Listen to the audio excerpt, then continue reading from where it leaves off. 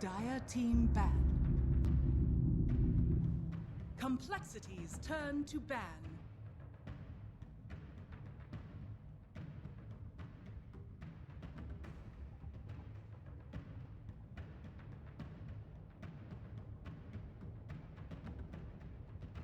Ten seconds remaining.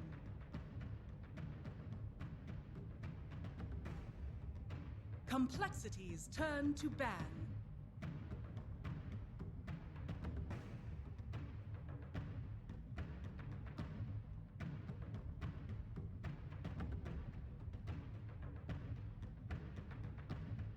Ten seconds remaining.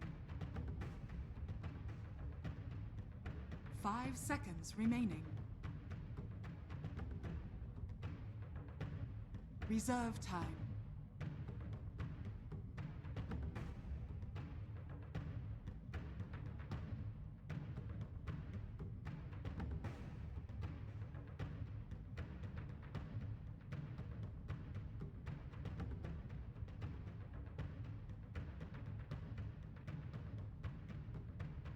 Dire team pick.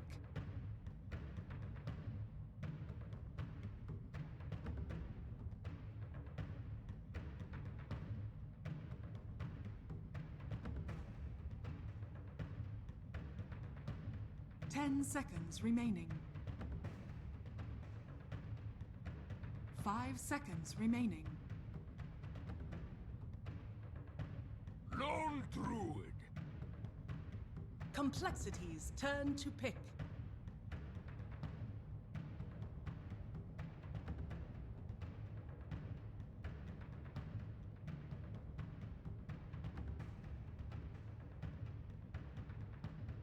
Ten seconds remaining. 5 seconds remaining. Keeper of the Light. Complexities turn to pick.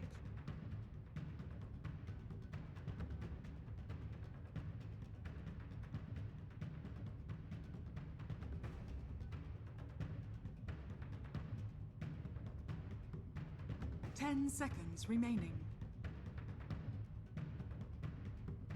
5 seconds remaining.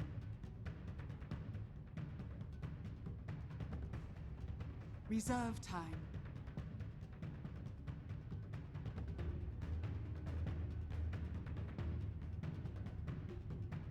Brewmaster.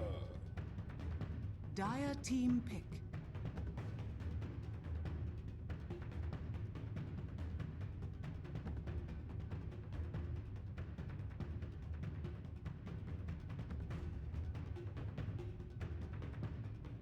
Ten seconds remaining. 5 seconds remaining. Reserve time.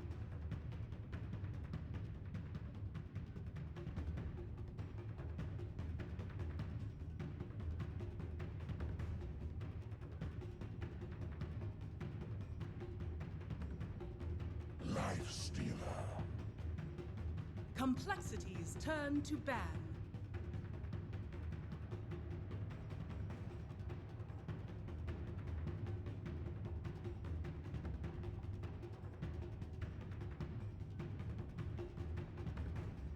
Ten seconds remaining. 5 seconds remaining.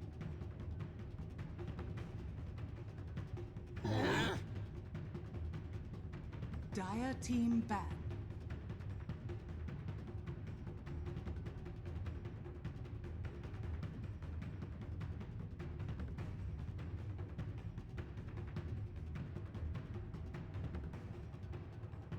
Ten seconds remaining.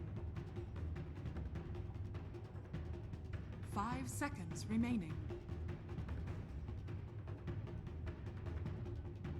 Reserve time.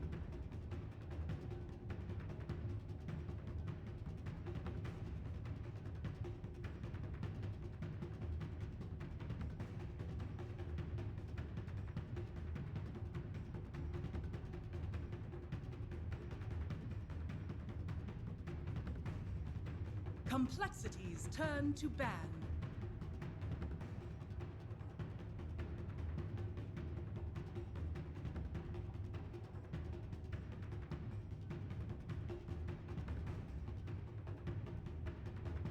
Ten seconds remaining. 5 seconds remaining.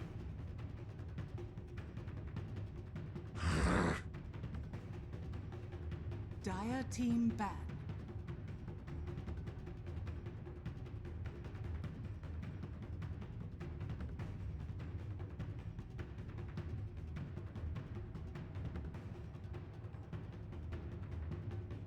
Ten seconds remaining. 5 seconds remaining.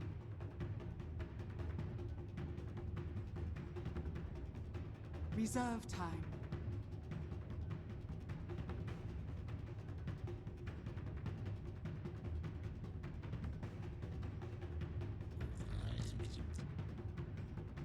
Complexities turn to pick.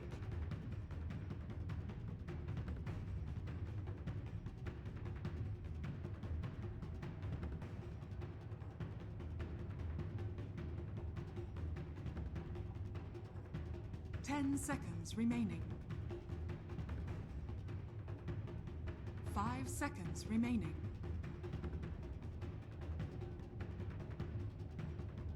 Reserve time.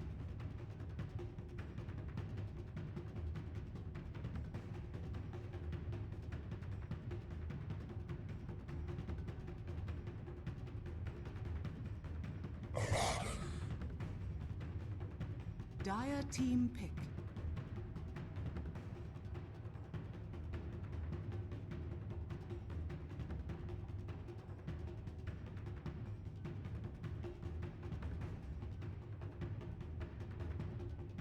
Ten seconds remaining. 5 seconds remaining.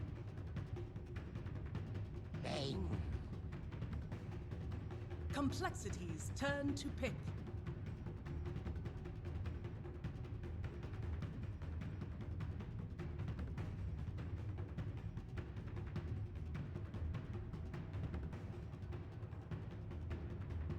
Ten seconds remaining.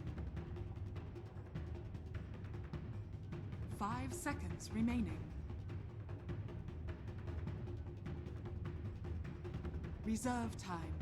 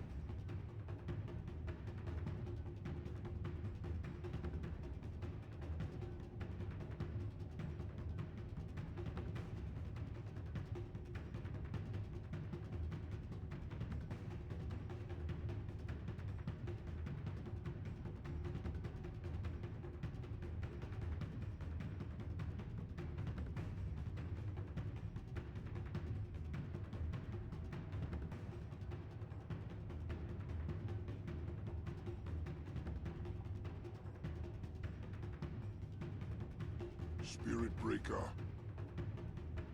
Dire team pick.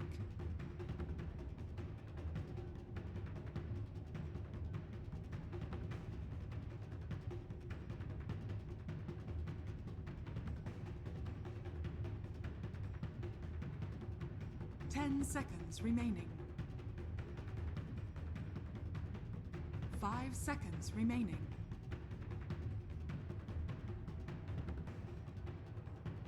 Reserve time.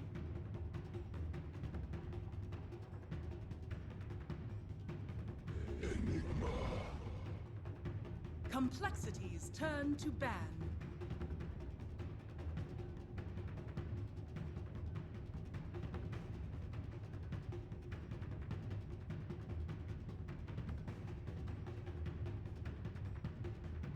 Ten seconds remaining. 5 seconds remaining.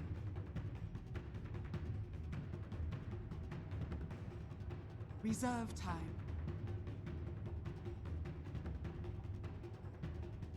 Dire team ban.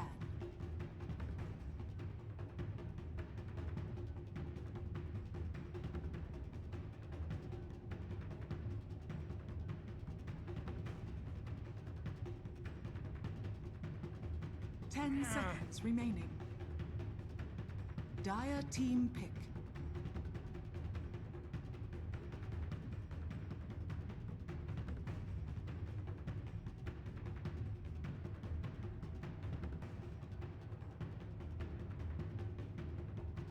Ten seconds remaining. 5 seconds remaining.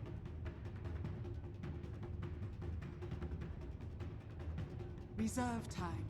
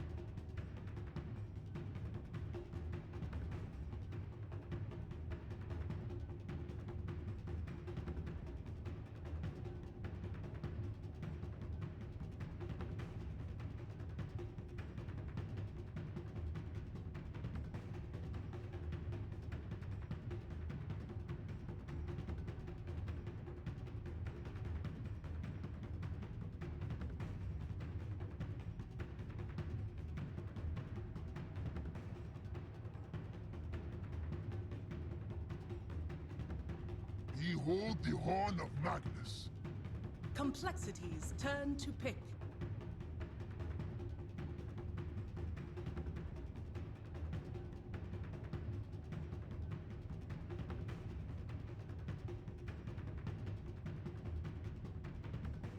Ten seconds remaining. 5 seconds remaining. Reserve time. 10 seconds remaining. Bristleback!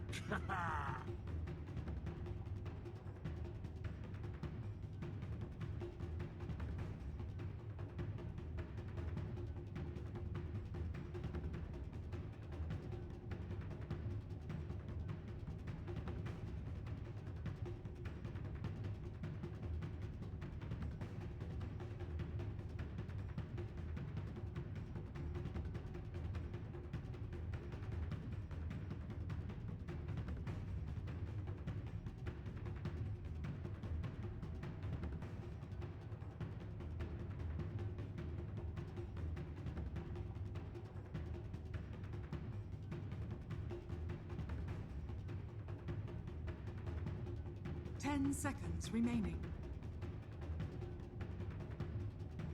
5 seconds remaining.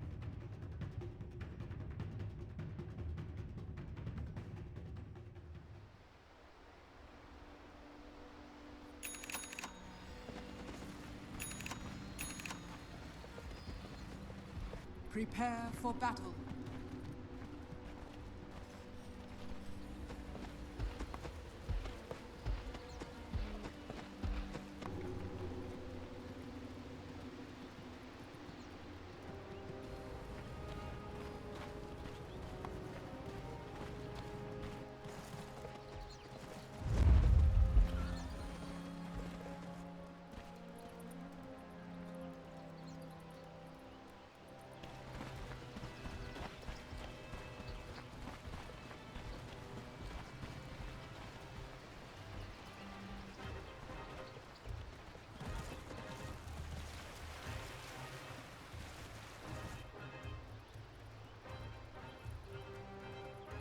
Thirty seconds to battle.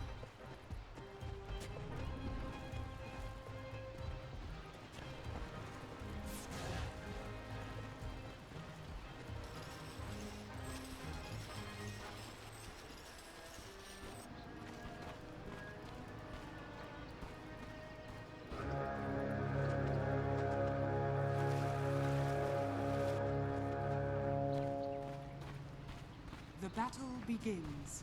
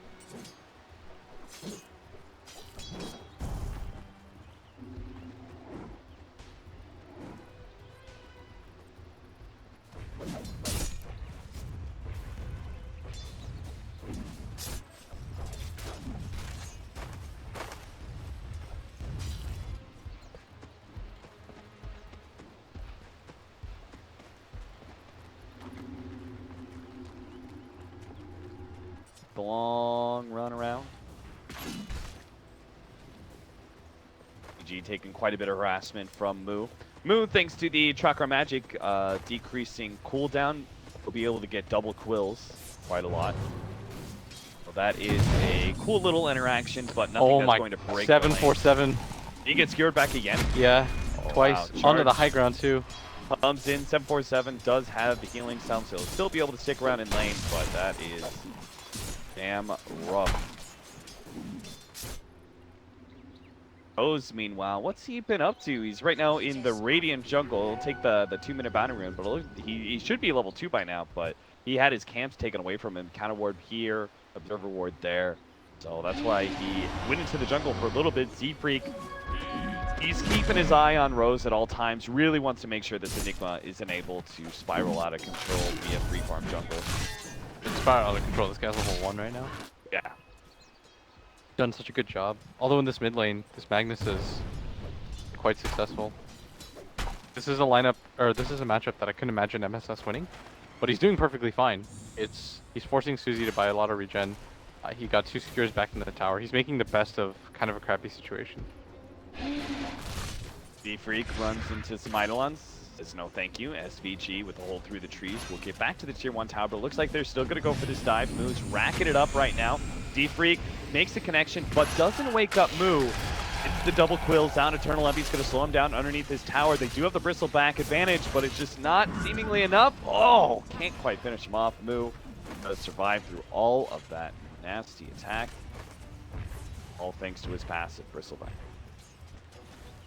Just gonna walk away. These are evened out here in this bottom lane though. This lone druid's getting pretty much free farm, as we kind of anticipated, honestly. Like, I didn't think this lane was gonna be the best for monkeys. Relative to what I thought he'd be getting, he's doing okay. Lone druid's gonna pop the shrine now. Monkeys, you gotta get out of here. I kind of feel like he just wants to suicide, you know? Suicide TP back. That's got to be the most efficient play. That's what he has to do now. Dangerous. He's just going to get chased down. All right, he gets it off. So that's actually very efficient, right? You're only down for 10 seconds to TP back. Unfortunately, it doesn't look like he's going to be bringing any regen back into lane, which will very rapidly be in the same situation he was before.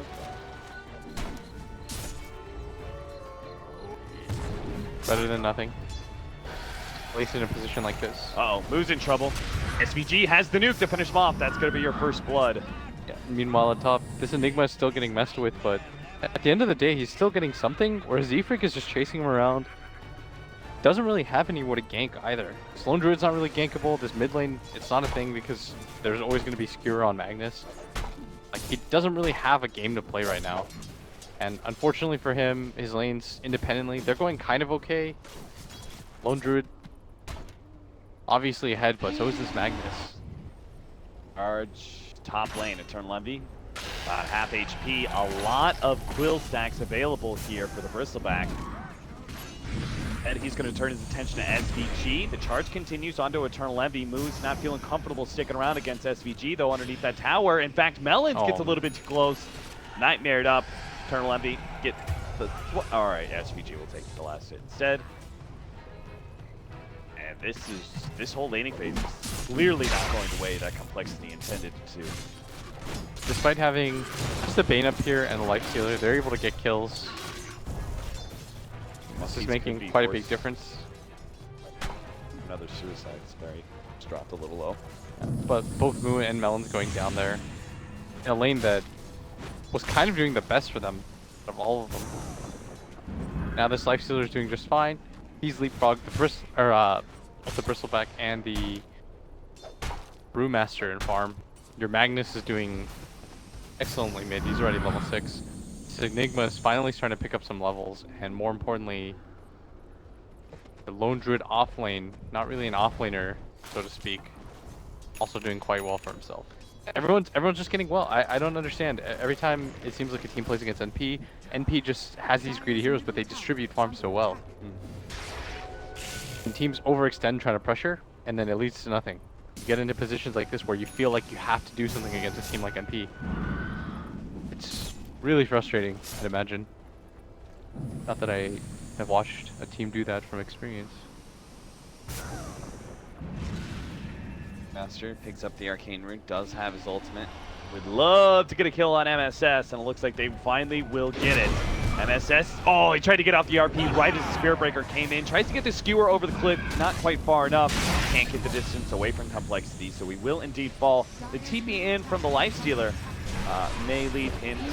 Oh, he already used the defense. He's just going to have to rage and try and run away, but he's surrounded by too many units. SVG actually managed to get a sleep off.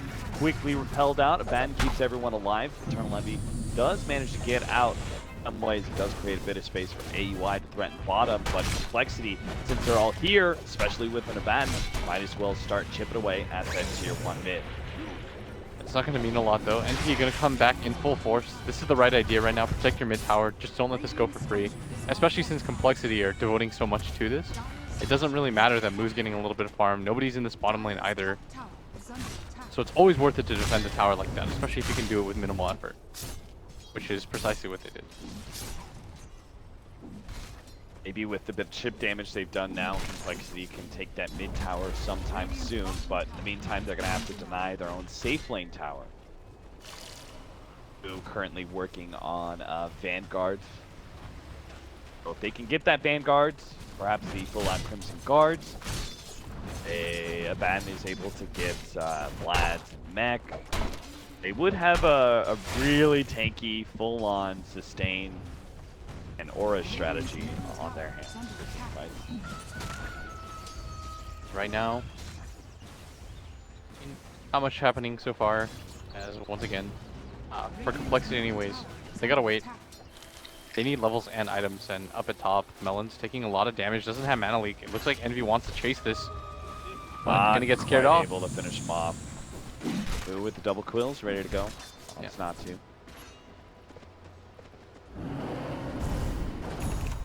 They also have a double aphotic shield, actually. Think about it later on. Cute little combination. That is exactly the word for it. Cute, but not good. It's not horrible. I mean, it's like okay, but it's not gonna. Yeah, cute's actually like the perfect word for it.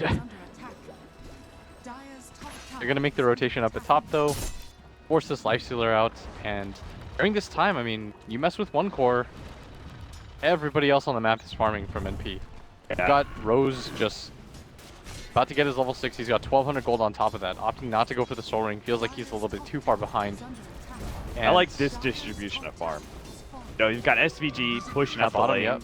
You've got the Lone Druid taking over the jungle, and then Rose is taking the off-lane jungle as well. He's not an easy hero to kill either, this Bane. He's got 800 HP, he can just sleep. Imagine a Spirit Breaker charges him, he can just sleep him and then just TP out. Now Monkey's at bottom, he might just get gone on. Gonna get slept up. The Lone Druid making the long wraparound here as D-Freak gonna come in, but it's just gonna be a saving grace as the rest of Complexity TPing in. And they need to get something out of this. You can't devote 4 heroes down here without making it at least a push. It looks like it's going to be full-on retreat for NP, and this is a dedication and a half as 747 in mid might just get RP'd. Brought back into Rose, tries to get off the ultimate, but they get the ensnare, and there is the Malefice to stop him as well. And that is how you make a gank happen. There's 4 heroes right now from Complexity at bottom. You need to get something off of this. You've given up all control that you can possibly have in this top lane as well. So Eternal Envy knows that he's going to get a free lane. Something needs to happen, and as a result, they just have to kind of force it here. It doesn't feel good because now everyone's going to TP down and defend this tower, so you wasted over 2.5 minutes. Hell, I don't even think like Lifestealer or Lone True needs to, right? Much like the mid lane situation. Yeah, you just need to stick a few heroes here. Minimal effort.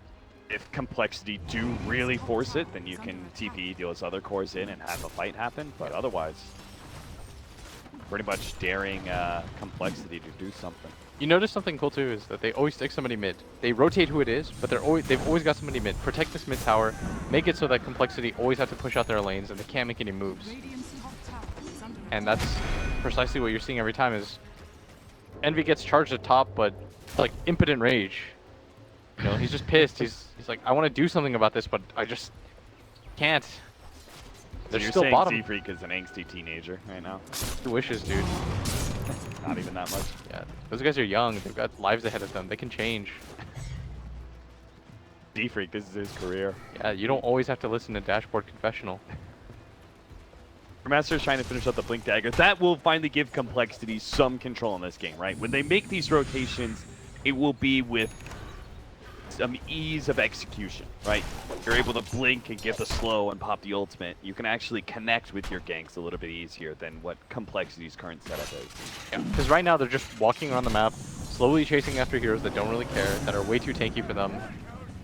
And as a result, they're allowing NP's lineup to just continue to work. And right now, this is just a product of NP, really good draft, really good play overall. They're making all the right moves. NP, what are you doing here? Yeah. In a game where Freedom had a lot of success because they were able to pressure in the team fights. And that's what Complexity is going to have to do to get back into this game. But that's where NP was sloppy. You know, when the game was kind of forced at them, where it was like, we're going to take the fight to you at Roche, we're going to make smoke plays, stuff of that nature. That's what really threw off their timings. But when you let them get into a rhythm like this, as now they're coming in full force, defend this mid tower once again. The lead with the sleep. Opportunity for MSS to try and get a skewer back. Doesn't go for it though. Bristleback's not the target he wants. Everyone coming in now for this one. Yeah, they're slowing down SVG pretty heavily. Rose is holding on to the black hole for now. He sees a good opportunity. Thinks better of it though. Brewmaster is preemptively throwing out the ultimate, so Rose knows the black hole was just going to get countered. SVG is going to be the sacrificial lamb here. He will be the one that dies for Complexity diving in deep. Looks like Rose may die as well. The Brewmaster ultimate was able to lock onto him, and they'll be able to pick up that kill. NP are saying this is just space. They aren't actually taking any objectives. We are. They take a tier 2 at bottom lane. Their mid tower is still up. In fact, they're going to sandwich for this too. Might still be able to get a kill here. Slows down Z-Freak. Z-Freak has the charge out though, so he'll be good. Everyone else should be fine as well. So. But still, they defend their mid tower, one of the most important towers in the game. It allows them to continue to protect their jungle, gives them easy access to take fights as well. Essentially, NP just said, we'll trade 2 supports for a tier 2 tower at bottom lane. They were okay with that. Yeah. I think the ideal was that they only lose their Bane there, and even he was able to create a lot of space.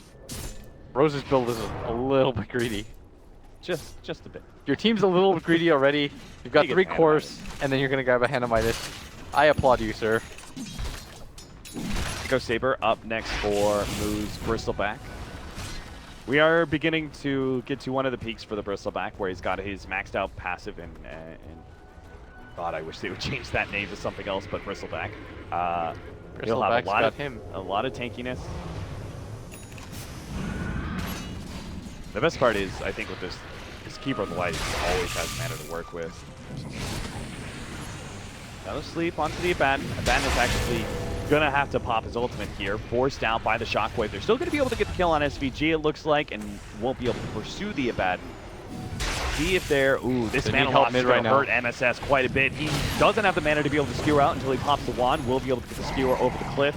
Moo just trying wants to be able the to focus frontliner. on this tier 1 tower, but Eternal Envy, he tanks it all up, does manage to get the charge off, needs to be able to get infest, but there's no creeps anymore. He's just no. armlet toggling his way through this one. He does have some Eidolons if he wants to go there. Oh, he tried for it, but gets caught by the quills. Delayed out a little bit. Black Hole catches Susie, does manage to get Moo Moo's there got... as well. D-Freak does manage to get the charge onto Rose. They'll finish him off. They are fighting this one out pretty well with the Aphotic Shields. Melons does get caught. SVG tries to blow him up. MSS there goes to sleep, and Melons does get nuked down. Monkey's unable to save his ally. Maybe he can help Z-Freak though. Z-Freak survives long enough to get the charge, but SVG caught him with the Fiend's Grip on the tail end of things. And there it is. MSS also gets the Abaddon. 4 down from Complexity. They get the tower, but the fight just goes on a bit too long. Yeah, and they might lose their mid tower for this as well. That was one of their more successful tries, though. We talked about how they needed team fights. This is how you get back into the game against a team like MP, but it might have just been one of those situations where their cores are just a little bit too far behind, as this Lone Druid has gone completely unchecked in a game like this. Has a full Diffusal Blade in its backpack as well. That's going to be what's going to help him deal with both this Bristleback and this Brewmaster. Being able to like purge off the miss percentage chance. Yeah, and these heroes around. you can kite the Bristleback and also just chase him down, do some mana burn. Right. We do have very good Roche taking potential on the side of Complexity, especially since they do have a double damage on Moo, so that's what they're going to try and do right now. Black Hole's down, Fiend's Grip's down. They feel pretty comfortable that NP will not be able to successfully contest. It all comes down to whether or not there's a successful RP. Now, MSS does have the Blink Dagger, and there's a lot of heroes in the pit, which are just Savage Roared out. Who's going to try to finish this right now, and if NP are going to defend close. He needs to look at it. The RP goes out, but he managed to get the Aegis in time. MSS, a bandaged ship. He knows this fight is no longer theirs to take after the Aegis was grabbed by that Bristleback. Envy's just looking for an escape, has an invest once again. It's not going to make it out. Tries to go for the kill on Melons. They can get more. This Brewmaster is trying to chase out both He these gets supports. 2. He's going to be able to chase down SVG, it looks like, and has the Cyclone on the Enigma. No, has to give up on the SVG, so instead just gets the Enigma. Still a big kill. They still want more here. Gonna run in, but unable to grab any more. And we talked about it. Team fights. This is where you lack too many long cooldown ultimates. There's so much pressure on a hero like this Magnus to be able to do something, and they can't pick up multiple heroes. It does make it a little bit difficult for NP. Yeah, I mean, this is a very high execution kind of lineup. Yeah, I feel like that was like such a high risk scenario. Even if you did hit the RP on multiple people, you've got borrowed time and a Aphotic Shield from the Abaddon. So you could say that 2 of the people you catch in the RP are not going to be effective, most likely. Yeah. In this early game so far... Oh, they're actually going to fight this one. Nice double clap there from Susie as he gets recalled that in. ulti, though. The sleep on Monkey is going to cause some problems here as they need the extra bit of HP on Susie, but he's just going to die here underneath the Invis. Savage Roar wakes him up. Aphotic Shield goes out. Skewer, though, is going to be able to finish him off, and NP are just... it's a grab bag. Whatever heroes they can get around their shrine, they will take those kills. But the Keys and the 747 will be the 2 deaths of Complexity, overextending themselves once again. A little bit too greedy there. I think if you just get out, you take what you came for. You got a lot of key heroes. You got the Aegis. You just get out. But they overstayed their welcome just a little bit too long. NP, their strength is that because so many heroes are farming, at some point you're going to overwhelm people. You're just going to bludgeon them with the fact that you have more net worth. Not for Complexity, even though they don't have these heroes that scale necessarily, aside from the Bristleback, they have ways around it because they have so much team fight. They've invested into these heroes that, without a lot of net worth, can do a lot. The problem, though, is for Complexity, that means these team fights have to go well. It has to be like that Freedom NP game, remember, where even though NP had such a good early start, the team fights just consecutively went in favor of Freedom. And for NP to get little fights like this, like mini skirmishes, working out in their favor without having them pop the Black Hole or the Magnus RP, that's fantastic for them. That's what they rely on heavily to win these team fights. SVG sticking around here. He's going to catch Moo mid-recall. Yeah, gets off that sleep. So finally the damage comes in from the Nightmare. They're going to bring 3 heroes before here to try and bring down this Bristleback. It'll be pretty easy. No one of Complexity. They don't have a tower to TP onto, so round 2 of the Bristol bag. Oh, blinks out just in time. Rose Where's the must not have noticed turnaround? that blink dagger now with no black hole. Maybe they could fight this one out. The Brewmaster ultimate has been used. SVG gets a helpful force staff out from MSS, but the Cyclone still managed to catch him. They quickly dispel that one and bring SVG down. What else are they going to be able to catch? You got to get out of here. He's got the charge onto AEY. AEY does not have a connect. roar for 10 seconds, but he canceled it. D-Freak decides against it, had an ultimate too. Definitely think he should have just kept going for that. MSS still wants to fight this though. He's got the Infest inside of him right now. He could go for the RP. He sees the situation. D-Freak managed to bump back. AEY gets off the Savage Roar. A Photic Shield actually keeps D-Freak alive. Moo really wants to kill an AEY, but an RP prevents him from pursuing. Still tries to chase it out, but a Root and Snare comes out, and the rest of Complexity looking ineffective now as they, lacking their damage dealer, have to full-on get out of this team fight. MSS going to try and chase down one of them. That's going to be Monkeys Forever, looping his way through the trees. Does have a TP and an ult, but there is a skewer to be able to stop him. I feel like maybe he should have just committed for that, because it sort of baited his team into getting out of position. And at that point, you're either all in, or it's going to be rough for the rest of your group. Then it was actually Moo that had to soak up so much of that damage. Very good blink from him. He's still at the top of the net worth chart. It ultimately ends up being sort of okay. But it could have been better. Yeah, that could have been so much better for Complexity. It just didn't have the good angle for the brew split. Once that ended, Complexity weren't sure. You could see there was a moment of hesitation between their teammates. Like, do we still continue to pursue for this, or are we okay with not taking this fight? Oh, we should note, by the way, you can't self-defusal, so it's not like the Drunken Haze. Oh, true, true. I just realized, so I was like, I don't want to give people wrong info. What you're saying is you don't want me to give people But I don't want to subtly call you out, you know? Shadowblade up next for the Magnus after that Force Staff. We're still working on the Action Melons. Quite slow, but Complexity have been on the wrong side of a lot of team fights. So Just look at the brick of net worth. Just you see all green in the bottom chunk. And I mean, team fights, you can still win them with this range of net worth, but that opportunity is slowly going to slip out of your hands. Like, you're going to get behind to a point where it becomes a little bit too difficult. Oh no, the charges have just been used, and SVG managed to just actually stay ahead of that attempt blink. Rose is going to die though at top. Yeah, good catch still. That is a huge target. Because of the net worth difference, it was 500 gold. Yeah, that's... Freak's a pretty happy camper. That is kind of absurd to me. The way Z-Free keeps on surviving through many of these team fights, he's actually going to have a really good progression in net worth. Yeah. I like the idea of not going for an immediate Midas or something. He realizes he can't do that. It's a little bit too greedy. And Complexity still pushing the pace. Unfortunately for them, once again, there's that brick of net worth that they have to go through. You do have to get into a team fight to try to close that kind of gap. So all NP needs to do is slow down the game, right? Yeah. Like, they shouldn't be aching to try and fight, because this is Complexity's probably biggest peak in power. They've got a lineup that is very well oriented around the mid game, which is what you're talking about when you have lower net worth but still heroes that are able to fight at this time. You have a Midas Enigma, you're fine. Yeah. All four of your heroes are going to scale incredibly well. We saw what Magnus can do in the late game. Enigma, you've got like his failsafe in that regard. You have two very well damage dealing cores. You've got a Bane who's incredibly tanky, can do his job as well. The only hero that you really have to worry about too much is this Bristleback as... And it is charged. Here we go. Levy's still going to stick around, though. Maybe this isn't the right idea. It does have the ultimate. They need another this kill. charge is coming up. They need a bash, though, to stop this 17! TP. Where is it? Oh, Z-Freak. He's going to be feeling that one. That was such a big kill to grab. I mean, it was only 3 hits, though. I think odds were not in his favor. He had to get lucky there. And that would have been actually unbelievable if you got bashed there.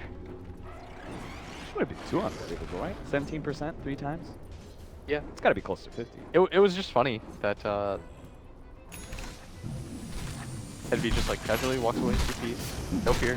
Yeah, I mean, I can't believe he stuck around. Just, MSS, his alarm bells were going off. He's like, I'm out, I'm out, I'm out, I'm out. He knew he would fight the RNG battle. Yeah. He felt confident. Sometimes, when he went 0-6 on his rolls in the group stage, got to pay off at some point. Yeah, the RNG is eventually going to swing back in your favor. Yes. It's a pendulum, Austin. Like, you sucked as a caster and then you got better. And once I left, Oh, then it's going to it- swing back the other way now? Yeah, Oh. but I've mech, so Oh.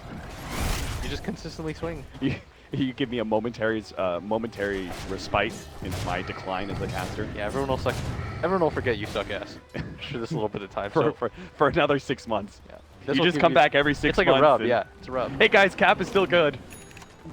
So, Envy gonna push out this top lane. He does have to be a little bit careful. I think that that situation at top should alert him to the fact that he's not invincible. Like the rage isn't gonna be able to always save him. Complexity do deal quite a bit of damage, but their cores, I mean, they're trying to scale. 747 has a Midas, gonna go for a Radiance himself. So they know about this smoke. Get the charge on it. Z-Freak. Z-Freak gets himself close enough to pop the smoke Ooh, while he's very in his smart. Shadow Blade. They were trying to set up for the potential next Roshan Yeah. Complexity, and now there's gonna be an Aghanims on this Keep of the Light, so helping out the team fights a little bit more. Radiant's top tower. Radiant's top tower has fallen. Smoke They're time gonna for smoke themselves. Complexity. They gave up that tier 2. I'm sure NP, they know there's the potential rotation across this area. Yeah. So This is quite a forced high ground. And now NP will know that there was a smoke attempt. They're going to get out in full force. They don't want to get wrapped around. Try to find a better angle for this. You know that Roshan is up as well, and this is going to be a huge one. He gets on a hero like Lone Druid, I don't know if you're going to be able to kill him twice. Complexity, even though it's very clear NP know about this, they're still going to try and make this smoke rotation work. Smoke gets popped on 747 and he's not able to get a clean jump. There's nowhere to really start from, as NP are pretty clumped up. They want to take this fight in numbers, as instead they're going to go in Roshan. They want to force this. They need a force fight. This net worth differential is just going to keep climbing. Arcane Rune is just as good as double damage for a Bristleback in a mid-game fight like this, so this is still going to be dangerous for NP. And they're fighting into Ags. They're fighting into daytime Ags for Keeper of the Light. They don't want to give up this Aegis though. You can tell. They're going to make the RP initiation onto Monkeys. That is all. The borrow time immediately popped by him. He's going to be slept up. Oh, here comes 747. Jump forward. Monkeys is going to be brought down pretty quickly though, but 747 has controlled the two supports, the back lines, while the front heroes are going to go straight for the Lone Druid. They want AY. They want him dead. They want him dead now, right before the Shrine can heal him back up. Moon now fights it out against 3, against 4. There goes the Fiend's Grip, held in, and there's no stopping it. That means our Bristleback is now going to die. 747 can at least clean up that support, but 3 down inside of Complexity. I thought that was going to be a good fight for them, but yeah, like there was no black hole used. They popped like a pretty decent Brewmaster ultimate, I felt, and it still did not go their way. That Lifestealer and Magnus do so much damage to this Bristleback. He's overestimating how tanky he is. Nice They didn't even blinding have to light use. pushback. Yeah, they didn't even have to use Black Hole in that engagement at all. I mean, Swindles played this fight very well. He was able to control up the Enigma for He quite still some wants to time. fight it. Like, Rose knows I can't just lift this support here, do whatever he wants. Susie takes the opportunity to be able to jump Gonna walk onto in, this it's too Enigma, late. but it is going to be the Aegis up. Eternal Levy's kind of low, but a nice skewer back deeper into the dire side of these two heroes. And Fez jump in. They're hoping MSS will be able to survive. There's no counter vision here, so they actually turn around, pop out, go for Melons. Are going to be able to get the nuke out, but the blinding light is not going to be enough to protect them. They do get the Magnus in the end, but Eternal Levy's just manning up against 747. They need to be able to get the RNG. They actually took it out as he armlet toggled. He dies with the Aegis, and now Complexity are going to try and surround this Lifestealer. Lifestealer tries to make his way back to the high ground, and Complexity will not pursue. All in all, I think they should be very happy with the way that Roshan engagement went, seeing as they had to pretty much give up Aegis. Yeah. It's one of those situations where it's still rough though. Oh yeah, it's not getting any better for Cole. Yeah, I don't know how this Brewmaster, I mean, he's kind of scaling. He's got a Radiance now, but I don't know how much of this game that changes. It does not feel like 747 is going to be relevant for much longer. He's trying to scale though into a core, which I agree with, instead of going all into your Brew ultimate or anything like that. Sure. And I don't think Bristleback has a whole lot of longevity either. I think you peak out when you have your first like big item. Yeah, he's just getting AC, and then you have level 3. They're just dumping spells on him Warpath. right now, and he's not really able to survive through it. If he gets RP'd every time, whew. Gem now picked up by MSS. Oh, did he get the gem that Cole? Okay. Whole reclaimed their gem that they lost earlier. If they had lost that for good, the game gets really rough there. Still not. It's still the offlane tower seems to be the last to fall. Complexity are beginning to rotate over here. Melons is ready to bring in the bristleback at some point. They're trying to let him finish his AC. Is under attack. Notice he's even hunting for this bounty rune. Before they gather up, they're just going to buy a little bit of time. Going to push out this top area. He desperately needs this AC, or he thinks it might be, you know, what's going to help him in the next engagement. But if he gets it and it makes no difference, then the game gets really hard for him. Because what is he going to build after that that really changes the face of the game at that point? Right. But he's picked it up now. He doesn't even finish off the creep wave. Immediately goes for that hyperstone, finish off the AC. But Complexity are actually not in a position to fight at bottom yet. They do have to charge out onto the lone druid, just trying to keep some vision. But Lifestealer's shown himself at top, so they know they're a bit separated. Where are they going to go with this? Cole can go bottom, or they can go top.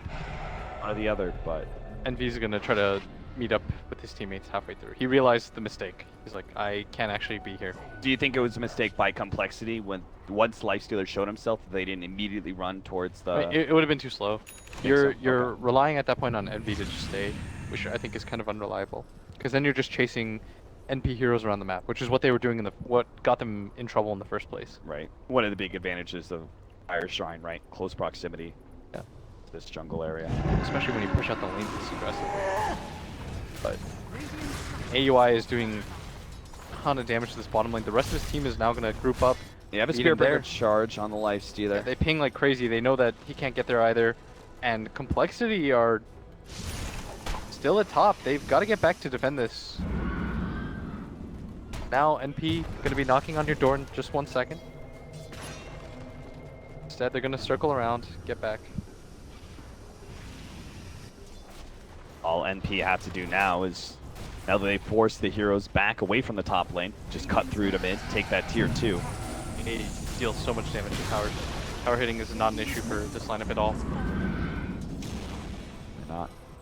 Complexity though, they've got to force heroes around the map. They've got to hope for situations where NP might split up and farm. But I think NP realizes, well, that's the only way that they can really lose. So they're going to take control of things together. NV splits up a little bit, no problem though. There's no way that they have any vision there on the side of Complexity.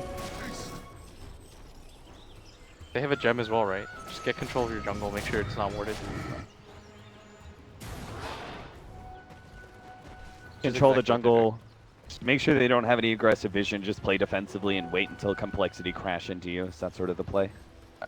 I think the next Roshan will matter a lot too.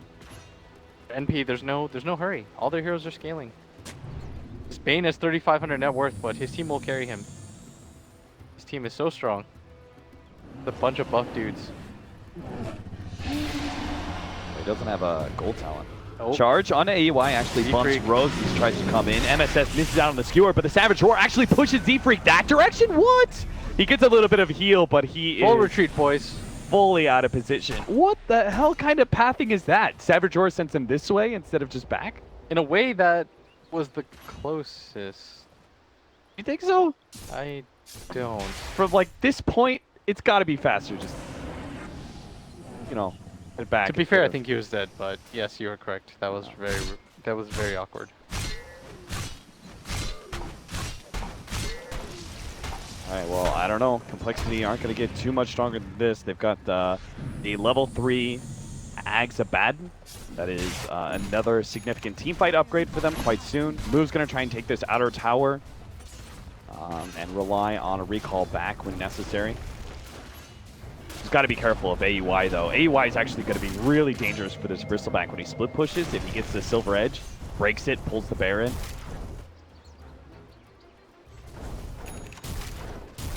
There it No is. BKB either.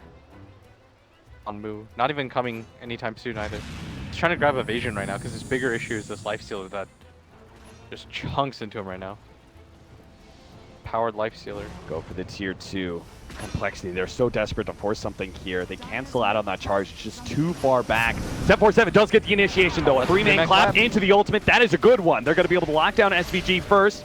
and hopefully finish him off, but maybe not. The Guardian Greaves no actually one's keeps him dying right alive, now. and that is all the Pandas. Eternal Navi just dying. cleared down the Pandas. Now they get the RP onto How Moo. fast can Moo die? He's turned around, but they're managed to skewer him back into the tier 3 tower. They do have a lot of heals for him, so it's not going to be so easy. Monkeys, though, is going to be slept up. SVG gets off the Fiend Script, but the wards are just too much. He gets too many quills out. Monkeys popped his ultimate to be able to get up out of that nightmare and will be able to get away. Z-Freak may not be as lucky. 4 seconds till he can charge away. Oh, but Melons has the gem, and that's the important one. Does try and push back AEY, but Monkeys is going to try and help out his buddy, but the skewer back, that should ensure it. Melons will lose that gem. Very good. Yeah, worst swing right now is NP only loses Bane. 3,800 net worth. You're not even going to get money for him. Looked like such a strong initiation, but those bears got shredded with their bare hands. Those Broodlings did not last long. Once I saw that stone one, I was like, oh, I'm sure there's a Storm Panda or something hanging Nope, around. just died. They all died real quick. All dead. Is under attack. Eternal Envy's now working on Abyssal Blade. Further lockdown pad for NP. They're just kind of waiting out Roshan at this point in time. No need to push for high ground. If they lose a high ground fight, they may be giving up Aegis to complexity. Yeah, nothing that you want to do that could potentially impact the game. You can just wait for the Roshan. You're not in a rush. All the onus because of this brick of green. And now complexity, they're so far behind in net worth. It's almost entirely up to them to force these fights, because if it's a passive farming game, NP love that. They're just like, our heroes are much better at scaling. You saw how quickly this Radiance, Midas, Brewmaster just went down. He had the 20 strength talent. Yeah. Even if he respawns, he gets like 4 hit. And to get multiple halberds. They've got one in Bristleback, the other one's coming up on Spirit Breaker. It's not even the halberd that you want though. You need a BKB right now. Yeah. And those halberds are going to be very quickly dealt with. For another 10 minutes or so, we're going to start seeing NKBs coming out for NP. They've got a Silver Edge already. They are going to kill this Bristleback so incredibly fast. Cheese for AY. And the Aegis goes to UI. This is how it should be. Cheese on Eternal Envy.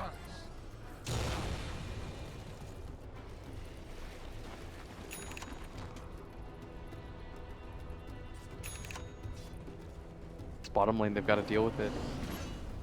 They might just want to head down mid as well though. Oh, Envy's gonna make his way down, get travels delivered, deal with this bottom lane himself. May not even bothering to head over. Look at him, he's got a casual buckler. Go you, SVG. Honestly, what are you gonna buy right now that makes any sort of difference? I think the only item is they don't have a Solar Crest.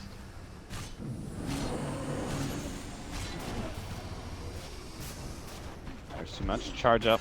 Z-Freak's job is now split pushing. This is his life now. I think it's always a bad sign when that's your job as a Spirit Breaker. Oh, charge back, and they manage to get the Fiend Script onto 747. They're going to try and finish him up and use that ult from MSS to be able to control up. And Moo going to be skewered back a little bit more. Easily dropped. NP, they're now just going to pick up whatever they can. Melons and Monkeys both having a hard time being able to get away. Monkeys pops his ultimate. Charge coming through on the other side of things. All right, it looks like all those supporting crew are actually going to be able to get out, but it's still a problem with Moo down for 60 seconds. NP are going to start hitting the base. They should Backdoor feel protection, very still comfortable a hitting problem. this base too. They don't have RP, but they still have BKB Black Hole.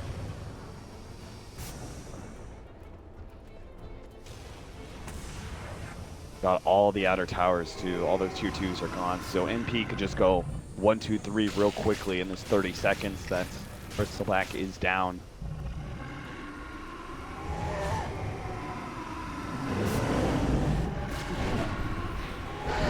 Blinding Light. Try and slow them down as best as possible. D-Freak, Glamour Cape will be able to walk away. AUI just deals so much damage though, and he's not being hit by these Blinding Lights. Jump forward by 747. Nice Savage Roar stopping that ultimate. Susie will hold on to it now until the black hole comes in. Catches Susie. That's going to be a die back with the Brewmaster. No, he managed to get off the ultimate. Nice charge in. The ultimate comes out for the Spirit Breaker, stopping the black hole, allowing Suzy to be able to get off his ultimate, and maybe they can finally win a fight with Bristle back out. They're going to try and chase down some of these heroes. MSS in the background managed to get himself away, but Eternal Envy, he's going to be locked down. Does have the cheese, though. He can turn and fight it. They can just get the control on it, but the cheese goes down, and now Eternal Envy should be able to easily clean up this fight. Actually backs himself away, a little bit scared, though. Slows down Mook, gets the open wounds on him. Monkey seems to be able to get off the Aphotic Shield, though. Stops the Fiend's grip. Suzy's down for 90 seconds. All these buybacks coming out, and MP, they know they could just run over this game at this point in time. 3 heroes are up on the side of Complexity, and they're going to try and fight this one out. AUI almost losing his Aegis here. Off the charges, D-Freak, Mook comes in, and that's the burst damage needed. 70 seconds down, a skewer back onto Monkeys as well. With 2 of these big cores down for a minute apiece, I don't see how Complexity could possibly fight this one out. D-Freak's just going to try and make himself a best impersonation of a bowling ball before they are forced to GG out this game 1. And this is definitely going to be a game as MP is getting flat out. They're just rolling over Complexity right now. Since the laning phase, we talked about how even when there was like 1 or 2 bright moments in team fights, Cole would just overextend a little bit too much, and NP just bludgeoned them with the fact that they were farming all over the map. Like, they had people constantly farming at all times. Yeah. They were just running Complexity around the map ragged. Complexity weren't able to get enough on the map either when they did win fights. They had that fight mid where it looked kind of successful, and then NP immediately got 2 kills back.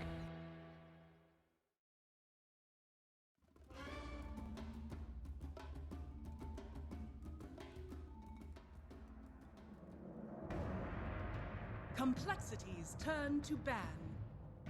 Radiant team ban. Complexities turn to ban.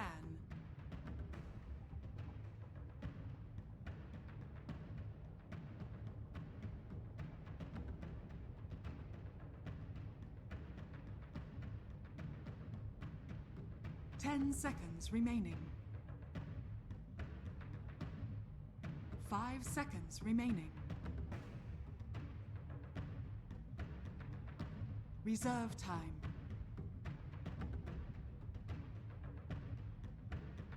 Radiant team ban.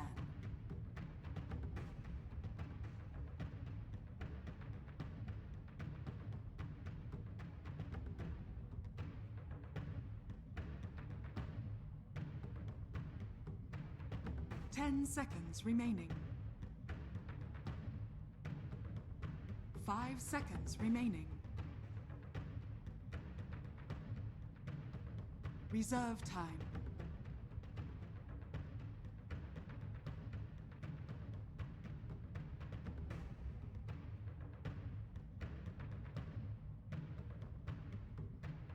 Keeper of the light. Radiant team pick.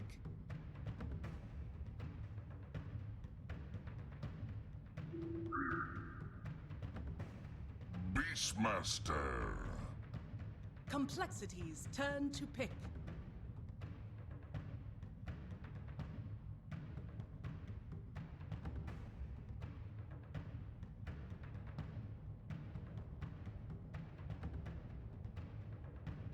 Ten seconds remaining. 5 seconds remaining.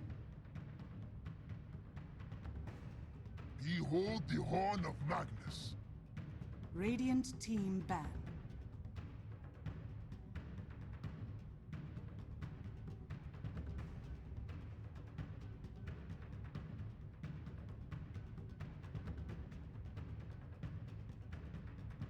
Ten seconds remaining.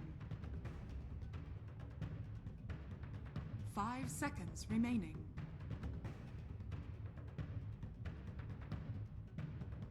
Reserve time.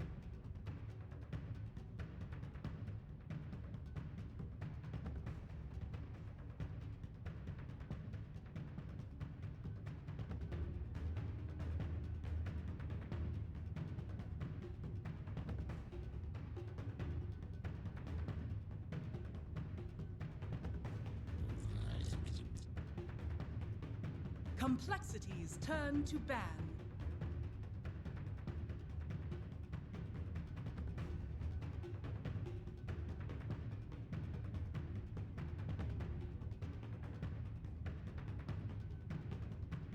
10 seconds remaining. Radiant team ban.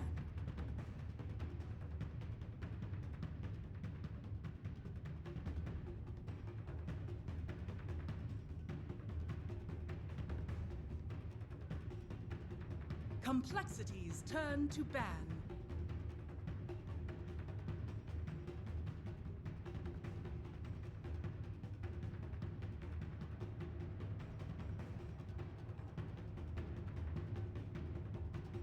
Ten seconds remaining.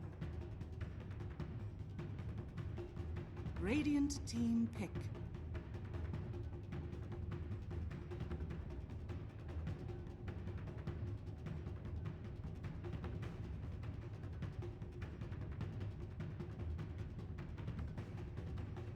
Ten seconds remaining.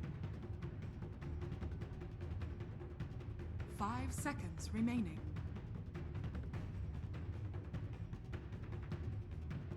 Reserve time.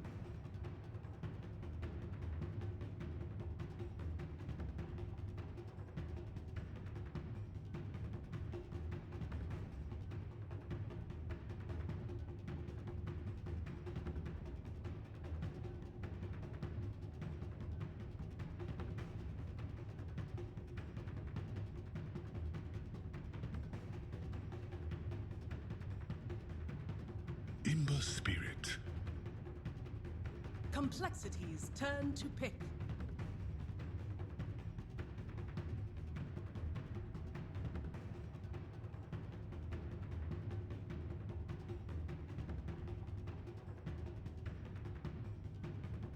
Ten seconds remaining. 5 seconds remaining.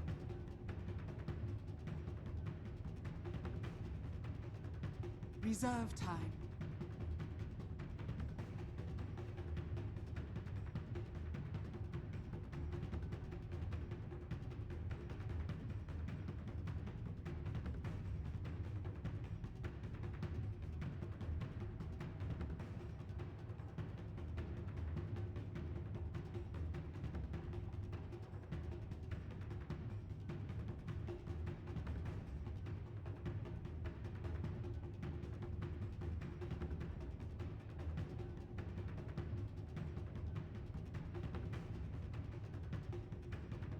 Earth spirit. Radiant team pick.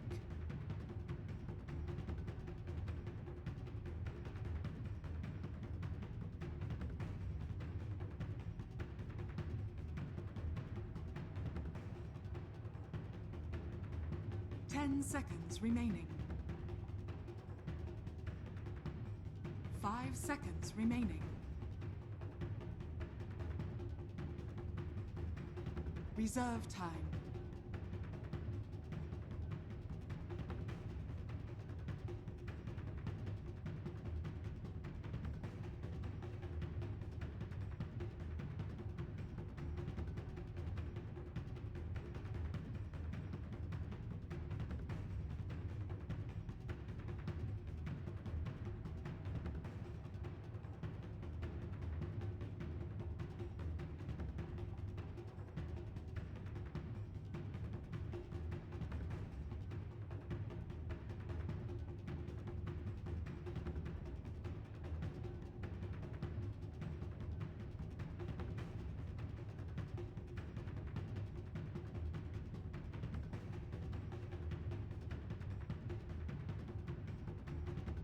The undying waits.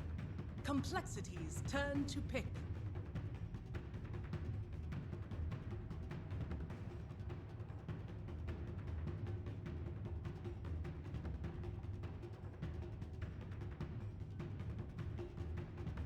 Ten seconds remaining. 5 seconds remaining. Reserve time.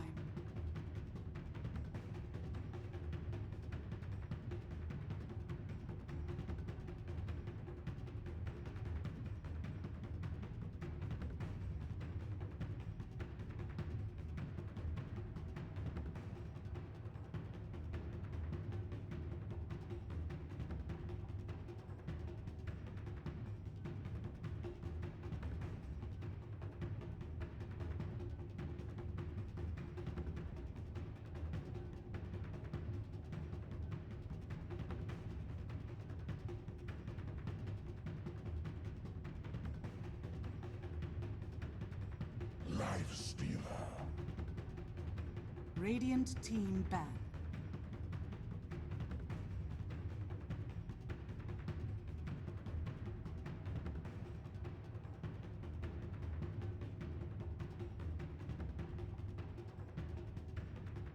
Ten seconds remaining. 5 seconds remaining.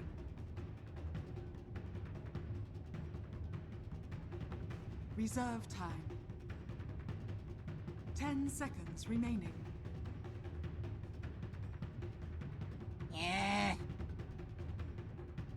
Complexities turn to ban.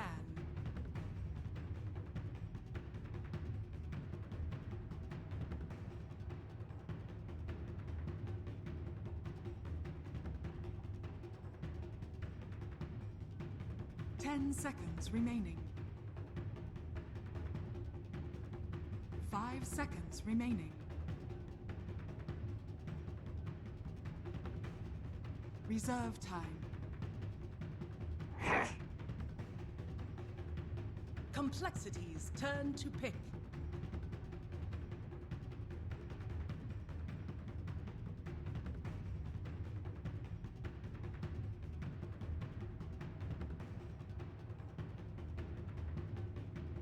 Ten seconds remaining. 5 seconds remaining. Reserve time.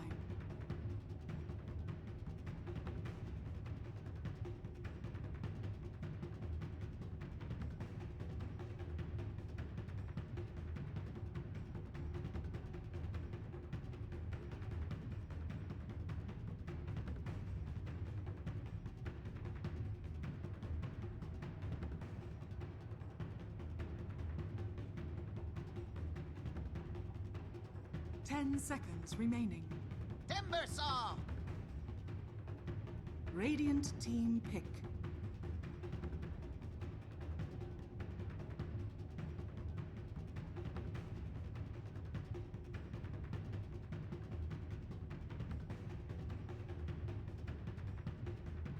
Ten seconds remaining.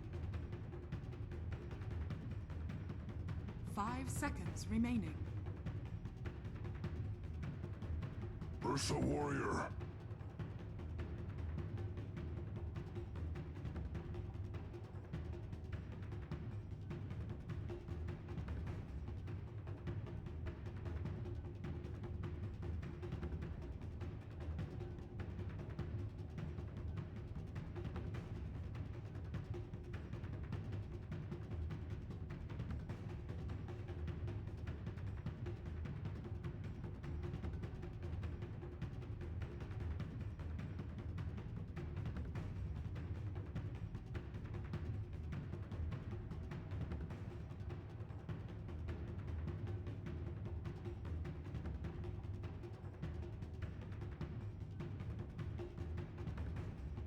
Ten seconds remaining. 5 seconds remaining.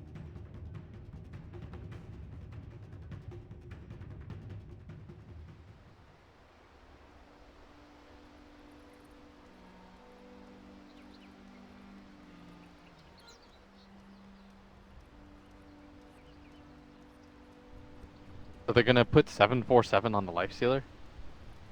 Random. You know Melons is like random.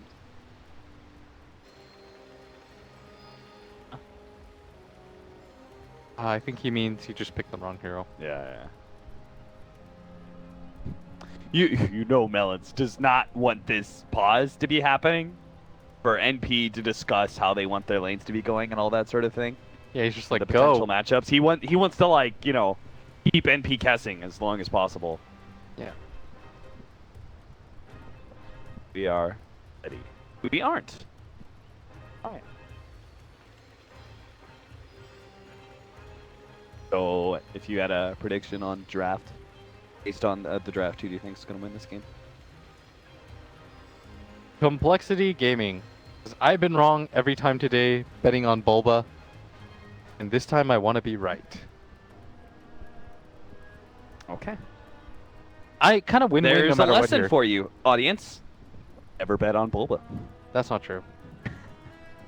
Always bet on Bulba. Always bet on Bulba. He's gonna come back better and stronger than ever tomorrow. Here's the thing though, if I'm wrong here, I'll be 0 for 3, which is impressive in itself.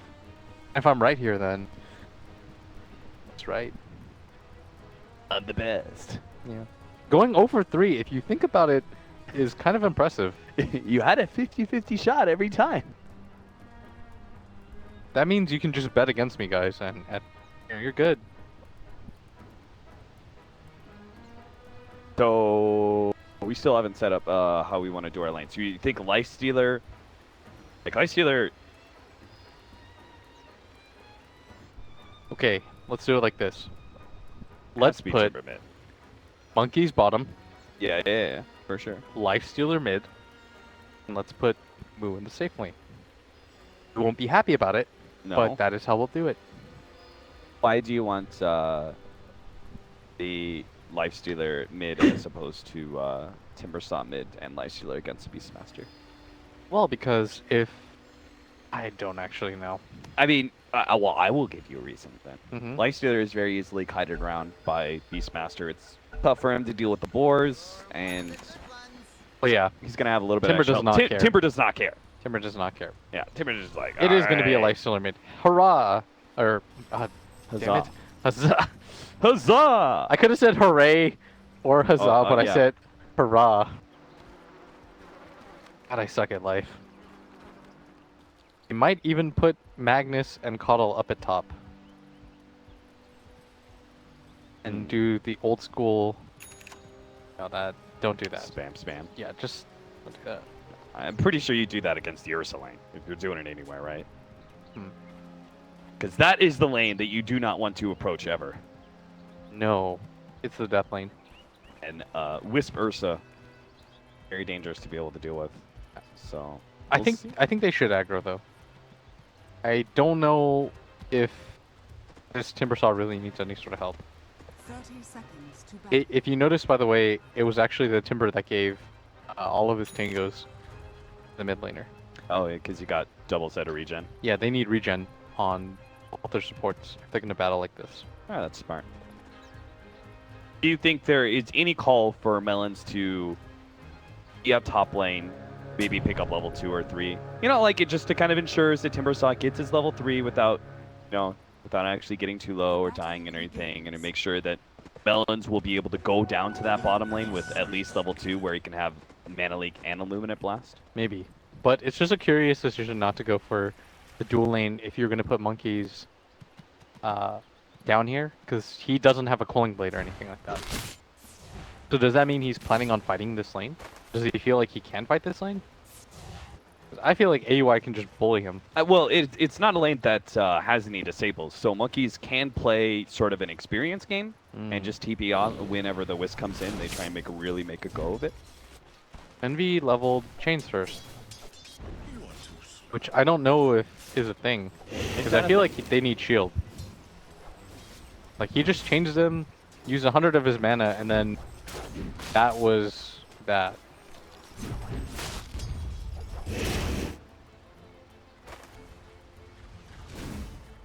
Ooh. They're trying to pull the hard camp. MSS on the case. Gonna stop that one. Was gonna be able to get some obligatory whirling death. MSS. Jesus, they're just pushing Susie back as far as they possibly Dire's can. middle tower is under attack. Yep. They're hitting on him. Now the Undying is going to come here, spend some time messing with this Earth Spirit, who is level 2, by the way. But this mid lane is going to push. How did he get his level 2? Hold. Oh, yeah. As I tweeted, Yeah. unnatural. Unnatural. Unnatural. Oh. Didn't get it that time. Unfortunate. Lucky. Some trouble right now. Does not have Skewer yet. About to pick it up. Actually skewers them both back in, but that's kind of dangerous. It's going to be slowed down. Here's be the able to roll. the roll in onto AUI, but he can't really fight AUI either. That if is he not what you slow. wanted to do. No. I think he really hoped to just catch SVG Yeah. and the skewer back. But Maybe body block him a little bit, get the tower hits on him. right. And that was still a really good play by Monkeys, though. But his lane is still kind of miserable. Although AUI is now low on regen, he doesn't have mana. Just now about to pick up boots. This could be okay for Monkeys.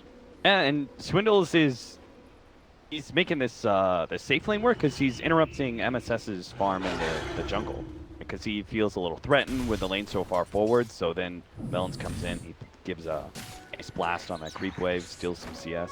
How smart by Complexity. They understood their lanes. They're like, our lanes are okay. This Magnus needs to be down here. AUI just faking it out. He's not doing it for real though. He doesn't want to waste all his mana on a non-kill potential. Right. So that Wisp is off doing other things. He's got the Iron Talon, wants to be jungling, occasionally needs to be mid lane to help out Eternal Envy as well. So can't be bottom lane healing AUI all the time. This Timbersaw though is getting absolute free farm. This is what we talked about. This is why they like it from Moose so often. From Z-Freak could do a lot here. Rose is never going to be too low, but he's going to roll in, try and get this kill. Rose does manage to finish up the creep wave here. Z-Freak is going to be able to get the kick. It's going to be close, but the tether away is there just in time. So He had a bottle. yeah, that's true. He was okay. But it is just important that they disrupt this. You don't want this Wisp to just have another free game like he did. I know it ended up going in Freedom's favor, but never a good idea. Cheeky little pull here with the boar. SS trying to do whatever he can to make sure he gets a creep wave in his favor, but Melons does manage to kill it. So. Envy won the right click battle. Oh, right click over. Yeah, they were just spamming it. Lifestealer's kind of doing okay-ish, despite how this lane started out for him, and the help that Envy had provided to him. It's like SVG doesn't really have too much of a place in this game. He did his early mid harassment, but for now, not going to be too much of a threat of Monkeys. Monkeys may even appreciate if he gets a wand to spam wand to get a few more shockwaves in there. They're going to try and slow him down here. The skewer does actually catch SVG. He's still slowed down from the tether as well as that Earth Shock. He's going to try and get far enough away that he can actually, the one ball, that's all it takes, Rose. He'll be able to get the first blood. If he's just a little bit more HP, he gets the distance for the healing self, but not the case here. Moo diving in deep against MSS because he can, and he also had level 6 coming up. He has it now. MSS in some serious trouble. Pull back Chakram, Timber Chain, and a right click. That'll allow Moo that to is a pick big up the kill too. second kill of the game. The level 4 Beastmaster who wasn't getting a lot to begin with.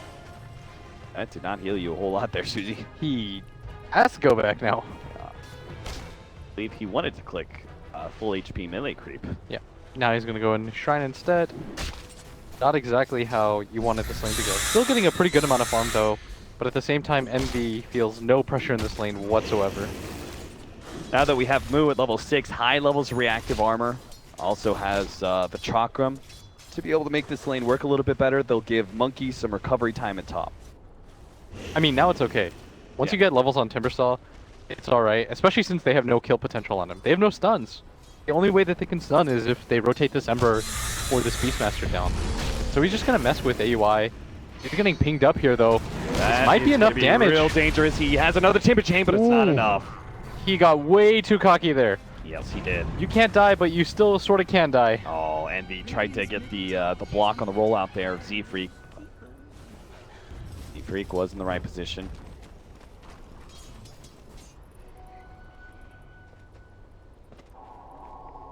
That was such a big kill. You get this free farming Timbersaw and you just feed away to an Ursa like that. Does not feel good. He nabs a kill, gives a kill to a core. He just felt like, oh, I can just keep tanking hits, but realized half a second too late. Wait a second, I only have one level of Timber Chain. I'm not going to be able to get out of here very fast at all. Yeah. The speed in which you go, not too quick. The short range Timber Chain that he did at first was... That was the greedy part. Yeah. When he just did it to farm and harass. Does have 4 levels now. And this is how he envisioned the lane going, just being able to bully him out using his level 6 ability. Just keep chakraming him over and over again.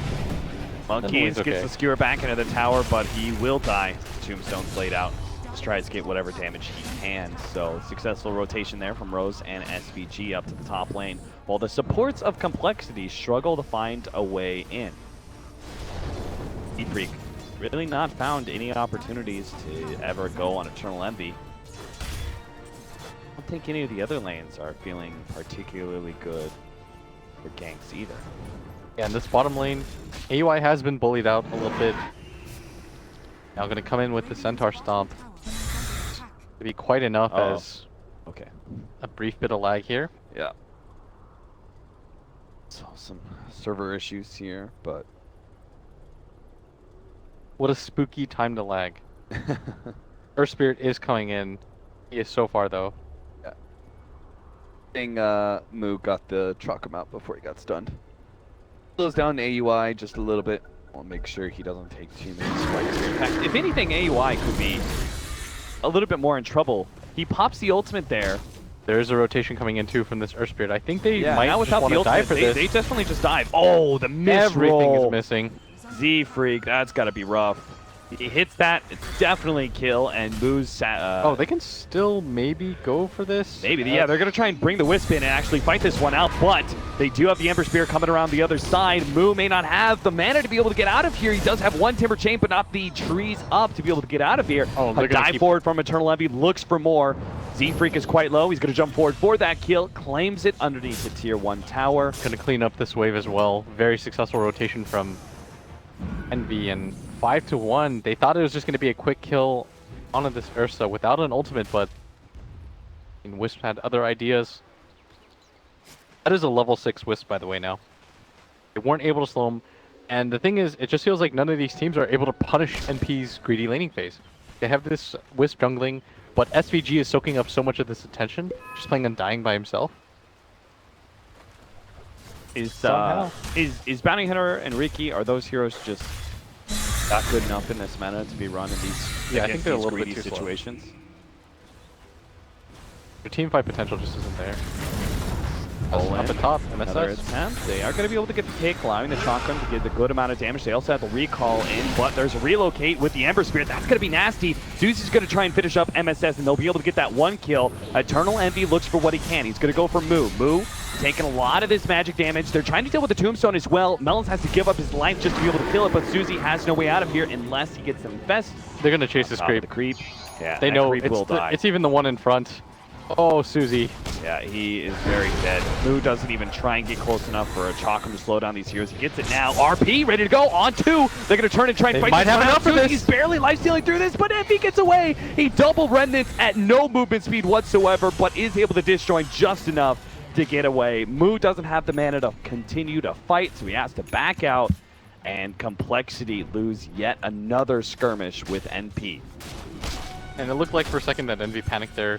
Maybe if he saved one of his remnant charges, they could have continued to pursue even the Timber, but instead, it's just not going to be enough. But at the same time, they grab quite a bit out of this with that dive. They managed to grab the Magnus, who did have an excellent RP despite not having a Blink Dagger. The Enrage here gets rid of that mana leak. Let's leave him a bit exposed with this recall. Maybe they can actually catch AUI. They do get the nuke. The shockwave lands as well. Here we Timber go. Chain on through. A little bit of a heal action there. AUI turns, tries to he's juke his dodging. way out, dodging all the abilities, does hit by the skewer and the Chakram to finish him off. They do manage to land it, but Monkeys is low enough. Ah, there's no way. SVG, you can't really get this kill, can you? Doesn't have another nuke. Oh, Monkeys barely gets out. Moon might not be so lucky, though. He's got a Timber Chain coming up. Gets a little bit of distance away from these heroes. Monkeys and Moo so damn low. SVG wants one of them, but is going to have neither. He'll be gobbled up by the Life Stealer. The Ghoul finds his meal, and 9-4 now. Finally, Complexity get a decent game. Decent little fight there. His middle tower is under attack. I am worried about Beastmaster, though. He is trying to come back into this game. He's almost got Necro 1. Yeah. His game has somehow been salvaged. All he's been doing during this entire time is farming. No surprise so far, by the way, that the last hits, Complexity, not even that far behind with their heroes. Just right now, relative fighting ability in favor of NP. They've got these cores that Don't really need a lot of items to be successful. This Ember Spirit with this Veil alone does so much damage to this Timbersaw. I love that Envy is playing such a huge space creator, allowing MSS's slower offlane here. Oh, the catch on a 747. He turns around, he gets caught. AY, he managed to get that kill. Moo is operating on low mana, may not be able to pursue any of these kills. They're going to go for MSS, tries to juke out the roll in, but isn't able to get it. Nice kick from Z-Freak though. Here's Nails the RP. SVG on the side. They get the RP out onto the 2 cores, but don't actually have the damage to follow up. Z-Freak, he tries to target the Tombstone, will not have the damage to finish it off. Unfortunately, the Shrine is down. They really needed that extra mana too. And that's a 2-for-1 right now in favor of NP. Once again, all these trades continuing to favor them, as it is quite hard for Complexity to take any of these cores down unless they overextend like AUI did. And remember, the constant looming threat of an Ursa is that there's always going to be a Roshan available to him. Radiant's middle tower is under He's got 1,400 gold now, being somewhat close to his own Blink Dagger, and that's usually around the time that AUI tries to rotate, get a kill, and then they immediately go for it, uncontested. That is the danger right now for Complexity. You can't really afford to lose heroes. bottom tower is under It could just lead to this immediate Roshan. Of the armlet, that'll be taking it. That's armlet and Bloodstone finally finished up for Complexity. And they might be in a bit better fighting shape because it does seem like they just run out of damage. Lifestealer's not right-clicking hard enough, and Moo oftentimes is low on mana. Oh, that's a bad kill. Eternal Levy manages to catch the Magnus in the bottom lane. This is getting brutal. Or picking up a core for free. Now they're doing Roshan themselves. Quite easily, might I add. And this is what we were worried about, right? Anytime anybody finds a pick, if you're playing against NP, they're going to go for this Roshan. And use it to charge on in. And even if Complexity have any idea that this is happening, there's no way that they're going to contest. Yeah, not without the RP. Moo in some trouble here. The Cake is going to be able to come in. Oh, nails him right as they roll in. They are going to be able to get the silence. This is a beautiful turnaround opportunity. Maybe if Moo can just survive and get some damage out, but Eternal Levy cleans them up. The magic damage is too much for Complexity to ham it, and they are just going to hemorrhage kill after kill. They do manage to take that Aegis away from the Ursa, but it seems like they're just too far behind. A solid kick from Z-Freak gives Complexity a glimmer of hope in that engagement, but still too much from NP. Yeah, Z-Freak did quite a lot of damage there. Z-Freak alone did 2,200 damage in that fight, more than the other 2 heroes combined. Unfortunately for him, it just wasn't enough. Like, they just got swarmed on under the tower. Didn't even matter NP with that Aegis. Putting it to very good use. NP feels so far ahead, they're actually going to challenge this tier 1 tower area. So they're going to roll in, really start going for Suzy, goes for the infest, pops out immediately, managed to get the Wisp on the side. So good kill there from Moo if he can actually get out though. The Timber Chain not available for him. The change just holds him for so long. Envy trying to follow up, but just wasn't able to, and here comes the kick. Nice AUI. dodge there from AUI, but they do have Monkeys coming in. He's got the RP. He Doesn't can have try his and get ultimate a skewer anymore. play. AUI is just going to get blown up with the skewer in. They're just going to right-click him down. They still have the RP to work with. MSS, he's mana leaked up, tried to go for the kill on Melons, but Melons managed to outrun that one. Suzy does actually armlet toggle that one just enough to survive, and the rest of Complexity not feeling comfortable with Lifestealer being so low. So they back up, use that Shrine, see if they can finish off that safe lane tower maybe? Yep. I think they should just immediately head back down there. They still have RP available, and their Magnus isn't in a position where he's going to have a Blink Dagger anytime soon, so they need to still be able to take fights. You can't just allow the map to get passive for 1,300 gold for this guy. Especially when you know that AUI doesn't have that Aegis anymore. You just managed to kill him. It's a very low tower. It's going to be for free, and Complexity, they're doing the right things to battle back into this game. Do you think they just keep on battling? They don't wait for some of these items like Bloodstone? And correct? Exactly what they're going to do. They're going to smoke out, try to get some vision on the map, see if they can pick off any other heroes, and they want to transition these pickoffs into towers, especially this mid one. As at bottom, Envy going to show, not even concerned a little bit. I think the only way that they kill him is if they get a long-range kick to a silence at bottom. Yeah, they do have the RP, so if they hit that kick, they can skewer. He's got a Yules now, though. Nasty. They're going to have to hit this timing really well, but Envy's already up. And the smoke's gonna break meanwhile. But this delivery system, you don't want to waste it. Fortunately, that looks like what's gonna happen right now as Envy playing very brazen due to his items. P with a failed smoke on complexity side, seeing an opportunity to get it And right. they might just push up. Oh, he's gonna pop out. They're gonna get the ward down. CZ freaking monkeys forever. E3 backs away from SVG though. I think they're making the call. They're gonna play around this high ground area maybe. Monkeys is still farming this one. Could get caught. There it is. The jump forward by AUI. He actually gets the skewer over the right hand side, but brings AUI with him. That is trouble for complexity. They're actually gonna go for more with a relocate in. They try to catch Melons. And he had to remnant forward to be able to get it. Immediately jumps back to help defend mid lane. Has to make sure this mid tower does not go down, even if it's at the cost of his mana. Roll. Hey, he's out of mana. Maybe they can actually do this one. Nice silence. The Yules is there, but if they can get the damage immediately afterwards with a Timber Chain, he needs a little bit more. Doesn't have the tree positioning, though, to be able to catch him. The Chakra misses, and they're just getting juked around now. Monkeys, Moo will actually make his way to the high ground here. Drafted in by the Ancients. They're going to clear through that one. He actually jumps back to mid, almost catching Envy with that Chakram. They're trying to payload. They're going to jump on SVG here, blow him up pretty easily, but it's the two cores they have to worry about on top of a tombstone as well to skewer away. Monkeys get out. Moo is also going to be able to make a jump away. Envy is completely out of mana once again, and so is AUI. NP may not be able to fight around their tier 1 tower anymore unless Rose can give them the helping hand, but Rose in danger. Moo misses out on another Chakram combination. They still have Roar. Still up. The Roar goes out. Moo, he needs to be able to get away from AUI, and he does so successfully. They manage to kill MSS, and sure enough, that was not a fight that NP could take. The long-range kick catching AUI. He was just about to blink himself away. No! The blinding light push over the cliff. That wasn't the play. The Remnant in big time. Eternal Envy hits a Remnant, blows up Melon, and goes to the other Remnant on the side. That was a sick little play there from Envy. He gets the backline, managed to get the Earth Spirit as well. AUI still going to jump in on the Life Stealer. He has to turn and fight. There's no other options at this point in time, but Moo, he can't really help him out, but try and chase away the Wisp. Another Blink Dagger up in a second. Susie has so many stacks on him. Moo actually still trying to go for this kill onto Rose. Almost gets him with the Chakram pullback, but it's not there. And Envy, who cleans up Melons again, is going to be able to help his allies bring down Moo. That's the Bloodstone down. Complexity. They won the start of that tier 1 fight, but they did not win the end. I want to know the scenario where AUI, after brilliant silence by this Earth Spirit, just blind guesses down there. What would have happened if they were able to kill him? Then they would have stayed grouped together. And that fight is completely different. But instead, they had to split up. They took a weird angle. Envy just clinically took them apart. Yeah, surgical precision, and oh man, that's gotta haunt you. That one team fight. That was their team fight. That was where it all comes back into their favor. It's a spell that, it was so unnecessary. Yeah.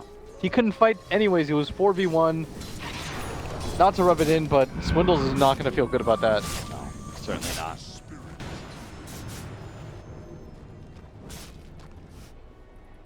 Agnes botted out here by the Hawk from MSS. Him and SVG are looking for a kill on Monkeys right now when he goes forward to farm this top lane push. Monkeys knows to play back though. When a boar's pushing out a lane, very likely it's the Beastmaster hiding somewhere nearby. So he's going to wait patiently until it comes into the tier 2 tower area. Even then, may only be farming it at a distance with Shockwave. Right now, Monkeys roll in onto Rose. They're going to try and quickly take this kill. They'll have it too. Rose farming by himself in the mid lane. Kind of interesting. Looks like he wanted to finish off his Rod of Atos. No Glimmer Cape, no armor items, Rod of Atos. Yeah, trying to lock down that Timber Saw. They are having quite a bit of trouble dealing with them so far. But little does he know, Moo's immediate next item is going to be the Yule Scepter, so he can't get locked down. And they're going to make their way up at top. MSS going to show himself. Trying to chase him down. The Blinding Light pushes him away. Not that it would have mattered in that instance. Yeah. only way they can possibly get that is if he gets the mana leak. He's blinding light. Oh, AY. He's silenced up right now. That's so much damage. 747 is actually getting into him, but the Enrage does manage to go down, and 747 may not be able to win this fight until an RP comes in. Monkeys turns it around, catches Eternal Levy in there as well with a Chakram over the top. Eternal Levy's going to have a hard time getting out of this one, but fortunately MSS and SVG will lend a helping hand to be able to blow up these cores. Moo tries to get away, but caught by the chains. A 4-staff forward from Melons is not enough to be able to save him. Melons is the only survivor of that mid-engagement. Once again, and he Eternal barely Levy's able misses to right clean there. it up. Beyond godlike at 22 minutes. This guy going absolutely insane. He knows on them his right Ember now. Spirit, that's for sure. Yeah. He's just one-man wrecking, crewing it up. He wants to chase too. He knows Melons is still somewhere around here. Yeah, and Melons is even going to stay to blast this wave out. Envy though, not going to stick around long enough. Going to go for the regen rune instead. He grabbed the tower. And NP, they do lose the Ursa Bear, but Roshan's going to be up soon. Eternal Envy finds the right kind of ancients for him to farm. Prowlers. Zo's up. With the help of Rose, thanks to that regen rune, he will heal back up to near full. Just farming at the jungle right now. There's a full Atos now on Rose. Who is really not that close. Well, I guess in another 600 gold, he does have the Yule Scepters, so. Not that close. You underestimate how fast it's going to fire. Well, we'll see if he Timbersaw. if he dies again. Next 30 seconds, I wouldn't be surprised. All it takes is MSS to be able to find a hero with Roar that will relocate in, as well as a boost to travel. They've actually got a very mobile team. Start coming in, smoke up between the three of them. AUI looking to make the initiation here, but who's he gonna find? Who does he really want? Have the invest. Oh, there is an RP opportunity to be had here. Melons actually managed to get the 4-staff up and the mana leak onto AUI after the enrage. It's a good opportunity for them to be able to get the RP. They're going to try and blow up AUI with a double kick. They're going to be able to get it in Rose.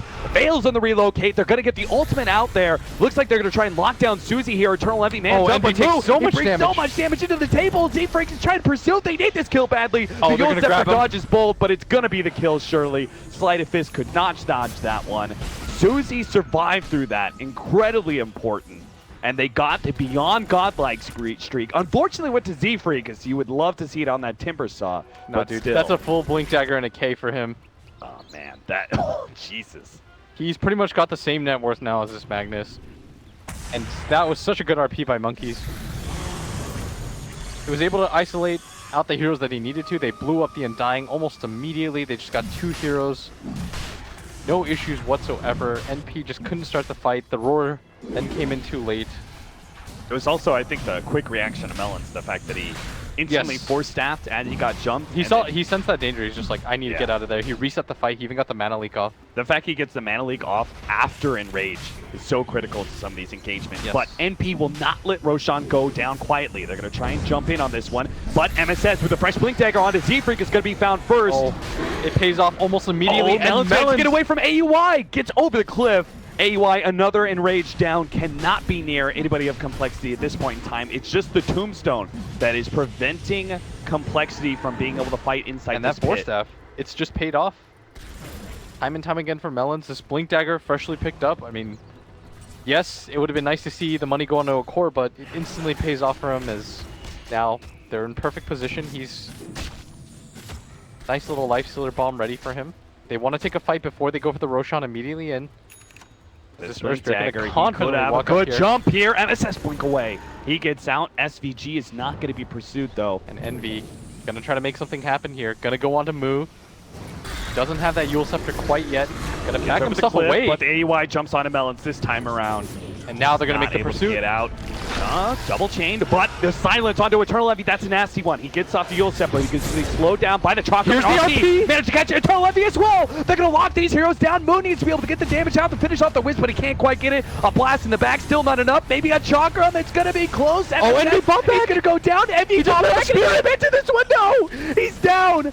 Ursa and Envy They both bought back, and it's Envy with the dieback there. Oh my word, they're gonna keep going for this too. SVG isolated out the entirety of Complexity coming in for AUI this. just lost his Blink Dagger. He's mana leaked up as well. He does have an range though. Skewer he's back. gonna get Oh brought no. back. He should have just blinked when he had the chance, but now he's going to be locked in. That's going to be a second dieback from NP. And they're, for a second they were thinking about going for more, but this one dying well out of reach as Complexity find new signs of life, just completely outplaying NP there. They thought they had the opportunity with the Roar setup. Are fortified. Envy buys back to no avail. That is his net worth just down the drain. Yeah, he is. It's now top 2 net worth for the Lifestealer and the Timbersaw. And Envy has drifted down to 3rd, where he was once beyond godlike. In this game number 2. Aegis in their hands, Complexity are very happy and very ready to start taking control of this game. Honestly, Swindles did redeem quite hard Yes. off of that initial. Like, he's been able to just be such a source of nuisance for this Ursa. Like, at AUI, normally you see him jump in, he blows somebody up. That's the nature of Ursa, but you just haven't seen him been able to do that this game. Lifestealer is one of the better heroes at dealing with him because he's got a high amount of armor. He can tank some hits, hit a little bit back. Then you've got the entirety of Complexity. Like, nobody really dies very easily.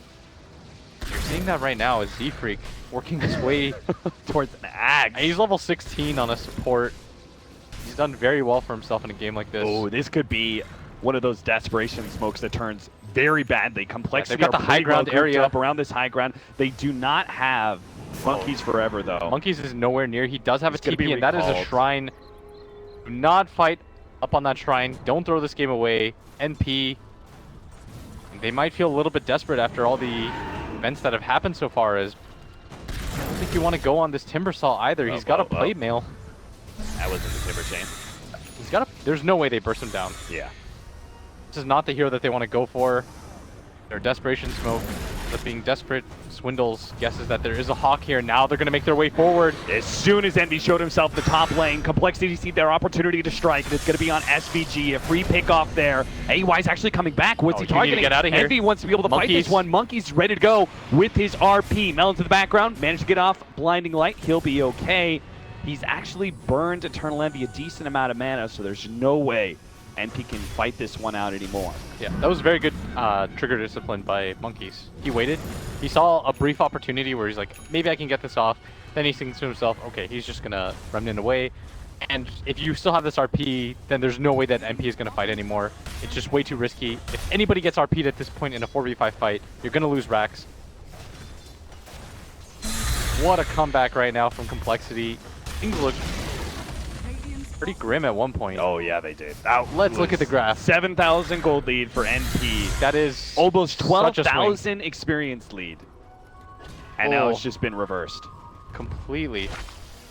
Can't take Smoke, bad fights. Complexity, they are not letting their foot off the pedal here. They want to keep the pressure up on AUI and the rest of his boys, and they're going to move over with this smoke into the offlane jungle. AUI may not expect this, but Rose is in a good position to be able to Oh, relocate MSS out. is going to just walk in blind. He's got the gem as well. If they does catch him from behind. get mana leaks. AUI with the fast blink out as well. They just keep on rolling in. Z-Freak actually nails Oh, Rose. no. They forced some TPs. That was not the connection They that Complexity hoped. Definitely should have just taken that, the Beastmaster. That was a gem Beastmaster. Yeah. That's your way back in. Very cleanly, too. Well, we can see the arrow. And P apparently want to fight this one. They're going to go up to the top lane. I think they feel like they have to. Aegis is going to be reclaimed in 2 minutes, though, and this Wisp, he had an Atos so early. We were pretty hyped about it and its potential. Kind of hasn't really been able to do too much as there's now a mech completed on Swindles. He's going to keep pushing in the waves. AUI is going to show himself. Envy going to do the same, and Envy's item progression is just taking a nosedive. He was going to have a Radiant so fast. And then He lost like 2,000 gold instantly. Yeah. Oh boy. They're trying to set up on Moo right now, but these does have some supports behind him. Maybe they'll catch the back line. They place out a ward. They do see D-Break on the side here. They managed to get the Rod of Atos right as he went for the Timber Chain away. That was a good play. Yule Scepter will protect him. No chains. Oh, maybe they've actually got Moo. more They've than got enough him. damage. Well played. They're going to look for more now. It's going to be backline support, so they're going to be caught. RP comes out. Oh no, the blinding light at the same time. That wasn't the play, but maybe they can still do this. They'll take out MSS. Eternal Envy with the self-heal scepter will manage to remnant himself away, and they reclaim the gem, but AY, he needs help. He has a blink dagger up in a second. Nice play. Gets away. They can still go back in on this one. They just kite complexity around as best as possible. 747. Oh, he's actually going to be able to fight this one up against AY. AY comes forward a little bit too early. NP, they give up on kiting complexity now. Moo is back in it with his short death timer thanks to the Bloodstone. If he gets a Yule's off, he does. There's no more spirits available. NB goes to the chain himself. Monkeys can still try and chase him, but he does have the blink dagger, so they just take Rose instead. I knew they wouldn't be able to catch up to NB. This should be a tier 2 tower at the top lane now. Another win for complexity after a drawn out fight. Do lose the gem, I believe, correct? They reclaimed it. I believe Lifestealer picked it up. Yeah. Oh, I meant NP lost it. Oh, really? Did they? I don't even see it. Yeah. Yeah. Radiant's top tower. Lifestealer is MSS's gem. Oh, That's a very big pickup. for some reason I thought, oh, Melon's dead. And Melon's had a gem as well. So much trouble. It does go down, and Envy just gonna blink out. Remnant in 2 seconds. It looks like they still want to go for this chase. Radiant's top tower. Maybe hoping he gets a MSS. little bit cocky. He doesn't have any more Wow. remnants up. Does blink away ahead of the kick there. Monkeys is just looking to be able to bring this Lifestealer on top of Envy. Not going to happen. Back up, reset, play off the shrine. Be ready to go again. So far, so good for complexity. Is I mean, they're doing their best right now to force a game 3. There's Magnus. And he was able to hit a 2-man RP up at top, but they did lose a hit or two just because of that blinding light initially. Fight still went okay though in their favor. It just needed to be closer to this Timbersaw. I think Moo just had this idea that he was not going to be able to die no matter what. So he's like, oh, there's plenty of time for my team to catch up. Right. But does not tank that much magic damage. Yeah, He's I only mean, got 2,000 health. NP played that so well, right? The Rod of Atos to stop the first Timber Chain, and then Envy gets there just in time to get the chains on the second Timber Chain out. Yeah. They just completely lock down the Timbersaw's mobility. Envy gonna zip away to the other side of the map. Still getting a decent amount of farm. This Roshan obviously gonna be pretty huge for both teams as AUI just keeps getting kited in all these engagements. They can't afford him to die. Can't afford to let him die anymore. This Lifestealer just gets bigger and bigger. Has a Lincoln Sphere, about to complete an AC. That's gonna be the point where this Ursa no longer can really battle. Envy is trying to decide what he was going to go for a couple times. He does go for the Radiance, but I saw him queue up Maelstrom Mjolnir build once. Yeah, kind of curious if he decided to go for the Radiance. Especially since the Lifestealer for the most part can just stay raged. Now they're going to make a move. I mean, Complexity want to continue to make moves. They feel very confident. They've got a gem up as well. Their Earth Spirit, Z-Freak's got Aghanim Scepter now. And they know what this see the remnant is. They're going to try and set up on this. Want to bait it out. But they did have a ward right here, so I'm pretty sure Envy's not going to be jumping to that anytime soon. So he actually creates a new remnant, TP's out. And now he's going to go for the Octarine. They're playing back a little bit, trying to reset this game by farming. And AUI actually going to get spotted out here. What is he doing up there? Just trying to farm a little bit aggressively. Thought that Complexity might be in their goal, but the rest of his team is going to clear that out for him.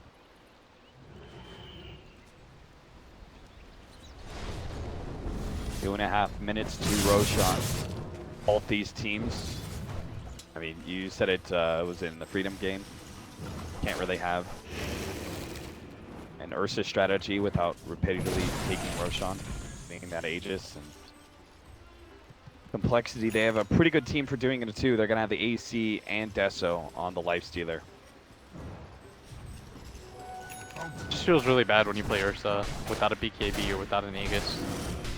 You want to be able to tank a lot of the initial spells and help your team out, but you just get bursted in one go without either. And the Enrage doesn't really help you out there. He is going to work on the BKB now. In fact, he almost has it. If he can have it for the next Roshan fight, it's going to occur. Be a significant upgrade.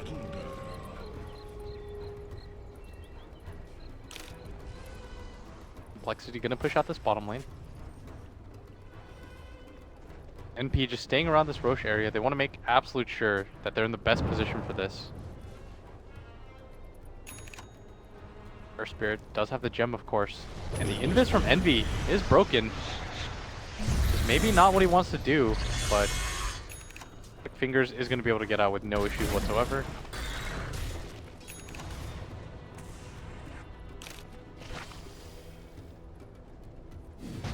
He gets respawning in just 1 minute. They're going to go for a smoke. Try to make a play. I think they wrap around the long way.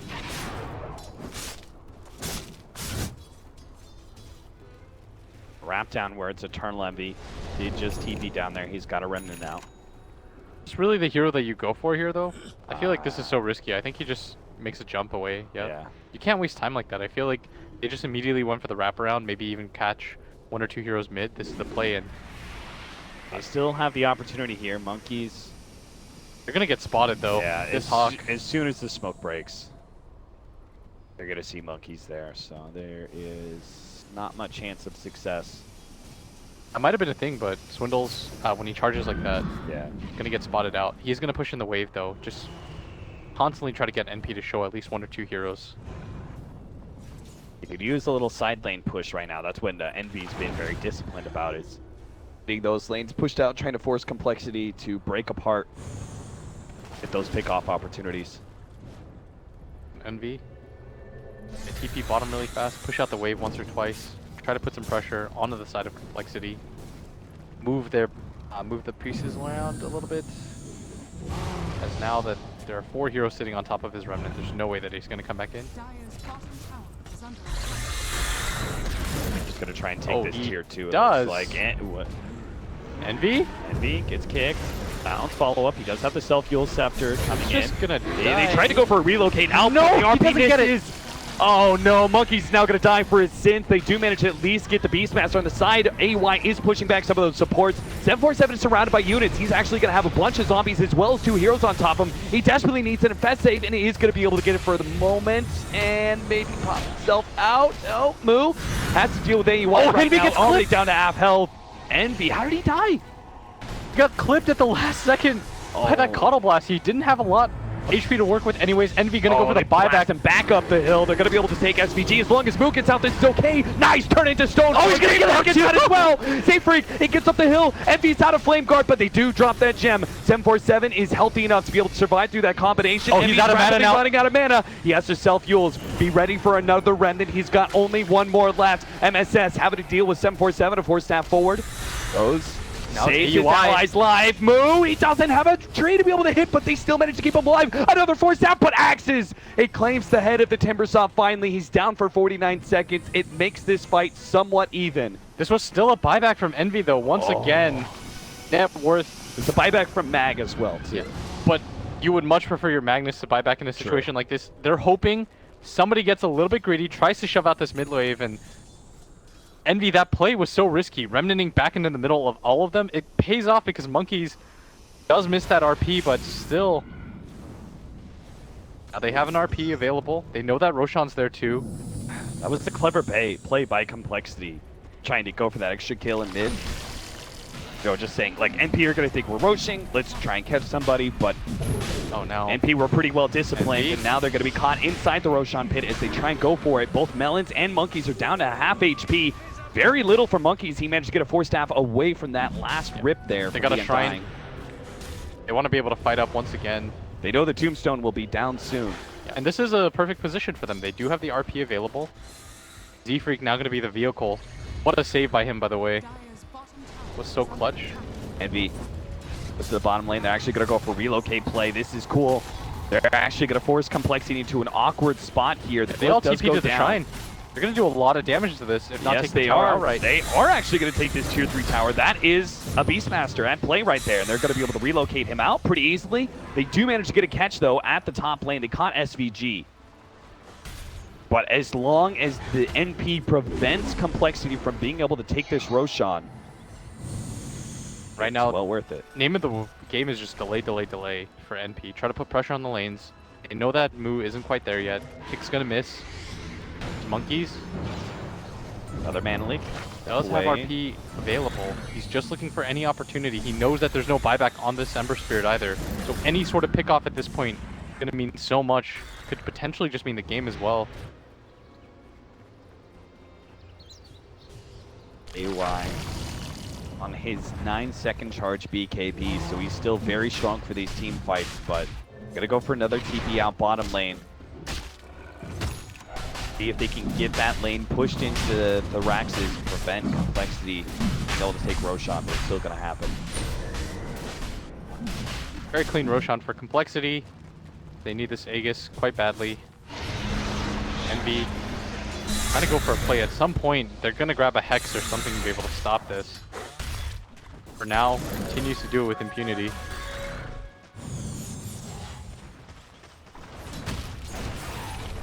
But this is such a fat life stealer now.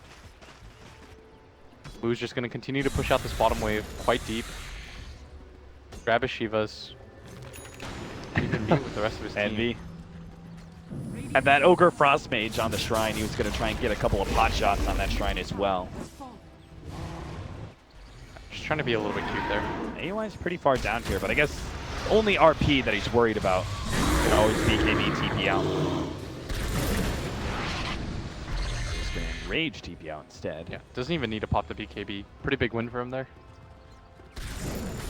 Moo going to continue to push out this bottom wave. Once again, the Life Stealer Bomb inside Monkeys, as it has been for the majority of this game.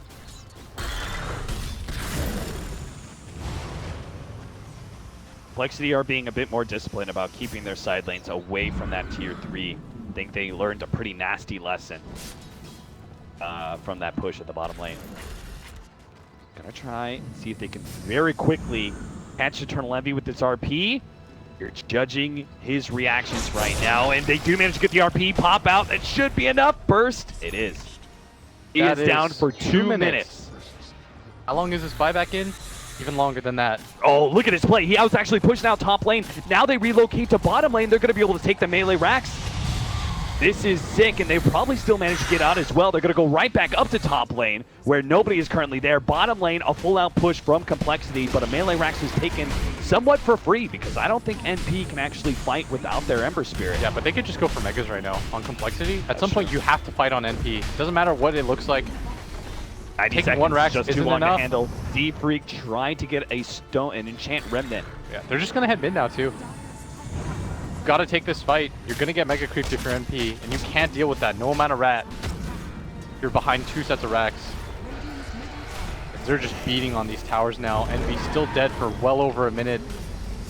And they're just going to march themselves up to top now. They have to get to the back line somehow. Somehow, some way.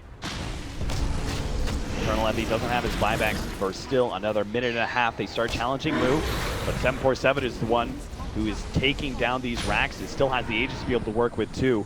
Got to do something right now. They cannot afford to have to just go up against Megas. They're going to try and finish off this Aegis. AY unable to finish him off. The Infest goes out. He's going to be able to pop out. Looks like Moo is the target of a Primal Roar, but doesn't really have much accomplished there. And it looks like NP are just going to have to play off of Megas now. And Complexity are just full on retreating. They're saying, we lost absolutely nothing for this push. Now they're just going to clean up outside fringes of the map. And I don't believe NP have the best lineup at dealing with Megas. They're going to try to make it work. They realize there's no real hope in fighting 4v5 anyways. That is a huge gold bounty in favor of Complexity now. Everyone's quite farmed. NP is working towards that late game Octarine. He does have the +2 second Searing Chain, so the Perma Chains is almost up. There's going to be a Abyssal Blade now on this Lifestealer too, though. They're just going to make a smoke play out. I think this is kind of, well, this is a desperation play. At some point they just sit inside their base. It's relatively pushed out because of Envy, and now they've just got to go straight down, see what they can pick off. I think they might have actually seen the fact that Envy was smoked. Got to go for a throne situation or something here. Not easy for them because they're still a tier 2 mid. So even if they wipe them, not like you can trade Mega Creeps or anything like that. NP. There's the Abyssal. Trying to make something happen here. Almost everyone on Complexity has buyback. Lifestealer will too, actually. Just 70 gold is all he needs. He's not too concerned though. They're still just sitting inside their base because they know it's their game to play. NP has to be the ones to show on the map. Look at Swindles. He drew a line. He said, "Team, this is where we are." Don't do anything fancy. Pull up inside the base. We're gonna go for a smoke here as soon as we know they're forced back. Pick off anybody at this point. No buyback on MSS. Gonna all in, go for that refresher orb. There is no buyback on Envy either now. Rough. Need as many buybacks as you can work with against Mega Creeps. Just now reclaimed. That's Complexity. They're And just they kinda don't have to do anything too major. Just one pick. That's all it needs. And Monkeys thinks better of trying to blink forward there. Oh, Envy actually just plainly TPs in front of them. Yeah, that Thought was... that might have been. They could just RP him there. That would have just been the game. But they're playing it pretty safe. Just gonna go for the try. You definitely don't want to throw a game like this. I think that maybe he was a little bit afraid of relocate out. Yeah. Actually, Our Wisp is... he's been recruited to deal with Mega Creeps. He's got Maelstrom. might as well. Yeah. Shoot so much lightning, you think there's a Zeus in the game. Bang at bottom lane. Bottom. Looks like they found AUI. He's the only one with buyback. Yeah. Come forwards here from Moo. All Complexity needs to do is force this buyback, then cleanly back up. And B tries to make his initiation. He is holding in these heroes.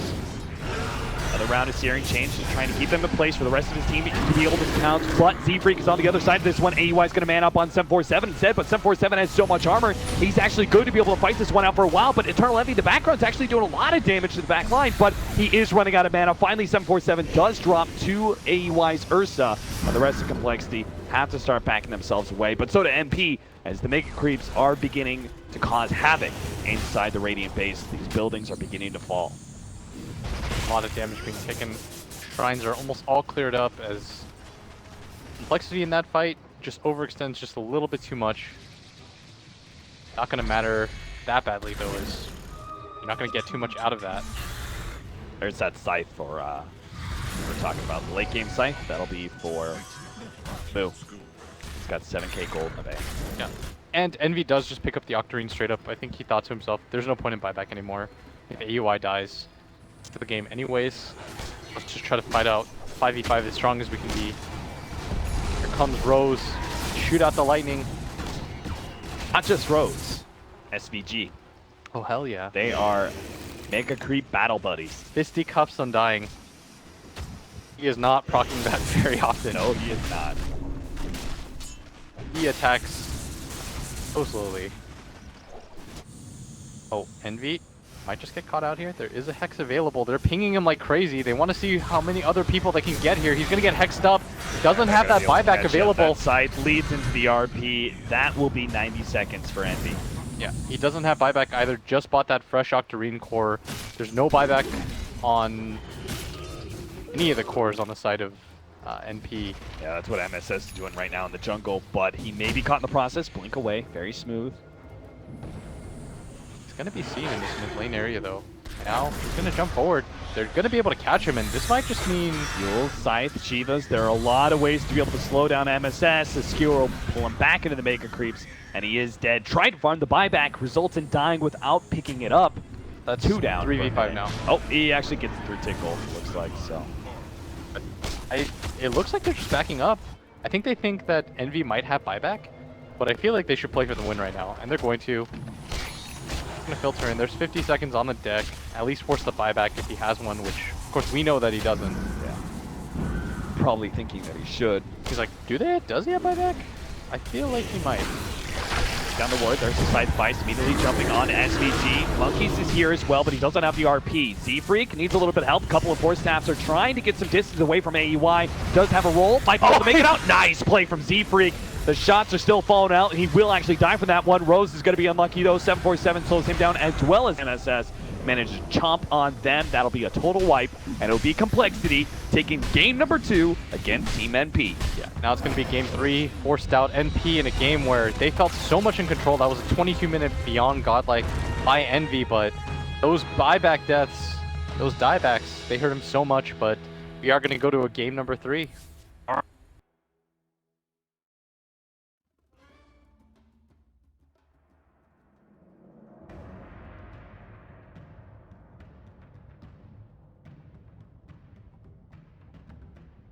Complexities turn to ban.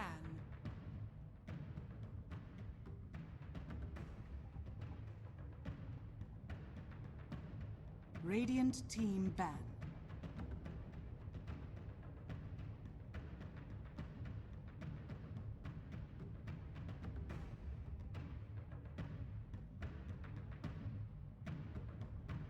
Complexities turn to ban. Radiant team ban.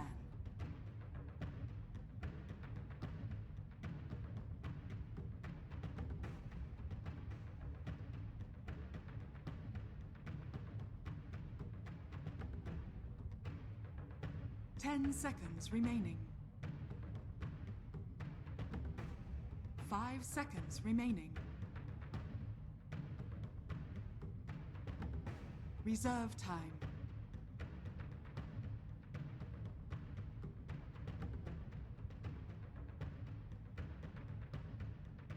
Complexities turn to pick. Keeper of the light. Radiant team pick.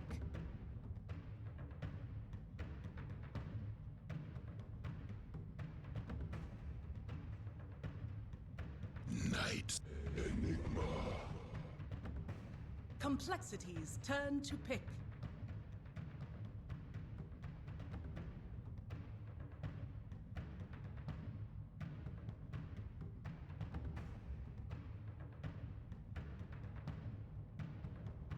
Ten seconds remaining.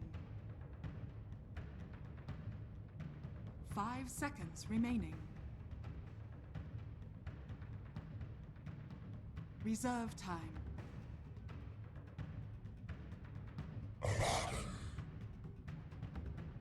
Radiant team ban.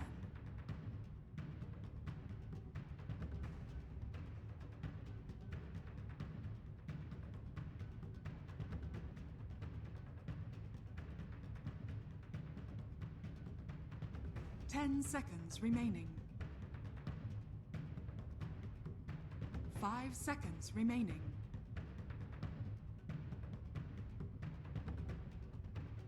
Reserve time.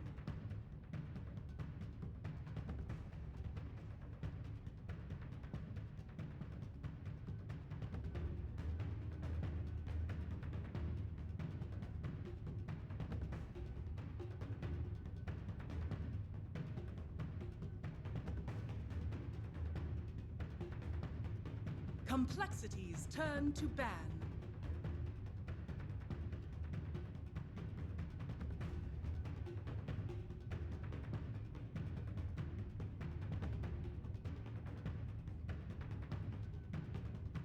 Ten seconds remaining.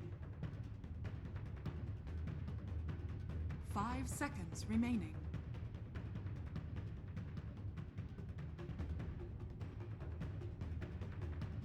Radiant team ban.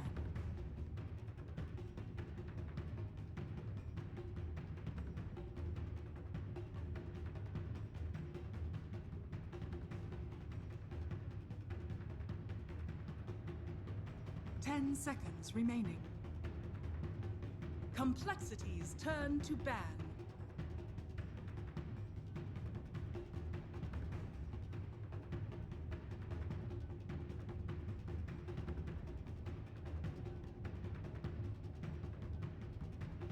Ten seconds remaining. 5 seconds remaining. Reserve time.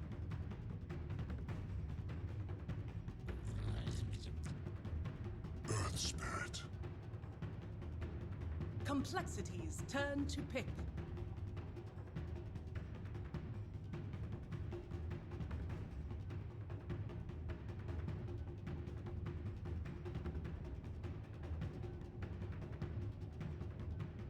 10 seconds remaining. 5 seconds remaining.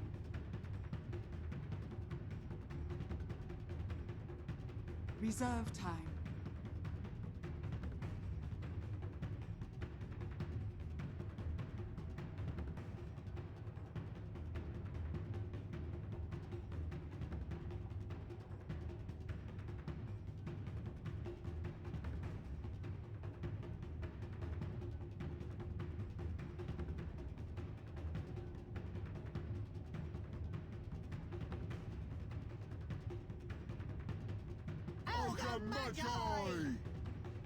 Radiant team pick.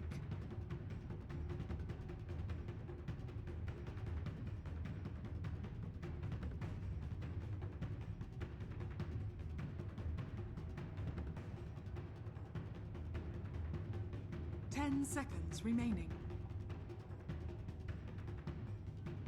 5 seconds remaining. Weaver. Complexities turn to pick.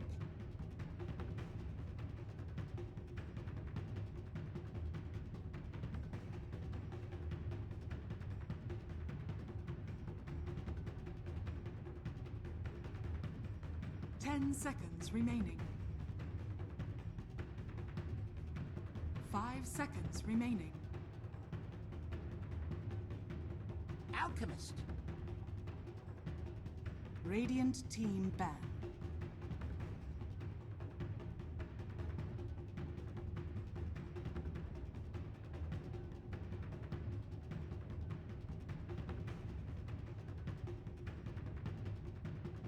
Ten seconds remaining.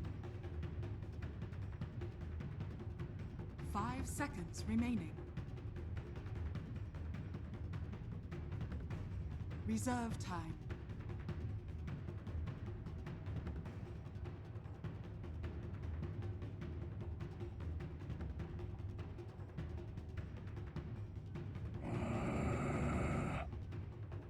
Complexities turn to ban.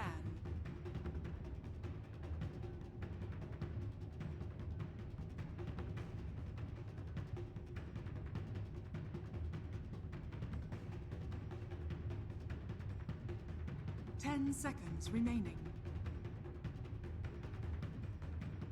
5 seconds remaining.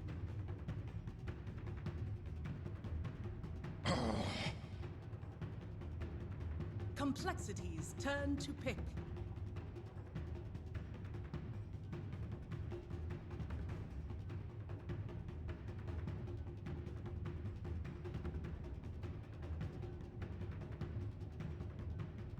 Ten seconds remaining.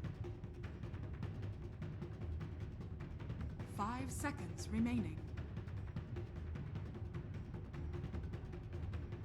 Reserve time.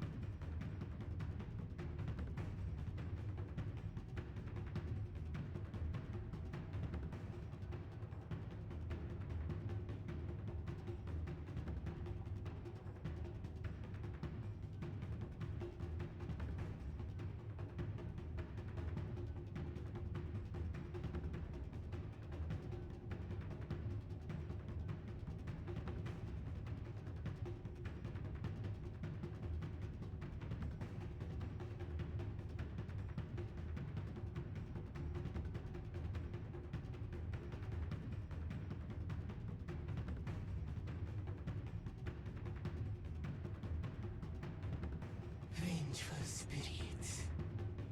Radiant team pick. Terror blade.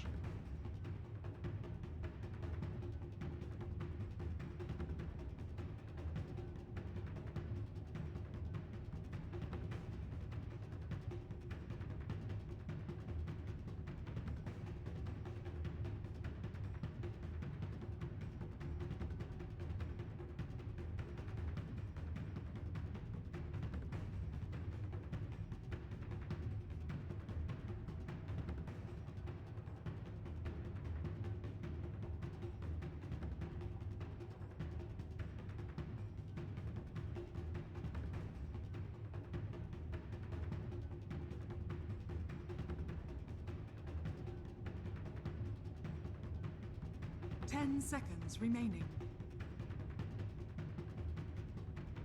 5 seconds remaining.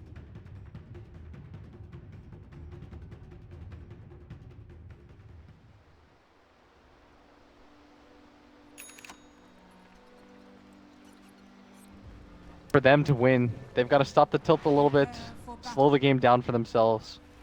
That'll be what lets them be successful. And for complexity, at Alchemist Farm. The name of the game has always been the same for Alch players. Farm a lot. Ellens places his early board out, which was scattered by the Earth Spirit. Oh, could be countered away. Doesn't seem like he knows about the aggressive observer ward placed out by SVG.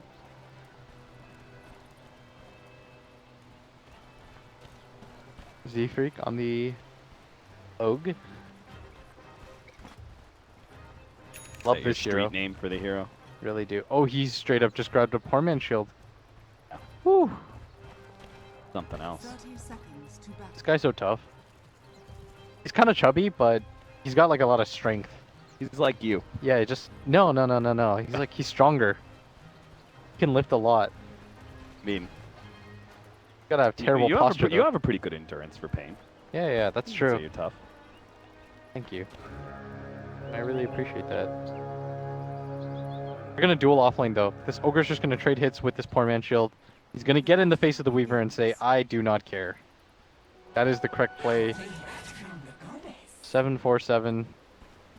It's actually kind of absurd. This Weaver's just got What is he gonna do? poor man shield block and 8 armor. That's a poor man shield. It's a poor man shield ogre. All right, well, we'll keep an eye on exactly how effective Z-Freak is going to be able to be. Rose is going to be playing the 4-position Enigma inside the jungle, and we're going to have MSS playing the Night Stalker here at the top lane. Poor man shield tangos for him as well. Ogre is looking for the Enigma. Rose did take away the first creep away from mid and is now in the off-lane camp area. Not really caring if he's going to be spotted. Z-Freak makes his break towards Rose, just like he did with the Spirit Breaker, trying to follow this hero around as much as possible, but Rose has already picked up his level 2 and is keeping his distance from the Ogre. Yeah. And at bottom, I think Monkey's just nuked his own creep to try to ruin AUI CS thing. It just backfired so bad. He just lost HP. He's still got the creep. Yeah. That's so Sure it sad. wasn't a Mana League or a misclick. I don't know. I hope so. A roll bottom. in. Monkeys is going to be able to Aphotic Shield off the slow, but he They're still gonna has the chase bugs him. on him, and that is the problem with Weaver versus Abaddon. Oh, nice deny. That was sick. What a boss. Well played. Eats the mango, gets the deny. First Blood is still out there on the table for someone to claim. Yeah. And they need to do something. They're not really harassing this Terrorblade mid. Creeps are way too in his favor. This Enigma's just going to continue to farm. So Z-Freak's going to follow him around the map with the poor man shield. It's He not like doesn't those care. Eidolons are going to do anything. Oh no. Z-Freak. Is this really what you want to do? Doing it. Is he though? Doesn't feel good. Doing it by, making Demon's life kind of miserable. The cost of his own. Hey, Oh. Dire Courier. Nice play. Where did it die? SVG picked up a haste rune, wrapped around it, and managed to snipe out that 747's Courier. So SVG is just such a player. Every game he plays these heroes that you don't think he can do anything with. You remember his Undying? And he just creates that a sucks. situation. that blast landed. If MSS didn't get clipped by that, I definitely think he could have manned up. Oh, Moo. So close to being able to get off the stun. That was a kill. It was indeed. That was rough. He just found the angle for that too. Very good TPU out by MSS, who's had a wonderful series. He's played very well all today. MSS does seem to be the rock for NP. He is. And at bottom, Monkey's not going to die this time as SVG off the mark a little bit, but Gives him the the miscoil on the way out just for that extra bit of damage before he shrines up the full HP and full mana. That's this is what you get. Learn your lesson. Have you though? And Enigma's gonna get run at, but he continues to just farm. And this Ogre just hasn't really had too much to do in this game. Doesn't feel like he can really harass mid very well. Now, you say, well, he's still getting some farm, but ultimately the Enigma's growth in a game is a lot more important than the Ogre's, right? Even if he's not stunting Rose as much as he's stunting himself, could you say that is still being more impactful? No. Because Rose You don't is think still, so at all? Yeah, Rose is getting something. It's like the first game. Like, he's still gonna grab a measure of farm and levels. Especially levels. Big thing here. You should still be able to get some levels. Because he's gonna walk away. Somehow, despite having creeps, though, this Ogre has more farm. Radiant's bottom tower is Walking around casually.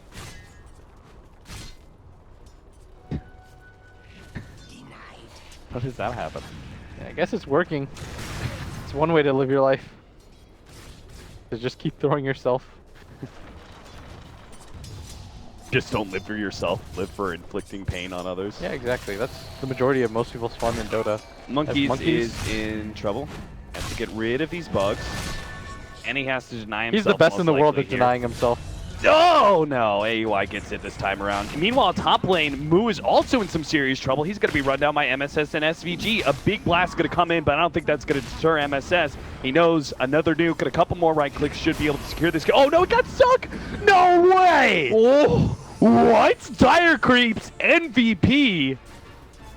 I hear Grant just popping off right now. He is hype. That is not how that was meant to go. We were just like, oh, that was a sick rotation. SVG instead completely wasted his time. MSS goes down as well. They're gonna make the rotation towards mid, swapping out the jungle. Still, this Terrorblade getting absolute farm, and MSS gonna try to wrap around these two supports. I don't think Envy wants to quite dive this though. Yeah, he just got a little bit of touch and go there on Z-Freak, backs himself away, hunts for the Alchemist inside the jungle. Alchemist does have his level 6 though. Alchemist just, you know, he's slowly doing alch things, And farming up. MSS gonna try to deny this pretty big rune though. As 747 gonna walk across the map. They might even decide to put some pressure onto this top lane.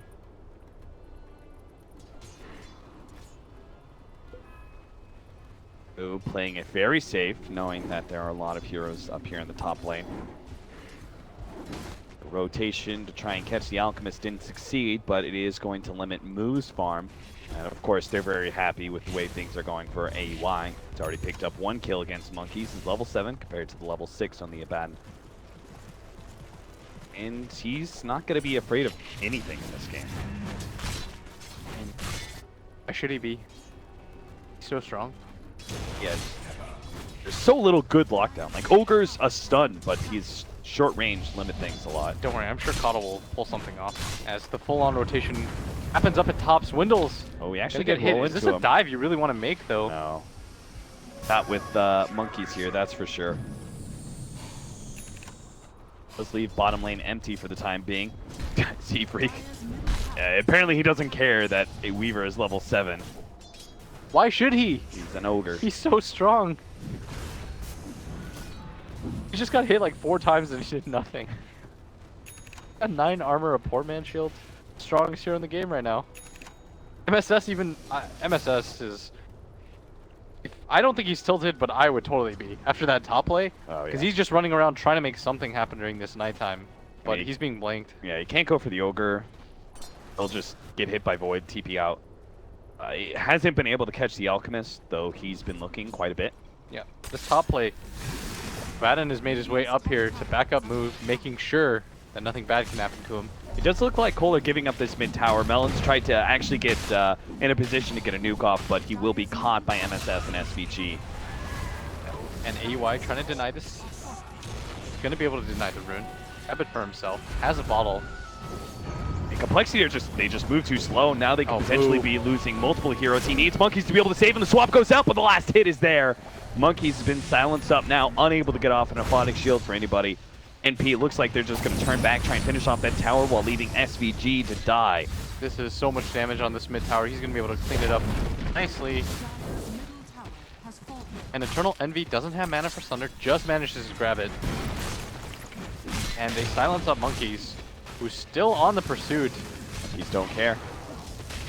He turns around, has the he Sunder, wants to is do going it. to pop it on 747, gets full HP. Thank you very much. Yeah. And he's also got a bottle charge and infused raindrops, so he's going to continue to stay in this lane. No problem. Tribute to my house.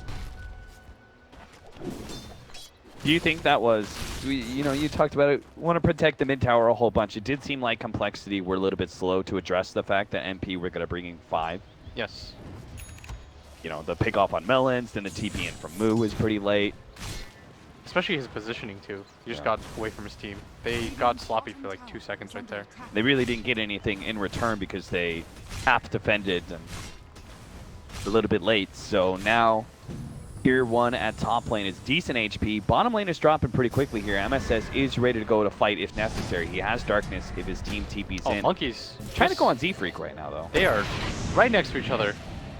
TP up to the top lane, try and help Z-Freak, preventing the attempted dive. So MSS's Darkness was blown prematurely. May not be able to do much with it. So far, nothing really happening in for Complexity. Is they just don't really have that much catch. That's going to be an issue. They're trying to make this this Alchemist into this raid boss style, where they can just sit behind him, but they're just getting picked apart here. As the blinding light does make Nice that miss. dodge. Z-Freak dodges over to the right. Melons with the pushback helps out quite a bit. They still might be able to finish Z-Freak. They need to kill the bug. They get it. That blinding light just cleared that path. SVG got rerouted. Certainly did. The armlet is almost up for 747. That'll give you. That's the first time that you feel kind of comfortable fighting with the Alchemist, right? No, You don't actively fight, but you can defend some towers with him or something. but you want Radiance Radiant's at middle all tower costs. is under Absolutely. attack. Nothing can slow down your Radiance right now, and he has had all of his bounty runes continuously taken. That is something that NP as a group have done very well at. They've just kept stealing his bounty runes right in front of him. I've seen it happen 3 times so far. I mean, look at this. They're just chasing around illusions now too. NP, they have played an Alchemist game once or twice themselves. They know what to do. Monkeys is sieging this top tower though as best he can. His allies do need some help. He managed to get the bugs onto Melons. Turnaround stun and a Aphotic Shield will help out Melons quite a bit. They got rid of the bugs. One level of mana leak.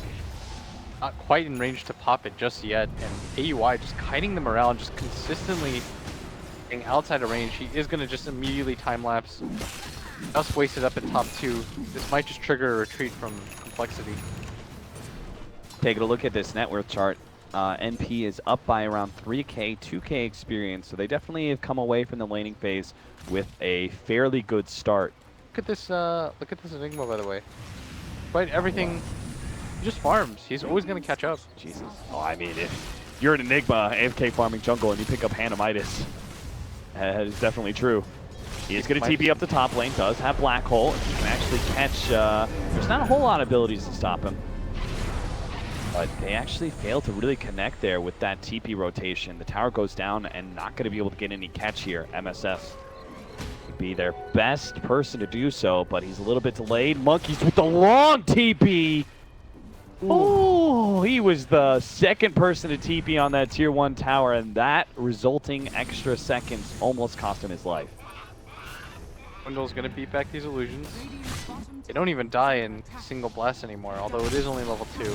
And meanwhile at bottom, 747, just going to grab this tower for free and amble his way towards his Radiance. bottom tower has fallen. Dire's Ooh, with the double damage, he's going to be able to get some good chip damage on this tier 1 mid. NP. Repeated performances by them are going to protect this tower as best as possible. Good roll in, turnaround stun. AY does not have the mana actually for his ultimate, but he does have the HP to maybe be able to win out the fight against Moo. Healing coming out, Moo. Should be able to survive against this. Another Aphotic Shield, and he will be good until he runs into MSS. A little bit more heals, not quite enough. They don't have a Shrine up either. Finally, Moo does die, and Monkeys doesn't have his ultimate anymore, so he's in serious trouble as well. Melons is here, but he doesn't have much. He's got a Blinding Light, and that's about it. Monkeys managed to get away. They're going to turn back around, and Mana Leak onto AEY actually cost him that. Managed to get the stun there with the Blinding Light as well. Monkey's going to come back in. He's going to try and finish off AEY. Gets rid of the Aphotic Shield. Hopes to be able to chase down Owie, but is not going to be able to keep the distance there. MSS does manage to at least kill the Keeper of the Light. And the other two, Eternal just farming out these neutrals. He's like fighting. What is that? What is that? Fight these neutrals. That's what he means. Yeah, doesn't even care. Doesn't need to, really. His team wasn't even struggling in that engagement. Almost able to grab the Weaver. Would have been, I wouldn't say worth it, but man. They're getting picked apart now, and this Vengeful Spirit has just been completely shut down. This is going to be one of those games where this Alk just has to raid boss it, like we talked about, but even more urgent now as a result of his team just being picked apart. Right, because Vengeful Spirit as a safe lane carry does not have very good comeback mechanisms. Needs to win the lane, needs to win the team fights kills. after that. Good kill onto Rose, that'll help things out. Yeah, it's 300 gold. Almost has their helmet dom now too. They bring 747 up here in the top lane. They just give him the lane. The one lane that's pushed in that Moo could have farmed, they're like, nope, that's Alchemist.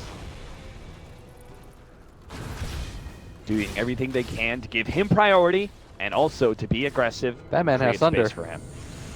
That man does have Thunder.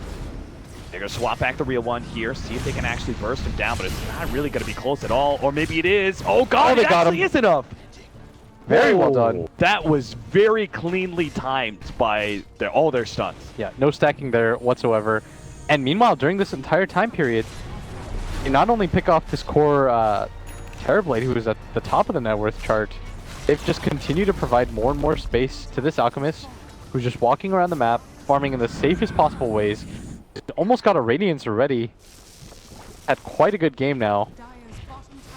They haven't given up too many towers. Besides that misstep in the mid lane, I like the fact that Complexity have made sure to be able to keep their outer towers up. They're moving around pretty aggressively with this Vengeful Spirit, making space, but also keeping objectives up. It seems like the perfect way to be able to allow this Alchemist to carry the game. But this could be the first successful rotation by NP. It's going to be close. Oh!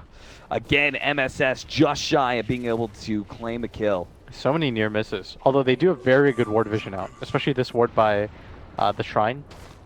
On the Dire side, it does spot exactly where all of these heroes are. Now SVG has the Invis-Rune just kind of following around. It's Moo trying his best to just pick up the pieces of this game. Right, you've got Radiance now. Yeah, it's very good timing. Sea Freak. Wait, you got to take that bounty rune away from. Oof, greedy. Away from Alchemist. He needs that. Doesn't he know that? Makes him rich. 10k farm in 16 minutes is just not enough. No. But it's okay. And they're going to grab a tower behind this. They're actually, with the double damage, they're going to go for Roshan. I don't think Complexity are going to be too sad about giving up Roshan here for a tier 2 and just more space in general. It's an okay trade. Like, Metamorphosis is used as well, so it means NP can immediately transition this into a push. Yeah, they're even going to ping this bottom tower down a little bit. They should start getting out soon. Yeah, they're sticking around a bit too long, I think. The stun's going to fly out, just pop the shield on himself. Blinding Light to follow, and that tower actually took quite a bit of damage, 900. Alk has the Radiance delivered to himself, feels quite strong. That damage really could have a lasting effect. That irreparable damage could be taken advantage of later on by the Alchemist when he starts getting his Lucian split pushing out. May be able to chip down that tier 3 later on to this game. You can see Melons going for a similar build to last game. This time going to start out with the Glimmer Cape first, and I'm sure Mech and Force Staff will be following. Just in a game like this, trying to survive. Make it hard for his Alk to die. I'd like it if somebody got a Solar Crest eventually for him too. But obviously this Ogre who walked around for quite a while in no position to make that happen. Now, I feel pretty comfortable with the way the Complexity are playing this right now, but it's not like NP, they're falling behind. They are keeping their 3 cores up to date, well above anybody else on the side of complexity outside of the Alchemist. When do you think, well, hold on, Rose is going to die. That is another free death. When is NP's time to start worrying a little bit, to really start putting the pressure on complexity to start taking these objectives? I think you don't have to try to force things. They should feel somewhat comfortable still. Like, they have pretty good cores to deal with this Alchemist. This Enigma, his Midnight Pulse is going to do work in this game. Oh, for sure. Just can't afford to die like this. They've got really good single target damage, right? Which is important against an Alchemist. They are trying to set up something here. Onto Alchemist, they do get the silence out. The Chemical Rage, not quite there, but there is going to be a Shrine ready to be activated with Monkeys here. They're going to be able to make this turnaround. Can Susie be able to survive through this one? 747 is actually taking a lot of damage from the Terrorblade, but gets back to the shrine and keeps himself alive. NP, I mean, that was just a bad fight to begin with. Going into an Alchemist next to a Shrine with an Abaddon there. And they want to keep going for this. Swindles might even find the angle. Well. He's going to Glimmer himself. Even get the mana leak off. Nice This should be stun. more than enough Push back, damage. No Sunder available for Eternal Envy to be able to save himself. Great kill. Yeah. And AUI going to get stunned up as Whoa. well. He does have that ultimate, but not if he gets multicasted. He does have the Aegis to be able to work off as well, but a time-lapse save will keep that Aegis alive. And Complexity, with the Terrorblade down, feel comfortable pushing into this Tier 2 tower. One of the last remaining outer towers for Team NP. Yeah, very well done by Swindles there, by the way. Just found the angle on that. Makes it happen. Are they going to go to bottom? Oh, they are. Okay, that was an awkward smoke, but They're just like, run. yeah. I mean, here. this chip damage does come into play now. They might be able to finish off this Tier 3. They've got 14 seconds to be able to work with while the Terrorblade's gone. Silence onto Monkeys Forever is going to be able to prevent it. 747 now, taking a lot of damage here. Black Hole goes out, a little bit more heals. Nice swap to stop that one. And a good armlet toggle with the Aphotic Shield on top of him. AUI's running out of mana and fast. He gets back to the Shrine, but Complexity are going to call it there, it looks like. They may have killed the Enigma and given They might just keep going if once another they have 40-second window. Yeah, I think they're going to pop the Alk ulti and go. They should feel pretty comfortable about this. Without the Black Hole, that is the major threat that they hold right now. No Midnight Pulse either, and back-to-back games, they put so much on just one hero to make all these initiations for them, as 747 will not go quietly into the night, as AUI taking a lot of damage, does have that Aegis, has to back out and reset, and that's a Tier 3 tower pushed. Shrines are available. Oh, NP, they thought they were going to be the ones taking map control with this Night Stalker pick, but it turns out the Complexity, thanks to a series of good pickoffs and well-chosen team fights, managed to win those fights, take objectives. Now, the first of the 2 shrines is gone. If they can take away that Roshan shrine as well for the Radiant side, I don't know what NP do. They're getting overwhelmed right now in these team fights. Like, despite the fact that their net worth is okay, in every single game, it's the same story because they don't have enough team fights.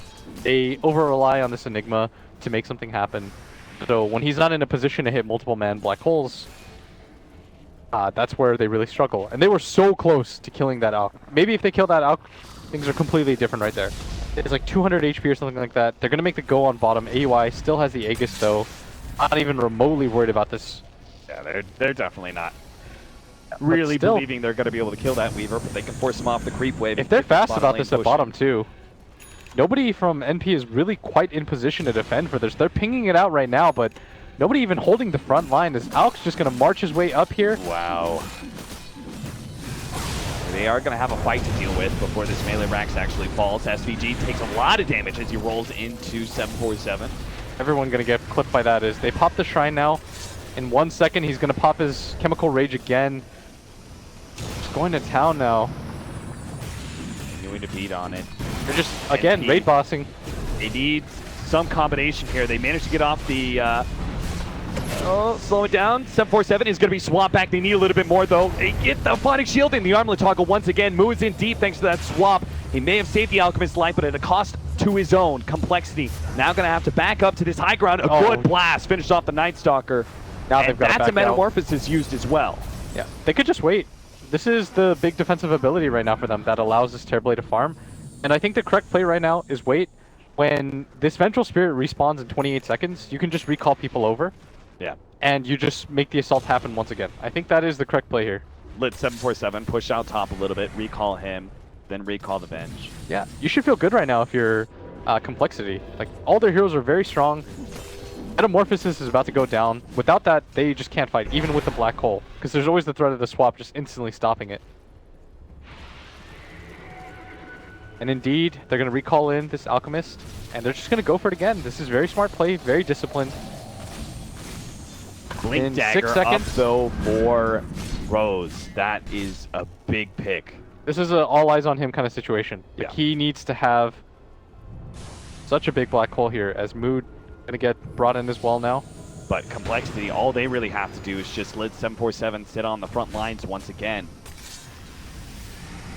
As if they black hole people other than 747, I'm not sure if they still win this fight.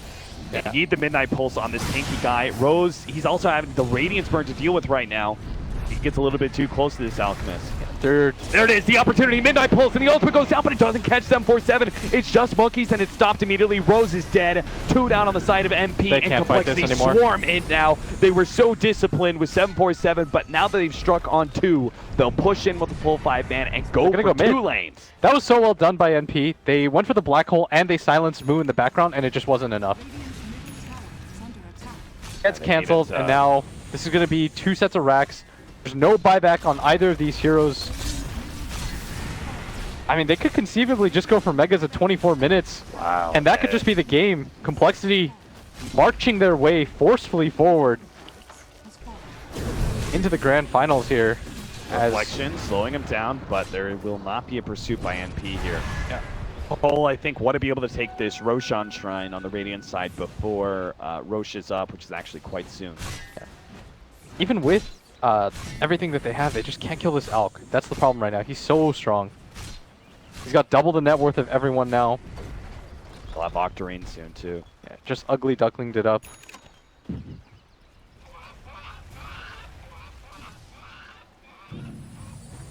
As I say that, I mean Moo's feeling it right now. He's just taunting. Yeah, taunting around. He's so happy. He knows that this game is very hard for Complexity to lose at this point. Not with an Alchemist this big.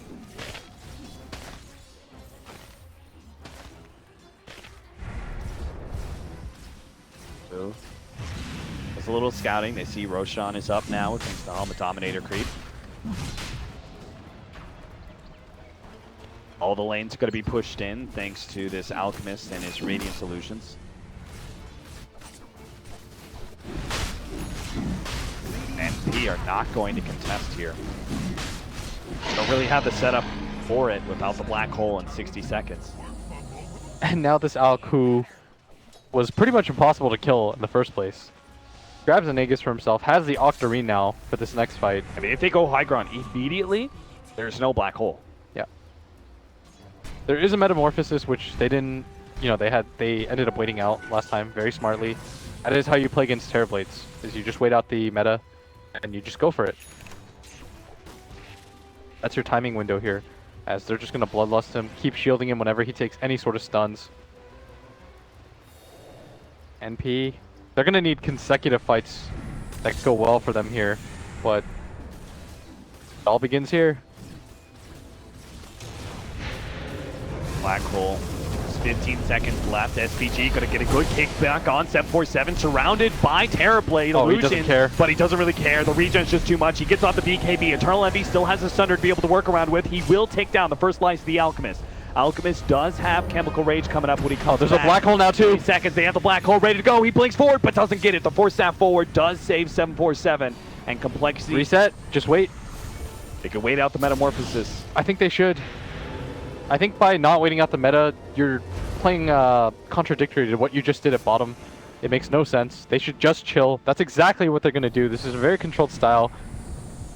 There's no rush for them. They're 2 sets of racks up. I mean, their Eternal Envy knows they need to force this with the Metamorphosis still up. He just runs forward, does have the Thunder, gets it off. Oh, here's the black hole. Open immediate swap. Moo in position to be able to stop that one. 747 is still going to drop though. Monkeys Forever could not save him enough. And now it's an opportunity for NP to roll over Complexity. Even with its just 3 heroes, they can take down Moo. That's another damage dealer down, and Eternal Envy can deal with the rest. Or maybe he can't. He's at half HP, no Sunder. And Monkeys, He's no slouch. Oh, He can here's the actually buyback. output some damage slowly but surely. A buyback from the Alchemist. They're going to try and force this one. Eternal just getting chased he down. cannot die here to Monkeys. He's going to be slowed down by the There it reflection, but he goes. gets it.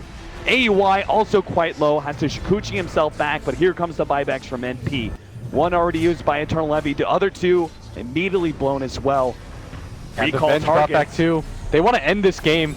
They really do. 747's going to come in with a Black Hole down. Even Thunder's down as well. Oh, this Alk is going so fast. Oh no, he blacks out. He swapped out Eternal Levy, and that's not the play. 747 ends up going down for 70 seconds. And Eternal Levy, he feels that this is their opportunity to really turn this game around. He's going to try and catch as many heroes as he can. They turn around for Z-Freak, get him Complexity. They lost 2 in that fight. Might just lose a third. That was SVG. buybacks too for Oh. Complexity. So all they worked for so far kind of just gets nullified a little bit, and in their haste to try to end the game, they're able to hold and trying to see what the majority of the damage came from. It's like they just split it pretty evenly. I mean, I think 747, it was the BKB pop from Eternal Envy. A golden blade. He had that unstable concoction going, and then right as I think he was about to throw it, Eternal Envy BKBs, he no longer has a target, he stuns himself, They just wail and on then him. they just wail on him. Yeah. Man, that you cannot afford for that to happen. You're just gonna allow NP to slowly crawl themselves back into this game like that, and they still have quite a big lead. But just Oh yeah. look at how slowed down this Venge has been.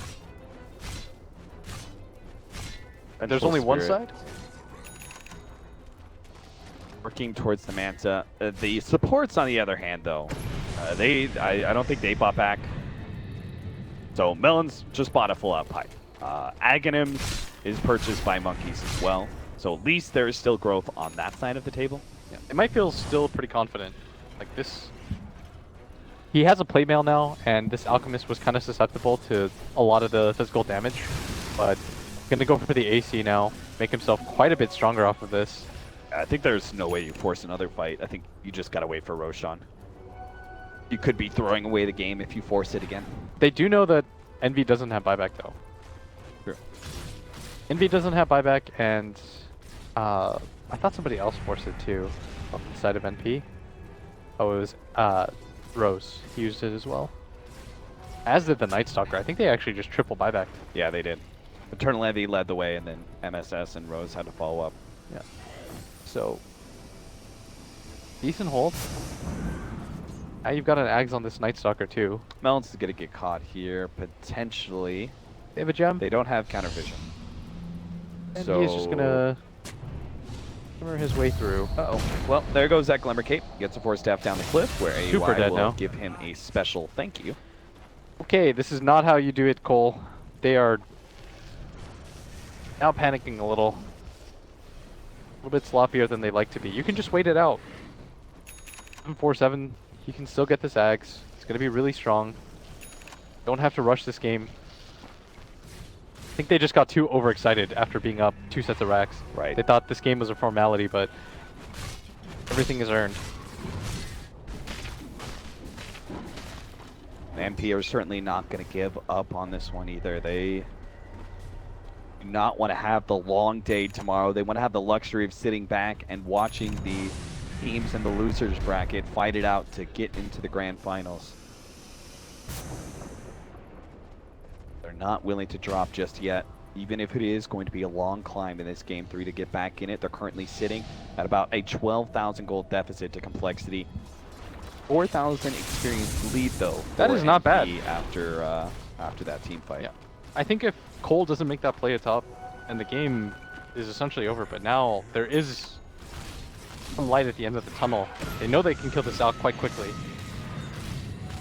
And their heroes are starting to farm out the map like crazy now.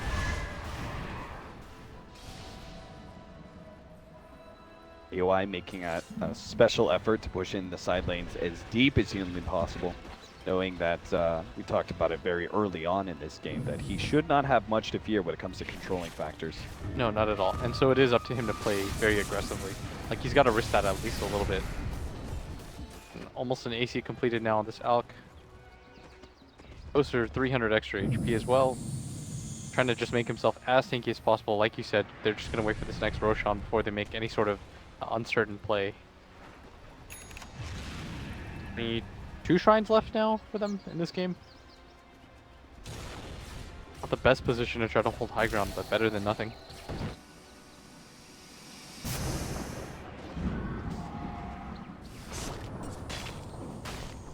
MSS has the Ags and the Gem, so at least there won't be any aggressive vision down from Complexity.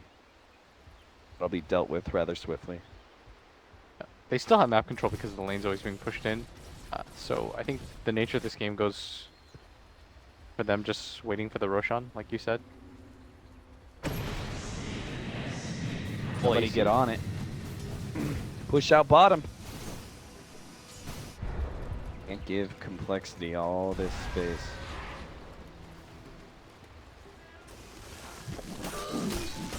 There's CAC for 747 now. Does leave him without buyback if Roshan is immediate. It's gonna be. And it is immediate. That is, I think, pretty lucky for NP. This gives them an opportunity to make big strides in this game. You can win a Roshan fight against Complexity, take that Aegis for themselves, and push in against an Alchemist who does not have buyback. I say that, but he just picked up 1,200 gold in the space of like a minute, so He farms so quickly. he's going to have that buyback real quick.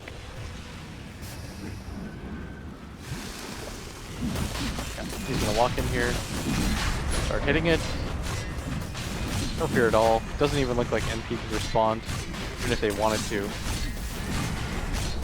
Do you think if they do, They might take a fight out there. As Moo's gonna pick it up. 747, of course, being slotted out already. Gonna push in top himself. that was cheese from Monkeys as well. Dire's top tower is under attack. AY is going to pick up a Lincoln's. Still needs some defensive item, I guess. Not feeling great. They do only have single target. He has a lot of damage, in fact. Mjolnir, Dragonlance, Diffusal Blade. It's usually enough. I'm okay with him going 1 defensive item after grabbing 3 aggressive ones. Okay, top lane is being pushed out, and you know they're 5-banding there. Bottom and mid are being dealt with Illusions and Eidolon, so NP may be able to surprise Complexity here with an early wrap, and you can see Kohler not maintaining a very disciplined front here. This could just catch them completely unawares as who's Moo going to be would the not one be to break a this? bad target to be able to pop immediately. It would give the Enigma more sway with the black Oh, they see hole. them from behind now. They've got to hold the ranks. Now Complexity are going to try and turn Eternal Envy right in the middle of things, throws out his illusions, immediately focuses on Move first, who does have that Aegis. Monkeys pops the ultimate to try and eat up some of this damage as much as possible. Z-Freak instead is going to be target. Envy finally He forced does to not go down Thunder, easily. but 747, he just takes away that damage and regens it up immediately. Goes for the unstable concoction, hoping to be able to focus down Eternal Envy and force him down. Oh no, the blast, it catches him. Melons managed to catch him towards the tail end of that one. That's going to be full-out buys from NP. AUI still trying to fight it out with Moo, but can't actually win that team fight. Does manage to snatch up the gem. Most of Complexity members are quite low, but it's 747 who is the big monster to deal with on the front lines, and that means SVG wants to be able to get him in bad position. Kicks him in, tries to get him, managed to pop the shrine there before SVG got stunned, but it's not enough. 747 outputs the damage necessary to be able to finish him off. Eternal Envy fights it out with his illusion. 747 does have so much healing in the back lines. Monkeys sundered up, brought low. Eternal Envy tries to fight with that extra HP, no. but it's not even close. He gets blown up by 747. Doesn't Moo have managed to buyback get the either. stun out there as well, and that's it. GG is called. Complexity will beat NP in this winner bracket final 2-1. And after such a dominant game 1, NP falters in the end. And the Cracks, they're their cap. Yes, they are. They didn't expect to drop a single game to Freedom. Nobody did. And now Complexity knocked them down to the lower bracket. But they get to comfortably wait now. A position they've been in before. Remember at TI? Yes. Hopefully they've learned from these errors. They're able to just chill a little bit. And now our stage is set for tomorrow. Yes, it is. We have Freedom versus Onyx up first. Then we're going to follow it up with the winner of that facing up against Team NP and Complexity have the pleasure of waiting their final opponent in the grand finals. So that is it for the North American region. Of course, there's going to be a lot more BTS action coming up, so be sure to check around all the other BTS channels. But that is it for the NA tonight. Thanks for watching. We'll see you guys tomorrow for the final day.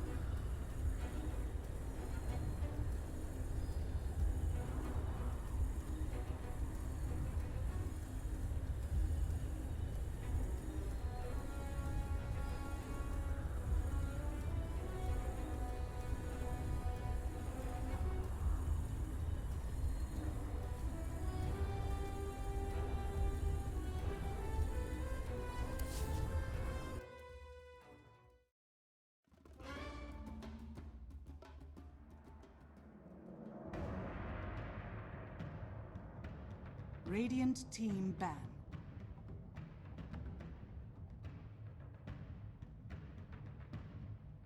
Dire team ban.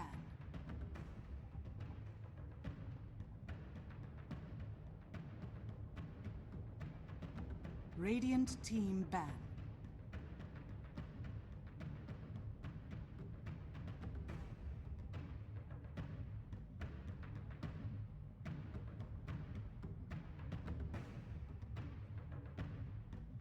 Ten seconds remaining.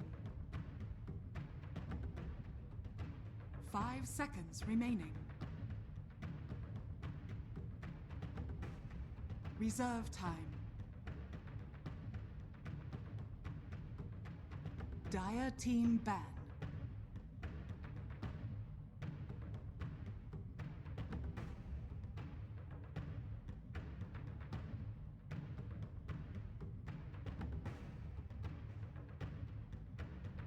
Ten seconds remaining. 5 seconds remaining. Radiant team pick.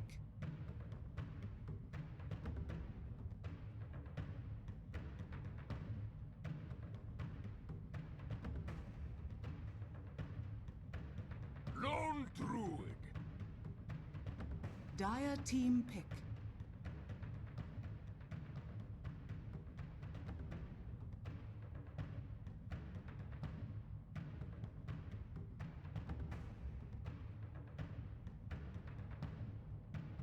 Ten seconds remaining. 5 seconds remaining. Reserve time.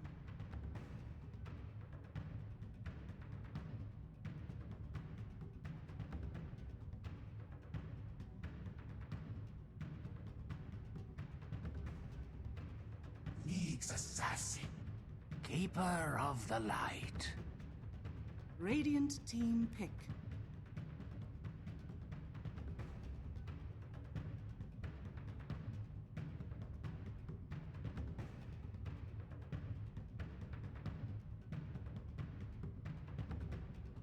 Ten seconds remaining.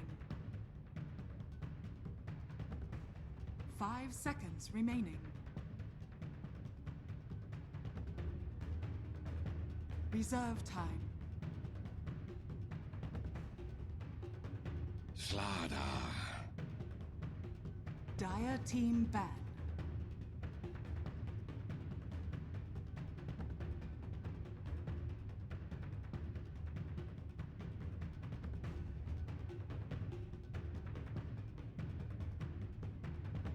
Ten seconds remaining. 5 seconds remaining.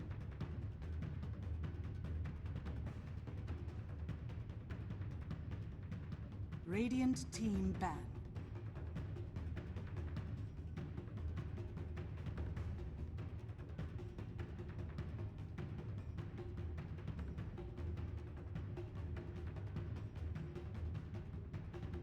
Ten seconds remaining.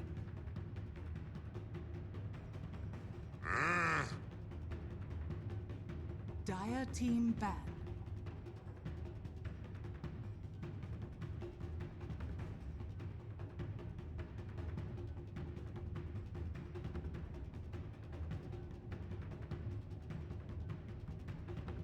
Ten seconds remaining. 5 seconds remaining.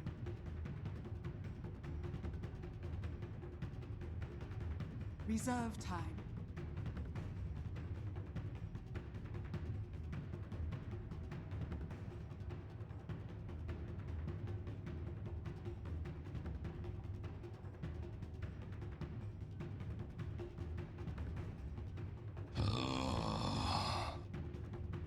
Radiant team ban.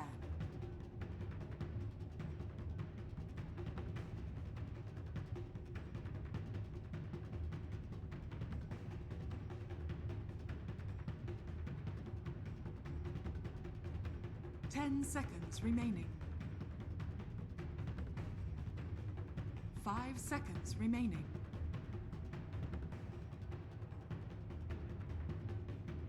Reserve time.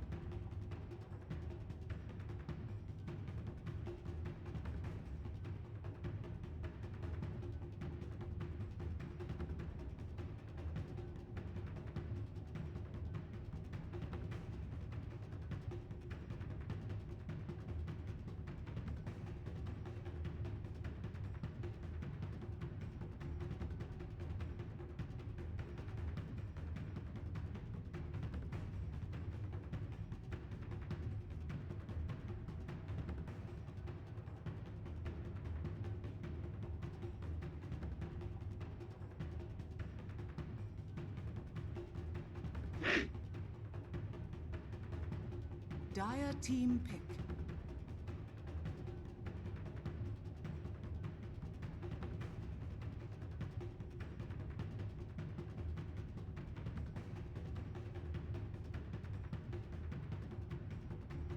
Ten seconds remaining.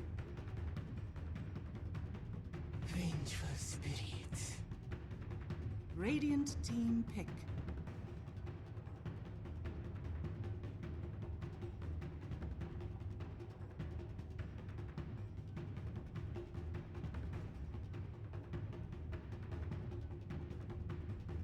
Ten seconds remaining. 5 seconds remaining. Reserve time. Riki. Dire team pick.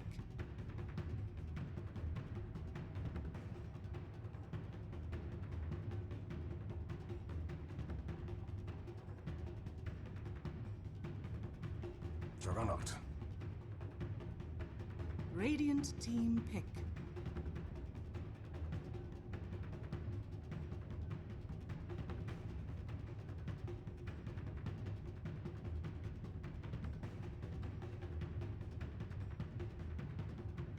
Ten seconds remaining. 5 seconds remaining. Reserve time.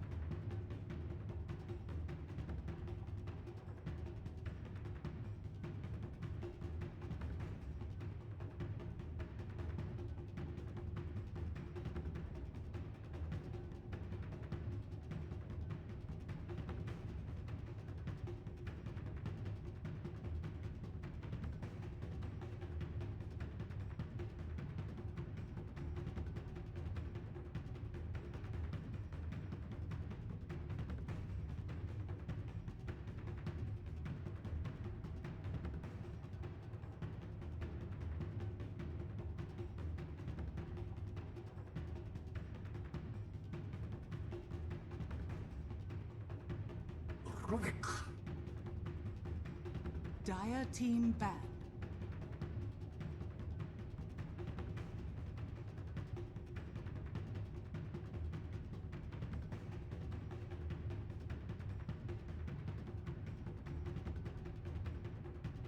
Ten seconds remaining.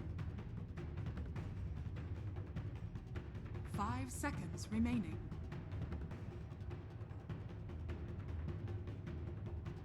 Reserve time.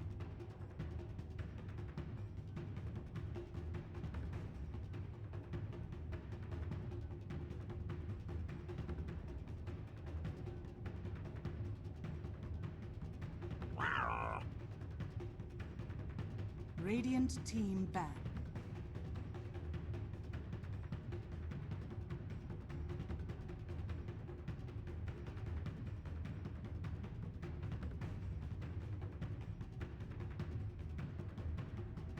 Ten seconds remaining.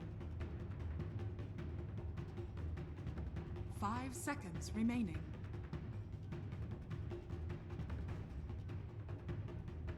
Reserve time.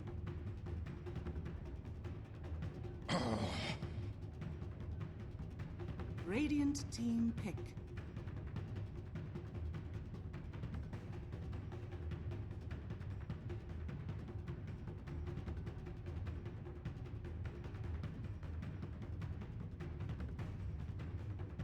Ten seconds remaining.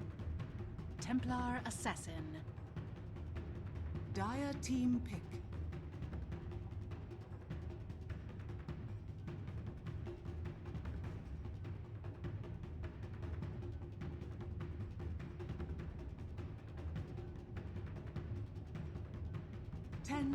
Meatball!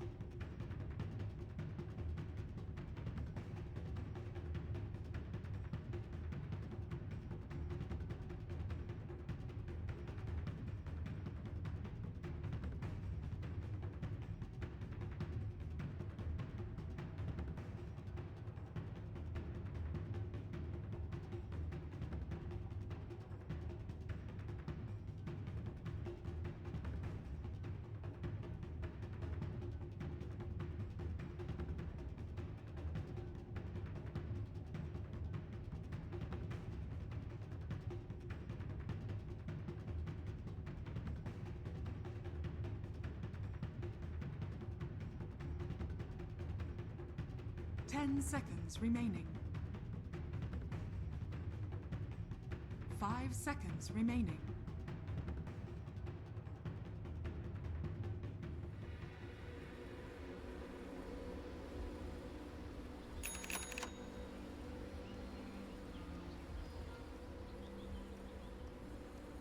Opposite of what you think a night crew would be.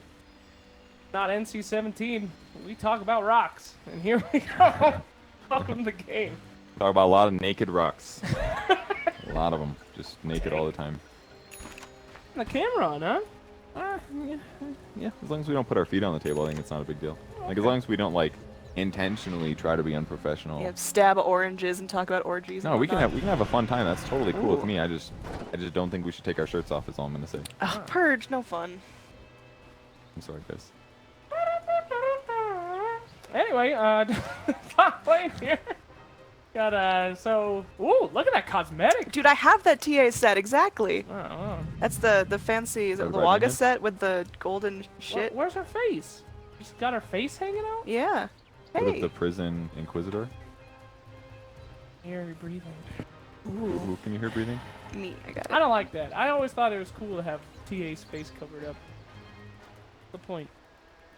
You can see her keep all the secret. mystery. 30 You know? seconds. Does she actually have an Adam's apple? Because that is a pretty leading What the fan fuck, theory. girl? Women, No, dude, you know what her girl. secret is? women can have Adam's apples. That's- It's less pronounced, right? No, Men can also What do you not know? have Adam's apples. that's true. Don't they develop with like? Dude, nice That's camera just gonna work, look like Purge. something different, That's but really good camera I work. swear to God, I'm looking at her neck, guys. Nothing weird here. That's, All right. Purge Cam 2017. Here we go. I might have a little skirmish here on Oh, the God. rune there. Oh, got him. That was like 3 seconds too early. Yeah, that was very early, and now they got a dust on the Ricky that's just stun in. Slaughter has nothing to his name. He's got a crush up in 1 second, but he's taking a ton of damage. Does he actually escape here? He gets the crush off. One more hit from the Venge would have done it, but You will get back. That was worth it, dude. Trading us out for 1 dust. Actually, that was super, not bad, honestly. Doug only had 1 set of regen here, so that means his laning stage could be pressured, and it just cost him a. Oh god, it's not. My mouse was in the screen. That cost him a lot of regen there, and it's just a fountain trade, whatever it's called, shrine. I think that was pretty good. Oh yeah, boy. Oh, that's my favorite bear cosmetic. Oh yeah. Yeah, the panda. Its tail's so flappy. It looks like a little beaver. It does. It looks about the same shape as Mr. Roo, too. Yeah, it How actually really dare does. you? You keep your shit about me as much as you want, but you insult my son, and we'll have a problem. All right, can we look at them last hits? there we Oh, there's the XP per minute. TA raking it in. Hey-o!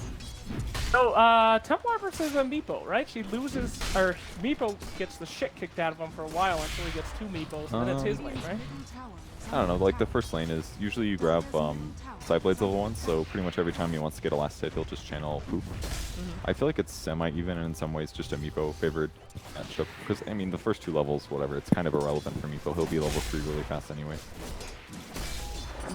And if he ever gets slow as well, he'll just go back to base with 1 Meepo, with the other one saps experience. There's a lot of good advantages for Meepo. In fact, the last pick is pretty cool here.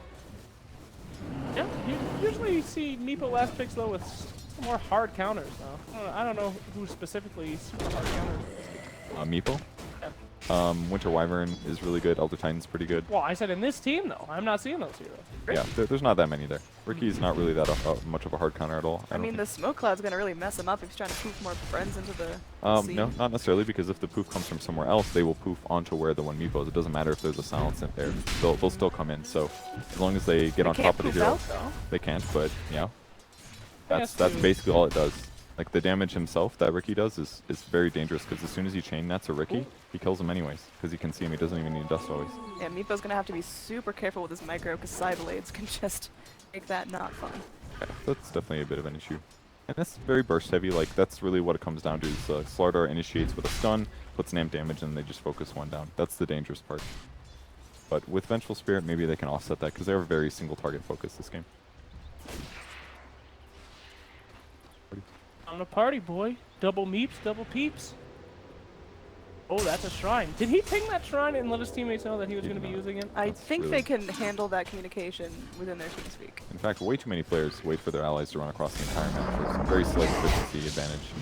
Oh, up top, Slardar. He's going to try to juke around, but they got it crushed. That ain't juking, girl. That's puking. That's putting the water on him. Yeah, he puked water on him. Yeah, with the help of his... He sprays the tentacles out. Where do you think those come from, man? You think tentacles just appear? This ain't a goddamn hentai. Water's gotta come from somewhere. No, that's literally his skill. It's to make the water. Look at that, see? It's vomiting. You can clearly see.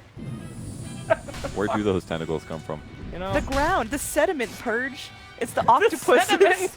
The octopuses that have been trapped under the sediment. They're getting their revenge. 1,000-year cursed sediment octopus. That's Slardar's lore. He can just summon the octopuses from within. Start lying about lore on this cast. Okay. I'll wait till it's just me and Purge. No more all I want. lore lies. They're all done. Bottle on the Jug, very rare item here, but he definitely needed a lane regen item, because he is being contested, and because of the early trading that actually beat him. It was actually a very good idea for Slardar to do that, because this does force him into a weird item build. He's not going to be very happy. Oh, they got the dust. Do they have the follow-up, though? Smoke Cloud to prevent the so missile, shitty, but Venge can still walk through and find it. Yeah, that's a dead Ricky. Dust is the hardest counter to that hero, because you actually can't break invis anymore, so you're just constantly slowed by it. You're really slow yourself at 290, so... More self-diffusal blade. I mean, I'll tell you get level 6, though. I mean, you get the ult, that takes off a large chunk of the duration of it, so it ain't so bad, but for the laning stage, whew! That Dusty, that'll get you. That'll get you, Annie. Thanks, Lax. Annie? Yep. Will it get you?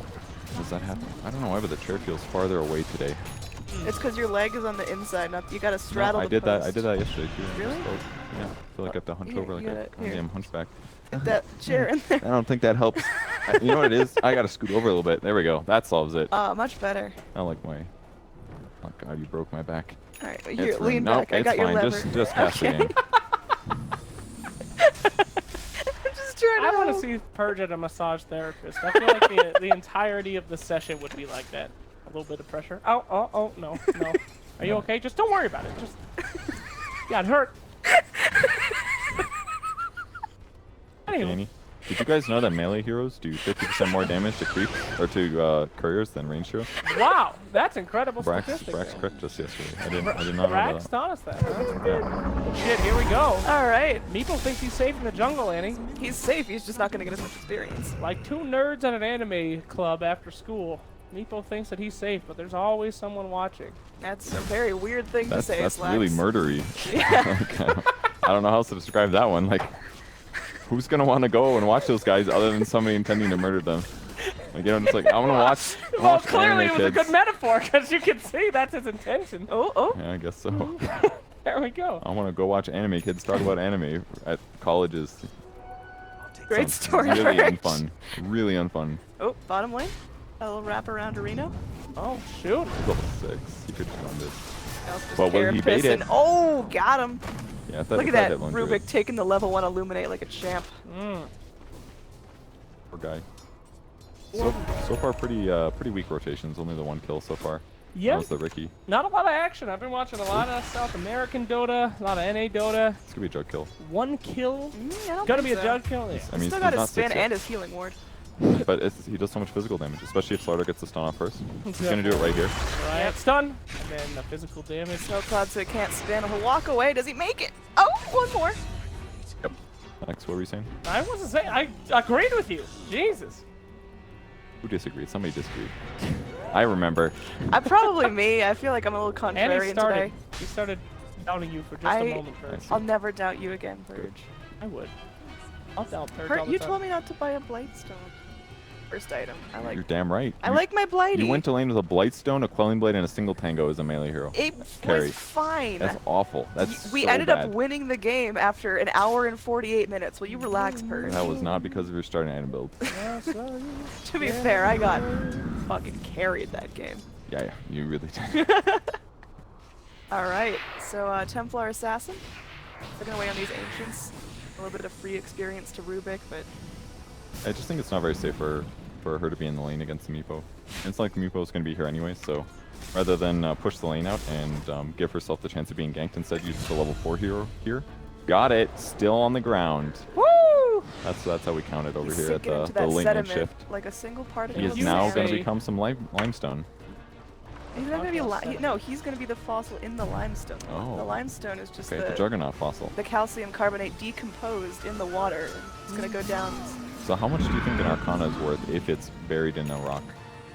Dude, Oh, wait, it's not an Arcana. geology. It's just a legendary Oh my set. god, if there was a geology juggernaut set, I would lose my fucking mind. How could that ever be a thing, though? That He's, sounds a little off. he's the last of a his little off topic. kind. He's a really Okay. rare mineral. So you're gonna, rather than keep him alive, kill him, stick him in a rock, and then No, collect dude, him. fossilized jug. That fits All with right. the lore. They Does it? found remains of another kind of juggernaut. in Right, this there's already a island. lore like that. Monkey King already has They that lore. dug him up, and that's the arcane. Monkey King already has that lore. Okay. What? That he's a fossil. Yes, he was under the mountain. He was under the same mountain that freaking Broodmother was under, which is why they had a romantic relationship, which is the same mountain that Alchemist blew up, which is the same one that got Magnus' entire fucking people killed. They already had that. I'm so sorry. Slacks, you sound really angry there at the end. Down the middle lane, we I'm have sorry. I will never challenge Slax's lore knowledge turn it down ever a little bit. again. You're drinking your LaCroix. God, boys. Do you want some Amazing. coffee? It all ties together so well. Get out. Sick observer ward snipe there. Here we go. I feel like the tempo of the cast is feeling a little weird to me right now. Do I just stop talking because it's awkward? Do I say normal things as they come out? All right. I'm just tilted by rocks. I don't know what the deal is. Something about talking about rocks upsets me. Maybe I was assaulted by a rock when I was a kid, and I've been repressing those memories. Can I walk you through the process of how gypsum is formed? Top lane. I think we got the right one there first. Really action-packed. So there's actually a large, shallow pool of water in the hot sun, usually along the All right, equatorial band. Annie, no good. Okay. Too much detail. Talk Okay. that way about Dota though. I'm interested in that. All right. Nyx Assassin is vendetted. This is not the same. You do not have the same level of expertise as your rocks. I'm sorry. Have you ever I have 4 considered years being of a college on rocks. Have you ever considered being a play-by-play rockcaster? Dude, I would you'd make. be really good. If you guys have a job opportunity for someone who play-by-plays geology, I am all about it. Get like plant some cameras in the ground and be like, Annie, break us down. What's happening right now? Dude, live action detritus cam, I'm all about it. Ooh, keep where the light. He's running away. He gets the root. Got him. We don't know how many times you hit him leading into like really haven't been looking, so. Oh, went for the regen room, but it's greedy. They got the psionic trap. He's slow. He brings in his buddies. Tough. Ricky, he pops a nice smoke cloud. Can they get him down in time? And they will do it. I mean, this is what we were talking about, Andy. That smoke cloud is going to be a big problem. He's got no ability to poop. Slacks! That was my idea. I'm the one that started the smoke cloud. Okay, technically, I'm the one who brought it up first, but I was also agreeing with you, bringing us together in that one. Okay. So you don't have to lay claim to that, Miss Droid. Down in the bottom lane, the bear's pushing out, and there we go. The first tower falls. Good to see. I like how he's integrating his ulti as well. Like that's dangerous sometimes to do certain pushes like that, and he gets the battle cry out of it. The battle cry is actually fantastic. I feel like I've seen no pro players ever use it, but it's like 10 to 30 armor or something like that, 10 to 20 armor, and like up to 120 damage. Just use it to push towers, and you can even transform back to your range form after using it. And that way he's just harder to gank as well. There's smart moves. Here. Okay, so, is anyone specifically behind? I feel like Meeple got killed a few times, but he's still got a lot of last hits. He's still in pretty good shape. I mean, he's doing okay, but. Oh, they need something out of this. All right, somebody changed it. All right, it's normal. God. No, they rebound the binds to the default. It doesn't make sense anymore. I was real confused. I was like, W is for net worth. W is for worth. G is for no, gold. We're moving on from your. You force your hotkeys on everybody. B for buyback makes way more sense than whatever nonsense is bound to there. Oh, there it is. That's fantasy points. That's shit, we got the fantasy points, ladies and gentlemen. That's actually what we should have been bringing up. Here we go. Hey, at least experience for a minute there. Did someone just turn off edge pan? Okay, that's why I'm confused. Yeah, Mott doesn't like edge pan. Some freak turned off edge pan. Mott is really against edge pan. I mean, it's definitely bad, but I'm used to it. All right, we need a pause. Can these guys pause some? Annie, can you just like break their internet? Is there any way that you can? Just hit the button down and then it's under options. Oh, here we go. Oh, nice. there we go. Lift on Nyx Assassin. There's no way he gets out of there. Smoke cloud for good measure. That's a nice kill. Rubik. Just got like just a chillin' sentry ward. Nothing weird about that. Used it to D-ward actually. All unlucky, but why you leave those in random places? So do you mind if we have a kind of discussion here about one of the heroes? I was in an argument earlier today during a cast about people were telling me that Nyx Assassin is not a good counter to Lone Druid.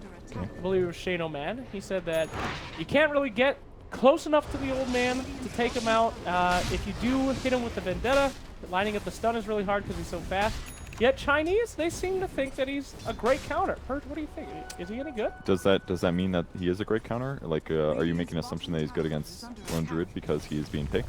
Yeah. Or is he just being picked because they think he's a good hero? No.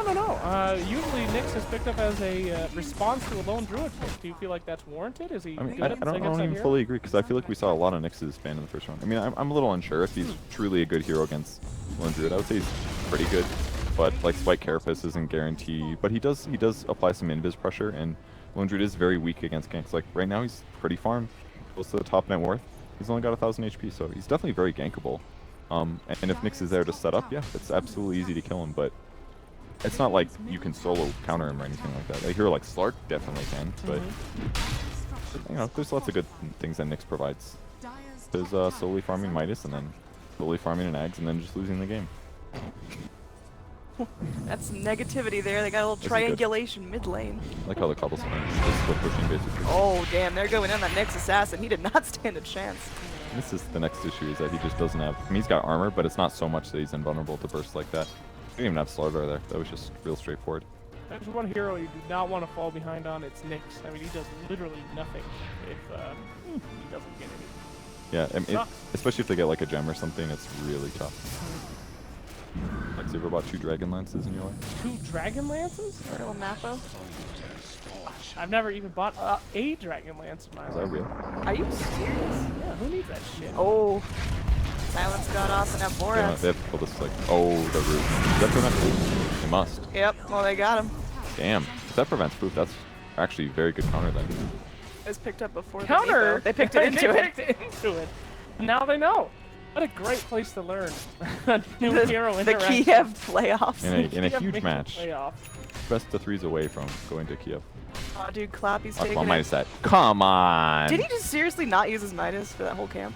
That was not worth it in the slightest. That is not Unless efficient. he gets over here. Okay, he's fine. Well, he still lost like probably like 15, 20 gold out of this. And I definitely wouldn't have Shrine first. This is just the dumbest thing. Well, I guess the Shrine comes off cooldown 10 seconds faster too, but There's the Midas. anyways, I'm not the biggest fan of that. And I also really feel like skipping Tranquil Boots is kind of dangerous on starter. I guess he went for the health regen, so he shaved it off, but I tried doing the similar build actually, just to save money, get my next items faster, but the issue is that you're actually just not very fast with sprint. It amps the movement speed that you have, so if you have a really high movement speed item like a Tranquil Boots, you're running like a good 40 movement speed. It's like 60 more movement speed pretty much. That's bananas. So if you get Tranks a give boost 40. to travel on Slardar, you're like super quick or what? Insanely fast, yeah. Because that 100 movement speed is also buffed by the 44. Rune. Whereas right now he's only getting like 45 movement speed. Okay. Oh, nice dust. They got him. That's going to be an easy kill for them, but will they be able to turn something around here, Miss Droid? No. But what if they did? But they didn't. But can you imagine the universe? Okay. I like the multiverse theory. Like this is him using Guardian Sprint. Guardian Sprint? Sprint, and he's only 482 movement speed. Like this is the slowest starter you've ever seen probably, right? He's chugging. And he even went tread, so he's going to try to transition here, which is in some ways kind of cool, just because they're slightly weak on damage, whereas if he just keeps buying attack speed items, he could possibly just transition into a core.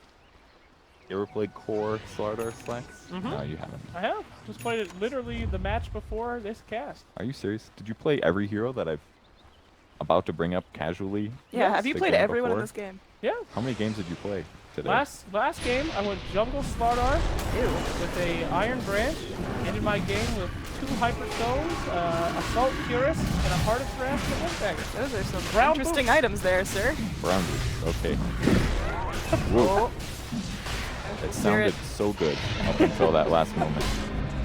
Yeah, just really easy Roche here. Only 1 point in his Lone Druid form, but damage amp and the Corrosive Haze is very easy to kill that. It's just accelerating nicely, I feel like. I just feel like their cores are all going to scale together super well. The Meepo, it was an interesting pick, but I feel like it has not done very much. In fact, Well, it it's just... time purge. You can't Not, rush I him. mean, I feel like it was a shit pick. I'm gonna be He's- real. He'll get there. He's very clearly building towards like an E-Blade to save one of his cores. Maybe he just doesn't feel safe fighting with early blink or something. Maybe like he knows he's going to get spotted. He doesn't feel comfortable farming super aggressively because of the heroes they have. But if that's the case, why pick the hero? Yeah. The laning state was fine. Sure. Just Why- it didn't Why transition. pick Meepo over somebody like Weaver? There was a Weaver in this Weaver game, doesn't. dude? Weaver No, is Weaver's- not a great solution either. I think Weaver might be worse this game as Yeah. a pick. Okay. That smoke cloud would just not make him do anything. Yeah, or any of the burst physical, or just a lot of things that would have been. The universe. What the hell? Oh, that was a poof. Yeah. I was like, where'd those attacks come from? Oh, Ricky wants it. He's gonna be chasing. You know what I don't see enough Ricky's utilizing? You can use items while invisible. Why don't they get Dagons? If this guy had a Dagon 5, that guy'd be dead right now. You're right. Where'd you get that 8,000 gold though? From Dagon 1, 2, and 3. Oh, purge. Was that bad spectating? Oh! Oh, they don't even know they got a good stun. Oh. Baby takes a bullet! Nice smoke cloud, nice savage roar, driving him back, and they're able to isolate the Juggernaut, Dude. crush him up, and slap him down. Jug actually looks worthless this game. They just keep killing him repeatedly. It's because he doesn't have the sediment arcana. I think you're right. Manta, obviously expensive item. He hasn't been able to finish it yet. His laning stage went tough as well, is probably another big reason. Was pressured pretty heavily by these guys, and now they just have huge minus armor advantage. Damn, that tower just melted. Yeah, Deso plus Bear, man. Everybody knows a bear's build structures. That's, you know, when I see a bear in the wild, I think what he could do to my structures. My goodness. Is that a euphemism? No, it's La just- la! And today we learned Annie's a furry. This is such bad Midas usage. Like fair. you do not Midas I usage. know what you do to my structures. Fortify! I don't want to be. I told you not to have me on this cast. Why did you do this? Anyway, so Lone Druid getting some nice items here, and the towers are literally melting now. That's okay, guys. We still have Keeper of the Light, the ultimate high ground defender of 7.0. Look at that, Ags. Almost done. Almost done. That's a nice time to Ags. Yeah, it's pretty good. With how well his team's been doing, it's fucking a miracle. Yeah, what does Avenge have? Is she really picking up the slack for him? Oh, it's nothing. Oh god, no. No. Oh god, no. I mean, she's got levels. Don't remove that from the screen. The biggest liability is really that End here has been having a lot of trouble on the Jug. His laning stage was iffy, and he's just super gankable by all this physical damage, and the Smoke Cloud making it worse. So normally you can just spin after the first stun, but tons of single target physical. They've got enough mobility. Still no blink on the Rubik, but oh, this is a big steal actually. Inhale? Yeah, because now that he can stun any hero for like 5 seconds between telekinesis and that. I'm a little worried here. Even with the Coddle, though, the high ground defense, do they really have what it takes to go in, let's say, a imaginary situations, hyper late game? Okay. They gonna win this thing? I mean, you got a Lone Druid, who's got a massive amount of vulnerability, already very farm Slardar. TA with a huge amount of burst damage, and then you got a Ricky that's gonna control this Meepo even in a hyper late game. Yeah. I mean, it's not gonna look good. Are you saying that VG gaming is screwed, or are you saying that is IG gonna have issues late game? I'm saying that HEs have some serious problems. Yeah, that's what I'm feeling like as well. Yeah. Definitely. Even if they can defend that ground for 20 to 30 more minutes, I think they're still. This is like the least efficient Hand of Midas usage. Very depressing. Very depressing, guys. He uses it as a party. Shivas will be cool though. He only uses it after a kill. The worst possible creep. Like he could walk here right now and Midas this Centaur, and he would get a level. Get it. Get it. Get it. This is actually Get very, it. very He's upsetting. going. He got it. Oh, finally. Got him. God. I mean, he's still doing really well. Like, this net worth is insane for a Slaughter. Yeah, I guess he's Meepo's offlane, having a but struggle. How does Meepo get back in this just jungle? ideally just jungle all over the place, but the problem is I don't think he even feels like he can split up. He has to keep his main Meepo near his other Meepos. That way, if they get ganked, he can E-blade them. Like, this is literally just defensive. It is sometimes a Meepo item, but there's no way it's supposed to be gotten this early. He's supposed to get like a blink and move around getting kills or something. Right. And instead he's just AFK jungling with 4 Meepos in the same place because he doesn't feel safe. Or he's just not good at Meepo. I'm not... it's probably more the fact that the gank pressure from IG is just terrifying. Like, you don't know where Ricky is basically ever. So he just doesn't feel comfortable split pushing and farming across the whole map. What's the Nyx doing? Like, can he provide the vision? Can he just be the buddy system for Meepo? Like, the issue is without a gem, he doesn't even see the Ricky. So he doesn't even know if their opponents can see them or not. And it's kind of scary for him to even move across the map, because if the raiding team has team fight advantage and map control, he could just be walking through sentries and observers anyways. I do really like that he got the blink first, though. I think this is a great way to make the hero strong early, and this is a lot of the reason why Nyx assassins that aren't terrible don't buy Dagon, because once you buy Dagon and they have a gem, then you are actually worthless. But if you've got a blink, you can actually initiate with a stun on a couple heroes. There's a lot more impact. Oh, Navi yell at us. No, it's just someone coming down from the stairs to the main floor. It's about the time where everybody goes to sleep, and yeah, we're tucked away safe in the basement. leaves They us. can't hurt us. Oh damn, it's only like 10 o'clock actually. Wonderful. We're on till 6. Wonderful. Also, DDC is a little unsure about. He's like, do I want to kill Sentry? It doesn't matter. It doesn't. Yeah. I thought he had his Ring of Regen, but he must have sold it. Lex, have you ever bought Tranquil Boots in your whole life? Yeah, I love Tranquil Boot. What's your? Hot, so many. Axe, great. I like it on Omni Knight sometimes when I feel like we get a little powered. That sounds like a choice. Golly, Tranquils are a great support item. My favorite thing is that they're not canceled out by magical damage, so I start to spam the other guy in the lane, then they spam me back with their spells, but Your boots you are still followed into my going. trap card, dumbass! Must I work. have Tranquil Boots. Must work very well when nobody actually right-clicks each other to do lane harass. It's true. And all it is a Soul Ring into a Sven stun on your Tranquil Boots. Yeah. Things are good, Anti-Droid. Amazing. They're good. Truly amazing. These guys are very much in their base. Did you notice this? They're just here. Yeah, Meepo is not farming right now. He is. They do not feel I good. mean, they're sending one Meep out to the forest to try to clear out some camps, but Be free, brother. it's gonna be slow going. Now the future of people that used to live here before IG destroyed us. Oh, farm away. I guess. Oh, it just disappeared. Okay. Woo! VG is completely terrified to do anything for good reason, and I feel like IG is they're taking their time with this advantage that they have, though. Yeah, this is pretty standard, I think, for the Chinese region. They know they're winning. They don't want to throw away their advantage. They don't want to mess around. They don't want to gamble. They just sit around. And the thing is, like, I think both sides play this role. Like, the team that's winning plays very conservative, and the team that's losing also plays very conservative, always sitting in their base. And it provides this, like, weird situation where, like, one team just played aggressive and they might be able to get something out of it. Oh, nice. Oh, That was a triple stun. Yeah, Coddle, he's in some trouble there. It's nice blinding light. But, ooh, Impale stops too. They aren't able to steal the missile. Rubik made him there. Successful smoke gank. They stole a spell. That's a lot of action for the Chinese team, guys. Look at that. They now got one more reliable stun on the Radiant team. Yeah. But if they just played, if either team played more aggressive, I mean, it creates outliers. I think the team that's winning, it's smart to play safe. But for EG, I feel like maybe just do a smoke gank once in a while and try to get a solo kill or something. Because sitting in the base and waiting until they actually go high ground is not always going to be very consistent. And it seems like this is a kind of a very common thing where they just sit and wait. Sit and wait. They've even got a gem, like daytime. I guess they're maybe waiting for daytime or something, but get some D wards at least. Nice. Well, that's helpful. Vision wins games, Anti-Droid. Yes, it does. I agree. Another Roche going the way of the Radiant right there. It doesn't look like it's even going to matter here. He's going to go for a Daedalus here, no Bloodthorn. So kind of interesting choice. A lot of TAs and a lot of heroes of all kinds are going Bloodthorn lately, but it's like the Daedalus making a little bit of a comeback, being bought a little bit more. TA Slacks, have you ever bought a Daedalus? What is this, an interview? What are you Yeah, I'm really trying to find out Slacks' playstyle, Per. Slacks, have you ever bought a Daedalus in your whole life? Slacks. Heard. I got a question for you. Yep.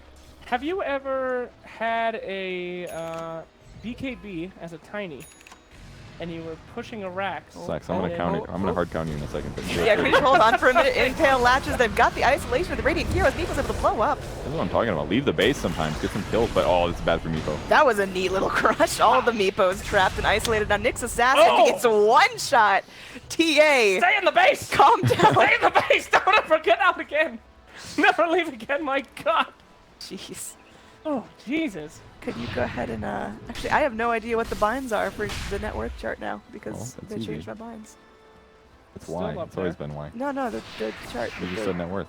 Yeah, the chart. Yeah, the graph. I don't know. It's like F3 or something. Well, suffice it to say, Oh, it is mid F6. lane going That's easier down. than G. Deso is just going to melt that. They don't have the I wish I bear could edge damage, pan. but they do have Rubik's massive Change right it. clicks here. Approximately 0 damage. TA is going to be taking it down by herself, though. Blinding light. I mean, TA just melts structures. Plus he's missing here. Woo! Well, she lost some mana. Oops. Oh, it's F1. There we go. Slacks, you ever forgotten that your techies mines do damage to structures in a 100-minute game that lasted way too long? I have not, actually. An hour I and just 48 pretended minutes like before I you did. figured out you could hit structures. It's like you just completely forgot how to play your hero because you were so obsessed with making the map green. It looked like a It worked. disease by the end of the game. It was just purges, ags, tree things all over the map, and Flax's thousands of mines. There's two ways that techies can win a game in a Dota 2. They can destroy an ancient, or they can destroy the enemy team. I like to do both. Unless someone rage quits or actually begs me on the other team in alt chat to let them end the game, I don't end it. I'll sit around for 4 hours mining. I don't give a fuck. Okay. Right, anyway. Okay, so Tia's about to pick up a double damage rune with a Hey-o. Meld Strike and a Daedalus. Can we do some math? Well, DD's actually not that amazing on TA. It's good, but she doesn't have very high base damage because she doesn't buy stat items. She buys like raw damage, so DD only increases her damage by 121. Still, It's still a lot, a lot. but it's not like Tiny or Morphling or something like that. Those heroes get like 200-300 damage from it. It's pretty amazing. interesting. Ooh! I do like that VG Gaming did leave the base there. Like it could have gone for a really good fight. Meepo's in top lane. Oh, shit! Oh, That- stay in the base. Stay in the Basically, base! Stay in the base. don't touch. Stay in the fountain! Pray to your god! Hide somewhere on the map so they can't fountain farm you. IG. That's all you can do now. Oh, how many shots does this tower take? One. That'll be a few. 6. We got no. There's no Tiny here. Okay. Either way, that thing melts like a neutral creep. You don't do anything. A lot of casters say, what do you do to come back in this situation? You literally hide. That is it. Oh, they got her isolated. It's 5 heroes on TA. They might take her to half. It's close. Oh. Oh, she lives. She's got no mana though. Oh, dude, this Ricky actually just owned that Good whole thing fight. she doesn't need it. Oh! Did you guys see that? Oh. Like Ricky just it looked like he solo killed a Meepo by himself there. I mean, ow. 15-5 is the kill score at the end of the game. 7 armor. Well.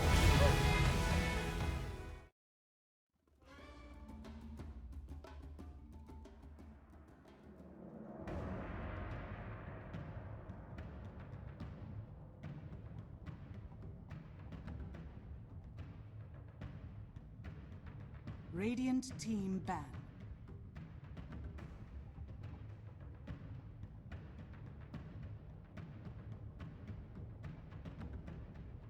Dire team ban.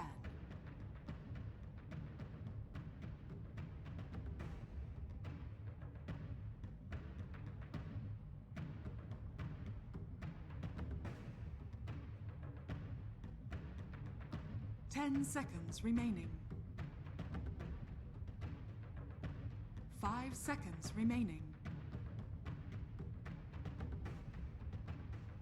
Reserve time.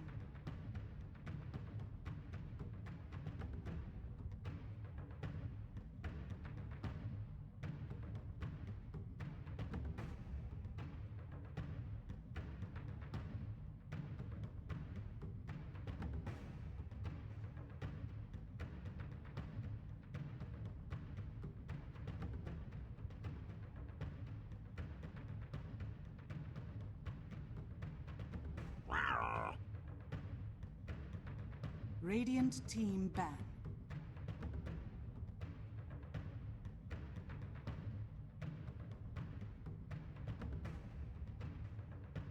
Dire team ban.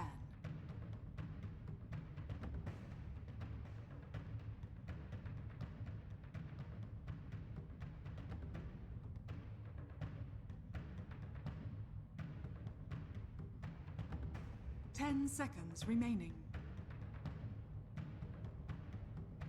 5 seconds remaining. Radiant team pick.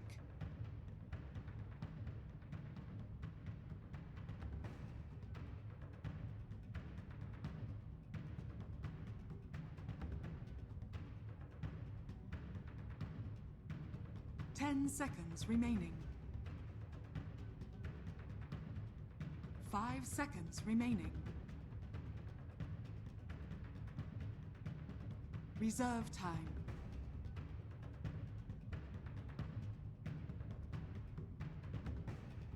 War Chief. Dire team pick.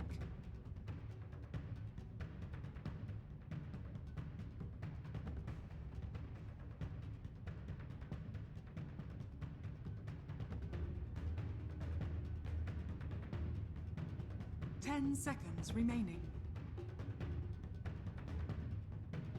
5 seconds remaining. Reserve time.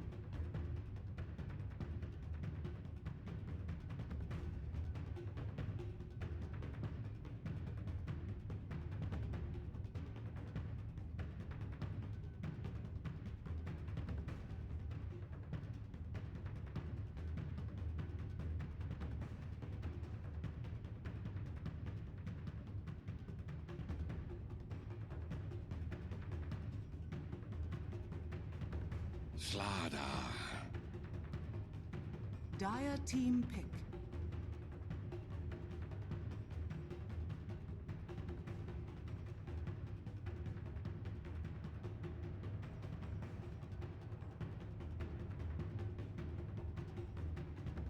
Ten seconds remaining.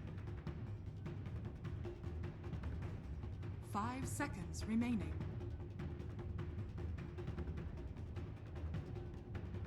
Reserve time. Rubik. Radiant team pick.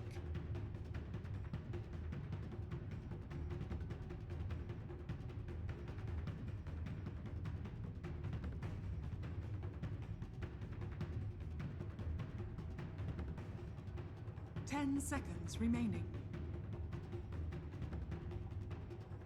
5 seconds remaining. Reserve time.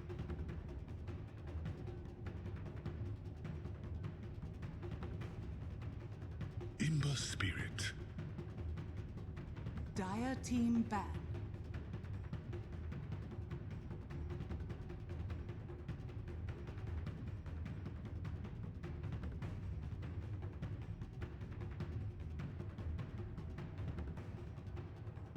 Ten seconds remaining. 5 seconds remaining. Radiant team ban.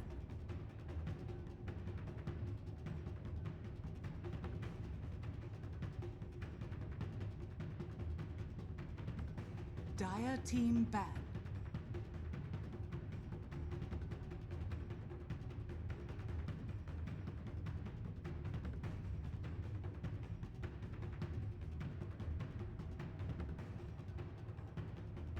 Ten seconds remaining. 5 seconds remaining.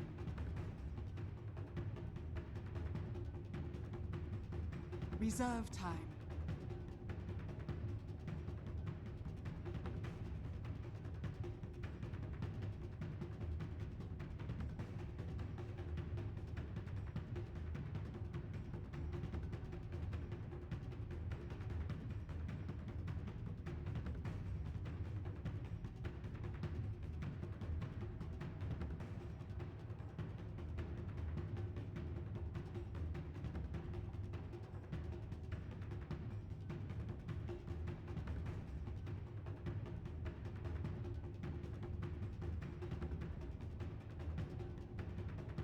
Radiant team ban.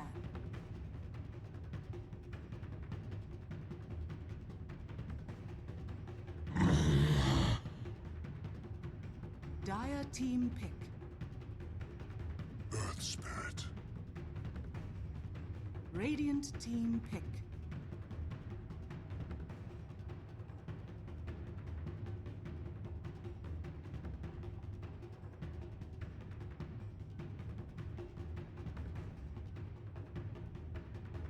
Ten seconds remaining.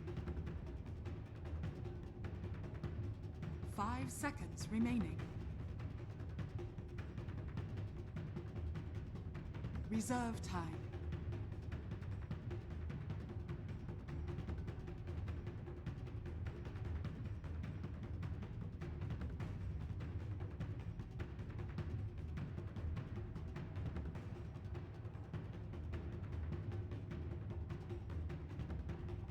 Dazzle. Dire team pick. Shadow Fiend. Radiant team pick.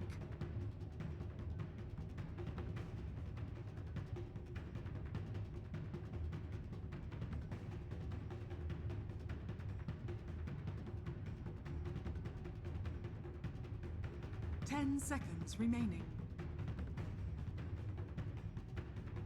5 seconds remaining. Reserve time.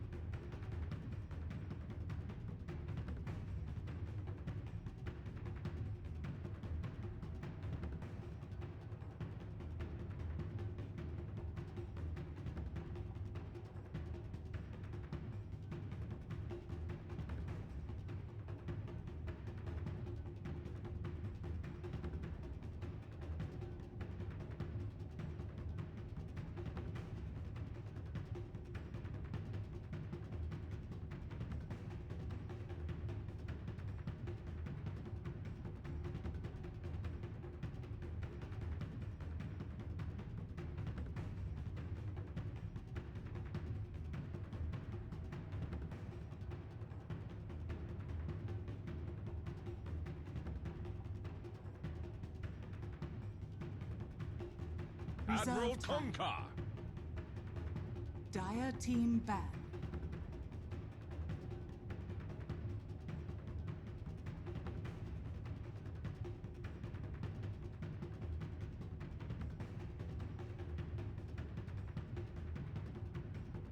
Ten seconds remaining. 5 seconds remaining.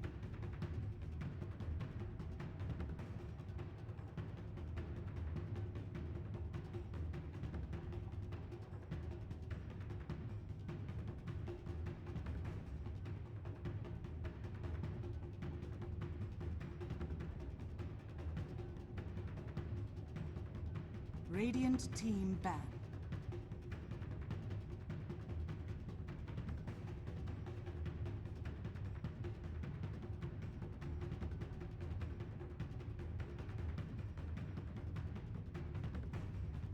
Ten seconds remaining.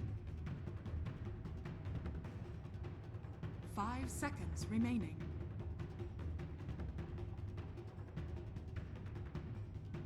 Reserve time. 10 seconds remaining. Radiant team pick.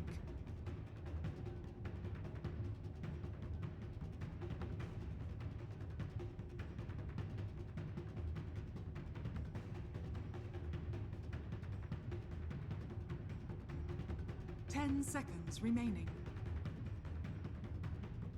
Luna. Dire team pick.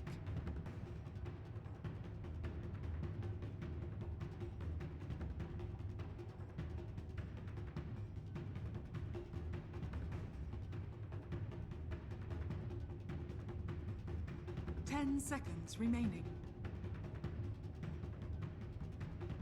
5 seconds remaining. Terror blade.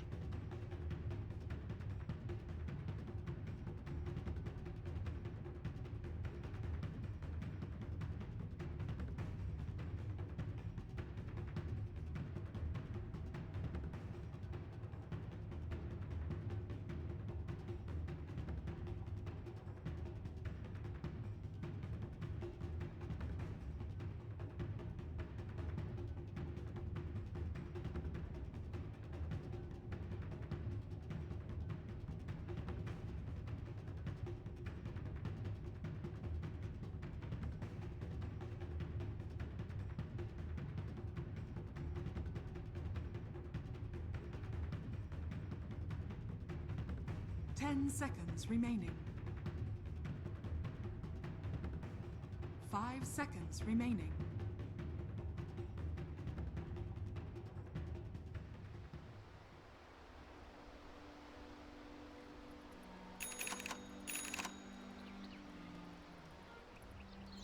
Prepare for battle.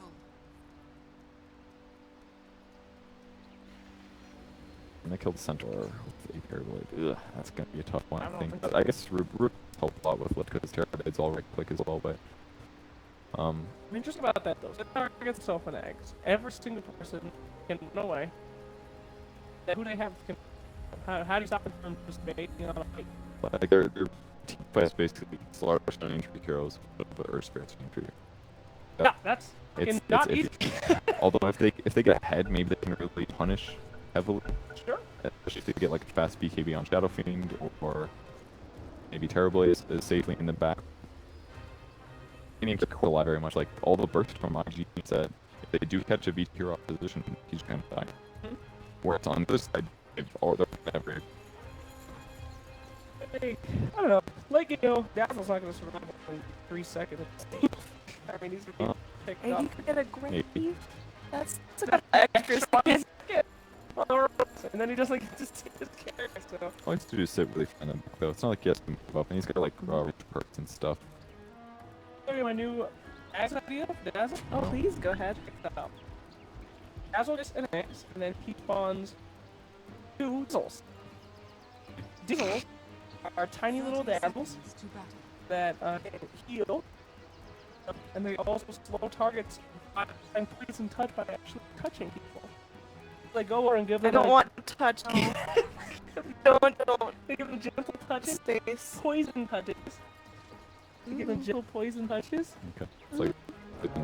a poison pat, if you will, and Dazzle can heal them. You know, accelerate it. So the Dizzles is the eggs. Okay. Right. It's not your worst idea. And then also he has a recode called My Nizzles. Bring the 2 Dizzles back to him from across the I didn't like the idea, but now I do. guys. Pretty incredible. No. Interestingly, Centaur, they give him the arguments who get fast stop shield for his jungle whip. Don't see a lot of it normally. I can't believe you did my pre-pet. It was very gentle. Technically, I poison pet. You invented the poison touching. They win each other too, or Oh god, that doesn't If you sound leave two cheap. Jizzles alone, they get a passive ability. you put them in a very small gate area, they will make children. And then you can sell them you for can sell fucking the king. pinatas and shit. Yeah, they're called Frizzle. And then you ward here and gets blocked by the other two sentry. It's huge. That's gonna really limit the levels of these two supports. Considering it's a Rubik, yeah, it's really tough for him. He has nothing to do. The bad days, but these are at the start of the goal. Wish more they do just pulling like this at the start of the game, but like they justify their level. Then Well, you know, Valve like that. That was the quickest start I've ever seen. One pull into some trees, and then the next. You can do that. he could just always do it the regular way. I'd say. What's the point of that? Why even pick our series? Our hero. Can't read. So much better at getting level 2s, maybe the better reason. A jungle, straight into that jungle, sunflower? Yeah. You'd have a really tough time milling. Wait till those go straight to town at earlier levels, earlier farm. Yep. You know, you'd be screwed against the Quick Wolf and the Terrible Blade. It's just easier for him to hit the jungle really fast. Speaking of Rubik and Terrible, we're not going to see my favorite interaction of the game. If Rubik steals Metamorphosis, he becomes very, very tiny Blade. He's so small. Oh, He's so little. Just landed, but it's almost nothing of course. God. Let's Oh. It's dead. That's my favorite Rubik interaction. If he steals Wukong's Smash, the monkeys in the circle are tiny Rubik. Really? That's Yeah. awesome. I don't know that. Are they still melee range? Yeah, they are melee range. They just Way too old. slap you with shit. yeah. Nightmare. So attack. Like, you get that attack damage talent level 10. Oh my god. Oh yeah. You can see they didn't have the, what you call it? Go mastery or whatever? So what's that? I forgot the mastery. They use Echo Saber. Yeah, they have bonus Echo damage. Saber match. Oh, my. Roaming? Double damage Unaffected our level 2 spirit. roam.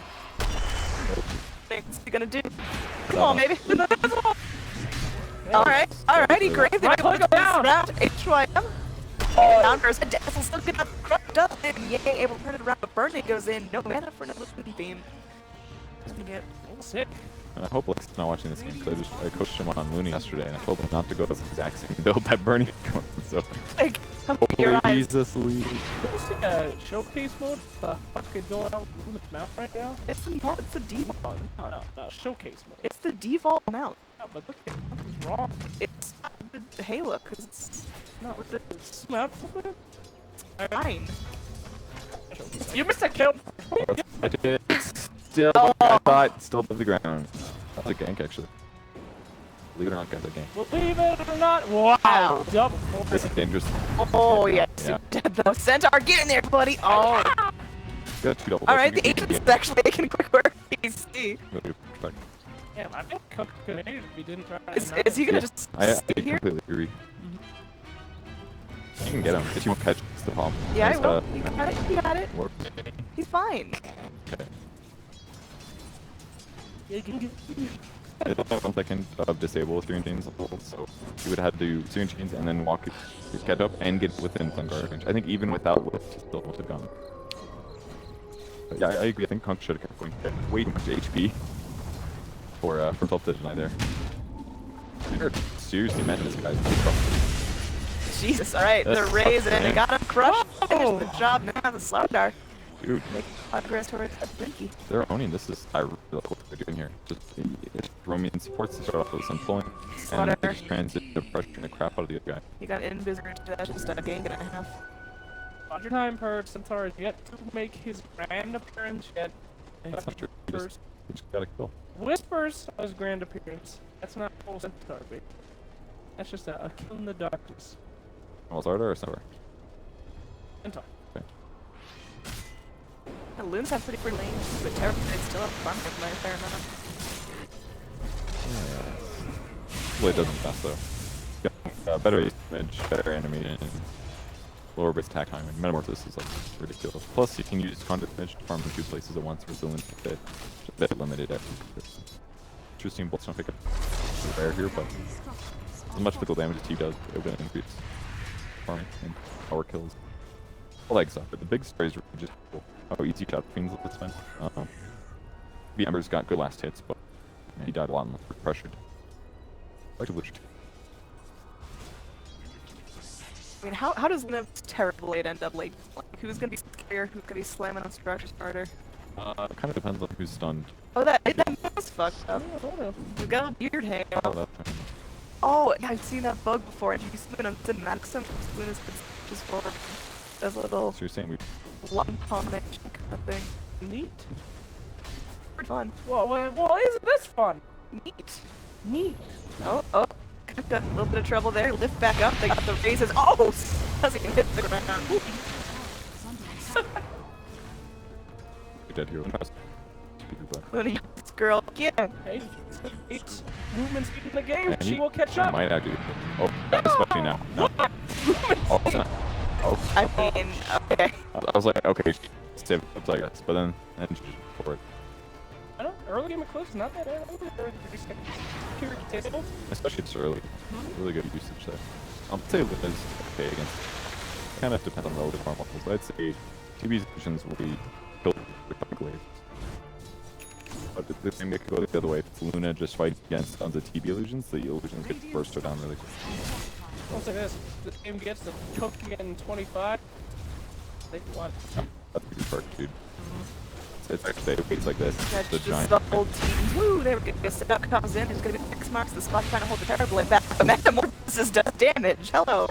Token Yeah. won't be making it. Go be making it at all. 15. But, He's already had a tough time. yeah, but actually, it's such a good skill against Terrible in particular. He's all of the moves. We're gonna be back together. Anyway, a little stompy, a little run around. Center scared him. The grand scares has happened. Look for him run. Destroyed. Bye. Bye. There's one farm. He actually doesn't even want here. I mean, he don't need arms. And farm. He got them arms first. Goddamn farm. I mean, he's second in the last turn. He's beating his own Luna here. Not reckon goddamn farms. Sad on him. It's funny. No. That's a bad meme. No! It's funny for. That's a meme right there. Alright. It'll come up. Oh look, I happen to. Oh, nothing. It's still there, but here we go. Now see our status update. Pretty much the same. Always be a kill if they were there early. They're not. Ember's actually just not even good playing this up right now. I feel like he can Syrian Chains to burst and like play around a little bit more, whereas Flame Guard he can't really stand up to the damage that SF puts out in a lot of cases. It's just a really good game for SF so far. Why is wide at What? work? Why is it in at work? They grabbed all the things that they thought were important and they put them in order from Q to like Y. Alright. The Like, default hockey by makes no status. sense. Makes way more sense to have things stick for things. Beaver buyback. Q for kills, deaths, and assists. No, the Q is for last. Okay, well, that makes sense. Because you queue up your last hit. You can go. Oh, yeah. No, that one's good. Denied! I Just think the way it, yeah. but I is cinematic because the lowercase I looks Any like a stick hypocrite figure on with one of no your arms hotkeys, and no legs. Your hit defeats your entire You know, argument the real because reason last why down W only is one. net worth, Q, W, E are the three things I look at in order. Q, because you start the last hit. Oh, I W, stopped looking at my net keyboard worth. for you like years ago. I don't know. I still look at my keyboard when I type. That's fine. It's not. Radiant's top tower is under attack. You over here, Backslash? Dire's middle tower is under attack. It's playing this for hours? No! Radiant's Not top at all. tower is under attack. I think I'm Slex's brain virus, whatever it is that makes him so nervous. It's over from this side of the table, working its way. This guy almost died. Yeah. Great to catch that. Hey, we don't miss kills here, alright? Yeah. Don't waste your time. If they don't die, you don't see them. Genius coming to this game. Almost every Luna's been going home to die, but I wonder if it's going to be for. I feel like Mask of Madness is a possibility. That I think the item's a little. It's like, It's a really fast mode. Very uncommon. It's never purchased Legions. Everybody sees Helm so good, but the problem with Helm is that after like 20 minutes, it becomes a much worse item. Lorna, we have heard that as I think we got No way. But I could there's maybe. no way if she goes No way. first item Satanic, you have to drink the pint of ranch I'll dressing. drink a pint of ranch to be right to Okay, you guys did it lose. here. What's the bet on the other side? What if I get if, alright. I'm not. Oh, you're just paying on the line? Yeah, that's real fair. Fair? I'm in.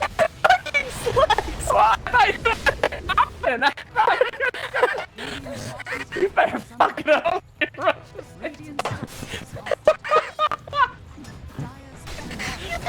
You're in my house. We're not in video.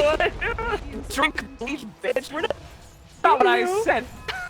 It's just simple suggestion. Oh, alright, this is gonna be out there. Game over. No friend, get ready. It doesn't play yet, but it's coming. Maybe I'm gonna throw up immediately. Hopefully that buys enough time to get to the hospital. Oh, bid. He's got no man now, dude. Hard time. Losing is pretty feel like low cooldown ability. Are still hitting creeps. Actually went for a Vanguard early, not for a. But I guess against the minus armor, it's kind of needed. He's Vanguard actually really good against Hairblade illusions because they hit very hard early game. They hit for like what 6 damage right now. Vanguard damage a lot of that. Man, there's gonna be a girl. They scanned it! They scanned it! They scanned it! They already coming! Alright, well they ought to comment, this is Rubik's gonna get. Oh, look at this! They got him. Oh my! Wow, pop that drawing! Holy shit! Did they pop that shot expecting him to make it? Or? Yeah, that was like a team police. There's one things where you're like, man, I wish I had different subscribing in Kunkka Dazzle. That Kunkka only did like 550 magic damage. Got the rum envy. He did, it's just the Ember didn't have enough damage. Maybe he did enough spring chain. Actually, that would have been huge because it doesn't actually doubles the damage points. That's good for playing this. Oh, they want to the Luna. They'll take the lift onto the Luna. She has a clip, but she's not going to let me use it. Centaur ults get everyone else out of the fight. This tower's history, and they're not even for it. And the third part is that Rubik pulled him back, and therefore he was out of great range. This is Dazzle. Oh, you got the purge. Oh, okay, no problem. Didn't miss anything. That's his normal Ember spray. He just dies really fast. That's all, guys. Jeez. He's diving around this game. Just a little bit of pressure, and all this he just doesn't move fast. He's in kills in lane and farming and fishing or something. I don't know. It's just the game's wrecking. Putting a lot of pressure in the part of the core section. Finally, Simp got an item. Will make it probably. I've seen Sybil though. What, turn? Yeah, it's kind of bad. It's kind of. He doesn't have a what's it? The hood, so he can't dodge, and it's gonna hurt him. Yeah, so he doesn't have double. It's kind of it's like it's the offset. If he was Vanguard first, maybe he's going this build because without the hood, he needs to get free damage, like you said. That may be the justification. I think it's also potentially good against Terrorblade too, because if he's damage blocking damage and then reflecting return, he's going to kill the illusions kind of fast. Whereas if he has to get in there and huff something, it's just not going to happen. I mean, he shouldn't farm technically unless he like controls crap load, but it's kind of a weird, very different build. Not very, but definitely different. Get the ready. Different than what's defense. Oh, That looks well, he's not gonna finish it. So. There we go. Yeah, that that's complete structure. Man, I've wrong several times, but they Fiji this is a complete different team than what was that side. Yeah, did they just like was the Meepo their troll pick, or were they just eating them and just go for a lineup and then suddenly come online? I think it's still what would happen if they gave any kind of vertical rotation. I feel like they know that okay, if we set that beginning phase, we are going to get stopped. Let's make sure that we put on as much pressure as possible. Yeah. We're seeing that here today. These guys are going bananas. the guys don't know if there's kind of every fight. So if heroes seem to be helping basically. And Caribou pushed in. Where before was Juggernaut was a lot of passive. They're just being more active this game. And Dazzle's, you know, a little under level for anything. My bow terror finally working out. Hey, you forget it. I feel like... I know, I'm saying I'm proud of my terror blade. I know, you were right. I was wrong. Everybody's kicking some ass. I think that a lot of it honestly was that the first fight that they had, they killed a couple years above tier 1. I feel like that mostly happened just fast treads and blade stuff. They made it look a lot harder for early tier blade. Just get a couple kills here or there, not getting ganked at all, like being positive wall farming what you're on, and their opponents don't have any aim heroes, so it's like I feel like they just do whatever they want with this game on each side because they want any to even Spirit's playing for raid. Hasn't finished. Yeah, he's really falling behind in terms of farm. His net worth is below the Slardar. He just the helmet, but bad. This is actually really. It's not really great. What's Slardar working on here? Our fish boy. Whatever. It's like 1,000 gold. He's carry. Already playing what he's gonna do after this game. Map. Game. Yeah, I mean, this is looking real good to me. Picking up net worth, whatever you're saying behind that is. Around the net worth. No, the. There we go. One of the graph. I want to see it slope What down. is Yeah, but that's the current graph. You can't see the trajectory. You gotta get the as you can see, just banging more marks. All this spike keep changing. Oh, got him! Oh, shot the curve. Wait, Rubik, you can still take close. Can you get it? Oh! That's not it, though. The Great is like doing some serious work. Enter doesn't fall. Empress gets the double change the remnant to the damage that they need to get this fight out to a good start. But Terrorblade's still up. The magnetize isn't going to be doing enough there. Shadow Fiend is serious. He's going to get down, and Death Equidom does next to nothing. Yo. Okay. Okay. Oh, hello. Oh, they're turning this around. He's out of remnant because they already popped them all off in the fight. So should be a nice return kill here to go the way of the Terrorblade. Some more farmer boy. Close, I think. This is ending with Yang should just hit him once, but this way for stun. It's really bad for IG because I thought it was just over Centaur Luna, but Luna, wow, did 2,000 damage. Get to 3 points, I can't believe it. That's insane damage, more than Ember Spirit did. I thought Ember Spirit was MVP that fight. A lot of smack. Come back. Alright. Yes. I literally not tell you pirates are real. They're not fictional creatures. They're a thing. If you're objecting your own insecurity being a pirate right now. You could be a pirate if you want to be a pirate. The ocean here in Colorado, the ocean. You gotta swim. Yes, sir. No, fix. Wow. This is a dream. 4 years. 4 years. You want to be a pirate?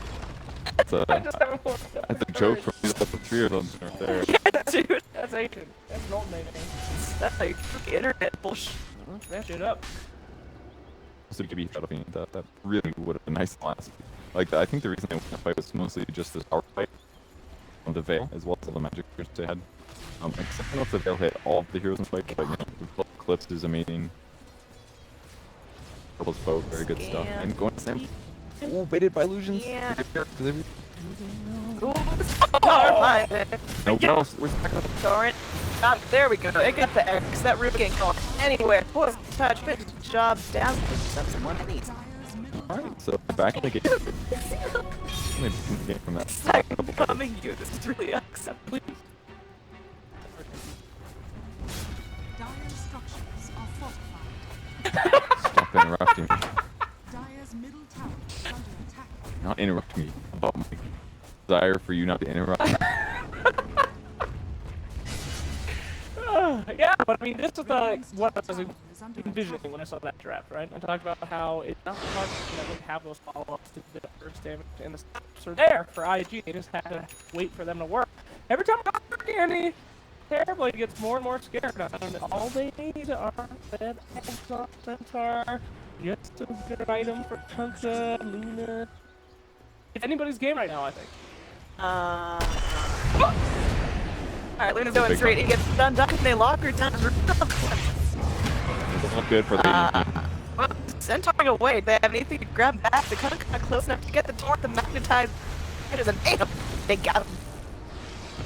really nice goal. They're playing scared for this one. Yeah, high ground's a little bit ambitious just to go for a Kunkka. I'd rather just focus their efforts in the 2-3. I think they could have to just scare all 5x and overcommitting this country. There we go. They got a backdoor? They got the boy. It's not backdoor. Just gonna die. Oh shit, that's actually really bad. Oh, not gonna stump the Ember, but it's first of the world. They do get the stump on the Earth here, but they'll take that trade for tier 3. Just the gold balloon 5x. It's not. It doesn't have to. So I guess they're gonna play safe with that. That's terrible. I felt like maybe they'd get the tier 3s, but they're gonna play safe. That would have been a crazy Raxons. I'm not to be greedy in this moment, I must say, but. I think you take down that 2-3, you get all the shrines too. 2-3s are cheap as hell right now. Yeah, they absolutely are. I think they lost their opportunity when they didn't go. That was the best moment. But they didn't even necessarily know the Earthquake Boulder hit him. It was high ground, so they should play safe. They didn't want to mess with him. Because remember, any deep, like somebody gets he's there for 8 seconds. That could be time for Luna buyback or something. Oh, are you gonna be okay, sir? Pull through, buddy. I need it. Oh, you will. That's done. Oh, Feel dead. I feel bad, Dad. He just kind of flops over. Life of Slaughter. You know? It's Slaughter's slithery. Don't get me started. Okay. Slithery, my god. Dude, that is a D. Oh, God. Look late there. Centaur run. No. Alright, he hit stamp. Dire's top tower is Oh, under my attack. Oh, let's go. When you rocks, when you got Durblade imagination illusions. Conjure an image that somehow kills you. Great spell. Wasn't that? Dizzle. It's a dream. Poison pet. A dream dunk. What? Like, touch it lightly. And then you just start burning. You just grab the weenus. Is that where it is? On the left side of your bicep? The weenus. You just went in for the weenus. It's a touch. I'm not. What does we Radiant's just middle know? tower Not on is camera. under attack. Right after. Oh, no. No, I'm about to witness terrible things. Alright, put it on that mid. Go here. As always. As you're free, then a little bit of strong domination. The bulls are coming in. Alright, Chinese team, take it easy. Take it slow. They get some O. Oh, that's fun. It's beautiful. It's almost so no. We could have been a great sentence. I heard there's a rhyming cast earlier. What the rest? You there? Were you there? Oh, you felt sort of. 5 minutes when we decided it was really not as fun as we thought it would be after 5 minutes. Yeah. I feel like you run out of rounds eventually. You do. We're using a lot of meaty. And luckily, gets unique ability. After that. What a gain or a get? Dire's Or bottom tower is game. under attack. Talk out. Oh. He's gonna make the new. Geeking the neutral. Yo, this is like most times we've seen it at Chinese team. For the one game. For the The one one game. awesome game, those 2-0-4 guys. That game was Take nuts. Dire's bottom tower is under attack. You shaking booty. Nervous. I see a smoke cake coming out on top. If Shaking one whole body. fight, Bottom tower is under attack. it loses this game. Can we just call that like? It's not restless. So you're shaking. Okay. This is not a funny fight. There we go, Smoke. Deployed yet again in the jungle. And it looks like these teams are ready to rumble. Moving your way down. Well, shit, pig, Roy. Looks like today.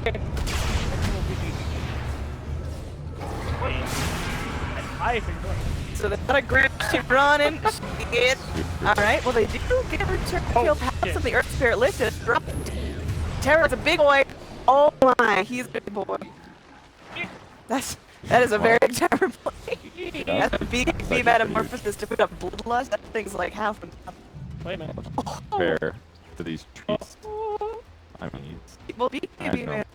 Can I take a look at that Lewis's item? It's really not. It's not anything. Okay. Not, you're both safe for now. Alright. Radiant's Here you go. bottom tower has fallen. Yeah, that's it. I'm terrible. Let that happen. You just can't My Terrorblade pig. And It's definitely good against Luna. oh, girl. But most of it's just the got to initiate on here. Compare like Slaughter, which me with TV that is so much for the damage. I'm gonna have like Manta Butterfly stand up it, but she's not even remotely 5 deaths game actually I'm working. Rocking for him. Yeah. Hey, look. The longer this game goes, the mean Terrorblade shot. Yeah, more or less, TV's playing items again. He's always mostly buying damage items or good stat items. Luna has to buy like Manta, like forced to go there for KingCharlie. I don't even know if the Morgan was the right pick up here either.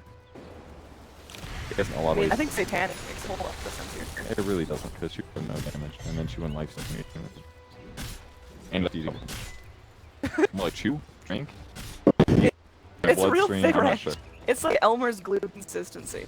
Sometimes you get the cut. Yes. There are 8 pints of wrench in our fridge right now. It's very clear that they emptied their entire bottle of wrench at the Buffalo Wild Wings when they were fit, because like the first couple cups liquidy, but at the end It's solid ranch. I don't know if they can carry. What, drowning in solid ranch? You made it into 50 ranch. cups of ranch around me. Your arteries just scream and die. Murdered My by mouth ranch. has ranch flowing out. That's how I want to go out. Sounds like a really good way to just go ranch. It's like, wait, literally kill yourself. I don't know. What terrible would you feel if you had 8 pints of ranch coursing through your intestines? You know what? BTS passed the attack access. Just a pool of ranch. Literally the same thing. Just ranch. Sunsman for blood. Sunsman's not a ranch drinker. Left right on his head. It's like being baptized in ranch. I'm a new man afterwards. When he comes up for air. The bravest warrior. Radiant's top tower is The under reps into attack. run What for powers do you get if you get to baptize ranch? Fight. Oh! Power. Power mark! I'm gonna... Oh, God, here comes... We're gonna try to run up again. One hit and I'm dying. Oh, I get appreciated atmosphere. So it looks like he started fisting around and there's something. It's like it's gonna try to book a shadow feet less than help, but Terrorblade still BKB, full health, ready to go. Dazzle goes for the early PvP. They're gonna be able to easily cancel that thing and rest in peace, little shadow beast. Miraculous time to get out, but it's that seems like probably the best initiation Radiant are gonna find. Yeah, I think that went in the 5 from slot. We lost a stupid amount of gold in that fight, but the big issue is just this. She was that's ballooned in that fight. She did nothing, and that's because she's trying to finish her manta, but she needs a BKB or something. She actually just once the heroes her, she screws. If she buys BKB, she just does terrible in SF right there. It's a really tough place to be in and have this much physical right click and minus armor. But I feel like it would have been better, at least if she casted her just like set up and. Like, She's so scared of Rubik being there, just suddenly a clip turns right around on her. that's part of it, but it's also that the initiation went on the Sorcerer was basically dead, and then SF pops BKB. Like she runs in about so she could get in like a place where her could actually do things. There's like BKBs on every important hero. You basically have to stop different BKBs and then Eclipse while not being dead, and that didn't take that far in the fight. Although the initiation was good, and ENG technically got a gold damage on that. Yeah, the net worth still sitting at about 18,000 plus if they run a Dire Squad, and that's just a lot of items for carries. You can see the huge disparity between Shadow Fiend and Terrorblade versus Luna Ember. It's I do right there. That's a lot. Difference. Maybe they should have done like a weave on allies before they went in or something, but Why didn't they do that? because you don't necessarily know when the fight's gonna start. That and in the center, see somebody's gotta go in. Can't hesitate. The point it might have been. I don't know if it would have been. It's got nothing. Of course, it pays. His HP's pretty solid. Please. Fuck, you're just fondling that screwdriver. That's nervous. 45 I'm nervous. minutes. You're jacking a screwdriver? What is this? I have things in my hands when I cast them from my little plastic dinosaur that I hold. His name is Chompo. What is it? Chompo. And I hold him and I talk to him when I get scared. Between your push to talk session. Alright. Neil. The Midas Lux right there. Coming, Chompo. Hey, look, there's a mission with his Midas use. Yeah. BKB's gonna be really broken. Butterfly's 2 not loading. Very, very good. It's gonna give a lot of but Death is actually what the TV's thinking, but if he gets a blood it's gonna become a problem. Glad they killed him. Most of that. Oh, fast! Dire has the radiant very quickly as well. Yeah. Yeah, it's gonna do a push. Rack the got bomb, the double pick off, and We just didn't do a push. Rax is down. What? No, I'm serious. That's time, you know, make a great pick off. people that really need to get up for racks. We haven't seen this team struggle to gotta leave, come to boat, the Luna clipped. The situation let's stay at the bottom. They do still have a chance. And look at this! Oh my goodness! Efficiency. My friend! Cooldown actions instead of armor. I'm sure you can ball around these fights as much as possible. Yeah, super just more students. But yeah, it's good to have that. Hold on so quickly. Yeah, the towers are pretty fast on Look, these things with Scotty. They're just really tanky, huge amounts of armor. As soon as he's got a revenant numbers here, just kill. Yeah, that's been happening. Not a little bit. And oh, they got this one at least. Hey! The rising master right here. And let fucking golds. Not drop it. I'm in Dota. Oh god, Valve is big. Not like. Alright, user. Hi everybody! My name's Janet. No, that's not true! That's not true! I know.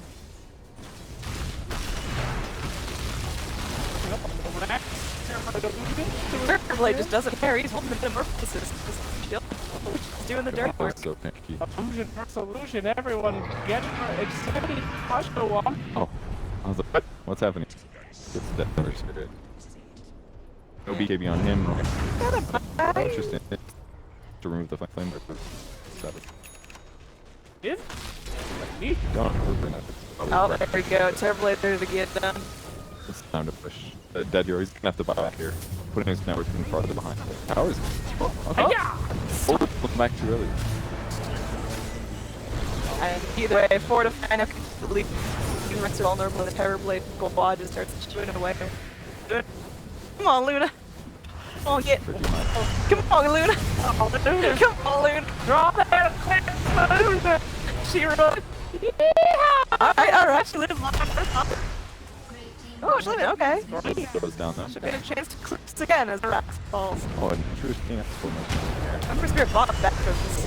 Oh, well, back road. That's good game update called this. We are going to a game number 3.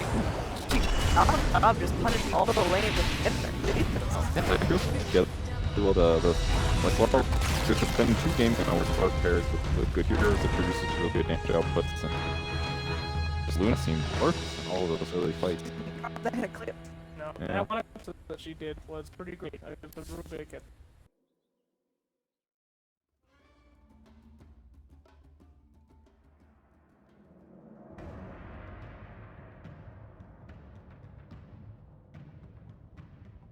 Dire team ban.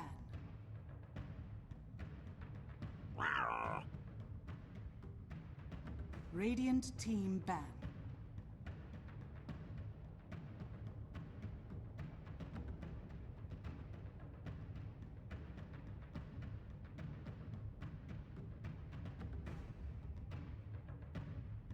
Ten seconds remaining. Dire team ban.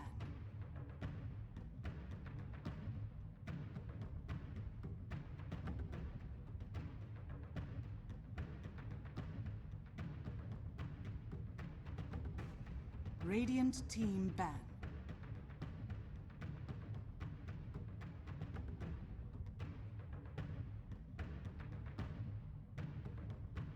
Dire Radiant team pick.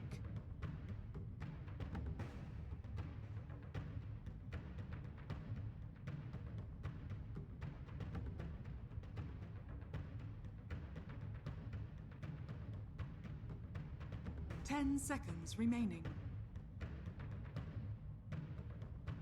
5 seconds remaining.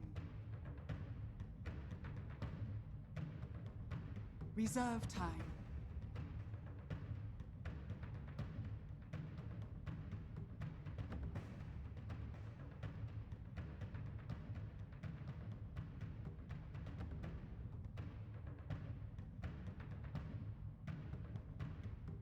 Life Stealer. Radiant team pick.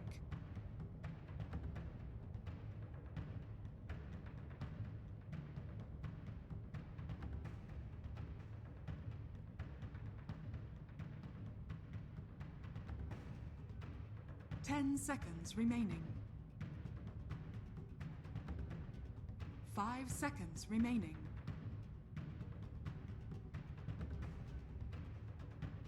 Reserve time. Keeper of the light. Dire team pick.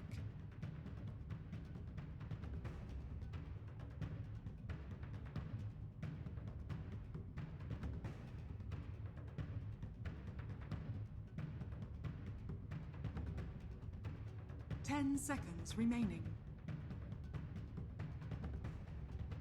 5 seconds remaining. Reserve time.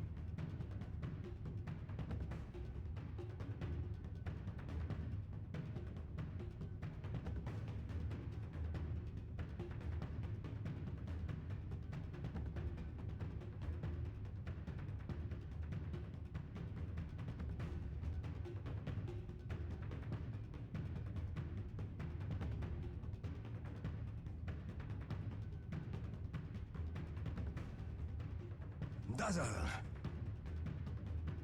Radiant team ban.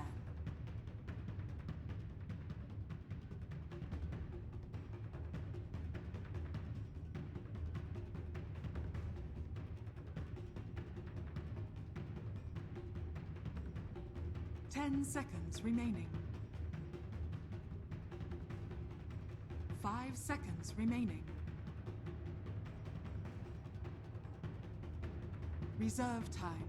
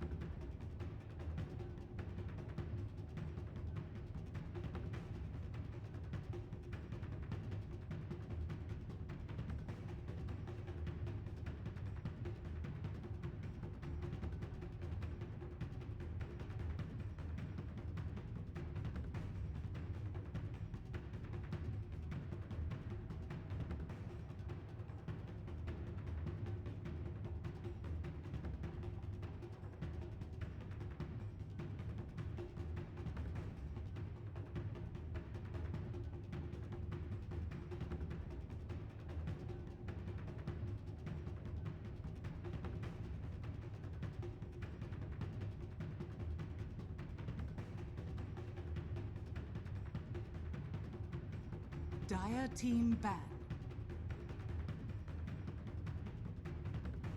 Radiant team ban.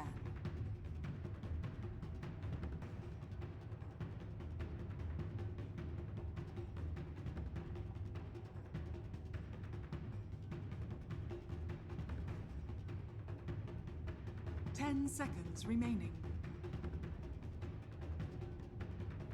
5 seconds remaining.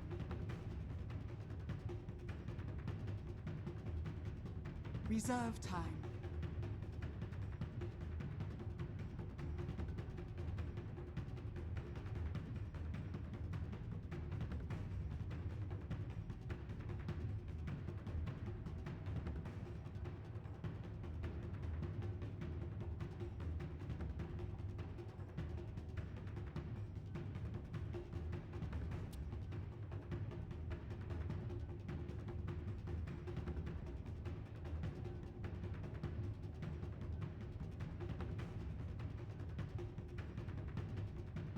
Ten seconds remaining.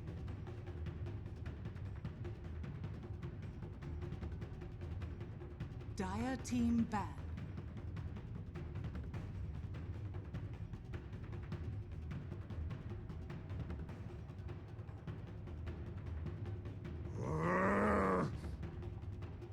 Radiant team pick.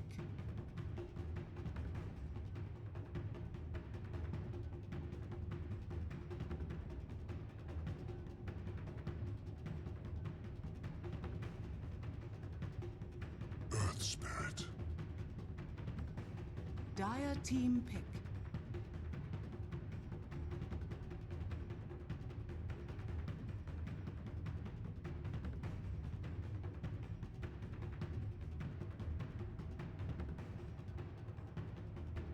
Ten seconds remaining.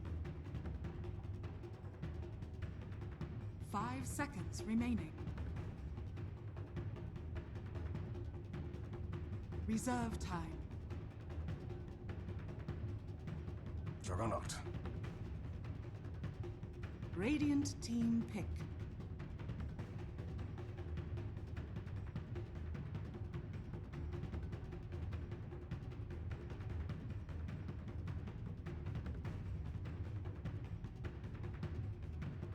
Ten seconds remaining. 5 seconds remaining. Sand King. Dire team pick.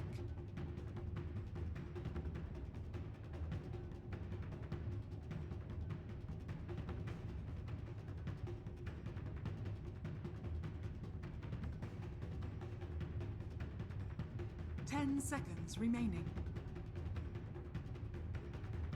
Templar Assassin. Radiant team ban.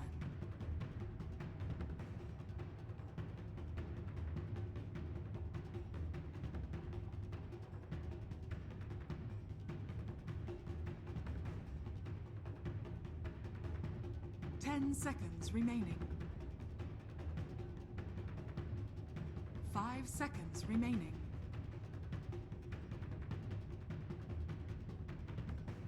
Five seconds remaining. Dire team ban.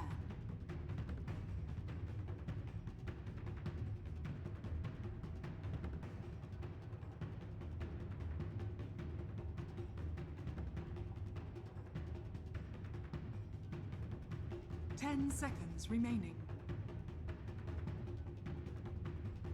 5 seconds remaining.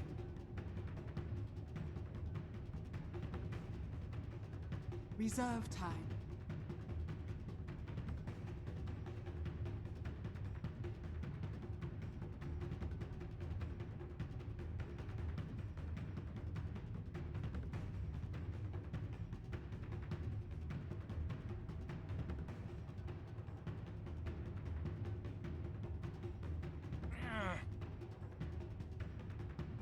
Dire team pick.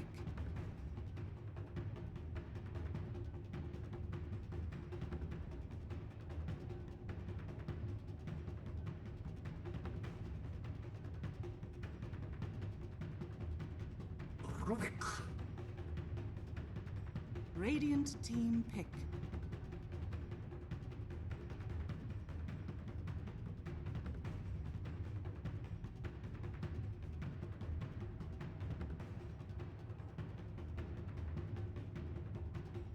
Ten seconds remaining. 5 seconds remaining. Storm Spirit.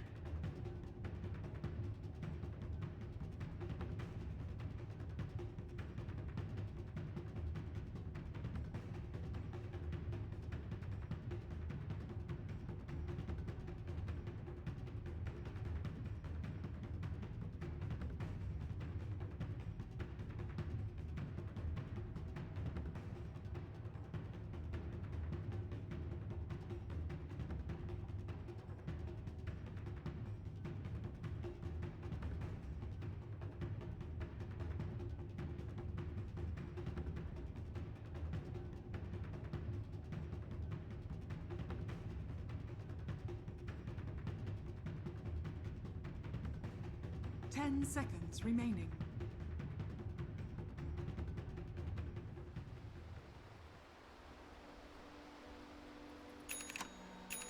Again, game number 3 of a best of 3 here. Playoffs. This is the first game of the Chinese playoffs. The winner moves on to the winners finals. The loser has to face the winner of, or rather, the loser faces the loser of CDEC versus IGV. That was not complicated enough. That, yep. You know, pop in a couple more winner-losers there. It'll make it easier to follow. Basically, the team that wins this is in a really good spot because they just have to win one more BO3 and they qualify for the major. Heyo! Team that loses, they've got like 3 more BO3s before they are in, so. Got to win 2 BO3s to get in, basically, no matter what happens. Can't lose twice. Okay, well, here we go. Let's see who has what here. Are we going to see a skirmish in the top lane? I believe so. It's a slack strategy. This is what I'm talking about. You got the early game. You got the Sand King and the Illuminate. Look at all that damage. The Juggernaut going to have to Playing it safe here. Look how scared he's shaking his little booties over there. I don't think the observer had spotted him because I think the smoke ran out about here, so he doesn't know. He's just kind of guessing. Smart of him to retreat definitely because they could have approached otherwise. It's gonna try to make them think there's still 3 heroes here, I believe. Nice, look at that. What we call confidence, Andy. Yep. Of that. Of a confident king. Sam. Oh, eliminate. They actually are gonna move somebody up there and get him out. That was super valuable. Like, one illuminate and they leave the boundary room. Begins. Oh, yeah. That was really good. And he doesn't have to skill either, so now he can still get Cosmic Finale level 1. Very nice. Down bottom, it looked like Dazzle made an attempt, but Yeah. they care too much.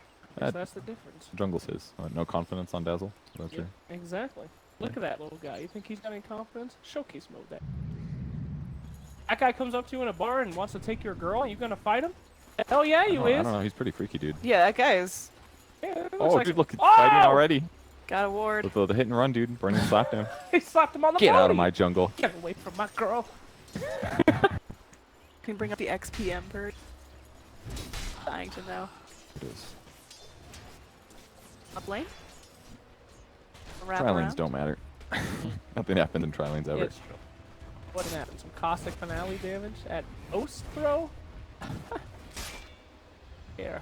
He's gonna push lane on. Yeah, the camp's over here. He's gonna do a side pull. This is actually super big for IG, because if they can keep tri-laning this and control the large camp, it should mean that they get a lot of experience advantage. A small mistake there by Coddle. I think they could have echoed better, but good pull away from Rubik to make that interior. But this is really dangerous. They could Back roll on him smack maybe. down. Yeah, it's Life still- Stealer.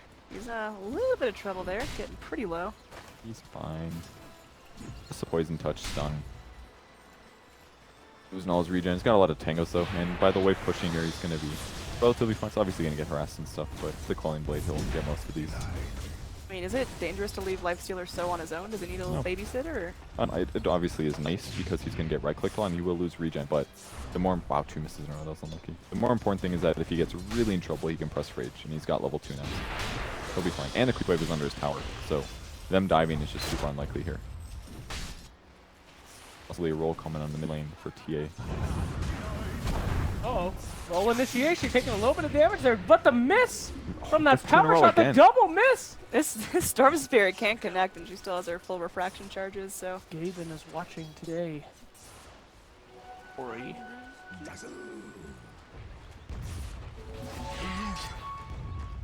Good smash.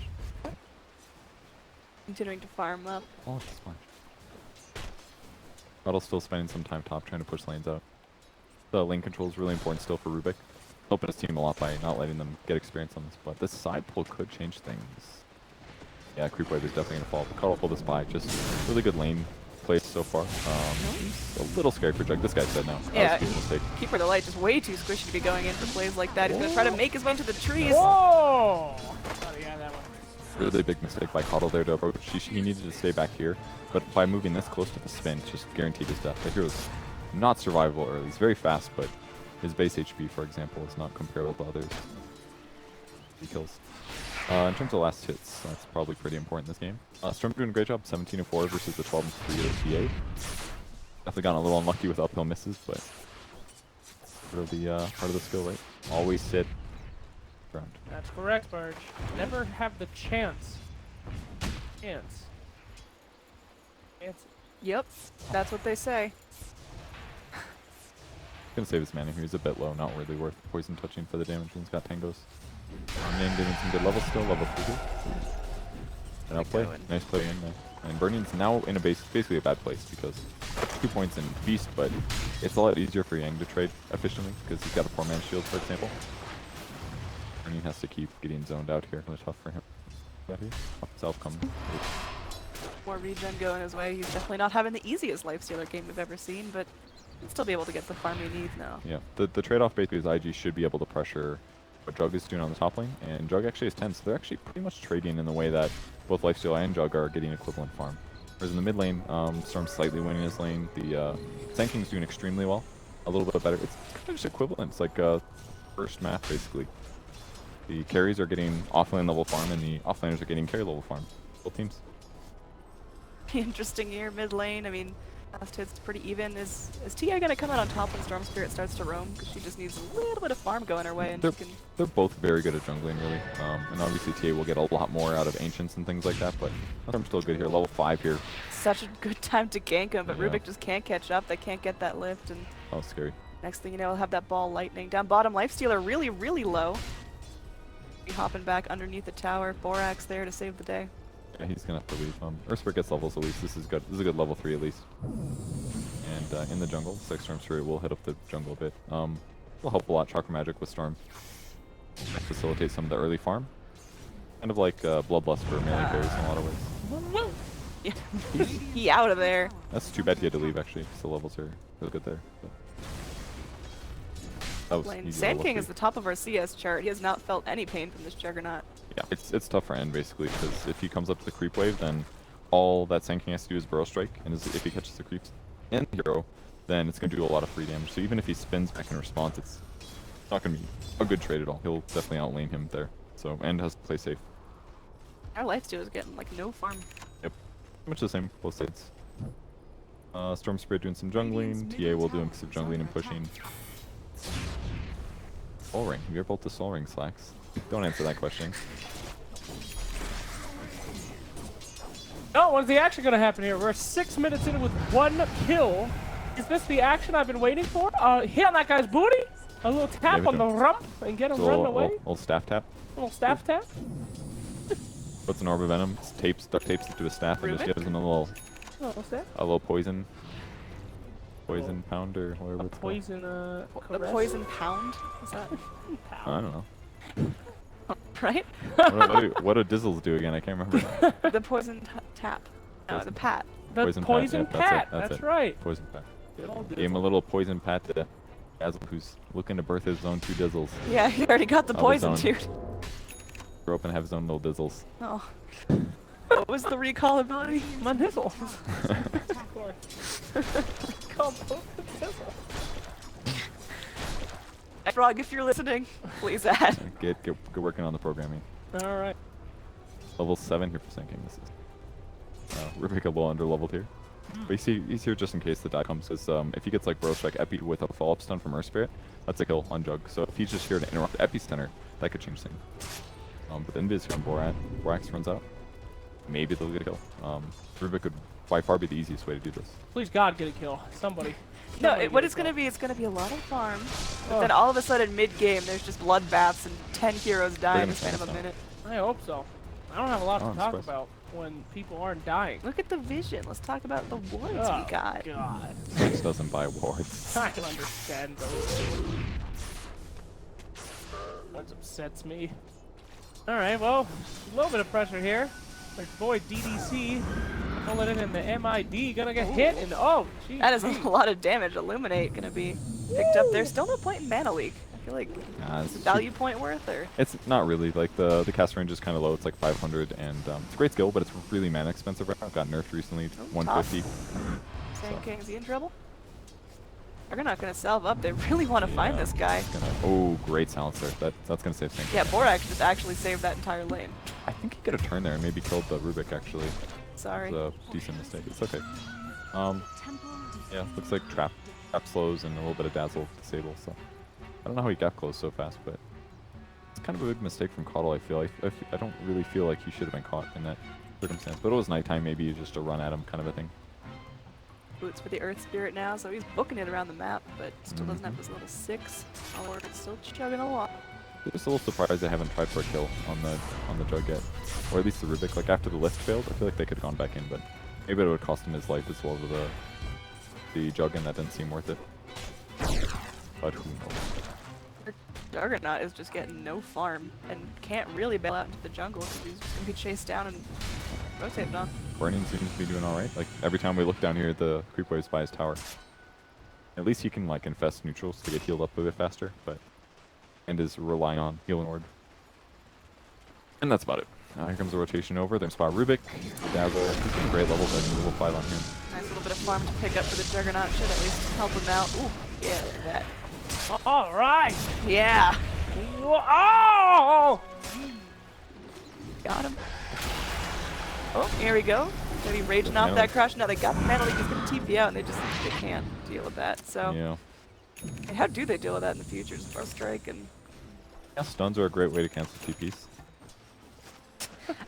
Thanks, Burge. No problem. I just meant, like, do they have to start grouping up if they're going for kills? Do they have to bring the Sand King every time? Yeah, that's definitely very helpful, or Spirit. I mean, they've got quite a few stuns, but the only way that's going to work is if Coddle had his ulti. So the mana leak pick up is kind of nice, but Slardar doing super heads up play, just always ready to TP, or they could just go back and try it again, maybe. Top lane, everyone just farm up, but our TA is having a real nice time here. Okay, no dodge here. She's getting a lot of levels, actually. I dare say her XPM is off the charts, and it really is. Ooh, hello, Dolly. That's a lot of money. A lot of That's a lot of experience per minute. Her net worth is also really good, actually. Yeah. Whoa! Fast jungling hero. Treads Blightstone. Okay, okay. This might be taking up any second here, kids. Been lulled into a sense of security. Prepare that sense to get blown out of the water. Getting their blink dagger pretty shortly, and then she's just jumping on you and striking you to pieces. Talk to me about it, Annie. Nope. If you're gonna make those noises. I just want to see some death, Annie. Well, Borax is smoked up. Looks like he wants to roll in and get things going, because Juggernaut is just crippled here. He's on par with Slardar in terms of farm. If you can burrow strike him, they've got to kill what they do right now. Yep. Oh! Hello! Goodbye! Wait a second. It's Doozle! And what a save there by Dallo. He makes it out. Look at the damage. That's what Danny's talking about. Damn, TA just shows up to that fight and yeah. shallow grave save.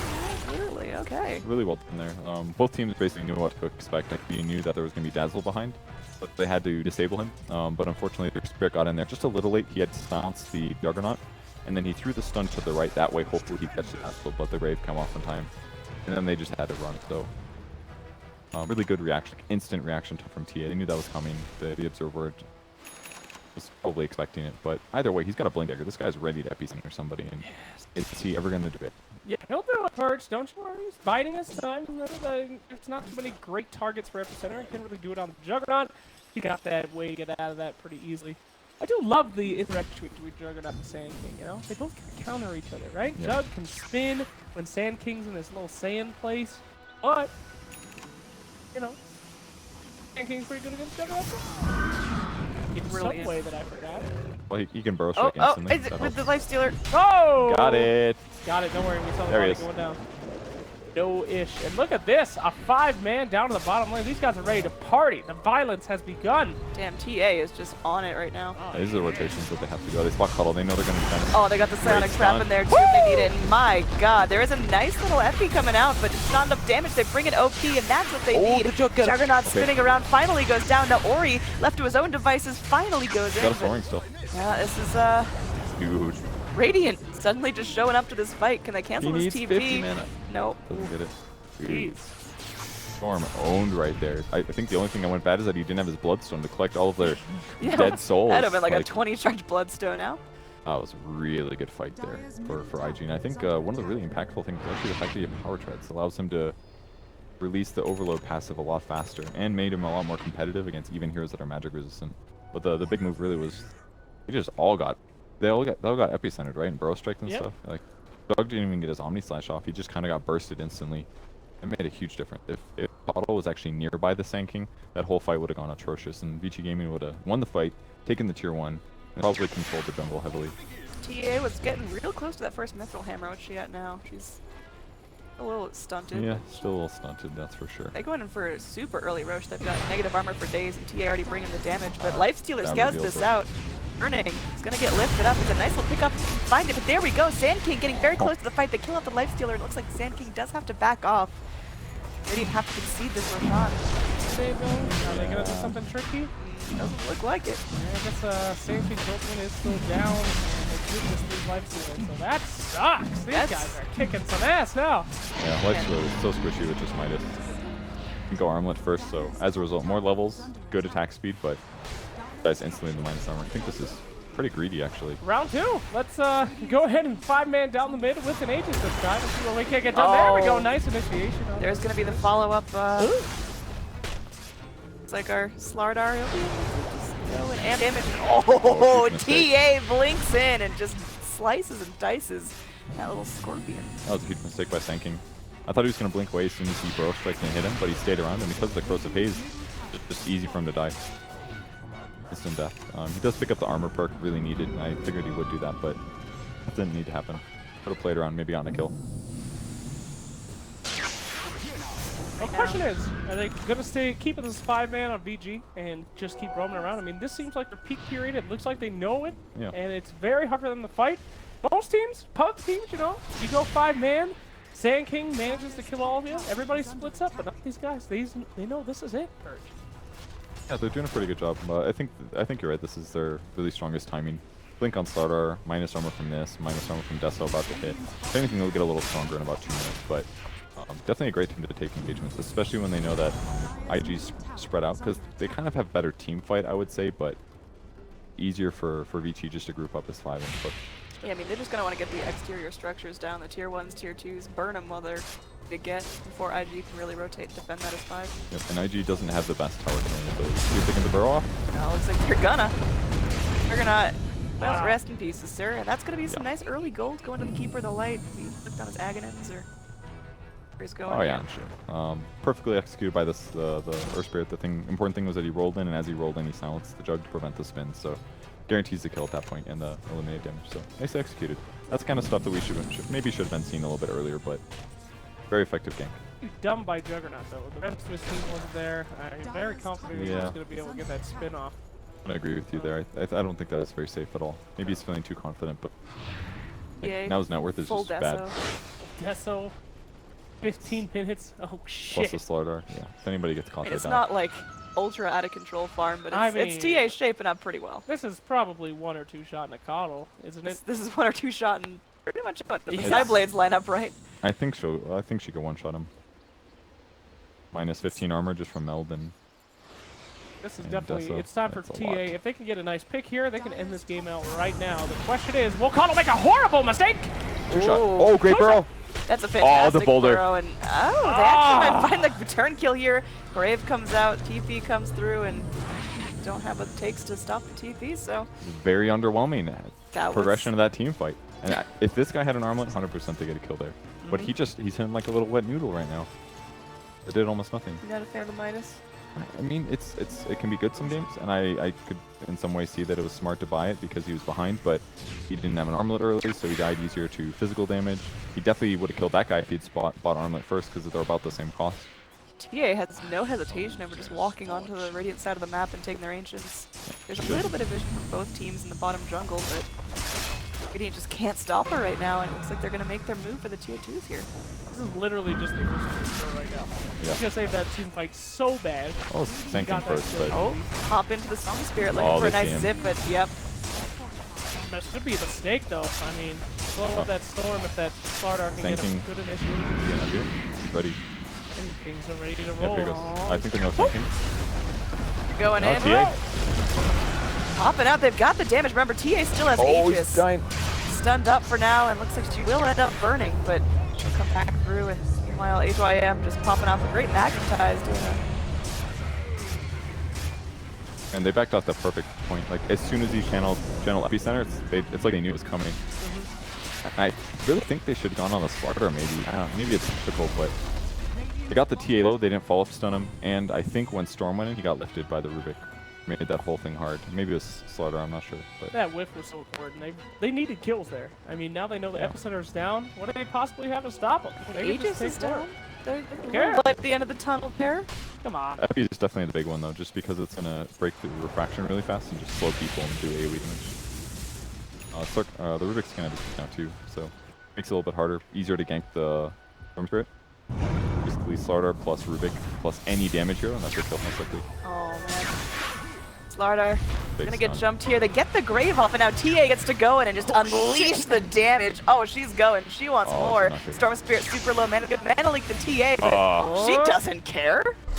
Storm Spirit just jumped in begging for more there. My goodness. Is that what he did? Just kill me, please. I mean, that's what it felt like. He could have just suicided or balled to his base. That was very weird in the. Oh, Coddle. Okay, well, Literally dead so fast. The game all of a sudden just got so bad that bad team fight down at the tier 2 just made things so tough. This is the problem against minus armor strats. It's just so dangerous. I think it's safe to say that the Meepo we saw at a VG game one was a little bit of a fluke. Just say a fluke. Just say that what they thought would work. They're measuring up the opponent's hitting. I think you were right. You know, he said in game 2 they wanted to see what stuff was going on, see what they had in store, and they learned exactly what they need to do. If they can win the early game, they can win this game bad. And seeing the death in this early game. I mean, there's always the possibility that Storm Spirit just starts falling around, but with 8 Bloodstone charges, and he has to find some really important kills, and TA is seeming pretty untouchable right now. She's hard to kill, and Dazzle's made like 5 saves this game. The Graves have been on point. DDC's been playing amazing. Always the right place. Perfect timing on the Graves. It's difficult for them to get kills, and the amount of there's enough lockdown, enough minus armor for Storm to be killable right now. He just needs to, they need to not get racks. They need to continue this pace and kind of stay a little bit ahead of everybody and get to the point where you get Orchid and maybe an item afterwards. And that's when he's going to be a lot safer. Even something like a Lincoln should be amazing against VG Gaming. Stop being Lift or Burrow Striker or something. Oh, he's just fishing. Full fish. Fishing, but I mean, Oh, Psionic that's Trap catches him, and ooh. Nice escape there. That was some split second timing. Dire's middle tower Nice escape. The Burrow Strike trying to look for him, but he's long gone. Wait, would it be a fated meeting in the jungle? 2 cross lovers. They didn't see each Slardar other. just sneaks right by, and that Sand King is probably clenching. Scary. That's the thing about sand, Danny. Doesn't have a smell. What? You couldn't smell him because even though he's right next to him. Made of sand. If that was a human or a creature, it would have let off some sort of odor, maybe even a heartbeat. But can fishmen that live in the water even smell properly in air circumstances? Probably not. That's very true. You can probably feel the vibration Of the sand. Sand. That vibration? Yeah. Neat. They feel it in their own feet. There Whoa. we go. I'm feeling something in my feetsies. It's fucking terror. Run for their lives. Boulder kick not going to be on point. The roll away will not connect, and TA just 2 shots. The full health Earth Spirit. It's not scary. easy. Dude, it's just so tough about being playing against Burrow Strike on such a strong ability. It's already amazing on sinking, and then you put on a hero like Rubik, and makes the hero like twice as good in the early game. Oh, he does lose the Burrow eventually though. That's a big spell. Like Thanking here can't get that ability. And get lucky here.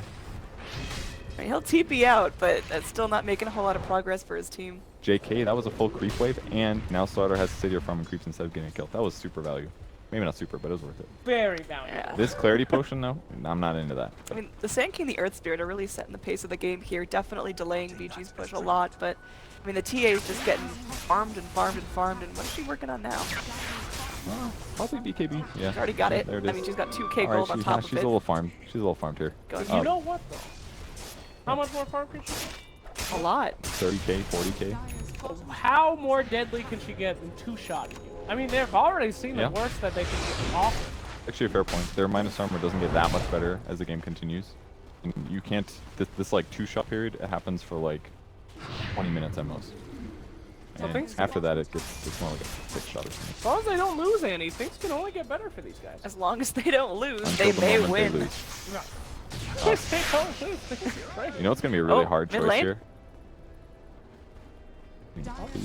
Can't smell them, Annie. We've been through this. Rubik doesn't have a nose. That's why that's not working. Yeah. I think the hard choice for Storm here is, does he get 8 armor at 20 or 40? 40 attack speed is so good on this hero. But he's just dying so quickly, and the armor's helping really a needs little the bit. armor this game. Yeah, I don't know. We'll see what he does. I'm kind of unsure.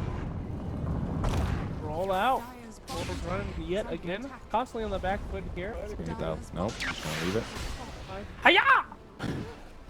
Oh, that gold, dude. But Oh, he's got his. I see. He's got his work. He doesn't give a shit. He's like, time to kill. Yeah. So his target in every fight is going to be either Rubik or the Dazzle. Ideally, the Dazzle first. Give him the silence, while the other heroes hopefully kill his allies, not him. And then hopefully, once Dazzle is down, then they can actually focus who they want. PA is working on the Bloodthorn of her own, so she'll be able to disable the Storm Spirit. Depends on who gets the jump on Yeah, who. that's a really good game for this. Definitely worth passing up the crit potential just for the fact of. Oryx gonna be able to get out of here. He's mostly just trying to be in a great position when the fight starts. He doesn't have a blink. Oh god, this is So close. so terrible. Slacks here. How's your? Luckily, he's a rock, so he doesn't give us any smells. If he was a creature, he'd be dead right now. But Slacks, are you terrified right now for this I'm match? not. He's a rock. They don't know he's Yeah, there. he's fine. You can't smell a rock, can you, Annie? I mean, yeah, you can. Such as? If there's any sulfur compounds in it, it's gonna smell like eggs. Well, I don't think it's been a sulfur, Annie. Okay. And then what color is a sulfur rock? Double? Gray. Green? Like Green, pure brightish sulfur is green? yellow, but no, normal sulfur compounds are gray. Sometimes a little bit shiny. Doesn't look like Earth Spirit to me. He's still there. I don't know, That kid's man. got PTSD. He don't know what to do. Oh, are they still out there? Some sulfur veins in. Oh, I didn't know these are bamboo trees. Bamboo trees. My Were God. these always bamboo trees? I feel like they weren't. I had no idea. Well, learned you learn something. something new every cast, Purge Gamer. Meanwhile, a roach was taken. There's bamboo trees. Bamboo trees? Bamboo tree. It's hard not to They're say. bamboo. They just look like regular trees, but in fact, They are bamboo. are these ones bamboo? Well, you know what? Why is the Purge? foliage the same in both of them? Bamboo trees really look like that. I don't No, think Purge, they do. They don't. It's because the trees over there are foliage from the east. What? Bamboo isn't even a tree, it's a grass. Shut There's an epicenter. Epicenter. Not doing too Oh, good he as we doesn't talked have about that Juggernaut and Sand King. They can weave to this, so... Oh, this is not safe. Oh, Not safe. Oh no, the the same trap! Oh! The recall saved his life. Coddle is a player. That was perfect timing. That takes a long time, actually. It's like, what, 4 seconds? Damn. That's why I started sandstorming. It made more sense now. Like, please stop the damage. No damage. Kick back in. I mean, Rock efficiency. Wow, geez. to IG's credit, they're doing a phenomenal job at just making this game go longer, but Yeah. is it really going to make the TA any less scary? It's not, but TA late game is not the best carry. So at some point, refraction charges mean a lot less. Dire's top And tower once refraction's gone, the hero still hits pretty hard, but she has a lot of mobility problems. If you initiate on her, her BKB's gone, and you keep hitting her to prevent flanks. So it can certainly work. The heroes like Storm have way more control over a fight than what TA does. It's just mostly a glass cannon. Not so much. It's kind of finicky, but Is she going to go for the +3 refraction charges? At absolutely. The, yeah. The 30-second respawn is not worth it. I don't think that every She's single just TA not get it. dying, so. Yeah, I mean, that's one of the worst talent options ever. It's the most obvious thing. Drip soda all over yourself. On the tape. It's all running down your arms, sir. Alright, The either kids way. love Miss that. blast here. Yeah, keep for the light. Just Sheldon, he's going to be bailing out as the Dire start crawling through. I'm actually really surprised Vici have not taken all the tier 2s yet. I feel like their tower push is so incredible that they could have made. The reason that they haven't is because ID's done such a good job split pushing with Sand King and Coddle and stuff like that. Like every single time that she moves across the map, they just put their heroes to the offlane, for example. So this is, now they have to do stuff like this where they actually have to try to gank split pushing heroes, because if they don't do that, then they'll never actually be able to get near a tier 2.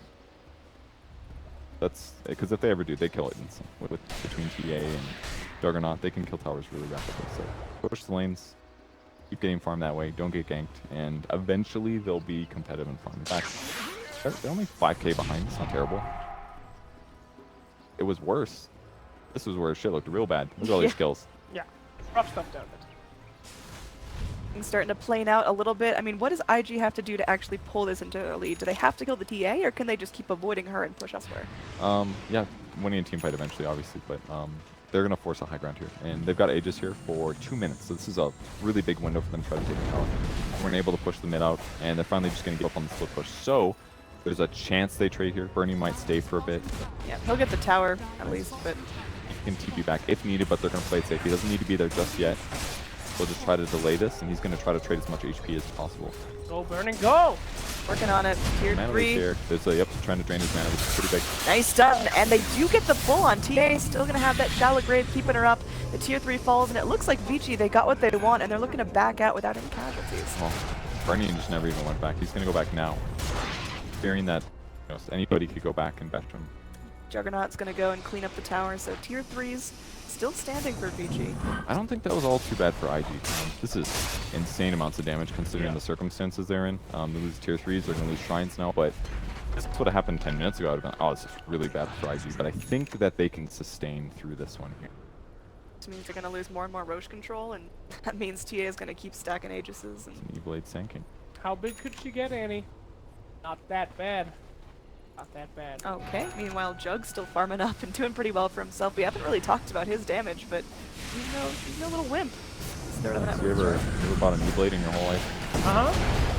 On Dagon Necro. Yeah. Alright, so TA, she's gonna get blasted. Her mana's burning up, and now she's isolated. Dazzle's gonna be able to get the grave off, and Epicenter already used. Sand King didn't get anything out of it. Oh, did Rubik steal it? Yeah, you got it. Yeah, like, he didn't even have to use BKB there. The Glimmer Cape alone just stopped all of the magic damage that came out towards him. That's the problem, Andy. TA is too far. She has every single thing from her team. As long as they can isolate her, mana leak her, force her back. But that's the thing. Juggernaut's still there. Like, TA's doing the damage that we see, but Juggernaut, he can still be that late game carry that TA may not be. That ace is already gone. They put all their eggs in the TA basket, and she can't hold eggs. They didn't. Juggernaut is holding his eggs. You'll see. I think if I had any hero to fight with eggs, I would use TA. That way she can block at least 6 punches before an egg breaks. Good idea. Great purge. Thanks. Have an egg. Multiply your eggs? No. To make sure if one Meepo dies, that's only one lost egg. That's not how They all Meepo die works. when one Meepo dies, though. Both shrines taken out on the Radiant side of the map, and now Dire taking complete control over the Radiant jungle, and just really making sure they're getting pretty much nothing. Storm Spirit still sitting at those 8 Bloodstone charges after throwing himself in mid lane. It's here. Yeah, he went for the armor. I think he actually went. His attack speed's so good, but there's just too much armor strike coming from BG Gaming to pass that up. It's actually quite tanky. Finishing the Shivas would be huge, especially because TA's attack speed is not really scaling very well right now. And in fact, her next item is, I don't know, who knows, maybe a Butterfly AC. I'm not quite sure. But she's gonna have a little bit of armor, or her damage is just not gonna scale quite as well. So I feel like SF or the Storm's gonna reduce her attack speed with the Shivas. And she might have some trouble bursting. I think, honestly, IG's playing great here. The fact that all they lost was at tier 3 for the Aegis, and they lost Epicenter, I guess, but VT was still pretty scared to go high ground.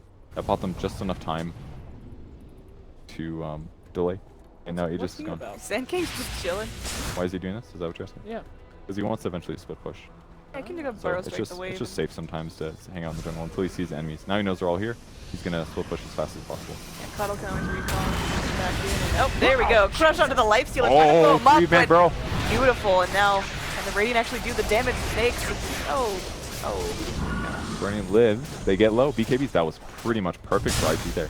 You know, Epicenter used. Burst Strike goes in on Storm. Oh man, Storm cannot get out of this, and that's going to be a nice kill going away with Dire, but roll back in. Magnetize doing a lot of work. Borax trying to do the best he can, but Grave comes out. TA still alive. Omni 2. Got a focus down burning. Oh, she tries to meld, but she goes out. TA not coming back for 70 seconds, has no buyback. This is Radiant's chance to shine. Trying to isolate the Dazzle, but Dazzle will be able to go up. Oh. He canceled, but he's just walking away. Okay. Why did Storm ignore the Dazzle? Dazzle ain't... Dazzle, it's not even worth it. Dazzle ain't shit. I mean, that's a kill. No, you kill him, he goes back to base and respawns. Right now, he's trapped. He's got no TP there to cancel. No TP. Oh, I guess. He's literally trapped like an animal.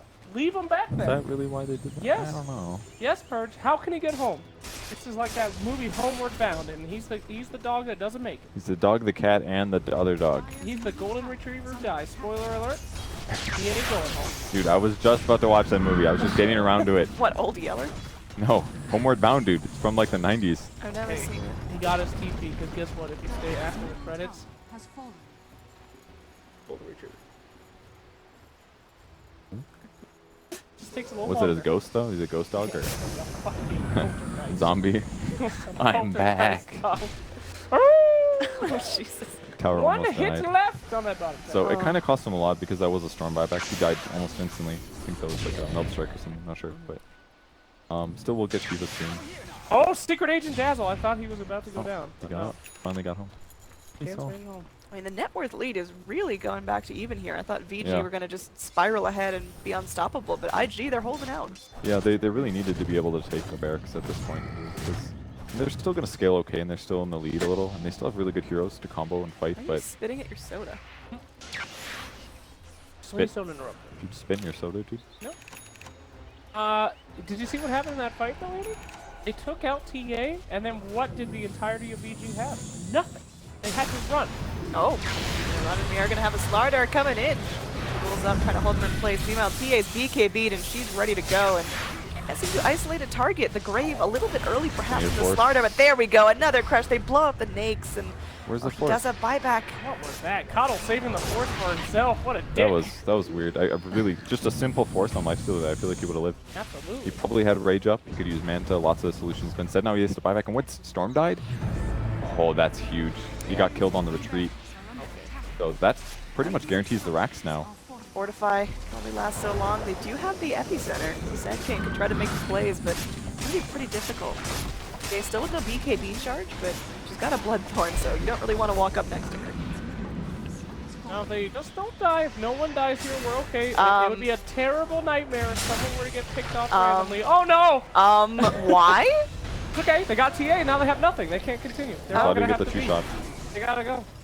Mana burn, can they get him? This is huge, this is the gem. Oh, Burrow, is he gonna go?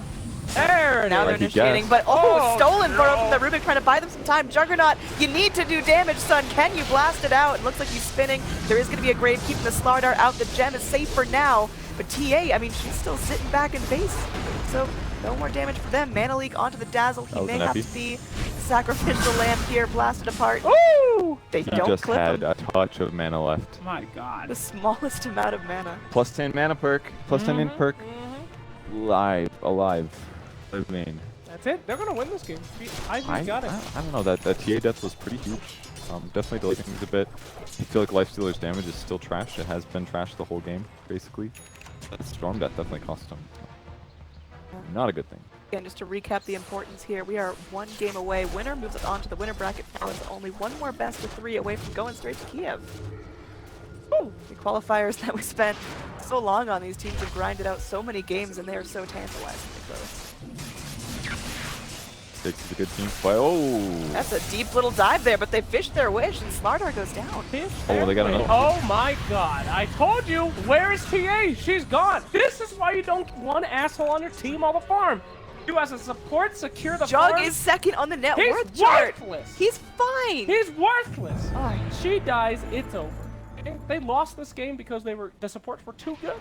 Yeah. They fucked up. She's fine. We're talking about her dive. This is gonna take so long. They don't even have minus armor. Yeah, dude, they are chugging away at this thing. The roster's so bad at taking Roche here. You know what was actually so crucial about this fight here was that the Slardar had a Yules, because he was able to Yules in between the Burrow Strike and the Storm Pull, and it allowed Dazzle to get there. That was like 4 fights ago, but that was pretty big. Just going back This little item right here. A fine item. He can remove silences from himself, interrupt TPs, buy himself time. Pretty good. Movement speed. Look how fast this guy is. Max. You ever don't know what to buy in your game? You'll Scepter, guys. Too much utility. Don't do that. Guys, if you ever don't know what to get, Over purchase. you'll Scepter. Focus. Over purchase something. Yeah. Force, Glimmer, and Ghost Scepter are better in almost all. In probably We just 80% got through of talking cases. about how it single-handedly saved the game. It saved in that one. Yeah, that's the 20%. Oh, they're going in. They really want to fight this Roche, but They Fiji get the being Epi. so careful. They've got the ward too. Why haven't they destroyed this? Or is it Radiant Ward? Epi. I think they're gonna maybe try to wrap around because they know they'll set high ground. It's so dangerous because if he approaches, smoke will break him. Tip There they go. Oh, Still double trying to wrap. smoke. They do see one Oh, man. they jump in. Force him. Oh, God. Sand King just picked off into the trees. Meanwhile, there's a lot of Oh, different the things Grave out. again. They do get the Grave, and now Burning, running away. There's a zip into the Storm Spirit, isolating DDC. The Dazzle doesn't have his Grave. He's just going to be food for the fight. There's a roll back in onto the high ground as Earth Spirit's trying to make quick work of the rest of the team. But there we go. Juggernaut doing some work in the back lines while the rest of the Dire team focuses down the Radiant. Coddle, the only survivor, but the Roche will be claimed by Fiji, losing only a Rubik. That was huge. The Grave again. DDC is literally the MVP of this game. The amount of Graves that he's used that have changed the game is insane. I thought for sure he was dead after he used the Grave, because then he was just walking away, but the Radiant just got distracted, and then whoops, the damage came out. They tried to kill him, but it was Storm jumping on Dazzle, and the problem is that he's just got a Solar Crest. His armor's really high, and he missed so many times. The Storm was trying so hard to kill him, but he just couldn't. If he had a Bloodthorn, he just would have killed him through with the True Strike, but he couldn't do it. And now all their heroes are dead, and that's going to be Rex number 2 here. Giving VT a super high chance of winning this series. I mean, Sand King, he can hold a little bit, but TA is just content to plow through these pressures. There we go. That really cost him too. He was the one that got caught. Yeah. No Lincolns. He wasn't able to E-Blade himself. Just dead at the start of the fight. No Epicenter. No Burrow Strike. Just super dead. And number 2 Arax. Lifestealer's still down for 30 seconds, but Storm's coming back up, and it looks like BG are going to have to at least back and take the long way to top. Pressure it, boys. Don't give up now. Cut Lifestealer, off though. their brains, their heads. The Storm Spirit, if he goes in and gets the best zip of his life. Hey, look at that! Shiva's guard onto all of them. Oh, it's a recall one. Yep. He can do it again with a teleport. Oh, Cuddle left the base, so that means he's going to regen a little slower. Oh. Maybe a mistake. Slowing TA down, burning the refraction charges. No He's, glyph. 3 seconds left, it's up. Too late. Up. Lifestealer now back in the fight. Lift up onto the Sand King. They want to repeat the last performance. He's going to use himself, trying to force staff himself into base. Gotta kill the Meanwhile, Dazzle. there Alright, is they got going to him. be a kill onto the Dazzle. No more shallow graves in this fight. Zipping around from the Storm Spirit. He's running low on mana. The Shrine can only do so much. Meanwhile, Burning able to do a lot of work, getting down the 2 supports, and the rest of the Dire are isolated. Got a buyback. She's eaten up by the Slaughter, so he's going to be living through this, but TA's silenced. Can she back out in time? She's got no mana. Oh man, this is getting nasty. Storm Spirit goes in. Nice double man burrow strike. Jugs down. TA gonna be respawning, and they've got the lockdown they need. She blinks away, but melt strike. Oh my. Oh. This was BG just handing them a team wipe. Okay. What? He killed him? Oh, the Bloodthorn must have done it. Nice. Oh man, that was huge. That's a dieback for Storm there. So they win the fight, but man, the game is close to lost for them. That's just one more push from TA, like 10 seconds hitting on structures and mega creeps. And it's going to cost them some buybacks and a little gold advantage on VG's side, but considering they're 2 racks up, this is super worth it. That was... He just really made that even harder.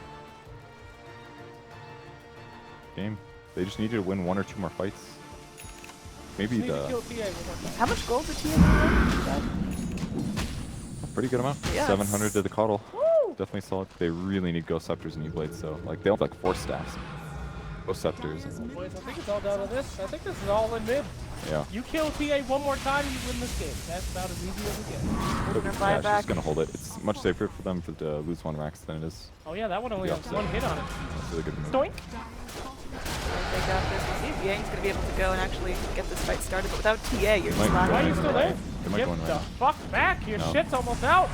Rubik gets the lift. They know he has no rage. He's plopped back down, but hops to the Sand King for an ambulance. Got the burrow. TP in.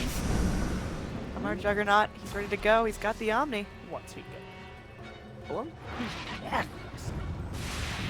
Oh, okay. Well, Why they do got you a rack. hate this Jug so much? They got 1 barracks at least. Not the worst. And then enough Storm there. I think that's a decent trade. Would have been better if they got that TA to buy back. Now they gotta kill her twice. That sucks. Yeah, but she wasn't gonna buy back there. Like they had a glyph as well, so it allowed them to delay enough. And at most they lost to melee barracks. I mean, that could have been Lifestealer dying, honestly. He got very, very low there. Still not really sold on his items. I feel like he's felt so underwhelming this game damage-wise. Yes. But he did get a double kill in that last team fight when they were pushing uphill. So, I mean, if he could just, at that distance, that's all he needs. But, right, he's His damage not is not killing good. anyone. Unless... The Manta's not a very good damage item. It can remove amp damage. The Midas, he attacks faster, but what he needs is raw damage output. He needs like a Deso. But he had to buy AC because then he was lacking armor himself. And he's bought Maelstrom now. Their creeps, I guess, push waves most likely is why. So he's forced down into all these weird items. I think the Midas may have really cost him this game. If he just had like Armlet Deso, he'd like 3-shot these supports, I feel. Especially the Rubik could be easy kill, but instead it's like 5, 6, 7 shot. Huge difference. I don't know why we can hear that, but... That sounds terrible. Okay. Children dying. There it is. They're all dead. Cool. Lifestealer exploding out of one of them and killing the rest. Alright, neat. Neat!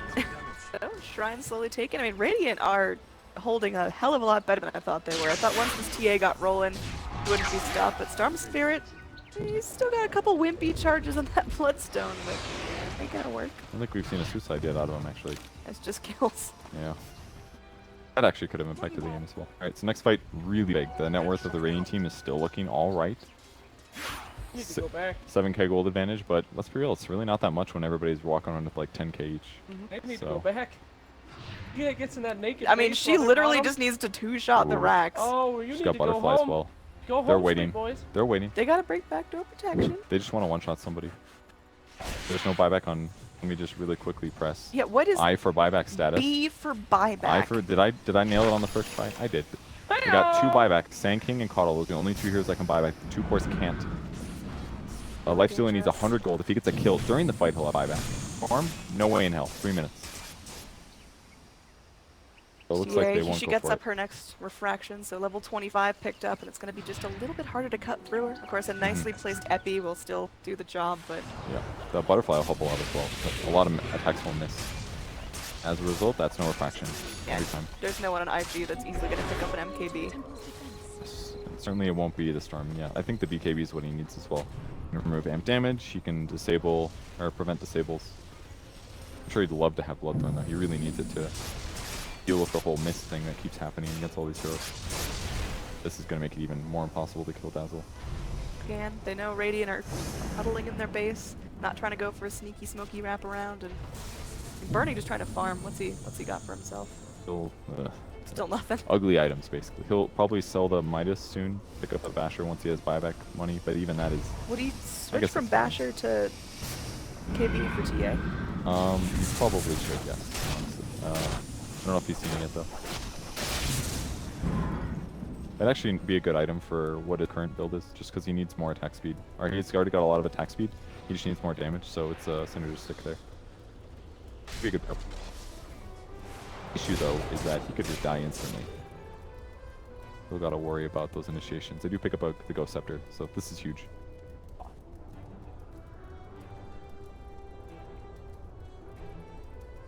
That's all. You didn't want me to. We are paused. Thank you, Slack, for your contribution. That was really, really helpful. Oh, Rubik with the Aghanims. And he went damage and int. All about the right click this. I actually like those perks a lot. The 150 health is cool. What, 15 int? That's all. And that's damage. Oh, amp. Alright, so how does VG close this out? Like, they need the one more Rax. Yeah. How long can IG potentially hold against Megas? If VG go in, they get the Rax, and then they just never touch anyone again. I mean, their push is okay. The Maelstrom makes a big difference. Storm is decent at it. Coddle's amazing. King's very, very good, but all it takes is Vici to find a hero. And that last smoke where they sat here, if they just hit buildings, it would have been better for them. In fact, if IG was in their base earlier, somebody would have died there. If somebody dies there, the game feels over. Right here. Because they can kill somebody really fast. I'm sure they have Blink on Jug, yeah.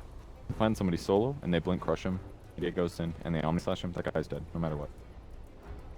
Unless, like, Earth Spirit has tags and pulls him back, or they don't even have a Veil or a Glimmer Cape. Not that that really matter. It's not going to keep them alive. They just need like 4 staffs and stuff is maybe the only way. This has been almost entirely worthless. I think this item here really hurt them. That should have been like a Lincoln's to stop the Burrow Strike on him or something else. Maybe it wouldn't have made that big of a difference, but hasn't done anything offensive yet from what I've seen. Not much defensive either. Could be clutch though, buddy. It could be. It hasn't been yet. Not yet, but the chance is there.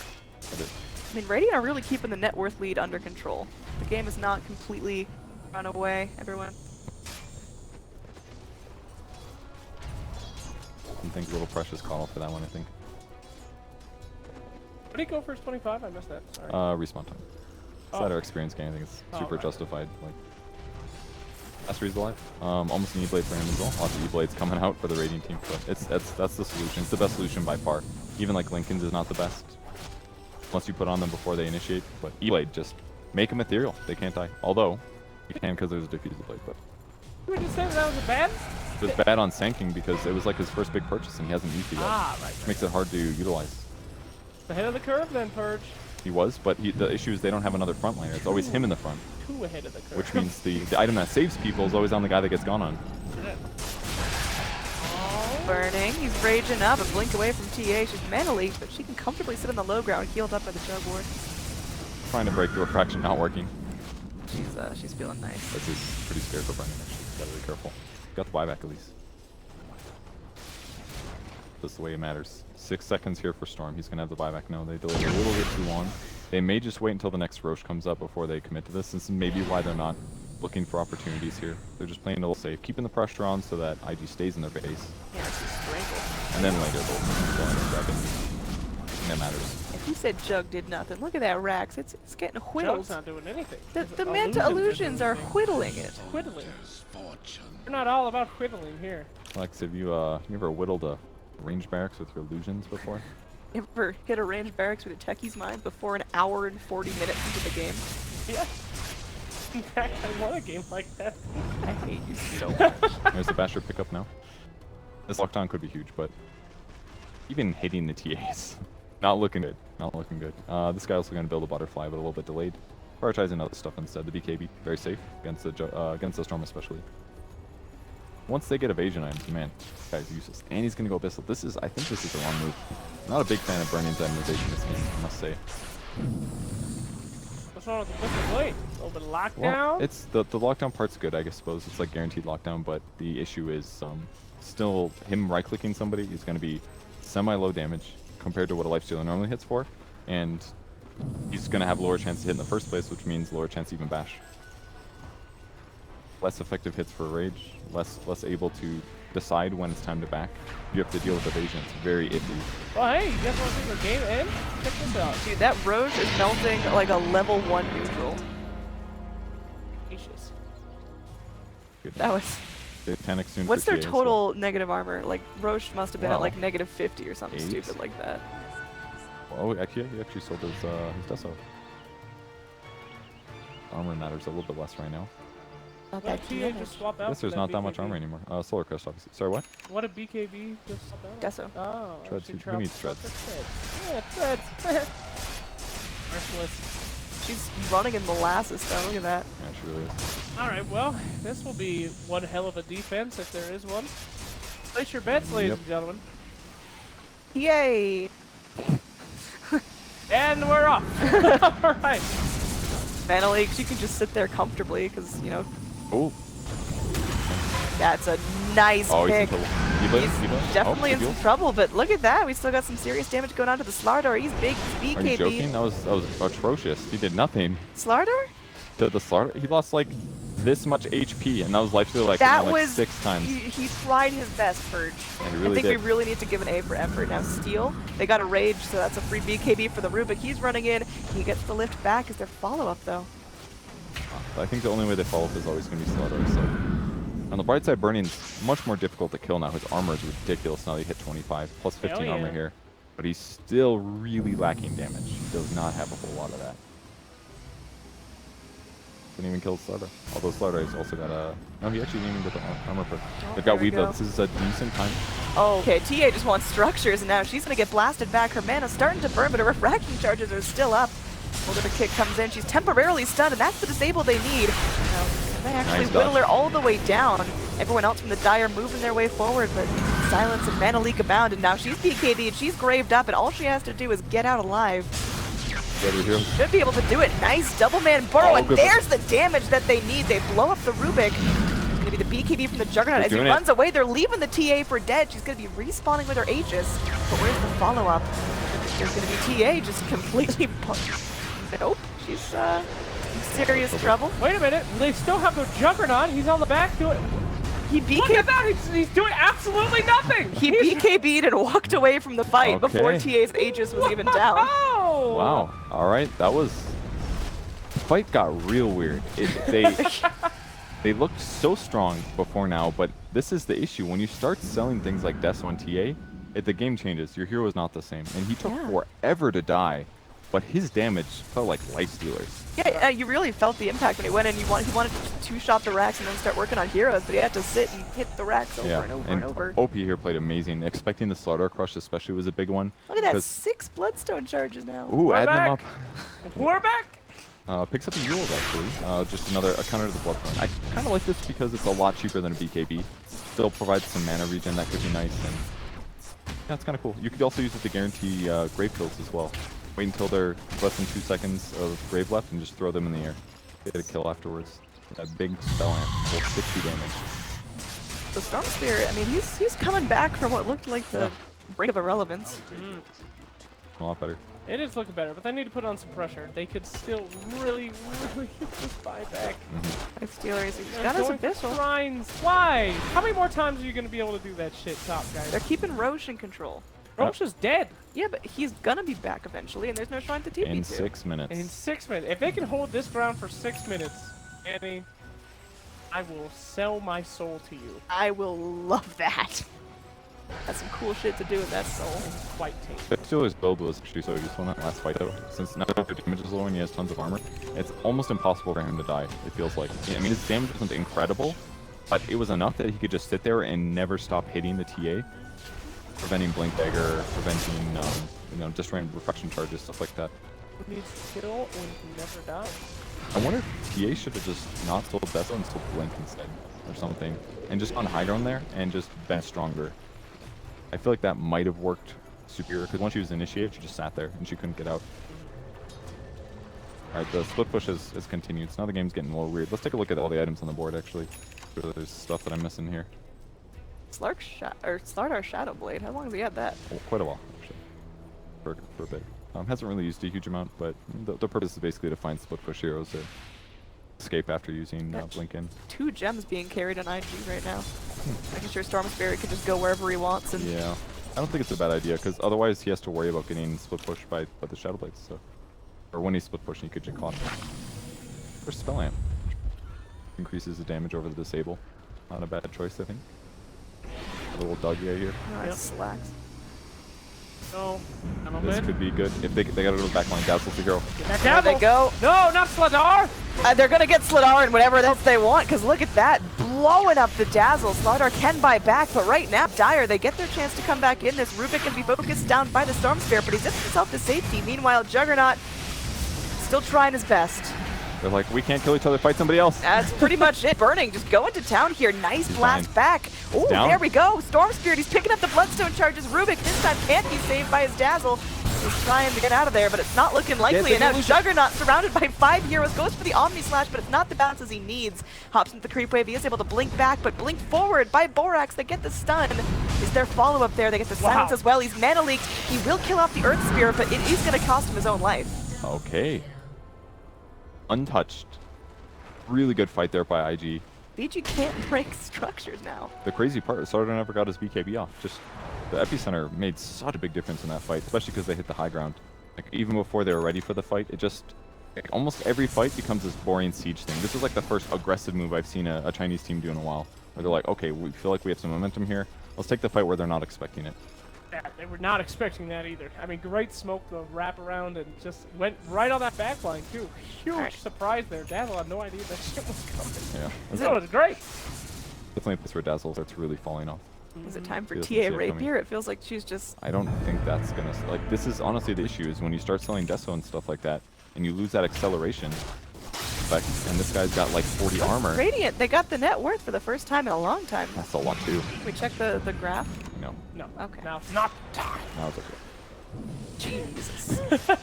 Yeah, that was a neat little swing there after those couple of fights. That's levels right there. That's pretty big. You'll have to do it so many times. TA just comes back so quick.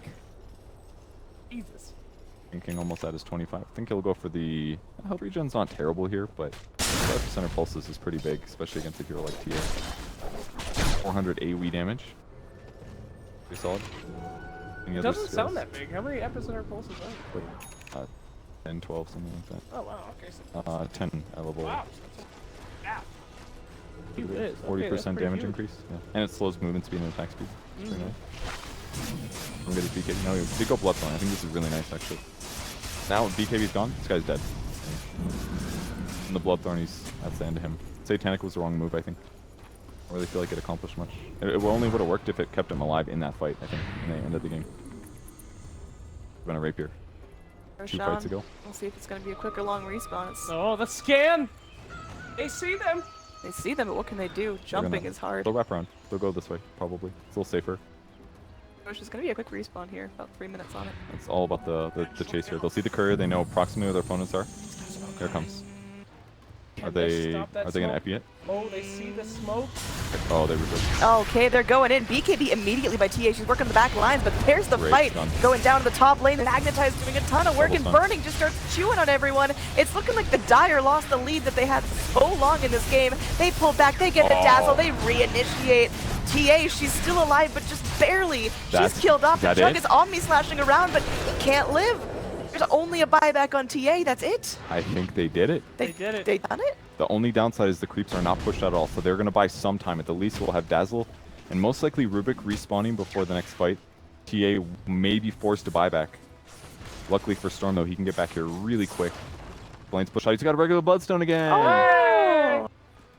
Good Is there for any him. way that they could backdoor? They don't have that kind of damage, right? I think they kind of do. I mean, life steal Right. hits pretty hard. I guess his damage numbers still look really bad, but It's not too long to wait. I mean, the ones doing the damage, TA and Argonaut, are still dead for a while. plus they can push stuff out. Looks like Sand King going bot to push. They can recall him when it comes time to it. Here we go. Can they get 3 racks in this moment? Just kill TA if she comes back. That's all you gotta do. Dazzle just like Oh, they're going. the Are they going fountain. for it? Oh, Yeah, Oh, they're they're going in. for They it. just want to end this. TA, is she gonna have to buy back? It's a weave that hits on everyone, but GG Oh, comes yeah. Oh out. my god, they're not even gonna buy back. What a Almighty. game. That was a nice little turnaround. IG pull it out at the tail end of game 3 against what looked like almost an insurmountable lead. I really did. It just got to that point where the cores on IG just couldn't die anymore. It was all armor based and survivability item based, and the TA just.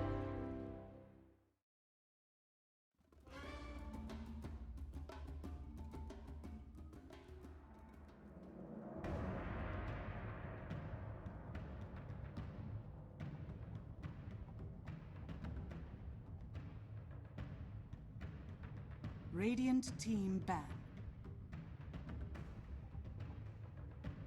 TNC's turn to ban.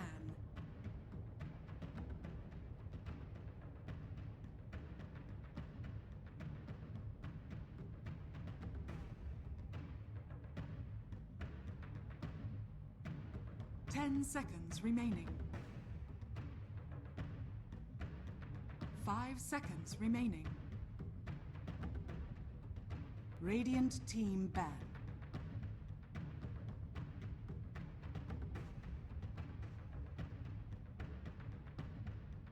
TNC's turn to ban.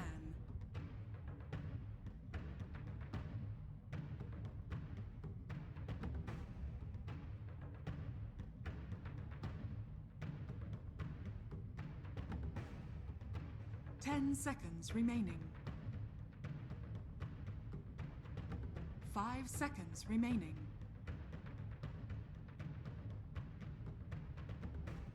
Radiant team pick.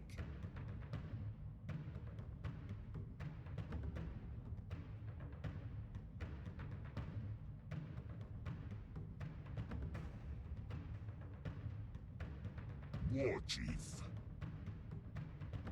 TNC's turn to pick. Slada. TNC's Dark Seer. Radiant team pick.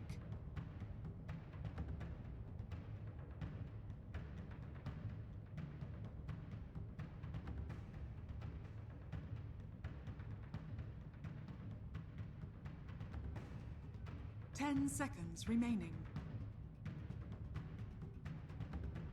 5 seconds remaining. Reserve time.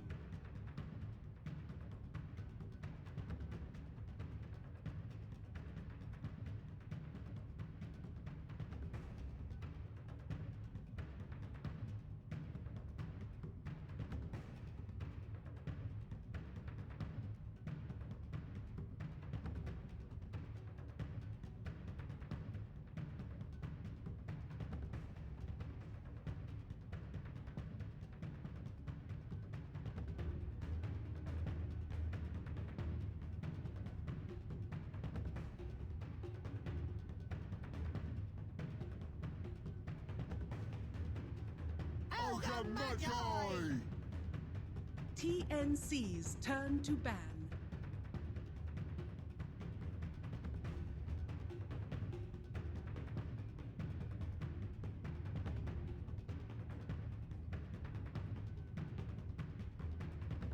Ten seconds remaining.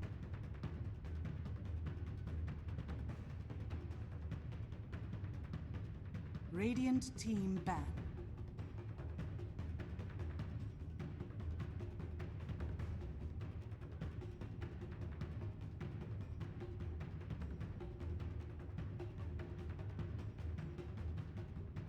Ten seconds remaining. 5 seconds remaining.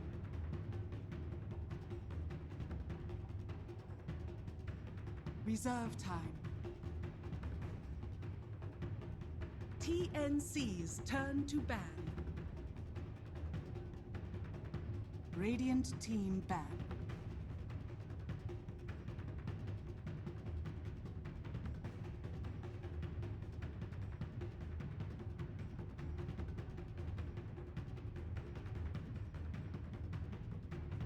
Seconds remaining. 5 seconds remaining.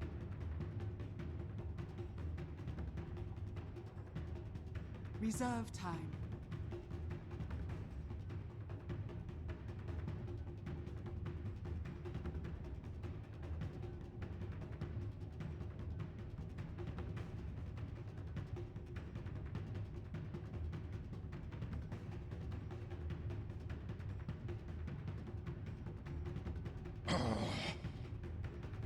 Weaver. Radiant team pick.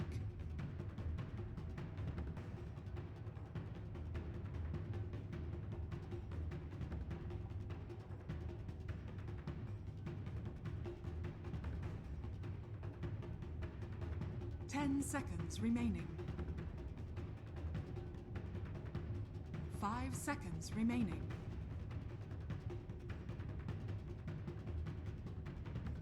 Reserve time.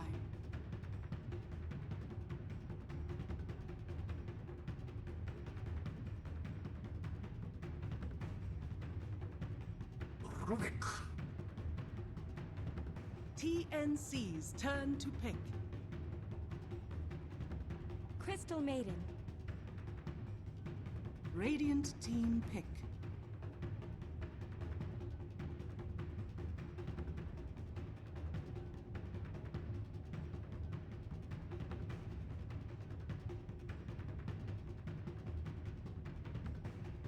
Seconds remaining. 5 seconds remaining.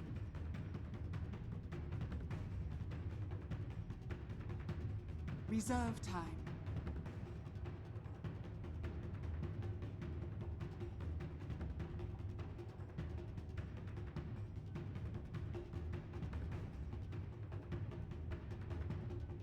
Outworld Devourer. TNC's turn to ban.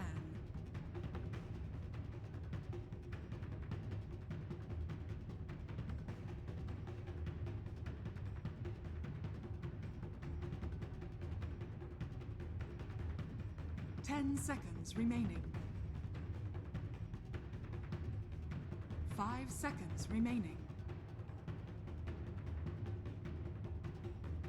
Reserve time.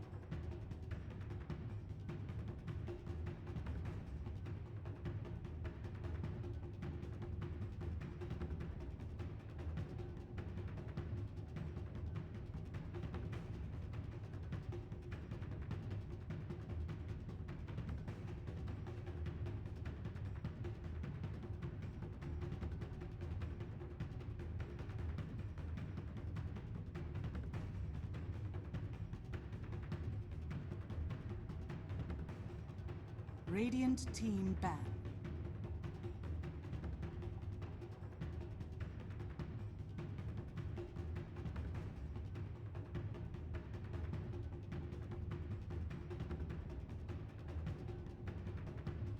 Seconds remaining. Radiant team pick.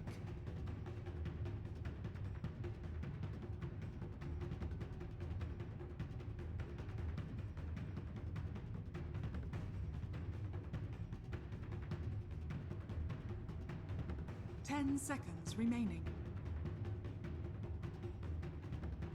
5 seconds remaining.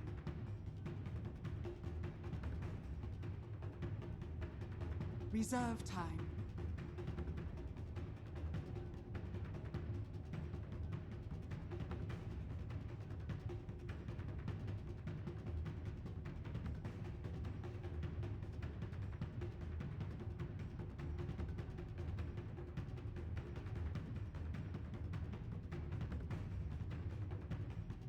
Seconds remaining.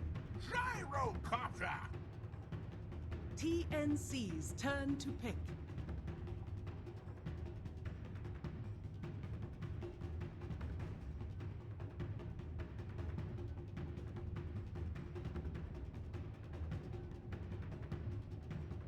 10 seconds remaining. 5 seconds remaining.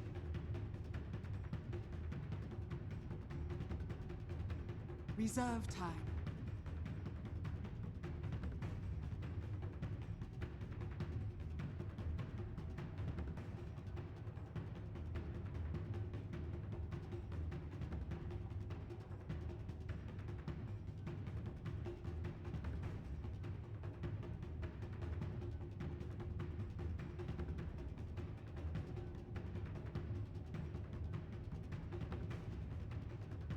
Templar Assassin.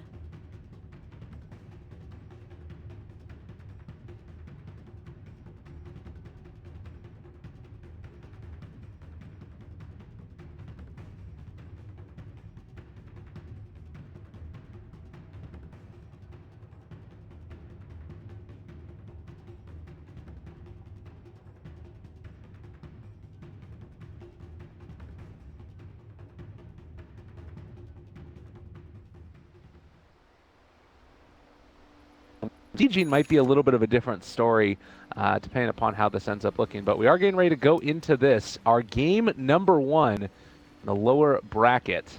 And who you feeling like is going to take it after this? After the look at the draft? Based on the draft, I think TNC has the stronger draft, and I think a draft that fits their playstyle more. From what I've seen yesterday and a couple of days before, TNC is a team that likes to take the aggression. They're not similar to Faceless where they take it slow, they beat you late game. You know, TNC, they push the button whenever they can. Look at their heroes. They have the heroes that could either take towers, like you mentioned, or Roshan. Let's not forget, you can put that TA trap inside it. You have the amplified damage for Rosh. So I think they're just well favored in their playstyle and more importantly in their lineup against Clutch Gamers. Okay. Well, we'll see if TNC are going to be able to live up to all the hype you're bringing on them. I'm excited to see it. Interesting little movement here. We saw the Darkseer go out with no items, smoked, just scouting to see if he can find a ward. And meanwhile, there was one ward that was placed mid lane. In a little bit of a sneaky spot as well, right over there by the little flag. Depending on the angle, I might not even end up seeing that one. And another ward placed over here by the Radiant team. Actually, that dire ward doesn't see too much of... I mean, it peaks a little bit more over the cliff. Yeah. But it's honestly not a really good ward, but, you know. It's all good. I guess just wanting to ensure that Cuckoo has an okay time, doesn't get... It's more when they were placing it, they didn't want to like walk across the river. Maybe they were expecting their smoke to break, that kind of stuff. It doesn't see much, but the risk of placing that ward is also very low. Okay. Now, Gyrocopter, this is the build that I think we've been seeing more often than not. The tangos and then just fill up your inventory with ironwood branches to get some more value out of that. So already 8 tangos on the gyro, and then is going to be able to continue to survive and spam heals against the Darkseer. This feels like it makes a lot of sense. How do you feel like it matches up here, a Darkseer against a Rubik and a gyro lane? Yeah, I think it's going to be fine for Clutch Gamers. If TNC wanted to push the button a little bit more, they could have put the Slaughter there as well, but instead I think they're going to make sure that their safe lane is, or mid lane rather, is going to be okay. You mentioned that was kind of a safe ward, but unfortunately it already gets taken out already by Armel, so they're going to get one of the D wards, and it does not look like TNC are going to find a D ward in return. So a little bit unfortunate there. Some possibility of good luck or scouting ends up coming to the tune of Clutch Gamers getting that in the mid. Yep. We're going to see Boom back here. Actually, now that I think about it, that ward on the ramp is terrible. Here's the reason, right? Okay. You have a TA, they have an Ogre. Yeah. Ogre is going to come in to ignite you. He's expecting you to take meld to dodge the ignite. So to one-up that, he's going to bring sentries, and he's going to put it in the mid-range, right? That's the reason why they dewarded it. Not because they scouted it, because they were preparing to ignite him. And they just so happened to put the Observer there. I hope that made sense. Yeah, that definitely did. That makes a lot of sense. And then that ward on the ramp is just like free 100G on the other side. It's just not good. Rough. And you can see also Ogre continuing to go in there and with the Orb of Venom as well as the Ignite just constantly spam out the harassment against Cuckoo. Not a great lane. We haven't talked a whole lot about what was going on up in the top side, and Hana took a good bit of harassment from the Weaver as well as Rior playing on this Crystal Maiden. Needs to be careful, although you don't have the CM Aura yet, so not going to be able to spam that as effectively until he gets that level 2. I'm going to make sure that this pull does not happen. Honestly, like, he's got boots. Honestly, he will not die here. And I don't think CM harasses. Like, look at him. She's just running away. There's no way that a CM by himself could actually drive away a Centaur. I think even with the Weaver coming in, unless the Weaver is like 4 or 5, right? I think the Centaur should be fine. Okay. Keep our eyes on that one. See But if if Tim's comes in with Haste Rune, that's a different story. He's rapping. I do believe that they scouted him though, and yeah, he's just going in for the pickup of the bounty rune along the way. Runs into Lombax, the ogre, and is going to go for a wraparound. Isn't going to be able to make anything happen here against Armel. He's been having a good time so far for himself. 13 and 10 in comparison to the 5 and 3, and Cuckoo very far forward is going to be slowed by this. If they can get into range for an Astral in just a couple of seconds, it was a good stun there onto Armel, but he still might be in a little bit of trouble. They're thinking about going for an imprisonment, but they don't decide to go for it. Cuckoo really hanging around with low HP. He's trying his best to play as aggressive as he possibly can because he understands that he's really losing the lane that he shouldn't be losing. Mostly thanks to the fact that the ogre is in the lane. I got boots that are now on him as well, and decides to bring that out over any other region. So just playing around this Fairy Fire and Refraction to the best of his abilities. Oh, he's got a Shrine to work with, and he'll pop it right now. But look at the CS differential here. He's got 8 CS to 16 and 11 denies. This is not looking great here for the TA, who normally you pick her last to dominate the mid lane, and she's getting wrecked. Yeah, I think that also it has to do with the Gyrocopter a little bit later on, a hero that's traditionally really hard to stay alive through that high physical damage, as Armel is just going to get punched in the face a few more times by Tims. But I think that like in the mid game probably there's a lot of potential there for her to just blow up the Gyro if she even gets like middling farm. I don't know. I could see that happening, but I also could see Clutch Gamer getting double, triple 4 staffs. Yeah. And suddenly your job as a hero assassination kind of play is not going to be as effective. Okay. Well, Darkseer in the meantime goes in, steals away one of the bounty runes. Gets lifted towards back, and he's going to eat a Who Stomp. Oh no. Fatebolt's going to take the kill. So Slaughter trying to go for the Rune Steal, which I think he got, but then Fly Solo made a TP to the Shrine, and then punished him very heavily. All right, well, first blood goes to the favor of Clutch Gamers, and I don't know, I feel like they'd be really happy in this laning stage so far. Like, your off lane isn't getting a lot as far as the Centaur is concerned, but he is at least getting levels, and your mid is just completely dominating at this point. Yeah. I think a large part of that is the TA not taking Mel to dodge these Ignite. Yes, there was the Sentry earlier, but Sentry obviously only lasts 3 minutes, so I feel like Cuckoo could have at least gotten a second point to, or a first point to Mel here. They're gonna just be able to go for another imprisonment there, another deny. I mean, it's not as if it's all completely terrible for her. She's got boots, she's got herself a bottle now as well, and is starting to catch up in CS, but that early levels and the fact that she's almost a full level and a half behind where the OD is, that's where it really starts to get. Oh, now she's caught back up a little bit. It's not terrible in the sense that she's not dying, but she's not really fulfilling her role in the lane, right? She's not dominating. And sometimes as a TA, you have kill potential to the other mid. You have 0 kill potential against the OD because she could always Astro you when you're going on him. So he's kind of just sitting in lane and losing. And you know the OD of these days always go for Hannah Midas. So you know he's going to shoot further and further ahead. Yeah. And Cuckoo, I mean, he's going to go either Blink or Deso. So it's not exactly catch up items in that sense.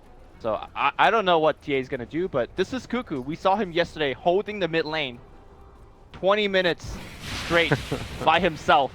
Yeah, so we know he's a gamer. If you didn't catch that, game number 1 was it, I believe, of the Faceless versus TNC match was just an absolute treat to watch. But movement in now towards the mid lane. They want to go into Armel. Hesitated for a second, but they will not be able to punish any further. And well, they could have even gone for rotation. They're bringing the Darkseer into that one. He wanted to get involved too. Oh, that's unfortunate. And now Rubik gets to take the haste rune, take the bounty rune, runs around. Now Darkseer suddenly might be in a little bit of trouble. They could think about going. It's too hard with all the stuff that they've got in the area.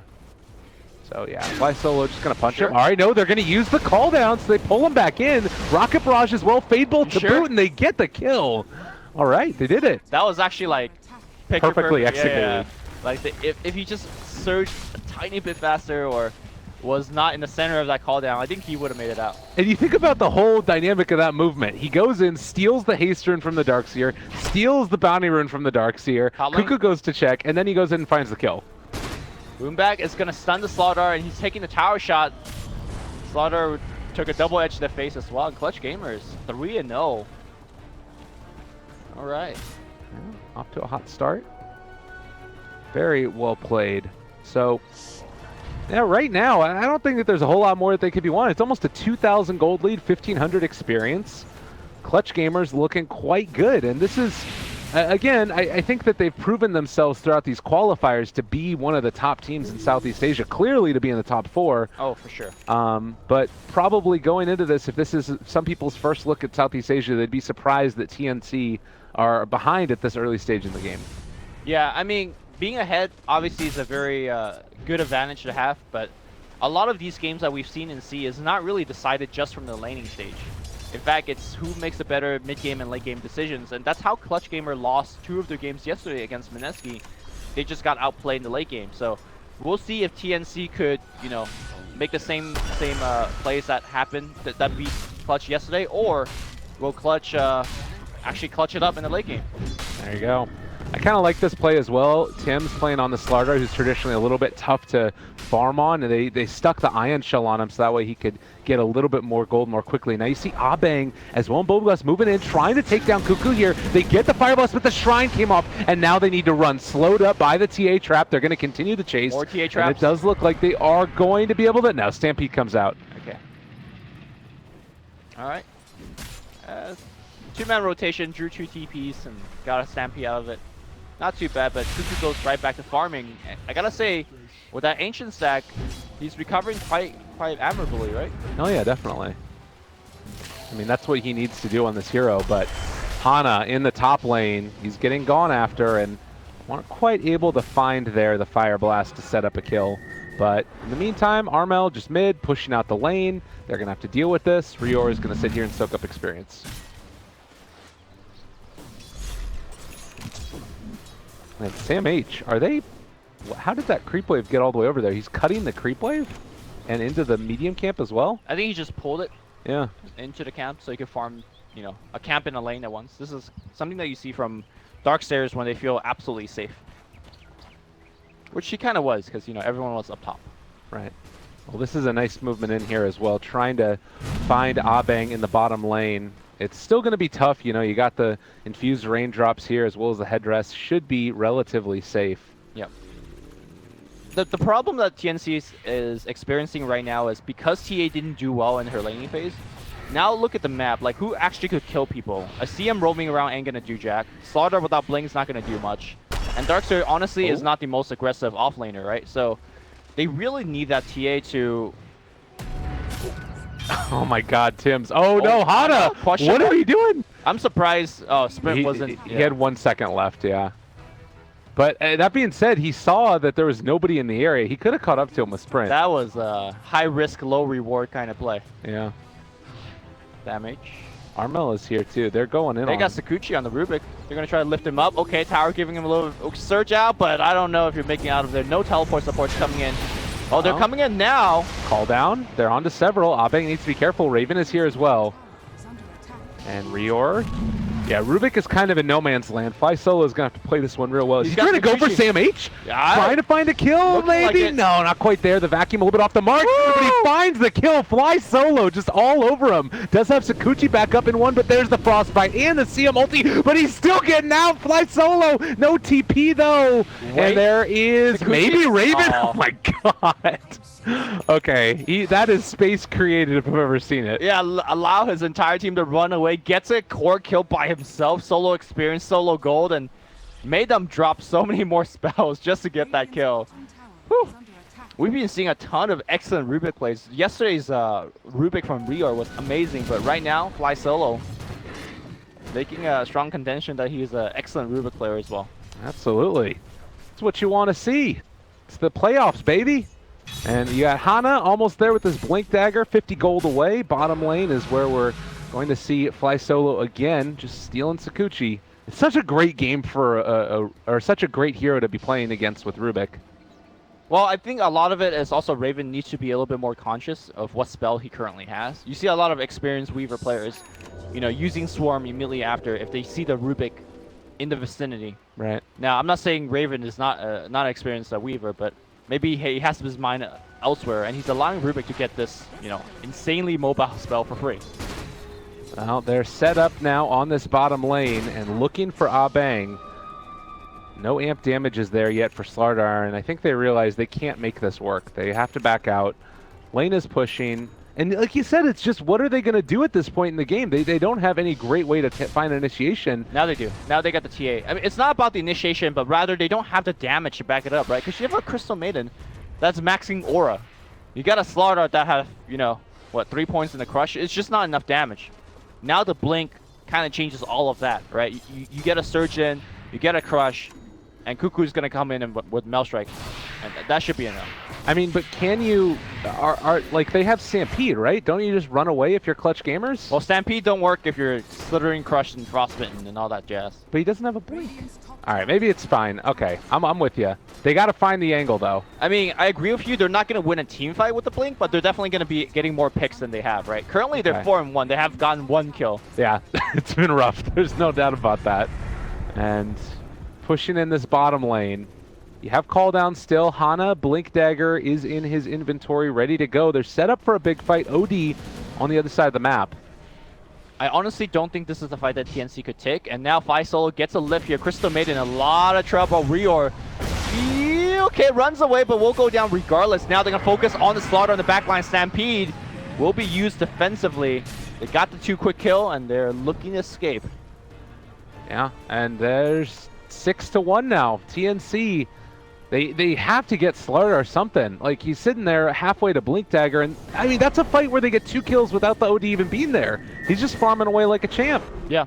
To be fair, though, that wasn't a good fair fight. Oh, yeah, no, definitely for not. TNC. Like, Crystal Maiden was caught dewarding, right? That's kind of like a suicidal move, essentially. Oh, Raven, maybe in some trouble. Are they going to find him? There's a movement forward. Fly Solo is there. Blink. Oh, nice time lapse out. Raven, but the Fly Solo is on him. Is there going to be a lift in time? He does. Doesn't want to go for it. The rest of it seems too far away. And Gyrocopter might be in trouble now. There's the call down. Turn it back around. Trying to scare him off. Rior almost dies to that. And there aren't TPs to get here, I don't believe. So Abang in trouble. He's going to have to TP on himself, but they're already there. The CM ulti as well as Cuckoo jumping on top of him. Yeah, Abang maybe just a little bit too big for his britches. Yep.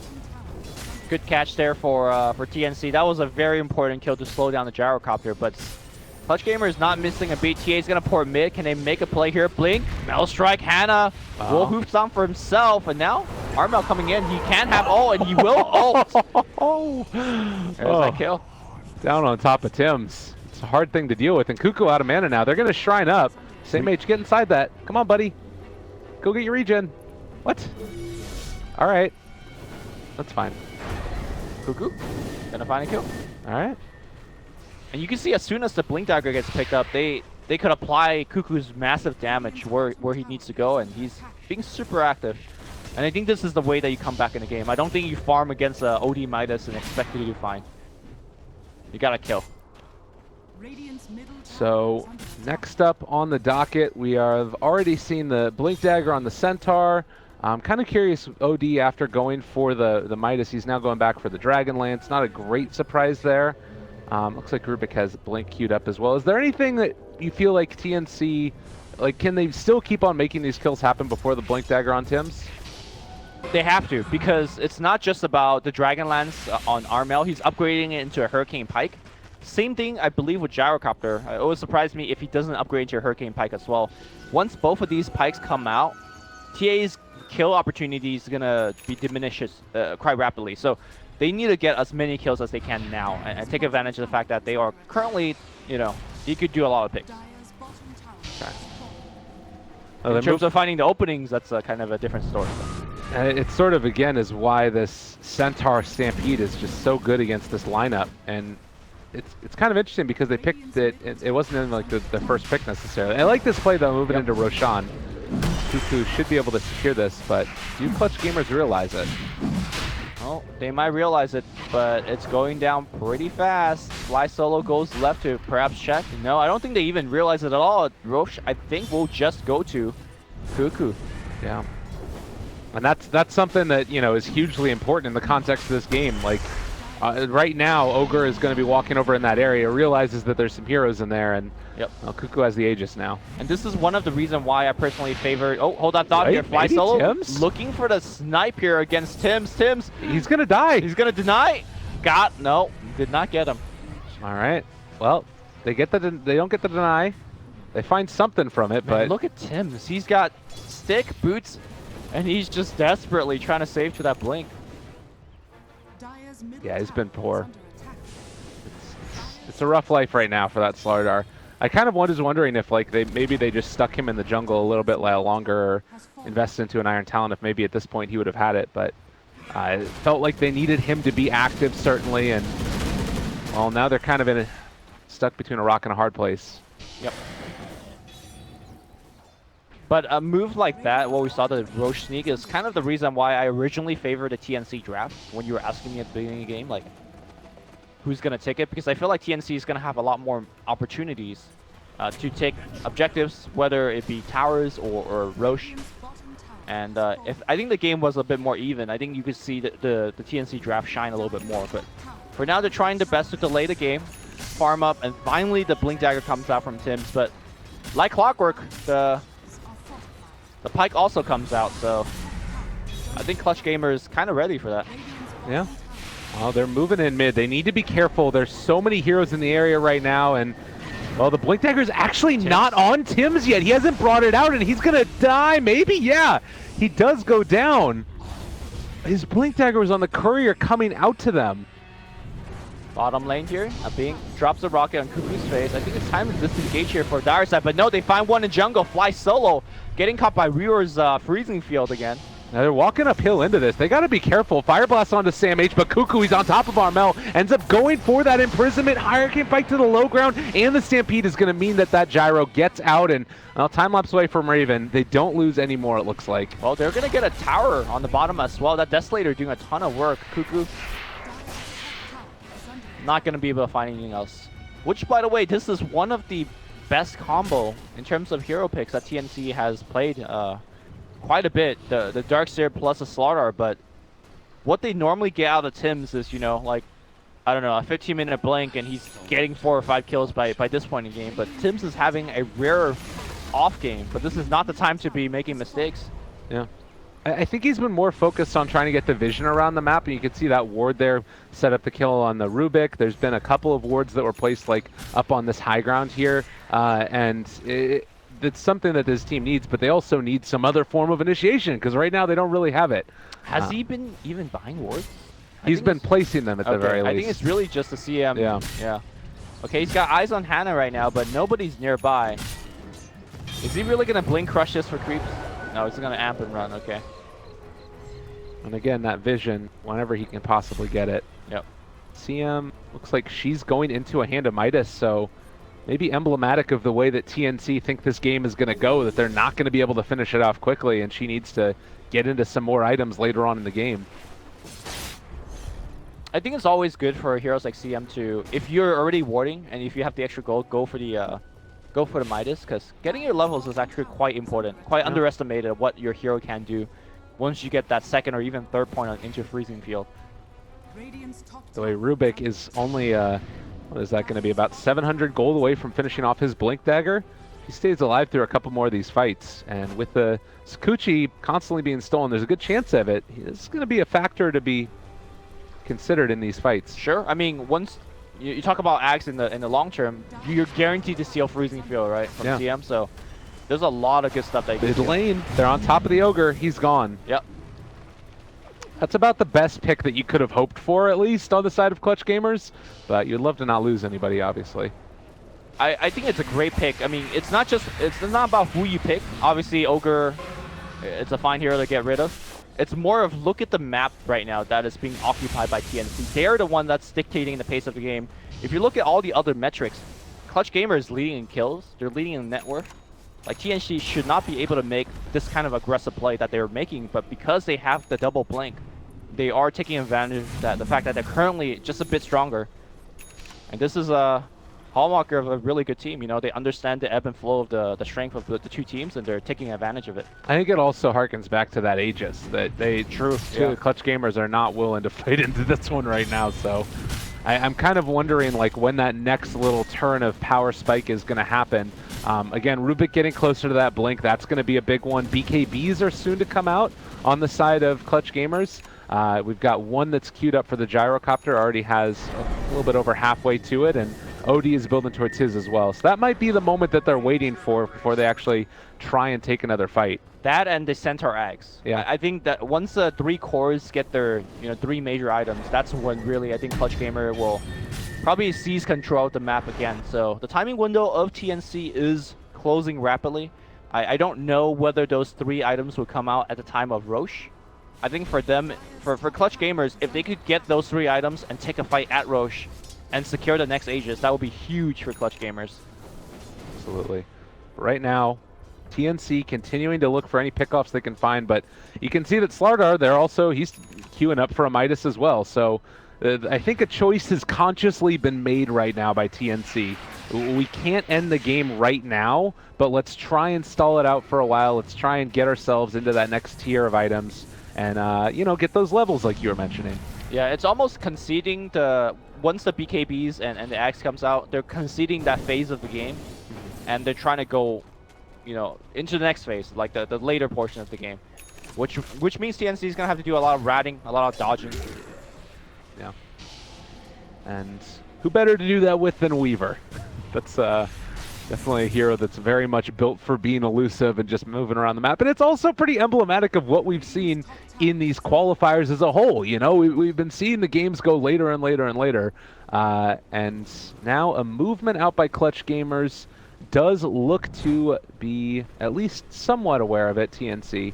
And yeah, they're not going to get caught out here most likely. Yep. And this is the beauty of the TA trap, right? You could put that in Roche. You're never really afraid of them smoking like that and then going straight into the pit and taking you by surprise. For sure, they know that they're not in the Roshan pit right now. Rior, ooh, gonna pour it out. Lift. Oh, they got him. What? Second. VAC indeed. Rior going down. All right. What's the worst part in that? What? Midas coming off cooldown, can't use it. Feels bad. True enough. Maybe that's why he was moving out Kalisha that way. Yeah, that's nuts though. I totally didn't expect it. I think that it was just they might have still been smoked at that point. I didn't have my no, they weren't. Server. They weren't anymore. Yeah, he just checked there and he had the reaction rate to get that. That's crazy. Radiant's middle tower Well, is under attack. Creep Wave moving in now. Gonna start assaulting the tier 2 tower in this bottom lane. But look at TA. Yeah. Just like clockwork. Cuckoo heading mid, pressure in this one now. You got Weaver along the top lane doing much the same. And there's a TP back to see if they can control up Cuckoo here. They've got him. He is going to have refraction still up after this, though, so there's the blink out. There you go. Yeah, so Cuckoo, he's fine. And now on the bottom side, wall has been dropped right now. Tim's in a lot of trouble, but here comes Cuckoo porting in. Fly solo, just get 2-shotted. A Bing on the right side. He's isolated by himself. He does have the BKB, not activating it just yet. There's a Fire Blast on Cuckoo and the Maelstrom doing so much work. I'm not sure whether BKB is really going to protect him. The Surge moving forward. There's a Rocket on top of Cuckoo. Not going to be enough to save him. Meanwhile, Armel the hammer gets dropped. Boomback on the run as well. Crystal Maiden comes in. Is Crystal Maiden going to pop her ult? No, already on cooldown. Raven going for Boomback as well. The trap gets activated. Raven cleans up a couple of kills. I got to say, all in all, a big victory for TNC. Yes, they did lose the TA, but they picked up the gyro. I guess the only thing going there for Clutch Gamer is that they didn't use those BKBs. Yeah, they held on to them, and I think also they're probably not going to be able to translate any objectives off the back of this, which is a pretty decent part of it. But yeah, I think it's a little bit in the favor of TNC there. And you've got the Ags now done for Centaur. The thing about that kind of blows my mind is that they took that fight, like you said, without BKBs and without Centaur Ags. So the next fight, it's probably not going to look as close. And that was also with OD not in the engagement. Well, at least not in the start, right? Yeah. Yeah, I think that was actually a very poor communication from Clutch Gamer, because what happened was OD ported back to try to catch a TA, right? Yeah. And then I think 2 of his teammates also ported back to make that move. And then as soon as that happened, TNC says, okay, you still have 2 heroes in front of our tier 2 bottom tower, so let's go on you. So I think if OD is trying to try to make that move, the rest of the team has to back away very quickly away from the bottom tier 2. But instead, you know, half the team stayed, half the team went away. And that's just a classic case of retreating too slowly and the enemy team punishing you for it. And you've also got this Darkseer now with the blink mechanism, so you can find those engagements much more effectively. Nice little TP out of here for the Centaur. They're going to move back. TNC is still taking control of their jungle quite heavily, and I'm waiting to see the reveal of the movement around the map, probably just around this next Roche pit fight, which is a relatively long respawn time. And I think that, at least for now, with like Fly Solo heading out here, placing down a couple of deep wards, this is going to favor Clutch Gamers quite heavily. Well, earlier I did say that TNC might look a little bit weaker as the Radiant BKB comes out, but TNC also is working with double BKB of their own, right? Reaver's got one, TA's got one, and that BKB is going to cut down a lot of Gyro's magic damage output at the very least, as well as all the orb hits on the OD. To see how this plays out. Again, pushing out the waves. You do have the smoke movement now into the Radiant side of the map. They don't have Slaughter with that smoke, though. I think they really need that point-blank initiation, especially when you're combining it with the Darkseer. Oh, Armel, he's up there on the high ground. I feel like they have an idea that this is going on right now. This ward might have scouted something out, or we'll have to see. It almost feels like they're baiting out Abang right here. And they're going to jump forward. There's the crush. Astral immediately. BKB has been popped, though. Now Armel, 4 steps to the high ground. The CM ulti is doing nothing. They're just going to be able to stampede away, and if they want to, they could go for a counterplay pretty soon. They have Freezing Field, and that was the BKB down for Cuckoo. What a great bait by Clutch Gamer. This is exactly how TNC lost to Faceless, by the way. They bought these 10-second BKBs. They used it, and they didn't get anything. In fact, they lost fights with those 10-second BKB. They need to go in right now, though. Like, you have to go in and contest this. Well, you have Freezing Field, you have everything. BKB's down for Cuckoo, but no, it's a little bit too late, and now Boomback decides to retreat. It was a good bait for the BKBs, but yeah, you know, the quick moves from TNC just punished Clutch Gamer. I think that this harkens back to something that we sort of alluded to, is that you've got TNC that has the LAN experience playing against a bunch of top-tier teams in the world. They know when they need to make these moves. And by all accounts, that was like a terrible time to go into Roshan. But Clutch Gamers, they just don't happen to show up for that one, and then they end up taking it. Like, if you have Freezing Field stolen on Rubik, you have cooldown still, you had Stampede off or on cooldown, but that was like the only really bad part of it. I don't know. The surprising thing is that TNC wasn't smoking into the Roshan pit, right? They were completely seen by this ward the whole time. So I don't know what Clutch Gamer was. I guess they just underestimated how quickly, because they were moving into that area. But maybe they're just worried. It is a TA Deso with Weaver, with Amplify damage. Like, that thing is dead as soon as they go in. All right. Maybe they're seeing something that we're not seeing, but from where I'm sitting, it certainly looked like there's a possibility. BKB is there for Weaver. He's going back into the Mjolnir now. On the mid lane. Are they going to be able to take him down? Look at that damage, man. He's got Stampede still. Back view. Okay. I mean, if you get a Stampede out like this, BKB, ooh, forced to be popped by Raven. And that's a 10-second one. Yeah. I mean, I'll take that for a Stampede cooldown every day. Sure, sure. So, still very much an even game at this point, but TNC, after getting Roshan and now going to have the Aegis again on TA there, it sort of puts them in the driver's seat like we saw previously throughout the whole course of the next, duration of this Aegis. With that, they're going to take a tier 2. Now, I'm not sure if Aegis is going to be enough to allow TNC to go up the high ground, at least in a 5v5 situation. So, I guess really the next step for TNC is to look for a pick. Doesn't matter who, just anybody. So that allows them to hit the tier 3 a little bit. Yeah. I like the pick that Rior is going back for as well. The Hand of Midas now into the BKB for him after going for that Glimmer Cape as well. So a lot of value coming out of this Crystal Maiden, who's sitting at the top of the pack of the supports. And he's also the one that's buying all the wards, man. What a guy. What a Rior. Rior's been playing out of his mind this whole qualifiers. I mean, we'll have a chance to talk more about how this team has been playing, but to me, he's been like the standout player on the TNC team. Sam H has had some good games as well. Yeah, and rather Tim's normally their big support playmaker has been looking rather soft. Yeah. Remember those, like, IO games, which he had big saves, but for the most part, just really getting hammered. And this game, he started the game at 0-6 on the Slaughter, so I don't know. Tims need to step it up, man. Called out by Lumi. Now we know.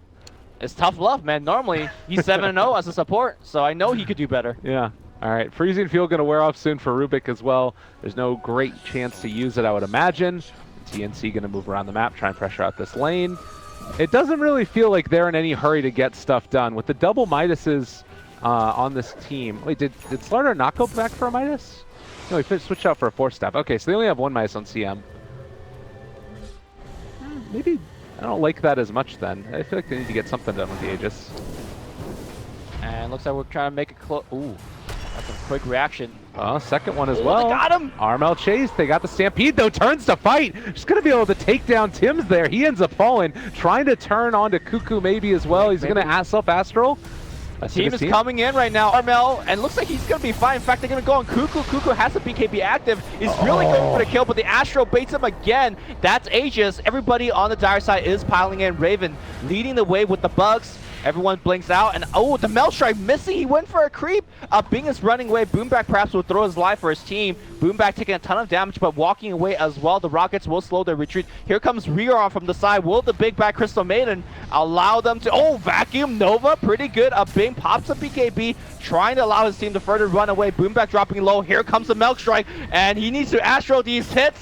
The red Deso hits going in. Armel, can he pop the shrine? No, he dies right next to the shrine. Hana trying to run away. The Hoostan will hit on the Darkseer. Glimmercape keeping Samage okay right now, but look at the chase. Bing then pops the shrine to keep himself alive. Crystal Maiden Freezing Field gets dropped. They go in for more and more. Can they actually get the kill? The buyback coming up from Armel. BKB coming from Cuckoo once again here. And now Astro into a Hoostan to Vacuum, not allowing the Raven to run away, and now it's the retreat time for TNC. What just happened in that team fight? Team fight recap, please. They went far too deep. I think that it's still a great win right there for TNC, buybacks, but yeah. I don't know what the hell, because that doesn't fully encapsulate what happened at the beginning of the fight either. They're able to burn through the Aegis of the Cuckoo as well. But that was nuts. I think Armel played that fight so perfectly. There were so many instances where he could have gone down. You saw the blink out, able to get the self-astral, fogging the TA, and then TA going for the chase and just the immediate meld strike. Maybe didn't realize that there was going to be a creep wave there possibly, which is why it ended up happening. But nonetheless, there were a lot of instances in that fight where TNC probably could have gotten out, and I still think it's worth it. Definitely. A pretty huge win for them. Yeah, at the end of the day, it was a 4 for 3, but they got buyback from the Centaur and the OD. Yeah. I say I'll take that trade any day, right? Yeah, if they had not gotten the Weaver, it would have been great for TNC, but as it stands, it's still really, really good. And it's to the tune of a butterfly for gyrocopters, so again, you got some of these big items that are up on this core group of heroes, and I don't know, I still think that TNC need to get more done. And maybe now is the time to do it. TA going to blink out and get the TP away as well, so they won't find her. All right, so seeing the fact that there's a butterfly on the map. Ooh, I was going to say Templar should probably consider that MKB, but he's going to go into a butterfly zone. All right. Well, this is the pressure that they want to apply now onto this top lane. You do still have call down. You have Sanity's Eclipse again. I think it's time to party. Rarely you see an enemy core having a butterfly and your core having to go for MKB, but they don't go for MKB. Yeah. I'm not sure. He might not have spotted it is the other thing. That yeah, maybe. Raven is also not going for MKB. He's going for a Lincoln's. This scan scouts out the Ogre, but he's going to be the one to break the smoke. And now going in, able to stun up Raven. They have the call down available. They stun up Bang is still in a lot of trouble, and there's no way to save. They end up dropping the ulti as well from Stampede on top of Tims, but they're not going to be able to find him as of yet. Vacuum wall onto 3. They stole it back away, though. So turning the wall against them, it's still not going to be enough. TNC are all over him at this point. They lose OD. 100 seconds with none from him. Oh, man. That Solon wall is great, but now the dire side ping out the mid tower. It's right next. There is a. They found a return kill. That was a nice one. Yeah. Both played by Fly Solo. I mean, doesn't matter though. The 2 cores are still alive. The creep wave is right in front of the tier 3 tower. I think if you're TA and your Weaver, you just run there. Yeah. Go, go, go. You know that there's no buybacks, exactly. too. So really great display there from TNC. I think it was just a solid team fight all in all. Like, they threw a lot onto the Raven there. I don't know why the OD didn't decide to jump in and go for an Astral. Maybe it was just like, I don't know. There must have been something else going on, but I feel like that was an easy save there and then counter initiation. Yeah, I think they expected the gyrocopter to live longer than they did, right? He's got the butterfly. He's got the 30% evasion. Yeah. The problem is with the RNG item, I don't think he got any evades. So Cuckoo just like 4-shot at him. Yeah, or if the Stampede came out a second earlier, possibly. I think that's the issue. The Stampede did not come out in time. Something weird was going on there. It feels like Clutch Gamers' communication has not been as on point as we saw them in their matches leading up to this in the group stages. That was like some of the most cleanly executed team fights that we saw from them. And now, you know, a couple days later, the pressure starts to build. You're a new-ish squad of players that maybe, you know, haven't had the most time together. It's looking like it might be a bit tough. I mean, all of these players have definitely a lot of competitive experience. They play on different teams before, but it's worth repeating. The Clutch Gamers that did so well on day 1 and day 2 kind of crumbled against Mineski in these kind of tense late game situations. Yeah. Mineski just kind of outfought them in the late game, and we're seeing that from TNC. Perhaps it's off individual mistakes, perhaps off team communication. Whatever the case is, TNC just got another buyback out of Clutch Gamer, this time from the Rubik. And it's not looking good for a team that honestly was on all metrics ahead, you know, in kills and net worth. Yeah, you look at the net worth graph, it was that slight lead up and then the fight that ended up securing Roshan for TNC earlier. Right. You know, questions about whether or not that was a possibility for them to take or not aside, that certainly was the turning point in this game for them. And now we're sort of in an awkward situation where, I mean, do you think that this lineup is going to be able to compete with a TA that's this out of control? 22,000 net worth, has the level 25 talent for +3 refraction instances. This hero is terrifying. I mean, I think it's not really about... I think the two lineups are very similarly strong in the late game. It's about the net worth difference, right? Because one team didn't have to buy back 3 different heroes. Yeah. If OD, for example, has a Hex finish right now, I would say, yeah, sure. You know, it doesn't matter if you're level 25 TA.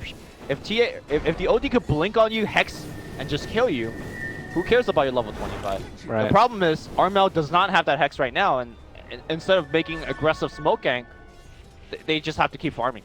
Another item that is going to change the complexion of these fights again is going to be the Centaur Warrunner refresher. Yep. So this is huge, and I think that it is something that you look at what TNC does, they blow up a single target. That gyrocopter in the top lane, if he stays alive a couple while longer, then that fight looks very, very different. So if you pop the refresh, you pop the initial Stampede, you're not afraid to do it because you can save for the second one. That's when things start to look better, but they have to come and contest Roshan, and it looks like that's what they're planning on doing. I find Abing's item choice fairly interesting here. He's queuing up the MKB, and it looks like Roshan is going to get checked. Do you not like it, or? I mean, MKB against Butterfly, you know, makes a ton of sense, right? Yeah. But you know you have double refresher ads from Centaur. So I think knowing that you're going to survive for a long time, I feel like a bigger lifesteal item might help you elongate the fight. Okay. So I'm actually leaning more towards Satanic, but maybe Abing feels like the team just needs more damage. So I'm not going to argue against MKB versus Butterfly, but I think there's also another opportunity to go for Satanic. I'm pretty sure he will eventually get Satanic, but interesting choice. I think that also the idea is that if you're only going to be onto the TA, it doesn't matter if you have Satanic if you can't hit him anyways.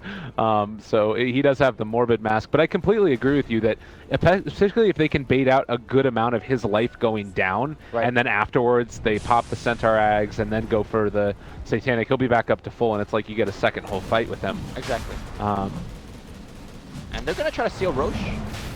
Same damage on the Ogre. They're going in for it. Cuckoo, he's going to drop that trap inside. Invis rune there as well, but they still have eyes on him to jump forward. The crush, that's the Stampede already out. BKBs are done. They're on top of the backlines, though. Sam H almost completely out of mana. Didn't end up having enough left over for the wall. Oh, no. That was a huge, huge ulti from Armel. Yeah, it's not just about the damage that the Sanity Eclipse can do, but the mana drain. We saw the vacuum, but there was no wall follow-up. And they just kind of ran them over. The reveal of the double Stampede See, I was thinking about Stampede using defensively, but they're like, no, no, no, no. We're going to just run in and kill you. And suddenly the MKB choice makes a lot more sense, right? If they're just thinking purely on the offense. Yeah. Yeah, sure. It's all good. And that is a big clutch late game team fight. Clutch. I like what you did there. Yeah, and also thinking about it, you've got a different way that this game is going to look now, because Clutch Gamers, they have always been on the back foot with the Aegis on TNC, and I believe that they have Cheese also off the back of that. Yes. Yeah, Cheese is there for the Centaur War Runner. So every other imaginable way to keep these heroes alive, they now have. So I think TNC really, as much as they love being aggressive, I think now is time to, you know, put the foot on the brake a little bit. Just wait it out, right? Or do you see an opportunity for them to go make a big smoke play or something like that? I think that it really depends upon what they sort of see around the map. And right now their vision is very hemmed in. They need, like... I think that they can go for a pickoff play, but they can't go for a team fight. That's really what it comes down to. And I'm pretty sure they also lost their gem in that engagement. Yeah, Ogres got 2. And I do believe one of them was purchased by Reor, yeah. So losing the gem also is a big blow to TNC. A lot of their map control will be taken away. Yeah, and you look at a couple more of these big items that are online at this point. You have the Ghost Scepter for Rubik after the Blink Dagger. We also have for the Darkseer, he ended up going back for the Lotus Orb. Lincoln's on Weaver with the Mjolnir.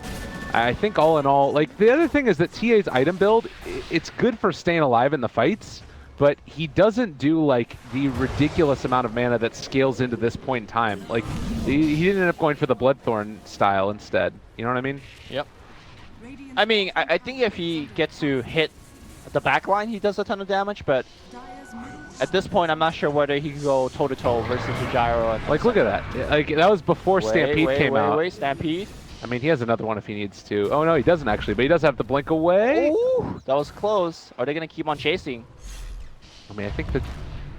I don't know if you can chase at this point anymore. I mean, this is DNC, dude. What are you guys doing? I mean, they picked Fly Solo. Fly Solo got caught out, I think, warding or whatever the case was. And TNC says, I don't care you have Aegis and Cheese. This is a 5v4.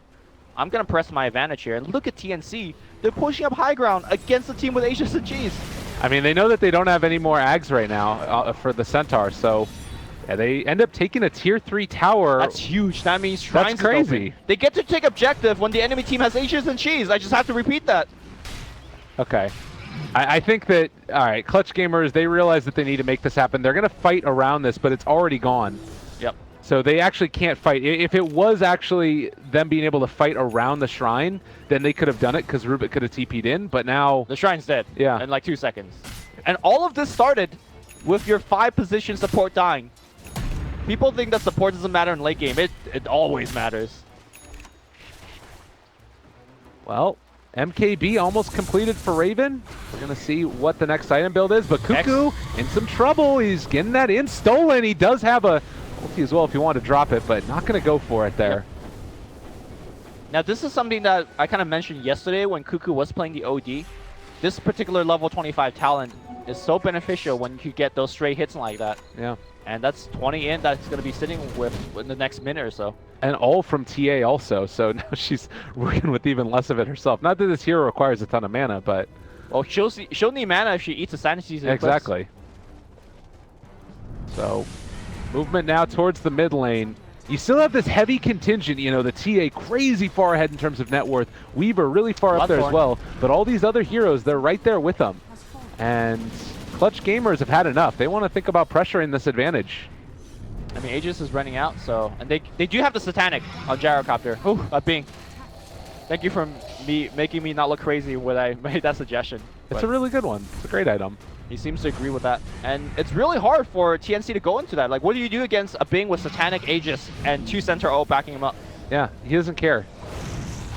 They're all over him. Over here to the side, though, they're down on top of Reor, trying to bring him down. Stampede to follow. Sanity's eclipsed. Armel takes 2, and maybe going to be a bit more if Cuckoo cannot get out of here.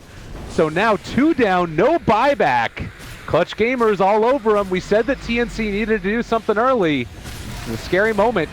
They're on top of him. Abang taking a ton of damage, but turns BKBs. Hana eats the cheese. There's the stun. Can they find the kill? Raven's on top of him as well, but now Armel has shown up, and Cuckoo going to be controlled and brought down. Buyback immediately from the TA. Now Raven in a lot of trouble. He's going to pop the Shrine. Vac wall on top, but there's no disable on top of this. And Armel, he's got so much in. Plus 68 right now. He's taking a ton of that damage, and he looks like he might be dropped here. The Raxes still are protected. How many kills can TNC get on the way out? Cuckoo looking for a blink in. Keep in mind, he does have the Bloodthorn, and the Bloodthorn attack coming through. Oh no, he's gonna get chainsawn completely here. He gets lifted up as well. His refraction all gone. Keep in mind, this is a buyback. Keep in mind, this is a dieback, and now Raven, the only one alive to Oh, they're buying back Armel. They want to push this. They want to win right now. That's satanic, though. That saved the day. Raven, what? Just time lapse in. I think he wanted to kill or something.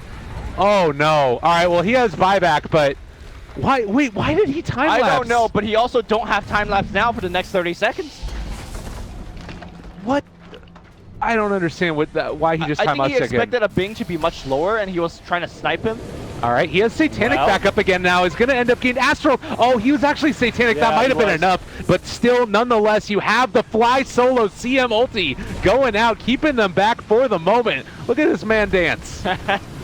I mean, you can't go into that. Lots of damage. Glyph's going to come out. I'm surprised they even have the Glyph. Samage going to respawn, but Raven, he's just too low. That's going to be the second lane of Rax going down.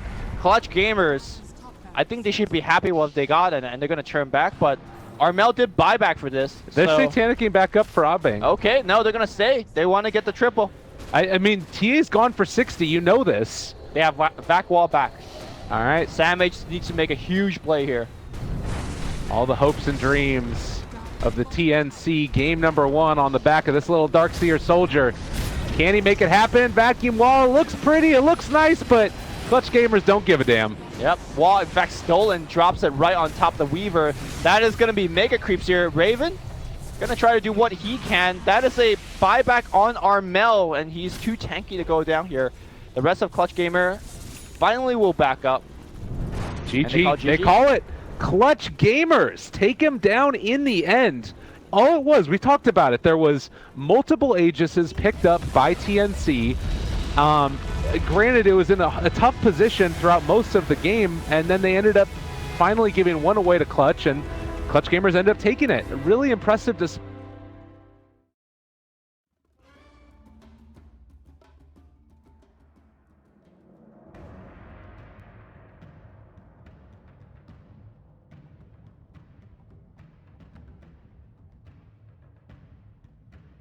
Dire team ban.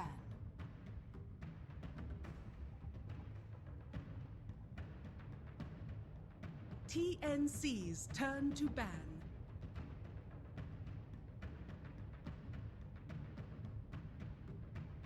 TNC's turn to ban.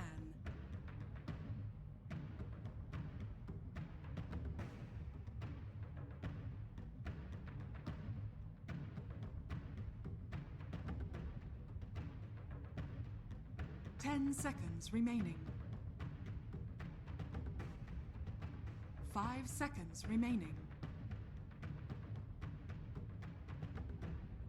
Reserve time.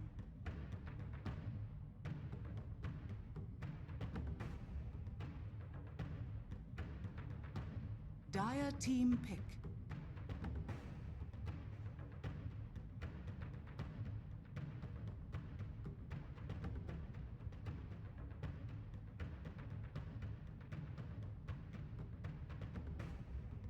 Ten seconds remaining. 5 seconds remaining. Reserve time.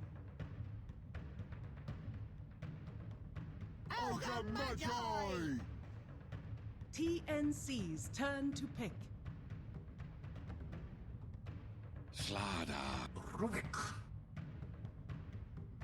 Dire team pick.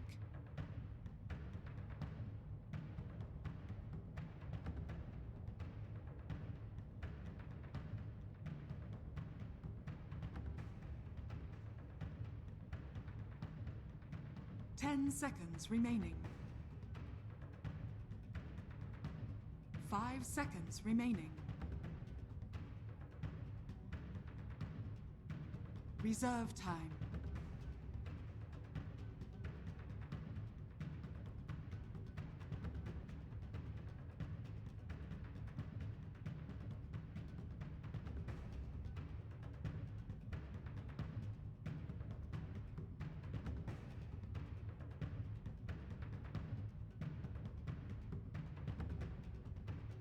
Dark Seer. TNC's turn to ban.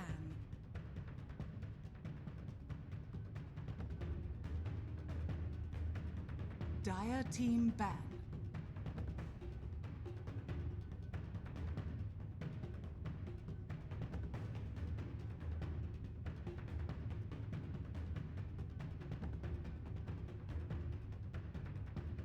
Ten seconds remaining. 5 seconds remaining.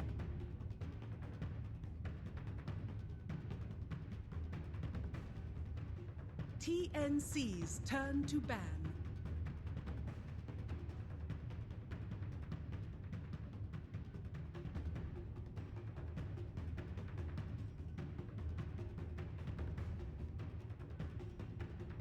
Ten seconds remaining. Dire team ban.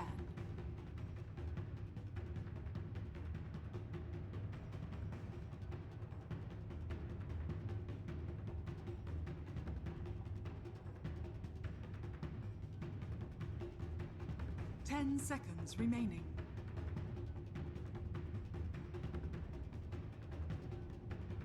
TNC's turn to pick.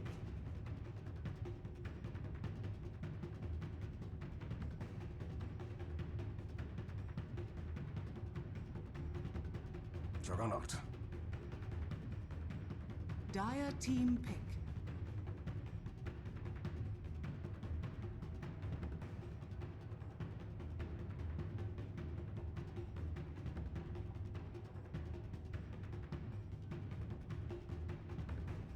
Ten seconds remaining. 5 seconds remaining.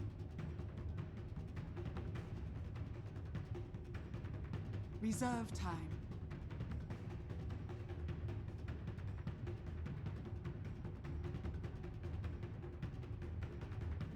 Disruptor. TNC's turn to pick.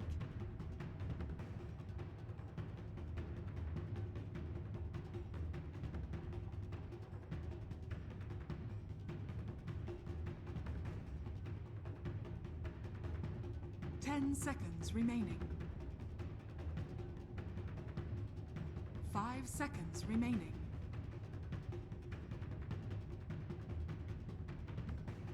Reserve time.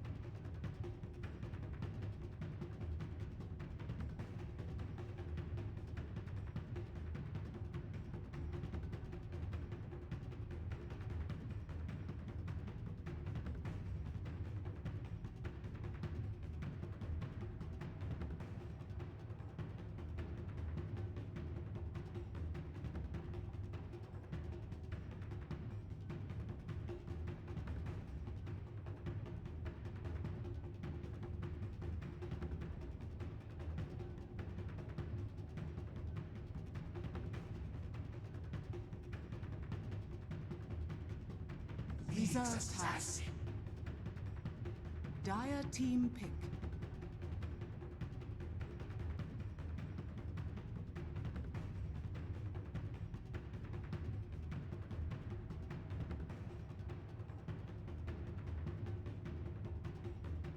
Ten seconds remaining. 5 seconds remaining.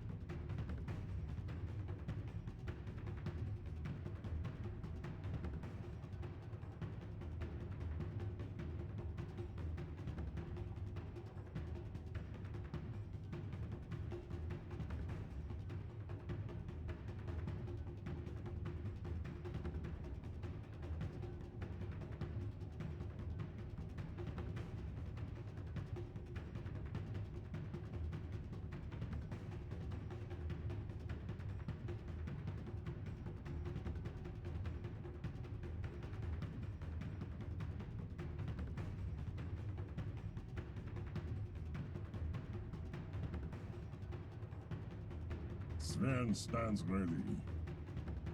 TNC's turn to ban.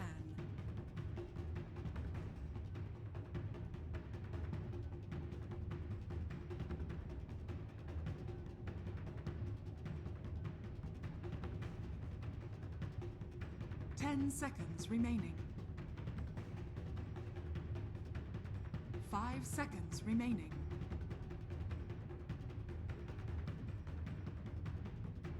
Reserve time.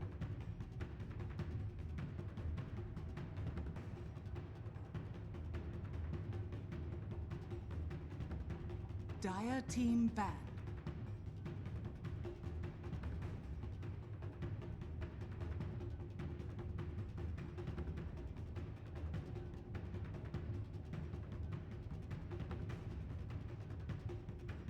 Ten seconds remaining. 5 seconds remaining.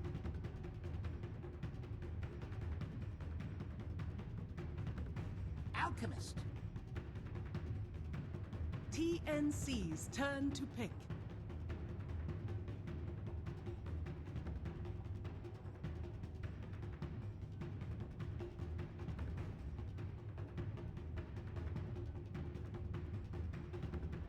Ten seconds remaining. 5 seconds remaining.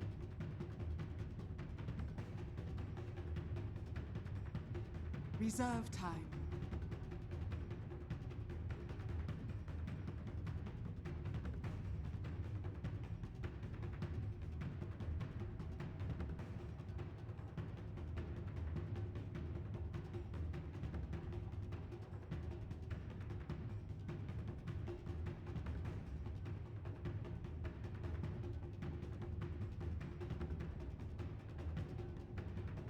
Ten seconds remaining. 5 seconds remaining. Shall Warlord.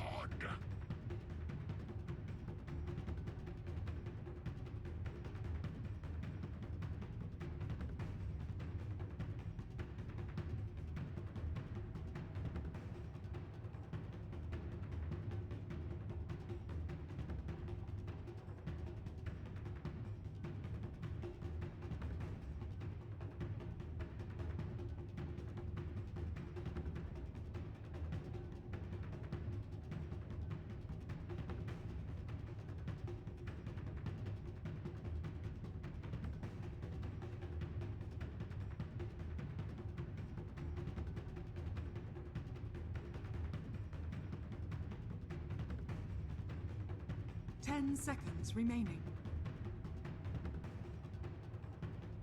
5 seconds remaining. Let's see, you faced this out yesterday? No, I didn't, because Okay. I was thinking more back to like the Boston Major when Alk was just winning everything, and my heart going out for various teams that ended up losing to it. Anyways, I could talk about Alk for a while and why the hero makes me sad, but the most important thing now is that we are into the game, and we can talk a little bit about why we think this could be a really good pick. What do you have to be most concerned about, like in this game? Because they can't really run at him early either. Tim's on the Slardar has been known for making great rotations, but against an Alk, it seems unlikely to work, with the Ogre most likely hanging out mid to give him a good start. I think it's important to, because Alk 4 or 5 minutes into the game starts to duck into the jungle, right, to start acid spraying the camp. I think that's where Tims needs to strike. Now, I don't think Tims will be able to kill him, but you just kind of stay near his vicinity, take some experience, go in, crush his camp once or twice, just to make him work for it. You don't let him have a freebie. And then, I don't think TNC has a lot of early game options. Rather, I think once the 10, 11 minute comes where you have the max healing ward, you just go. You just hit towers, hit buildings. Yeah. Surgically remove them one by one by one. And of course, a lot of it is also up to Sam H to contain the Alchemist and sending Vendetta ganks up to his way all the time. Let's not kid ourselves. TNC needs to really, really play well, outplay Clutch Gamer, in fact, to have a shot in this game. It is going to be Raven on the Juggernaut like we were talking about. Just seems to fit the style of game that they're going to need, and Cuckoo can be the one that goes a little bit, well, for risking putting myself on a pun train, Cuckoo this game. And I think that the other thing to keep in mind here is that I really like the idea that you had of the Sunstrike Invoker combo, because I'm thinking like around that mid-game time when you have... Is Armel going to go for a second bounty rune here? Yes, They're giving him both of it? Yes, he is. Okay. That's a great way to start, and now he has a poor man's show for lane. Fine. But look at what Rior's doing. Rior solo smokes himself. I think he's looking for some sort of courier snipe. He's going to put a ward behind the tower. Oh my god. All right, well this actually... This is a way to win the lane, right? Yeah, definitely. Oh, he's going to see it coming. He's going to tango through, or he's going to just snipe. And what's on the courier? That's Pro Man Shield gone. Oh 300 gold. He's going to taunt on his way out. I think that's the auto thing. That is perfect play. Beautiful, beautiful display there. That's what you need to have happen. So really heads up play there by TNC. This is going to give their troll a really good start in the laning phase. And now Armel, who would have had a great time here, is now going to be punished pretty heavily. And yep, Boombox having some trouble as well. You really need that Pro Man show against Troll Warlord, because he hits actually rather hard. So other things that I was talking about is that I'm thinking, if they do not end up just completely dumpstering this Alchemist in lane, which is looking like they could do, how are you going to be able to move in and actually find the kills in the jungle? Like, because Nyx alone is not going to be able to take down Armel unless he's just farming really greedily. Yeah, I think you need to take your Slardar or your Rubik. Actually, Rubik's not even going to be enough. You definitely need Slardar or Juggernaut. So we're going to need to see Raven or Cuckoo play rather aggressively in the mid game as well. There's going to be a fine balance for TNC to strike, where they need to get farm but also stay aggressive on the map. All right, you can see over here in the bottom lane, Hana just planning to stay within creep experience range, while top lane as well, we've got Sam H getting the most that he possibly can as well. He's already got boots up, so he's pretty well farmed. Both of them at level 2. And mid lane, honestly, the Alk has not been hurt that much. He's taken a lot of damage, but it hasn't really been Troll able to force him out of lane or stop him from farming. Well, he's out of regen now, right? The courier is back up in 28 seconds, so I don't think really TNC could take advantage of the fact that he's out of regen, but they're doing a decent job. The problem comes now where the Alchemist has 2 points in Acid Spray, and I don't know what Troll could do when he starts to spam that spell. Yeah. A little bit of a pause coming out. Apparently there's some issue going on. Mr. Timms himself, he ended up moving down and picking up both of the bounty runes, so this is sort of the way that he's been playing this hero consistently through these qualifiers and leading up to them as well. But yeah, Armel drops it down and Cuckoo has to stand in it. No, he's actually getting a lot of these last hit and deny regardless under the tower, but that regen needs to come, and the courier is sitting behind the tier 2. He's also afraid of some sort of... Oh, in fact, is he going to go down here? Oh my god, they dive! They kill off Cuckoo in the mid lane. They just ran at him. Yeah. You rarely see Cuckoo kind of die to those kind of plays, right? That was just rather careless. I mean, here's the thing about Cuckoo is that he is a kind of unpredictable player in general, but that tends to happen late games when he's going for like the big plays. Right. You are usually able to count on him in the laning phase. But maybe just the tension of this game. You are one game away from elimination when some people were thinking that TNC would be a direct invite, and now facing elimination, it's a scary prospect. All right, we're going to have the 2 supports smoked up. They're looking to go top, or rather maybe a wrap around mid. You said it was important to shut down Alchemist, and you see that Cuckoo is now softening up Armel a little bit. This would be a huge kill if they're able to find it. It looks should like be enough. Armel, they just need to get within range of the lip. They go for the slow. There's the pullback. The TP is coming in from the Ogre. Not nearly going to be in time, though. And, well, stun, and Cuckoo, he does find that kill. Yep. Not only was it an Alchemist kill, it's also very important that Cuckoo got the last hit there because he needed that help. He needed to catch up. So good stuff so far. He's going to ferry out more boots. I am curious in terms of what you think about Sam H's build. He started the game with Boots of Speed, which is pretty common in the offlane situation. In fact, nice 2-man impel. Gets a rune, walks away. Although, might die here. Ignite and a hasted Ogre comes in. They have the Stormhammer. They'll pop it. Yeah, there should be a kill. I think the stun's actually kind of stacked a little bit, but because of the haste rune, they should be able to pick it up. Yeah, it's Thunderstrike too, so giving a little bit of farm there over to the Ogre. I like the Sam H build by and large. I don't remember if he ended up starting with the double mango or not. No, he didn't, because he went boots first. So okay. that was the point I was trying to make. It's like, you know, Ice always go double mango. And I'm just wondering if that perhaps would be better. Yeah, I think that that might be. It still looks like he had a decent time in laning phase. He's actually ahead of the Darkseer in terms of farm, and maybe some of that has to do with the Slardar running around stealing bounty runes, etc. But I think that's the trade-off, right? Is that you are able to have more movement into the jungle, stealing bounty runes as Sam H, and then you end up paying for it every now and then by getting killed like that. But that's not the worst thing in the world. Yep.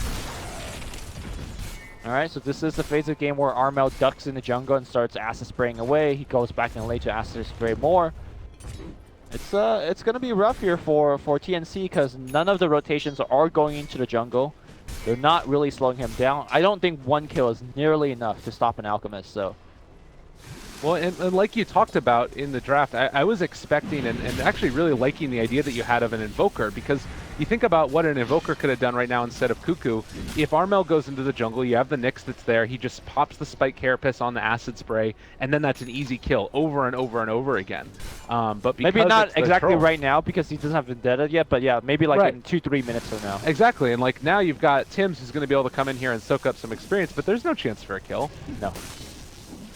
He will drop a ward though. Blocks out the camp. That's something that they can do at the very least. But yeah, tough one. So 6 minutes in, Hana's going to be able to get that bounty rune. It looks like they're going to make this movement up towards picking one and see if they can find something here. Tims might be in a little bit of trouble. He's going to have to run through the Ogre on the way out, eats a Fire Blast Ignite combo. They have Glimpse. Tims just out of range, and they're not going to be able to get him. All right. Top lane, Sam H. Goes on a bang a little bit, but just scares them into using a Warcry. Now, obviously, you know, you pointed out the merits of what an Invoker can do, but let's not forget Troll Warlord pressures towers much better than an Invoker can. I think that's kind of the angle that TNC is taking, at least in the relatively early phase of the game. They're looking to take down these tier 1 towers very quickly and then pressure the jungle of the Alchemist.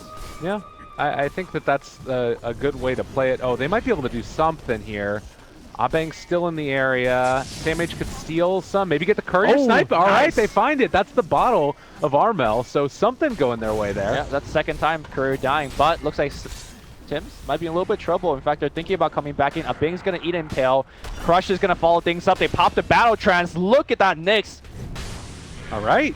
Apparently, high attack speed Nyx assassin finding a kill on the Sven. Not what you would have expected. This hero with 7 armor on top of him and a bunch of heroes around, but yeah, they take advantage of that situation and they end up taking him down. Yep.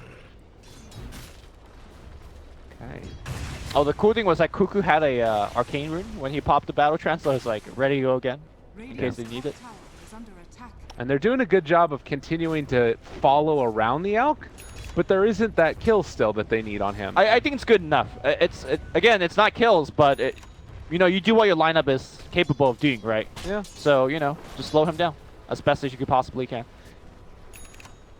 Meanwhile, we haven't talked a whole lot about it so far. Raven has gone 58 and 12 in his lane, currently level 7. So been sharing a good bit of that experience with other people. But he's going to be able to at least be a relevant force in these fights pretty soon as well. I imagine you just keep on farming up until maybe you get that level 2 ulti, and then you can make some rotations.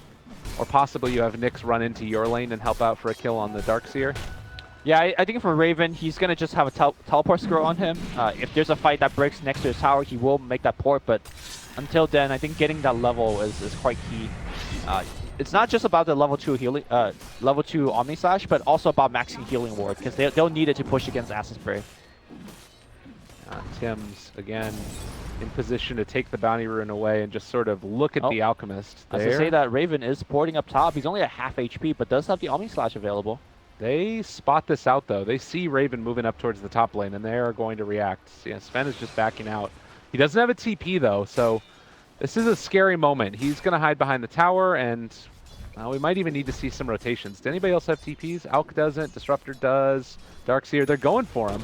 There's the initiation. They get the Impale as well. Can they get into range? Omni Slash comes out. They're not able to share the damage, and, well, Abang just goes down. So now maybe Raven is going to be the one who could get gone on. They have the Fire Blast there, but it looks like Fly Solo did not stay in range to go for any type of a glimpse play. Yeah, even though he got scouted out, TNC making that play work is actually fairly lucky for them. Glimpse back on Sam H. Sam H does not care. He's walking straight in. The healing ward giving them the ability to dive like that. Fly Solo Gets a last hit before he dies. Yeah. Worth, I guess. And Tim's is gonna pick up the kill. Now this is the Tim's I was talking about, you know? Yeah. He heard the pep talk, went to the restaurant I recommended, got some rice. That's why they needed the 10-minute break in between, you know? Yeah, we need to get our rice, definitely. Yeah. Well, in the meantime, you've got yourself a Slardar, almost level 6. There is a rotation down towards the bottom lane with a Vendetta up. Ooh, Hana's dead. Spike might be able to go for it. Yep, goes for the initiation. There's the Impale. He's out of there. And Abang can't believe it. Maybe going to be able to do something to Sam H here. He has the Iron Shell on him. Chase is going to continue the movement speed, but can they get him? No! They caught the lift up there. Rio are on top of him. The crush to follow, and Abang needs to be careful. Ogre's coming in as well. There's going to be a Storm Hammer. They have Impale. They will Impale up on a Bing. A Bing's going to get slowed down. He's going to get crushed again. One more right click, and it looks like Tim's going to pick up a killing spree. And now Ogre is in a lot of trouble as well. They're going to get him as well. All right. TNC. That was absurd. The Iron Shell did so much damage in that fight, but they just couldn't find a kill. Beautiful play by TNC to dodge away from that. He ended up doing more damage, about the same amount of damage as the Sven in that engagement. Yep. Now the big question is that enough? All of those kills were nice. It's not on the Alchemist. Alchemist, if you look at his current net worth, he is more than halfway to the Sacred Relic. He is unimpeded when it comes to farm. He's stacking for himself. It's looking scary, man. Yeah. I think that you've taken down one tier 1 tower. You're about to get another one here. But it does not feel like it has been enough yet to really put the screws to Clutch Gamers. If they can keep up this pressure, it's solid, but it's a constant battle. And, well, now they've been able to find Hana, the rotation in. Now maybe TNC in a little bit of trouble. They do have a glimpse if they want to use it, but they don't want to fight next to the shrine to kind of force that kind of play. Now, some would say that the Radiant team is doing enough, because if you look at the net worth, Alchemist is not that far ahead of the kind of the Radiant cores, and as an Alchemist player, you need to be very far ahead. So on that metric, I think TNC is doing quite okay. But on the other metric is that Armel is, you know, gonna be very, very far ahead relatively soon once the relic gets picked up. All right. So Disruptor. Oh, they break the smoke on that. That's unfortunate. Abang is right there on top of him. Tim's is on the high ground. Crush onto 3. Can they find any more? Impale off the mark. Static Storm onto Cuckoo. He's controlled for the moment, but Raven has gone in now. And, well, that's going to end up being a dead Ogre. Maybe they can find a kill on a Cuckoo, but it's not enough damage. And now they're going to be able to go into Roshan and should be able to secure this quite easily. Yeah, Static Storm dropping, also not hitting too much. So I guess TNC could have really gotten more, but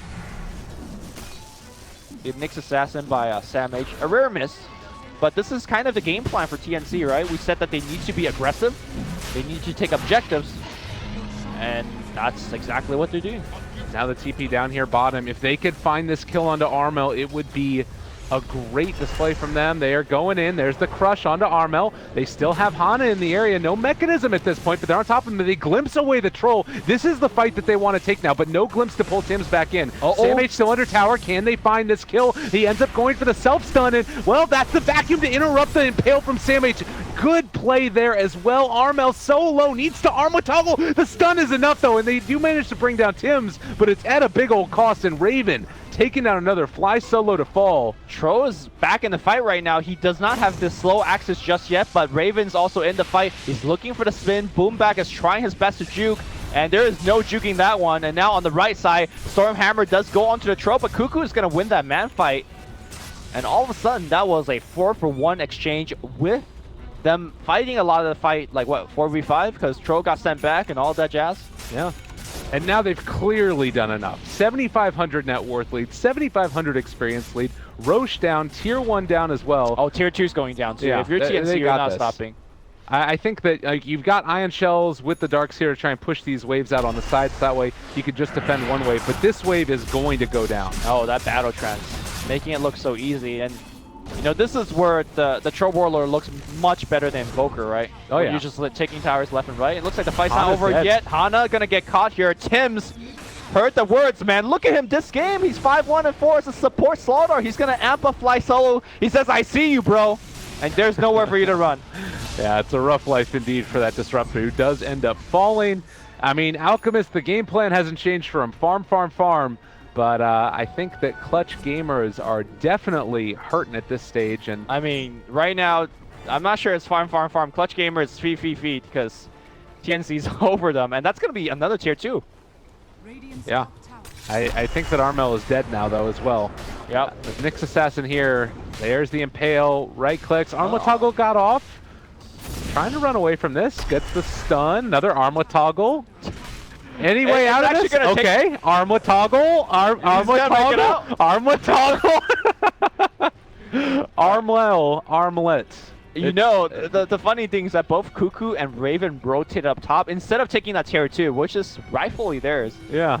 They didn't get the Alchemist, they didn't get the tier 2, so a lot of space creation for himself, Mr. Armel. That was a pretty funny one. And that was big, because he didn't have the Courier in range to get the Radiance either. He never doubted for a second. He didn't buy the recipe out even. So this is going to be the Relic, and only about, I think, like 900, a little bit of gold away from the Radiance. Still, a 10,000 gold lead, though, for TNC. Yeah. Outer tower is being surgically removed.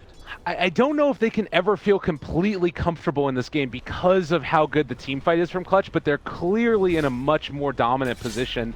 And if they play it right, if they play it safe, they'll be fine. You know what I mean? They're in quite a substantial lead, but they can't get too complacent. Yeah, I hear you. There's the danger where if you just lose one team fight to the Alchemist, that 10k net worth lead you have evaporates. Definitely. Because Alchemist could get the map so much, and so quickly. Now the other thing that they have going for them is, as we see Nyx Assassin gonna find himself Flysoul. I don't know why Flysoul is there on some boarding mission. Yeah, he got this one mid, and they ping it out immediately where it is. So, but as I was saying, the other thing that TNC has going for them is that this Sven is super poor. Right. Yeah, he has been hampered. He is a support Sven at this stage of the game. Yep. We also have Rubik, who stole Bloodlust. So now if you didn't have enough attack speed before, you're going to continue to have more. And was that a gem? Who picked up the gem? That was Rubik. Okay. Slaughter has a Midas to try and secure the late game. I don't know if I completely love that one. We've been seeing like a lot of Midases that get picked up by teams that are like really far in the lead. And I feel like Clutch Gamers, if they do manage, like you kind of want to build items that are going to allow you to take fights more effectively, right? Yes and no. I think for Slaughter, it's a very interesting case. So let's say he didn't buy the Midas, right? He will have something like a Force Staff, which, yes, will help him initiate and then kind of transition from fight to fight a lot better. But for Slaughter, if he gets to level 18 for that max Corrosive Haze, that's a big part of them winning fights and killing the Alchemist. So I'm okay with them actually getting this. And of course, it secures them more late game farm as well. Yeah. But the level 18 is so ultra important against the Warcry, against the Alchemist, that I think this is actually the best item that he could have gotten. Okay. They also saw the Nyx Assassin pick it up also, which we were talking about. Getting more points in this mana burn against this high int lineup, with the exception of Sven and the Alk, obviously, is really great, because we've been seeing these supports just evaporate in the team fights, and that's going to continue to happen. We do have the Blink Dagger on the Darkseer. Ended up going for that before the mechanism even, realizing how important that high ground hold was. And I think that in spite of the fact that they're so far behind, TNC is making the right move by not trying to pressure too far. They're respecting the high ground. They understand that it's so hard to break a high ground, which involves a Blink Vacuum and a Blink Sven stun. Well, or soon to be a Blink Sven stun, as he has the Blink Dagger queued up. You can, again, just lose a game on that high ground. Yeah, and then Static Storm on top of it as well. Exactly, yeah. Like, there aren't any BKBs on this lineup yet, are there? Yeah, Troll is building into his, so I think that waiting for that is really much the correct decision. Yes, Armel is continuing to get farm with Grievous Greed bonus, but it's a different level of farm, right? Like, a normal Alchemist is on your tier 2s at the bottom right now, like, split pushing the whole map. Yeah, and they've been inside their base for the past, like, 4 minutes. TNC is completely fine giving Armel one wave every 30 seconds. And Armel is not completely fine with that. He's rather upset, as a matter of fact. Look at him. He's full of rage. These Dota puns, man. You gotta keep up with it. Our Dota, that jokes. It's great. TNC. And they do eventually go for that high ground push. What do you think it's going to look like for them? Is it the Juggernaut Blade Furying on the top of the map or right there on top of the high ground? Or do you think it's Troll Warlord and Axe's form? He didn't go for the Dragonlance build this time on Troll. Instead, we're seeing the Sanji Nasha picked up. So I think it's going to come in two forms. Either they get a pick, which is an invitation to a push. That's kind of the easy way that TNC could break the high ground. Or TNC is going to finish some big items like a BKB on Cuckoo, get an Aegis, and then go. So I think we're going to at least have to wait till the Roche spawn. Okay. And if you are Clutch Gamers, do you go and try and defend the Aegis at all? Do you just wait high ground? I mean, they have the team fight to actually perhaps make a fight at the Aegis. That kind of depends on whether the blink is done on Sven by then. It looks like it will be done. Yeah. So I think it's up to them. I think they have what it takes to take a fight at the Roche spawn. The problem is that they are doing it blind. Look at the vision near Roche. Yeah. There is none. Well, there's none for either team, which is the plus side. That's, I mean, more of a plus for Clutch, I guess. Yeah. Oh, they are smoked up right now. All right, they realize that Roche could be up, and it actually is like an instant spawn there as well. So they're going to go and try and find a pick off. If they could pick somebody off here, this is a huge moment for them. And Alchemist is showing in lanes they're expecting nothing to really be wrong. Tim's might end up breaking the smoke here. Boombox runs into him. Oh, the nice reactions. He gets glimpsed back here, but that's not exactly a dangerous territory. So smoke gets broken. They have another one. They have another one on Disruptor, so they could go again. But here's the thing. Boomback is amped. Yeah. So even if you smoke, they will have vision of you still. God, Tim's, that was such a good play. He blinks out and gets the amp on him. That's like the perfect situation for that for TNC and that smoke. Yep. So I believe the courier of the Radiant side just got microed on top of the Roshan, so they would have seen it. And there's a double damage just waiting outside, man. Yeah, I think that if you are Clutch, you do kind of want to go into this, though, because if you are holding your high ground, it only gets harder when you don't have the... Why is nobody taking that DD? It's running out soon. Okay. There you go. All right, they're going to get it. And moving in for this area. They need to get here quickly. Clutch Gamers, they decide that they can't go for it. They are correct.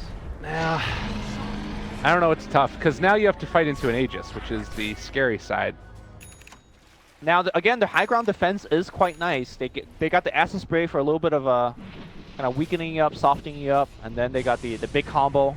The problem with that combo is you got one try at it, one opportunity. And you also have a 7,200 net worth Sven. He has level 2 ulti. That's something. It's something. He's got a blink. Yeah. You can combo. In fact, they could do the wombo combo. What? Oh, Courier. What was on that one? That was the Manta style. Oh, that really hurts. How many times has the Courier died this game? 3, 4 times? Something like that. Well, bottom lane is where it looks like the pressure is going to come, and Cuckoo is already there, DD in hand, trying to hit now onto the base, starting to drop low. They steal Acid Spray as well.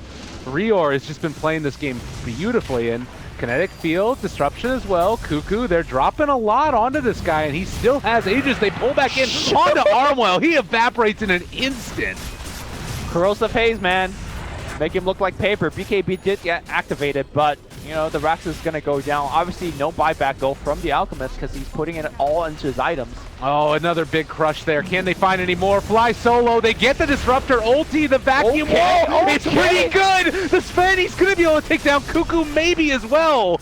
All right, that was what they needed, but 4 are still dead, and it's not going to be good enough.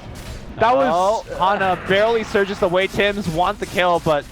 I mean, honestly, TNC didn't even have to make that play. Like, they kind of handed 3 kills on a silver platter to Clutch, but they just had so much net worth advantage that it didn't even matter. I mean, it looked pretty there, and you saw the potential from Clutch Gamers, but with Alk already dead at the start of the fight, no buyback possibility, they just have too much. Yep. It's pretty sick, though. Yeah, it is. I mean, HP bar was dropping, and considering that they were down so much, it looks okay. They're trying to stand up here. Cuckoo will probably get glimpsed back. It's about the most you could hope for, is what we'll say about it. Oh, that looked really cool. That Axis just followed him. Yeah. All right, 2 lanes of Rex. TNC will reset, buy some new items, get the waves pushed back in, because Alchemist will inevitably push it out. Very impressive display from TNC. I think after that last game in particular, they were like, all right, we need to get ourselves back together. Let's go for the tried and true and tested strategy. We'll build this draft where we just take down lane after lane after lane after lane. And they made it work. I think that this is it's going to be hard for Clutch Gamers to come back. They do still have the heroes that allow you to make that type of a comeback, but it needs to be perfect from here on out. Yeah, and Cuckoo has a double damage again. What the hell? All right. I mean, that it pays to check the runes.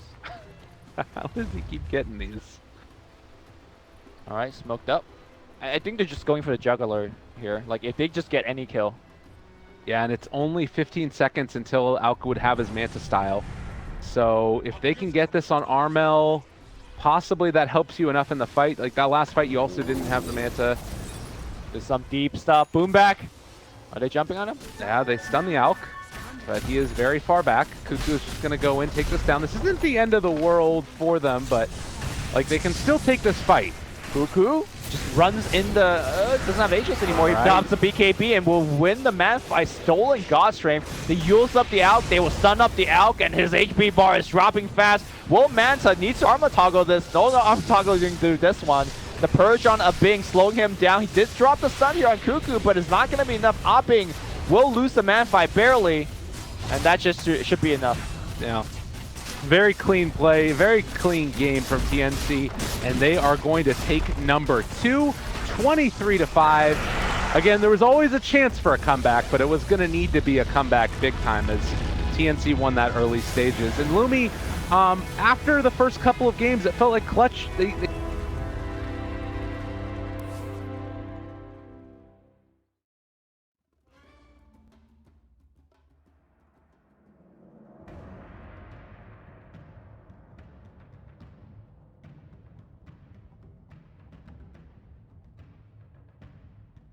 Radiant team ban.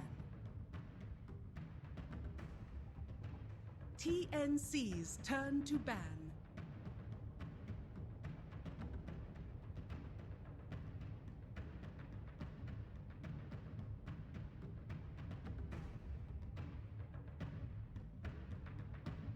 Ten seconds remaining.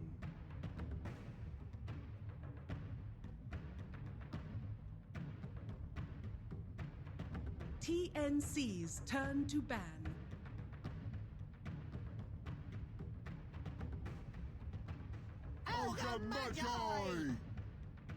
TNC's turn to pick.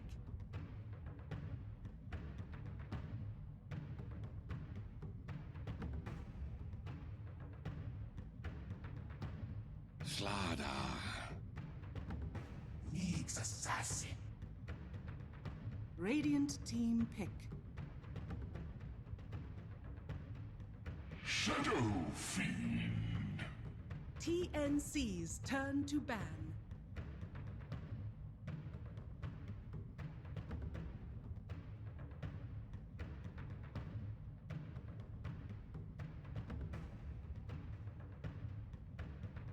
Ten seconds remaining. 5 seconds remaining. Reserve time.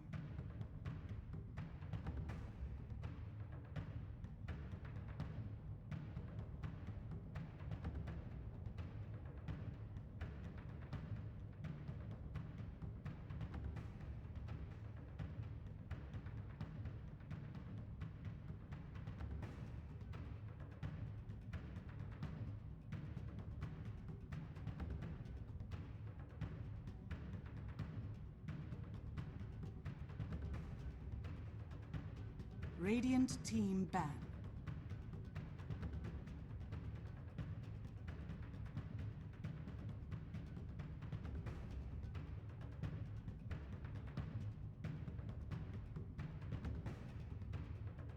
Ten seconds remaining. TNC's turn to ban.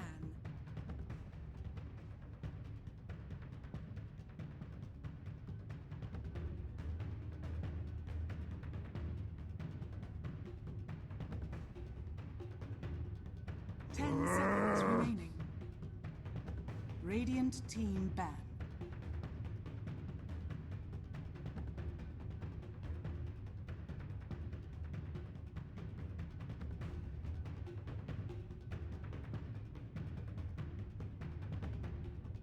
Ten seconds remaining. 5 seconds remaining. Reserve time.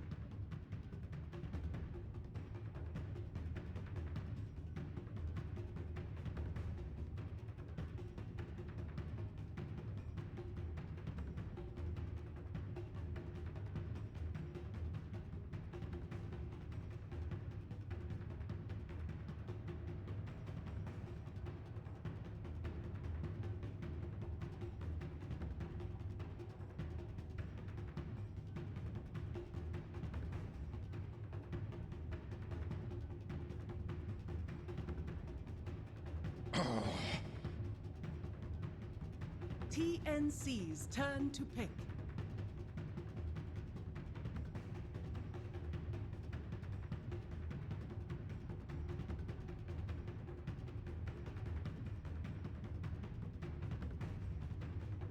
Ten seconds remaining. Sound warlord. Radiant team pick.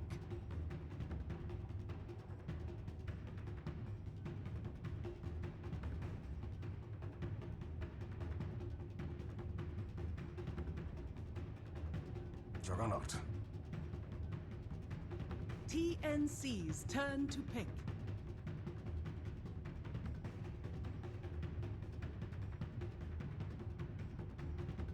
Dazzle. Radiant team pick.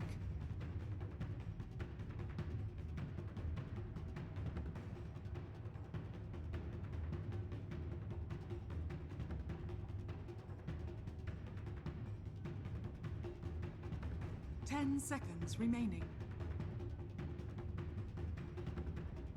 Winter Wyvern. TNC's turn to ban.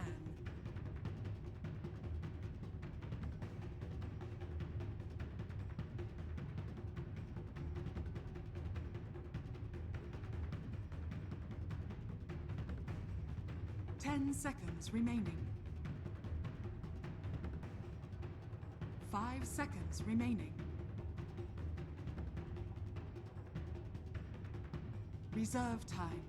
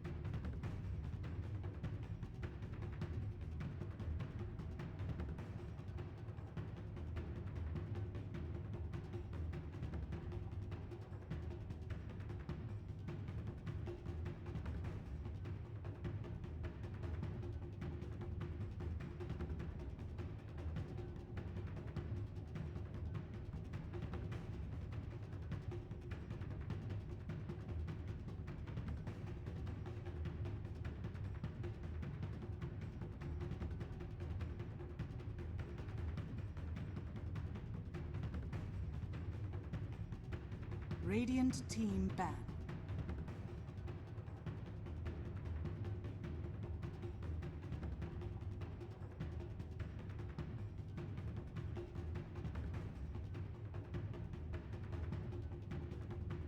Ten seconds remaining.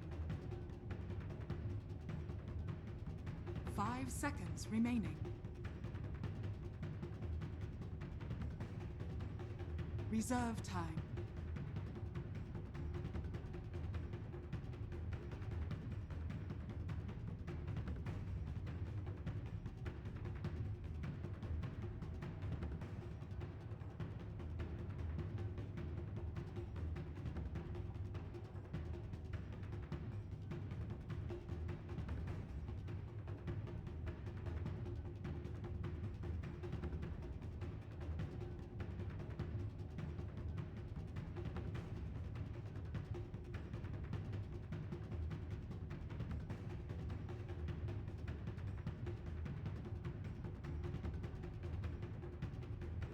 Radiant team pick.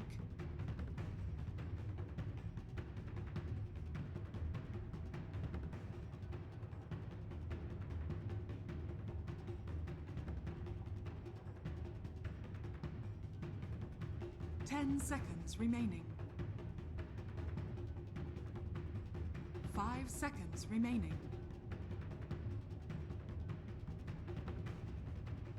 Reserve time.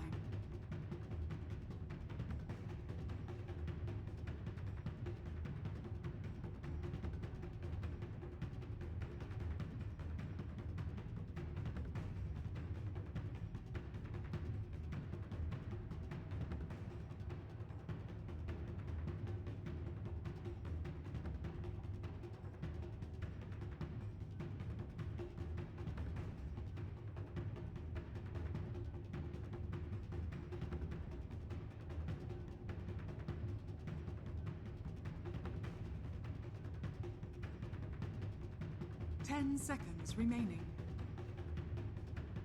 Omni-Knight. TNC's turn to pick.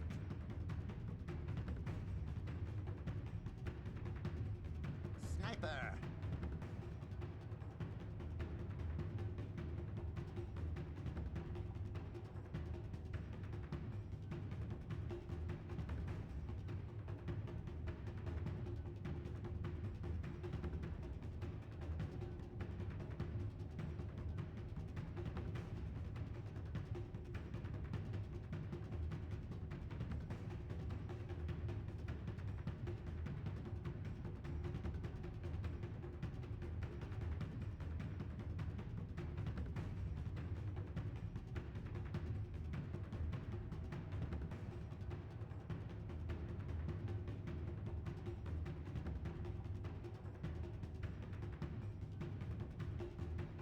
Ten seconds remaining. 5 seconds remaining.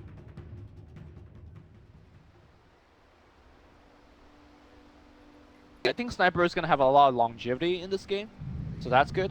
And as a Winter Wyvern player, the one here I hate playing against the most is Sniper. Because, like we've been mentioning over and over again, your positioning is so tenuous. You need to be close enough to drop curse. You want to be cursing as many people as possible. And then once he has the shrapnel on you, you're already, what, 280 base movement speed hero? You're just crawling in the air. We'll see. We'll see how Fly Solo will navigate his Wyvern against the Sniper, though. All right, well, ladies and gentlemen, again, welcome to the lower bracket, not finals, but getting there. Winner is going to face off against Mineski. It's game number 3. It all comes down to this. Clutch Gamers took game number 1 fairly in a tenuous manner, and then you saw TNC take it afterwards in a very dominant fashion. So a ward placed down here up on the high ground. Hana is going to always be under at least a little bit of pressure. How do you feel about Omni Knight in the offlane in general? Do you think that this is a good fit for him? We've seen actually many teams try Omni Knight in the offlane. Predominantly, it's actually Sam H is the player that has actually done it with the most success. In fact, not only does he win the lane, he dominates the lane by getting solo kills and whatnot. With that said, though, this is a team that knows in and out about offlane Omni, so I'm pretty sure they are also prepared to deal against it. And I think Troll Warlord is actually one of the better cores that you want against Omni Knight. Against Omni Knight in the offlane, you just want to have 2 range heroes in there. Constantly beat him up when he's coming in close. Well, I have to see how it does work out. Sam H boots first build again, not opting for the mangoes. I like it more in this match against the Jug because you obviously aren't going to get brought down by the Blade Fury since you're going to have that high movement speed. Abang does not start out with boots himself, just for a little bit more trading, and Hana not going to be able to really contest for that bounty rune at all, but it looks like they're going to send the Ogre mid, help out with the Shadow Fiend in lane, try and get him a good start. Likewise, Tim is maybe going to be forced into that position as well. Yep. Tim's does not have the boot start that normally you see from Slaughter supports nowadays. He's going to settle with the Wind Lace. Dead. I wonder if this was because Nyx wanted to go for it too. I don't know. Yeah. I mean, it's actually pretty common for the 5-position support to actually just get all the wards nowadays to allow for the other support to get boots. Well, early movement out. The headshot taken first for Cuckoo, causing some trouble and pain for the Ogre Magi. This is actually a pretty tough lane for the Sniper in my opinion, because early on, Shadow Fiend and Sniper really actually have very low base damage. So Cuckoo's going to struggle for CS, as does the Shadow Fiend. Yeah. But when Shadow Fiend picks up a couple of damage from the Necromastery, I think that's when Cuckoo really has issues. Well, for now at least, they're sort of holding on to the lane equilibrium across the board. You can see that Hana's been still, you know, kind of hampered out here by Rior, who's keeping an eye on him constantly. Pops a repel to get rid of the Poison Touch. Now, Poison Touch was actually maxed by Rior the other day when he was actually, I think I want to say he was laning against Ice Nyx Assassin. It turned out to be a very impressive harassing tool, but the downside of that obviously is that you don't have high levels of heal or grave.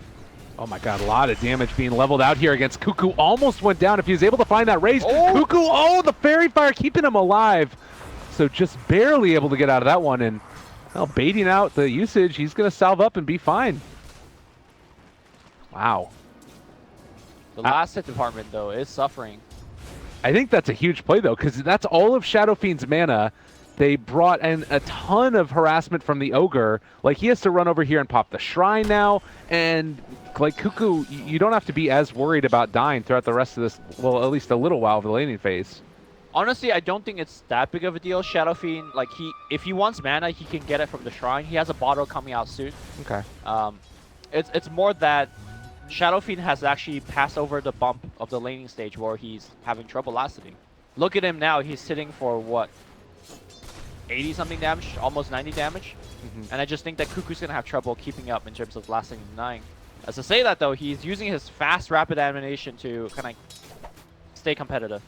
Meanwhile, Hana has been helped out a little bit now in the top lane by the Ogre. Shadow Fiend left alone, and they're bringing over the Winter Wyvern as well. They know that Juggernaut's going to be able to have a fine time against this Nyx Assassin, so leave him here alone for a little bit. Make sure that your Shadow Fiend doesn't get ganked or anything weird happens, and with that, they should be okay. And you can see that Tim's actually wants to go in for this one. They're deciding to dive for it. Shrapnel, but Armel already on top of it. He backs out. Yeah, Shrapnel missing pretty much says there's no chance for them to get that kill. So Clutch Gamers off to a hot start. 15-6 for the Jug, about even with the Troll. You've got the Shadow Fiend pretty far ahead of the Sniper, and then meanwhile in the off lane, the Omni Knight's getting a lot of CS. Yeah, Omni Knight is actually much harder to shut down than you would imagine, even though he's just a melee hero without any nukes to do much. The fact that he could just sustain and even trade hits very effectively against most supports is what makes him strong, and we shall see how TNC deals with it. Tim's on the prowl again, maybe looking to steal a rune. They have dropped a lot of these wards deep into the enemy jungle. I'm not exactly sure what for. Yeah, maybe just looking to see if there ever is a rotation off into the jungle by the Shadow Fiend there, and if they don't see him in the lane and they don't see him over there at the side jungle, they know that he's in his own and they could set up a gank over to that side. But they drop the repel now. That means that they can go on to Hana. So Hana ends up stealing the rune, now trying to run away. He does have no more repel for a long period of time. The crush is going to come through, and well, another purification is not going to be there. They're going to end up losing the Ogre as well, most likely. Couple quick kills there for TNC, and they lose the Shadow Fiend mid. Man it up against Cuckoo. It's all falling apart this early start, and maybe even going to end up losing Fly solo here. He's taking a lot of damage. Yeah, the Shrine's going to help things out. The teleport in will ward away Sam H, but that is 3 kills in a span of 30 seconds, and all of a sudden TNC winning 2 out of the 3 lanes very handily. The only saving grace they got for them is a Bing swarming rather well, but Juggernaut can't really influence the early to mid game that often, right? He will get a kill with Omni Slash, whoop-de-doo, but, you know, you got to do more than that for the team. So I think overall Clutch Gamer in a very terrible spot after that 1 minute of gameplay. And it was a lot of it, at least, set up by going for that bounty rune. Do you think about the call that came behind that? The Ogre hanging out there with them. Would the kill have happened on Shadow Fiend in the mid lane if the Ogre was there? Probably not. I mean, not that you want to be sticking around the entire time as the Ogre in the mid lane, but I don't know. Maybe a little bit questionable there, the decision by Clutch Gamers. I think they really underestimated damage output of Troll Warlord, because if you look on paper, you have Ogre Magi and Omni Knight. Those are some beefy heroes that shouldn't die to you know, anything. But Troll Warlord has that point into Fervor, and he attacks so many times onto the Omni Knight that by the end of it, he had like you know, close to 400 attack speed or something. Probably the 3 points, I mean, up in the range axes as well, getting that max duration, slow duration, Right. quite rough as well, that they weren't able to get away with either the Ogre or the Omni. But Fly Solo in the meantime, we haven't talked a lot about him. He probably like has not gotten as many levels as he would have wanted. Still up at level 3, and this push that's going to eventually come from TNC, they're going to need to deal with that with the Splinter Blast. So I would love to see the Wyvern be able to pull a bit more and possibly get some more for herself. Seems unlikely to be the case, though, as Tim's getting chased down. The Assassinate almost going to be able to bring down Armel. The Cold Embrace barely saving him, but maybe no. Not going to be able to take down Tim's with the raise. Yeah, Shadowfiend knew he was dead, and he wants to double raise back. It would have actually killed Tim's. Would have made a pretty sick play if he did that, but unfortunately Tim's a little bit too fast. And Sniper on top of things. Now, despite the fact that Shadowfiend died twice, he's actually well ahead of Sniper when it comes to CS. But I think net worth-wise, yeah, Sniper is just leading the game now. It's only about by 500 gold, but yeah, it's tough. And the other thing is that Sniper has gone for these very high-value items. The double Wraith Band, Raindrops. He's got himself a Windlace as well. So it's quite tough for him. Like, you compare that to Armel, and, well, he needs to finish off some treads pretty soon here and remain tanky in some way. Like, he's so squishy. You can just get killed off super easily. I wonder what Cuckoo's gonna buy in terms of his first major item. A lot of people go for the tried and true Dragonlance. But because I just don't think there's so many heroes that could punish him for going a greedier item, I think going for the Maelstrom might just work out here. Yeah. Like, what's actually gonna gank him this game?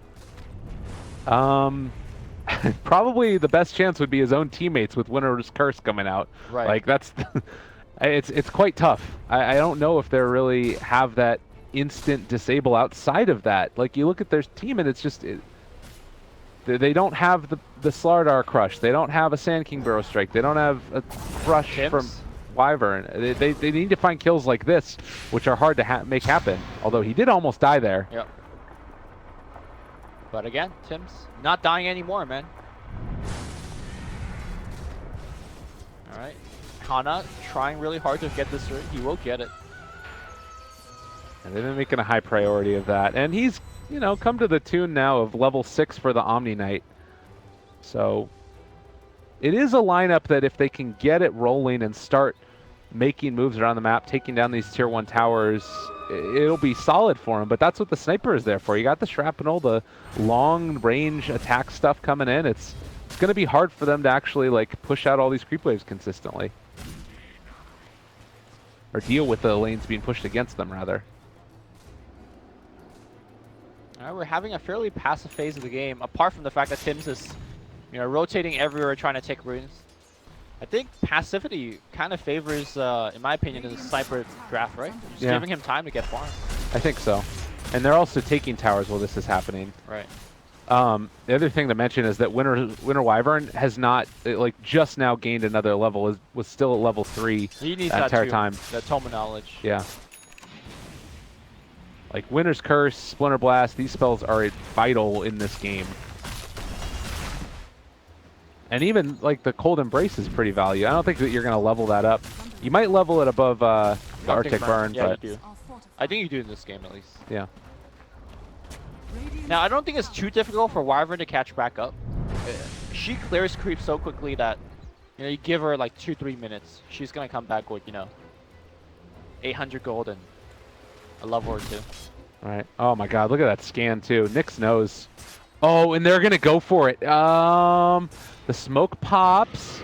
Fly Solo in trouble. They go for the impale. Ends up connecting. And now Shrapnel Sniper. gets vision. Oh God! Yeah, that really hurts. Oh wow. That is Sam H for you. Turns a gank around that's supposed to kill him and gets a kill back. Maybe getting a little bit more here. Abang is on top of him. Nice they just use the raise. Impale not going to connect this time. Omni Slash going to get divided. Now Cuckoo's on the run. Here comes the Troll Warlord. That's going to force a Bing away to get vision again. Assassinate's going to fly through as well. Healing Ward did get cast before he's dying. And they got to take care of that healing Really ward. good Spike Carapace as well. And Armel, he's going to end up being brought down as well. They don't have any way to deal with this. There is no damage coming out. No Winter's Curse. It looks like Raven is going to fall. But the rest of the side of TNC is here chasing. And they can't run away from the Sniper. Yep, he needs a little bit more heal. He does pop the heal, but it got spiked backwards. Nice stun here by Sam H. Continue going to Armel. Armel's going to go down. One by one, they fall. Wyvern trying to fly over the tree lines. They have vision on him. They will clap on him, and they will defecate on him as well. That's one more. Yeah, they will go on boombacks as well. You want to come in? That's oh my God. 6 in a row. The C Classic. That was 7 in a row. One by one. 7? Okay, a big wants to come in too. What are they doing? Coming off the wheels, man. Oh my God! The Winter Wyvern died twice in that fight. So you had I think that, Ogre, and then the Ogre Ogre died twice as yeah. well. So 7 kills to 2, definitely in favor of TNC. And again, it's just like you don't have the levels to fight, you don't have the abilities to fight, you don't have the farm to fight, you don't have the heroes to fight. But Clutch Gamers, they wanted to fight and they lost pretty hard. I think more than like. I don't even want to say halfway through the fight, but like maybe 20% into the fight, they realize, oh, this is not the fight we could take. The problem is, it's so hard to run from Shrapnel. It's so hard to run from a Slaughter. So they kind of retreated as best as they could. They even ran past the shrine. How many times do you see a team fighting into the shrine and still winning that fight, right? So I think it's just the fact that the Shrapnel was just wrecking them. Yeah, I think so, definitely. And it's sort of the storyline that we've been talking about, these supports not getting these levels up in time. And you look at a hero like Slardar and what he brings to these engagements at level 4 when they started that. He had a crush, which still ends up doing the 1.75 seconds to disable, sprint so he can continue the chase. And then what does Wyvern bring? You set up kills for your team by cold embracing him at this point, because even though there's not a ton of magical damage, there's a little bit. And by that time, TNC are able to wrap around. TNC just proving to be a very well-composed lineup that know what they need to do to win. The Cold Embrace in particular, it's not just about the magic damage, it's the fact that the hero just gets stuck there. So when you Shadow Fiend's Cold Embrace in the middle of the fight, your team can't run away because you're not going to run away from your Shadow Fiend, right? Yeah. So then as a result, everybody's stuck there. It's like he RP'd his own team, which is not really good. Well, and so here's the thing that I'm thinking about as well. The game, it's a big net worth lead for TNC off the back of that. But if you are Clutch Gamers, you are still going to be able to execute your draft at a certain point. It's a lot harder than it would have been, but it doesn't mean that it's impossible to execute the draft the way that you wanted it to. Now, that being said, if TNC here can get an Aegis... Yeah, I see. Here's the thing. TNC is a team that gets one advantage and just press for more. They are not going to give you a room to breathe. Yeah. So, Clutch Gamer, if they want to execute their lineup, they need to find the time to do so. They need to find the network to do so, and I just don't think they will have either. And I think they are going to smoke now, which is going to be scouted out by Sam H. And yeah, that's about the long and the short of it.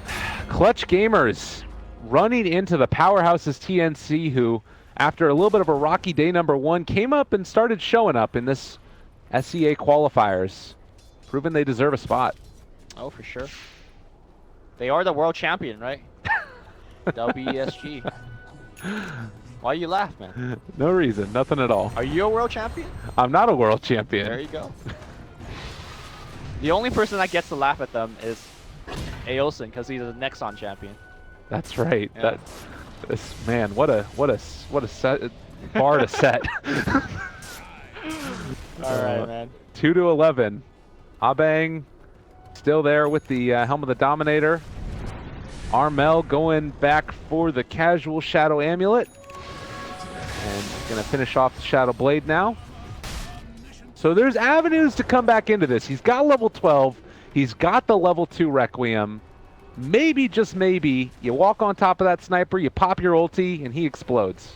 I mean, Wyvern's got the curse as well, so they definitely have more counterplay potential. If that team fight happened again, in the same way that it did, I think Clutch Gamer would... You could argue that they could even come out ahead if they use their AoE ults well enough. Right. The problem is, are they going to be able to find those opportunities? Because the way I'm seeing things, TNC is going to, nicely stay behind in a widespread conclave and just going to hit your buildings. They're moving in now, though. Dude, the Centaur Stomp. Oh, that was really well played. They need to get into range, but Armel already down to such low HP. They use the Purification, Shadow Blade away. It reveals what he had the whole time, and well, Abang not going to be able to do anything off here to the right side of the fight either. All right, go back, and look at that. 3 TPs down to the bottom side. There's no towers to do there, so I'm not sure exactly what the 3-man TP is about, but... Yeah, I think that they were maybe caught themselves off guard as well. I guess they're just going to push the wave out one time. No, they're heading mid. Yeah, the mid is the next objective. Okay. And look at how afraid they have to be because Sam H isn't showing on the map. With the Midas, he doesn't have to. He can still farm while maintaining this pressure onto all of Clutch Gamers. Right. I am surprised that Tim's has not gotten his blink yet. No, 16 minutes in, his team's doing exceptional. They've taken a lot of objective. Yeah, he's almost got it though. Yeah. All right, this is maybe the avenue into it. Armel has a haster and he's got a Shadow Blade. If they can find a Winter's Curse, he is going to drop that ulti onto their heads. That is their win condition for this fight. Again, for the Winter's Curse, gotta catch Rior. Either directly on him or have him in the AoE, or else that Grave is gonna make things a little bit difficult as well. Now the good thing for them is that the Grave is actually not maxed yet, so the cast range is actually pretty shoddy. Yeah. 700, not the best in the world. I think that that's still going to be less than the Winter's Curse, which is 500, yeah, or more than, sorry. Yeah. So you can still get the Grave off. It depends if, like, maybe you come in from an awkward angle, or, you know, there's some clips involved. Yeah. I think that the dream is just catch Rior in the range, definitely. But the smoke play now, they're wrapping around. Winter Wyvern is de-warding. They are very aware of where she's at. Oh, she's aware too. She flies out. All right, time to get out. Blink, crush. Oh, they're on to fly solo. That's and now back. the tree's taken down and everybody run away. That's back. Because he could have flew either direction, up or down. Yeah, man.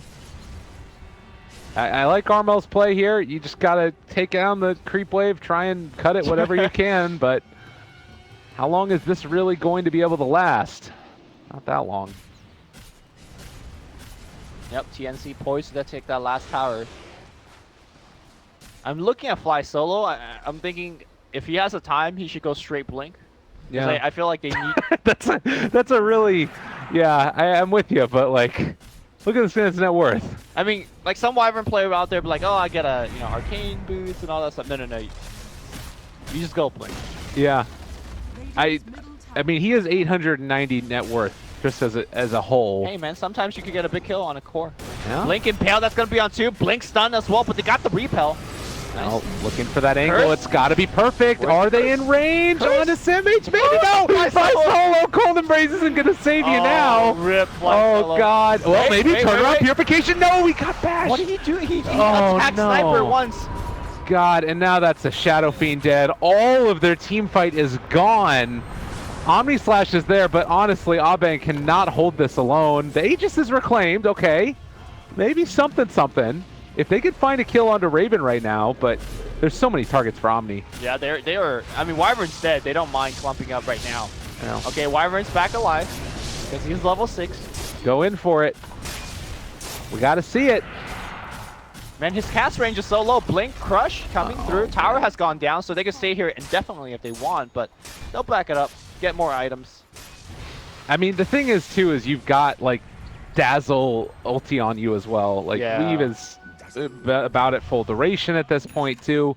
You really do need the combination of, like, the Wyvern ulti and then the Shadow Fiend Requiem, and if you don't find that, you're just gone. When you say the combination of those spells, obviously... Time it perfectly. Yeah, you have to time it perfectly, which is one more thing that Clutch Gamer needs to do, but they have to do it.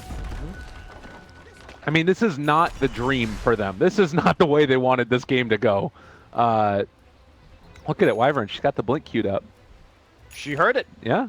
Lumi giving advice all over the place today. And honestly, the same thing that you were talking about, Tim's needed to step up. Let's look at this guy. Currently 1-1-7. He's been involved in a lot of his team's kills at this point, more than half of them. He's been stepping up, particularly that game number 2. Hey, man. I'm telling you, if anybody need life coach advice, I'll send in my resume. Or... Do you have a resume? Of course I do. Okay. What are you trying to say? I don't have a resume anymore. Oh, I see. Can I get some life coach advice? All right. And we'll talk about rates later on. All right, fair enough. 2-14. We are Maelstrom as well as Hurricane Pike on a sniper. Dazzle also has the Solar Crest now too, so with that 1,000 cast range, you're going to be able to get that as long as you don't get caught. And there's no reason for Dazzle to stand near any of these heroes now. Like, he can throw out the Solar Crest. Nobody's really going to die inside of the Winter's Curse anymore, I don't think. So I didn't see the order of Cuckoo's item choice. Do you know if he went for the Dragonlance first or the Maelstrom first? I was not able to see it either, but we can watch at the end of the game. Well, a bing. Oh, that weave though. Yeah. Disengage. That's tough. And the amp damage there as well is going to reveal everything that's going on with Ogre. There's all over him.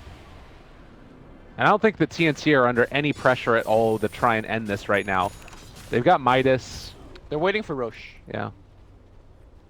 Which is coming up rather soon. Let's see exactly how long it is. The timer is going to be in their favor or not. Come on, Mr. Clock. I believe in you. All right, it's a long timer. That's about like the longest timer it could be. Yeah, that's a lucky break for Clutch Gaming. That means they get a little bit more time to, I don't know, build towards that Wyvern Blink. Wyvern, you're losing gold. Every time I look at him, he's got less and less gold. Yeah. What's happening? And I think they all might have just double smoked there. Did Clutch they really? Gamer. Yeah. Uh-oh. Maybe I mislooked, but Looks like Ogre still has one. okay. Yeah, but they're looking down here to the bottom, expecting somebody to move in. TNC all together in the mid lane. They will not run into anybody here. All right. They have another smoke, though. You could try again. Go mid. No, I gotta push out these waves. Already dubious enough.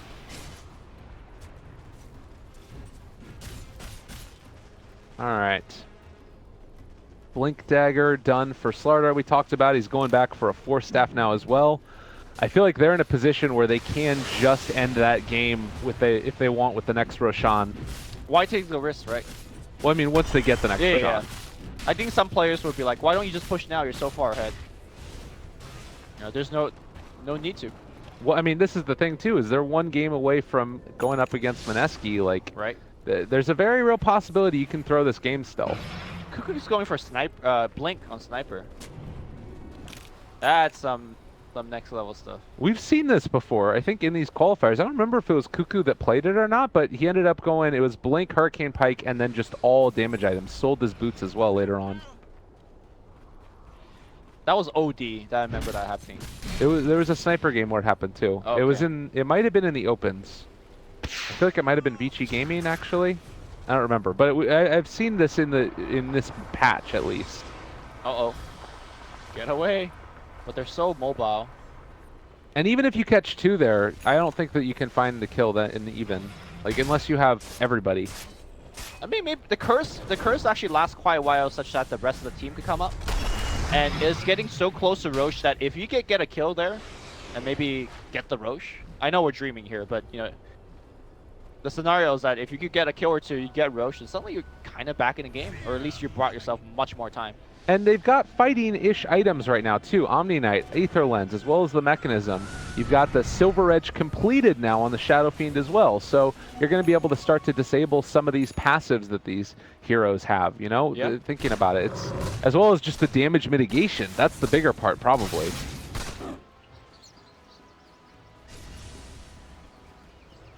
Damage reduction that you get from the Silver Edge. That part of this ability is, this part is still so good. 50%. All right, Roche is finally up. Their Alpha Wolf friend let them know. Solar Crest there. Raven can just start going to town if he wants. It does look like they scanned. Did they scan her? Oh, they're backing up. They're expecting Clutch Gamer to come, and they're correct. Yeah, I think that both teams simultaneously drew on the map that this is the way they're going to be going. All right, Wolf is going to break the smoke. Wolf fly solo right on top of him. Oh, that was your moment. That was your time. Now he's going to most likely die. They did take out Sam H, though, and the Wyvern's alive as a result. He's trying to retreat, and there's that... Oh. All right, time it perfectly. Oh, what? Tim's? Tim just went in there and took the whole full brunt of that. Oh, he might be dead regardless, but the creep wave is actually helping out. zoning them. Bing's in there. The healing ward gets popped immediately. They're trying to retreat. We've seen this one before. It's hard to retreat against this team. Raven as well as Rhea are catching it up. And right now, Cuckoo's got like 2-man stun on Hana. Hana's going to be dead as well. And again, it's a slow retreat. Force that forward. Right clicks are being dropped on Armel. And they got another Blink stun in a couple seconds. Blink. Oh, good. Wait. That was really Nice well race. played. Is he still dead? No, he's fine. That was really well done by Armel. I've been impressed with his play throughout these qualifiers. Yep. But that one hurt. TNC probably gave them a little bit of more of an opening than they should have by just jumping in there with the Tims. Yeah. So Sam H just died to an Omni Slash, right? So it was a 5v4. And then Tim's initiated himself into the Requiem of Souls. And Clutch Gamer still lost the fight. Yeah, Tim's was just like, come take me. I'll take the Requiem. I think he wanted to break it with the blink, yeah. It was just a tad late. I mean, that was never going to work, right? Like, Dazzle was there with Grave just staring at the troll. Yep. Like, there was no way that was going to end up working. And I'm just going to say Fly Solo is not exactly impressing me on the Wyvern. We have not seen any good stuff from him. And I don't think it's just him playing poorly. It's just rather the game is so tough on a Wyvern. When you're behind like this, and your hero is super slow, you don't have any mobility items, you don't have you don't have an Aether Lens to help you out. It's just hard to cast, Winter's Curse and Co-Embrace in the most efficient manner. Well, and it relies upon TNC to make plays that are bad. It relies on them to group up, and TNC knows TNC, you saw those plays just now. They were not stellar plays, right? Right, but that's in the midst of like a semi-chaotic smoke-on-smoke action. Sure. The majority of these have been like slow sieges in the mid lane, and they know TNC, the only way that Clutch Gamers win is with a good Winter's Curse, and they've been playing around that. So, yeah, I think that Fly Solo is impressed in the others games, but this one, like, they're just so far behind. It's almost 20,000 net worth lead. Okay, gotta be careful here. Butterfly on Troll now. Can't really Winter's Curse him anymore. And TNC on the verge of making it out of this lower bracket matchup to face off against Mineski. Can they do it? Don't count your Cluckles before they hatch, man. What? You don't know what a Cluckles is? It's the chicken courier. Okay. With the rocket boosters. All right, I'm with you. I wasn't, but now I am. Okay. Armel up front and center, trying to man up against the troll. This is not the. Oh wow! Woo, baby! I was very emblematic of how this game has been looking. Raven going head to head as well with Abeng. Maybe, just maybe, they can make something happen there. Still dealing the damage to him and. Well, trying to burn through that first one. They jump forward. They get the crush on a Fly Solo. Getting healed up. Shrine, every damn thing. It's going to be enough to keep him alive for the moment. All right. I mean, Clutch Gamer has really exhausted a lot of these resources. Most of the shrines are running dry. And they lost their melee barracks, too. Yep. Fly Solo. All eyes on you, man.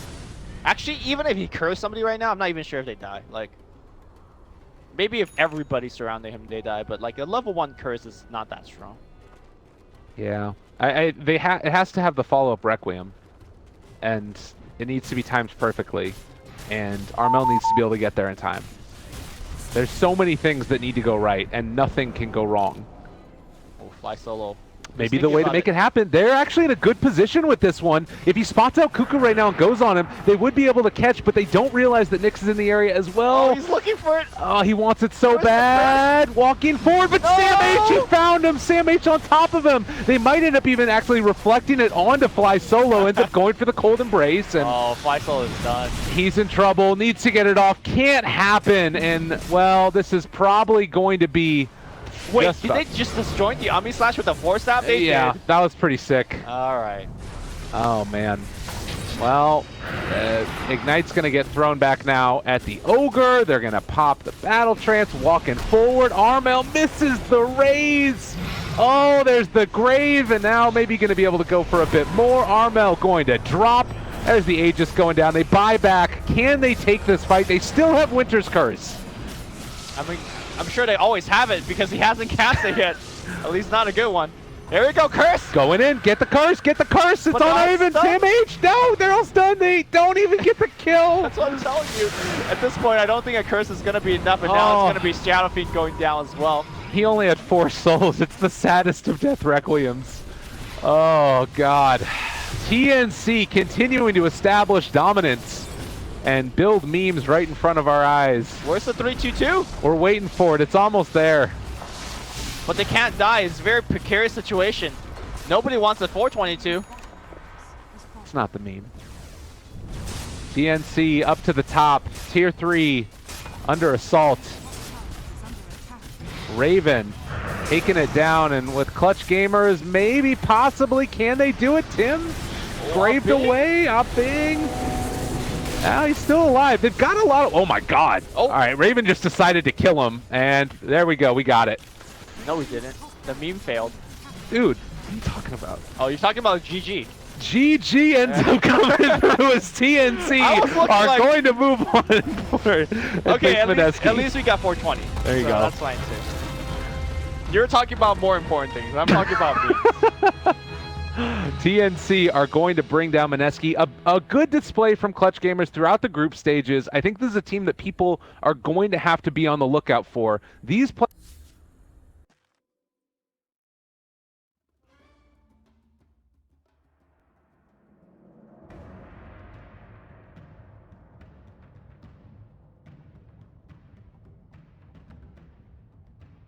TNC's turn to ban.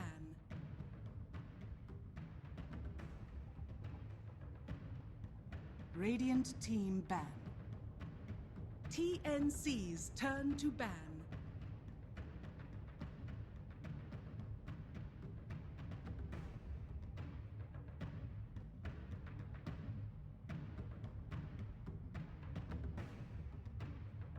Ten seconds remaining. 5 seconds remaining. Reserve time. Radiant team ban.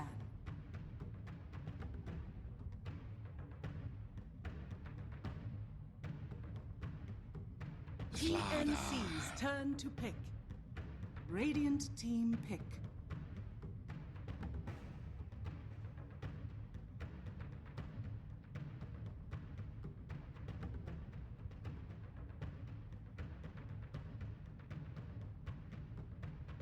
Ten seconds remaining.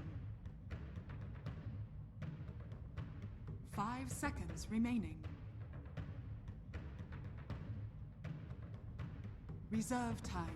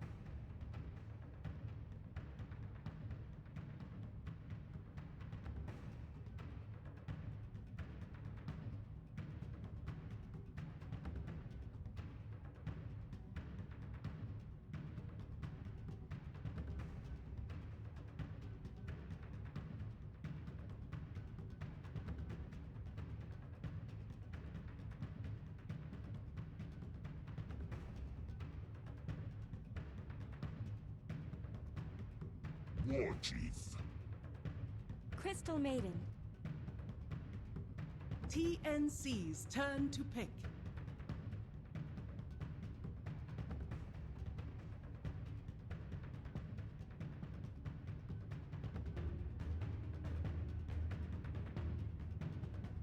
Shaul Warlord.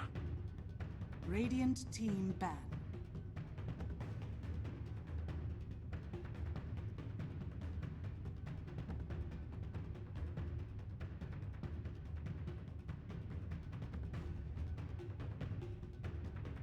Ten seconds remaining. TNC's turn to ban. Radiant team ban.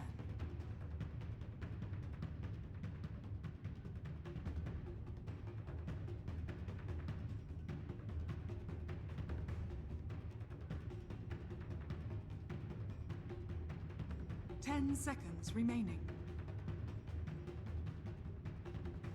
5 seconds remaining. Reserve time.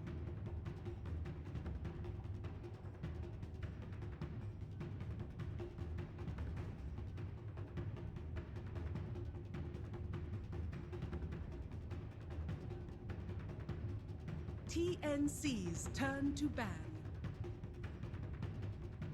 Radiant team pick.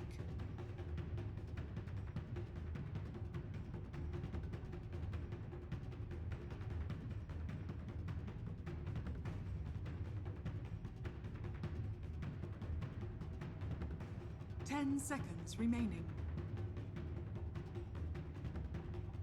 5 seconds remaining.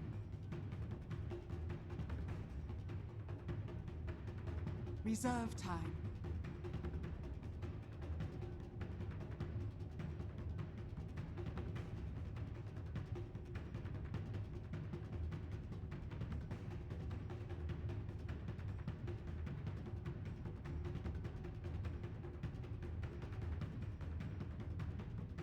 Dazzle needs assassin. Radiant team pick.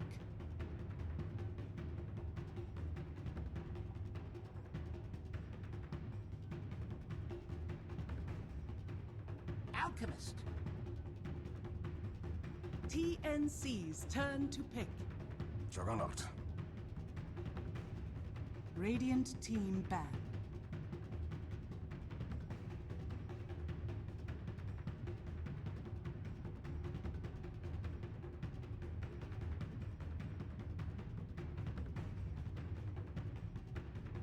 Ten seconds remaining. 5 seconds remaining. Reserve time.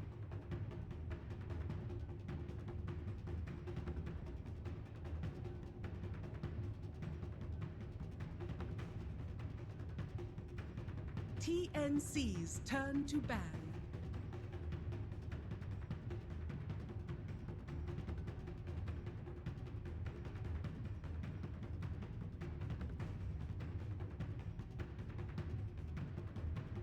Ten seconds remaining. TNC's turn to pick.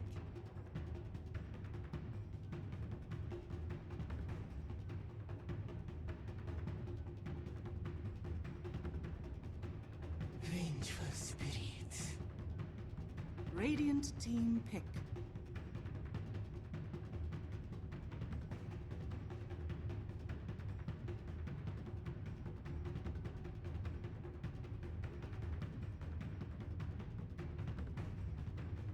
Ten seconds remaining. 5 seconds remaining.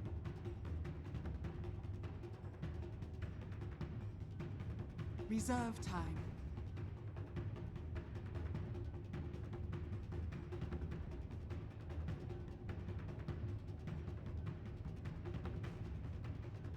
Ten seconds remaining. 5 seconds remaining. Clinks.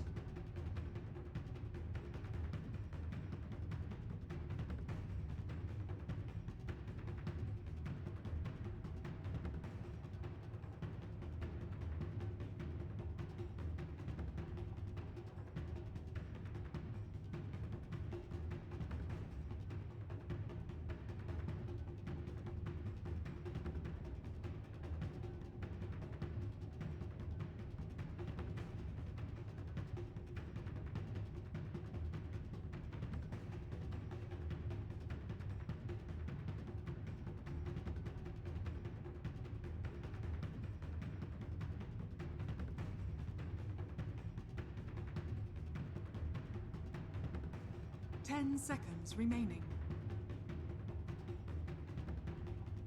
5 seconds remaining. We don't have the best heroes out of Mineski outside of the Alchemist to really push waves. Like, I guess Dazzle, Ninja Boogie, excuse me, it's not Ninja Boogie playing, it's Jules who's going to be playing the Dazzle. I just clicked on the wrong one there. He is going to be able to try and pressure out the waves, the shadow wave up there early, but yeah, it's questionable. He needs to put himself at risk by doing that. So we'll have to watch and wait and see. Early ward placed out mid here. Nobody from the side of TNC TPing to lane. They are all heading out together and most likely going to be going for a smoke gank that might mirror this little angle right there. Yeah, a lot of teams now just use that first smoke to place wards, and this is a very calculated decision by TNC to say, we're going to let you place any wards, we're not going to be able to scout out your wards, but in return, we like the opportunity to go force at first blood, and likely pick up a couple of runes while doing so. Rior going to lead the charge, got even a pair of dust under him, just in case that he does run into Miracle. Yeah, and it looks like right now, Mineski backing out, but I believe that was scouted. Oh, maybe by smoke's gonna break. Ninja Boogie is gonna give up the first blood. Nicely done. They find him. Not gonna be able to get any more, but that first blood going to Sam H. Well needed for him. That's a great hero to get the first blood. Yep. Did he start with boots first? He did, but that means Style Shield if he wants it. Yeah. Every time. It's a very interesting style to play, and we've been seeing more often than not these teams in the past couple qualifiers willing to go for a... Oh, might need to see if there's a stomp here to steal the bounty rune away. Who's gonna stop who first?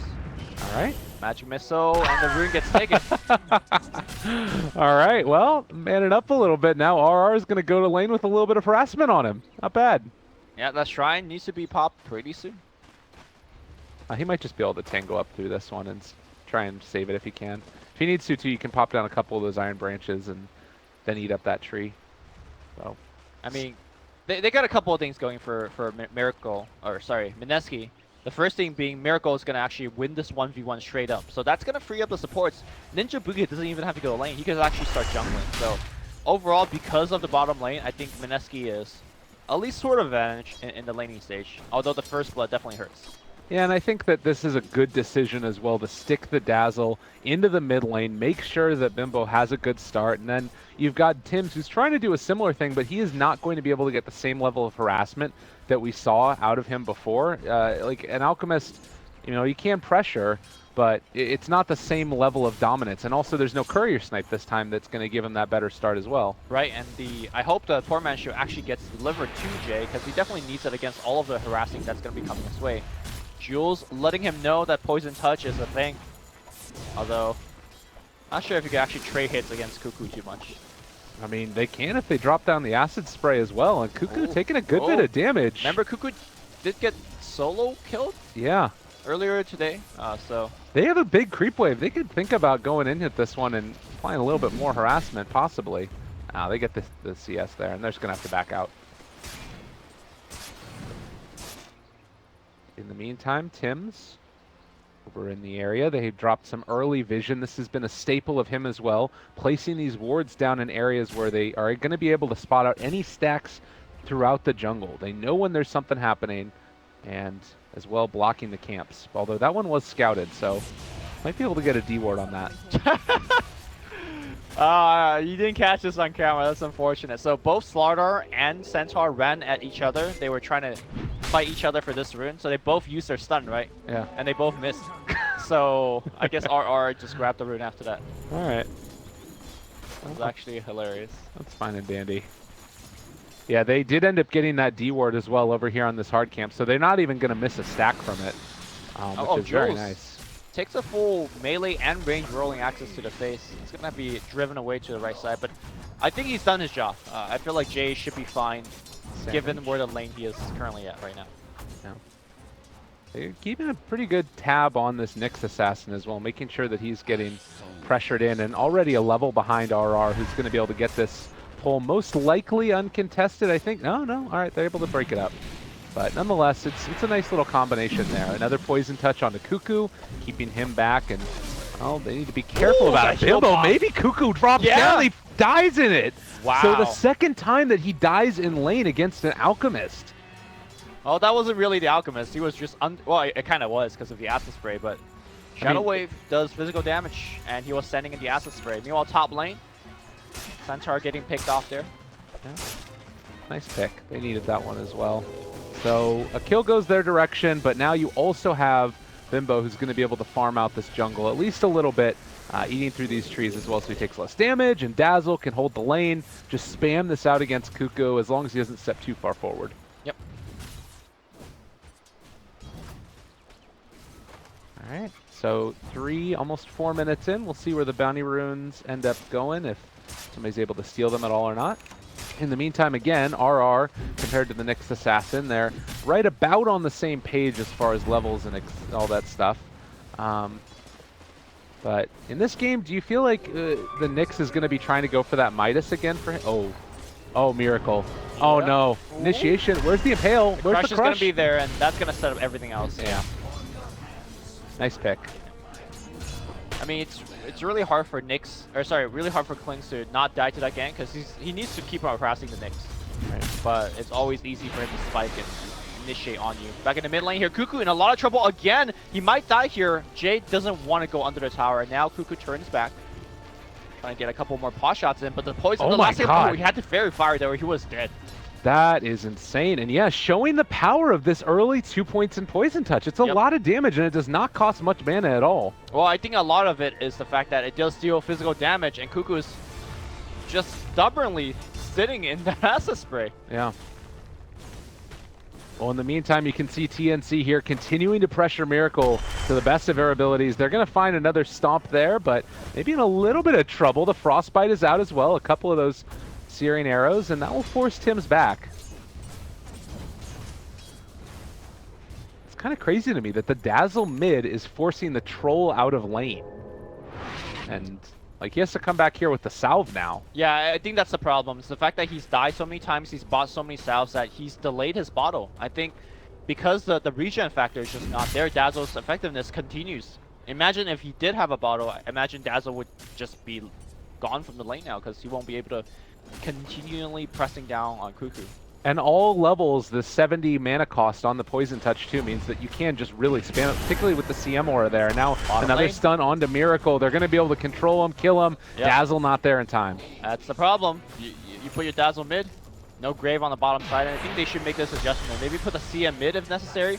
Trying to pour it out. Almost. Oh!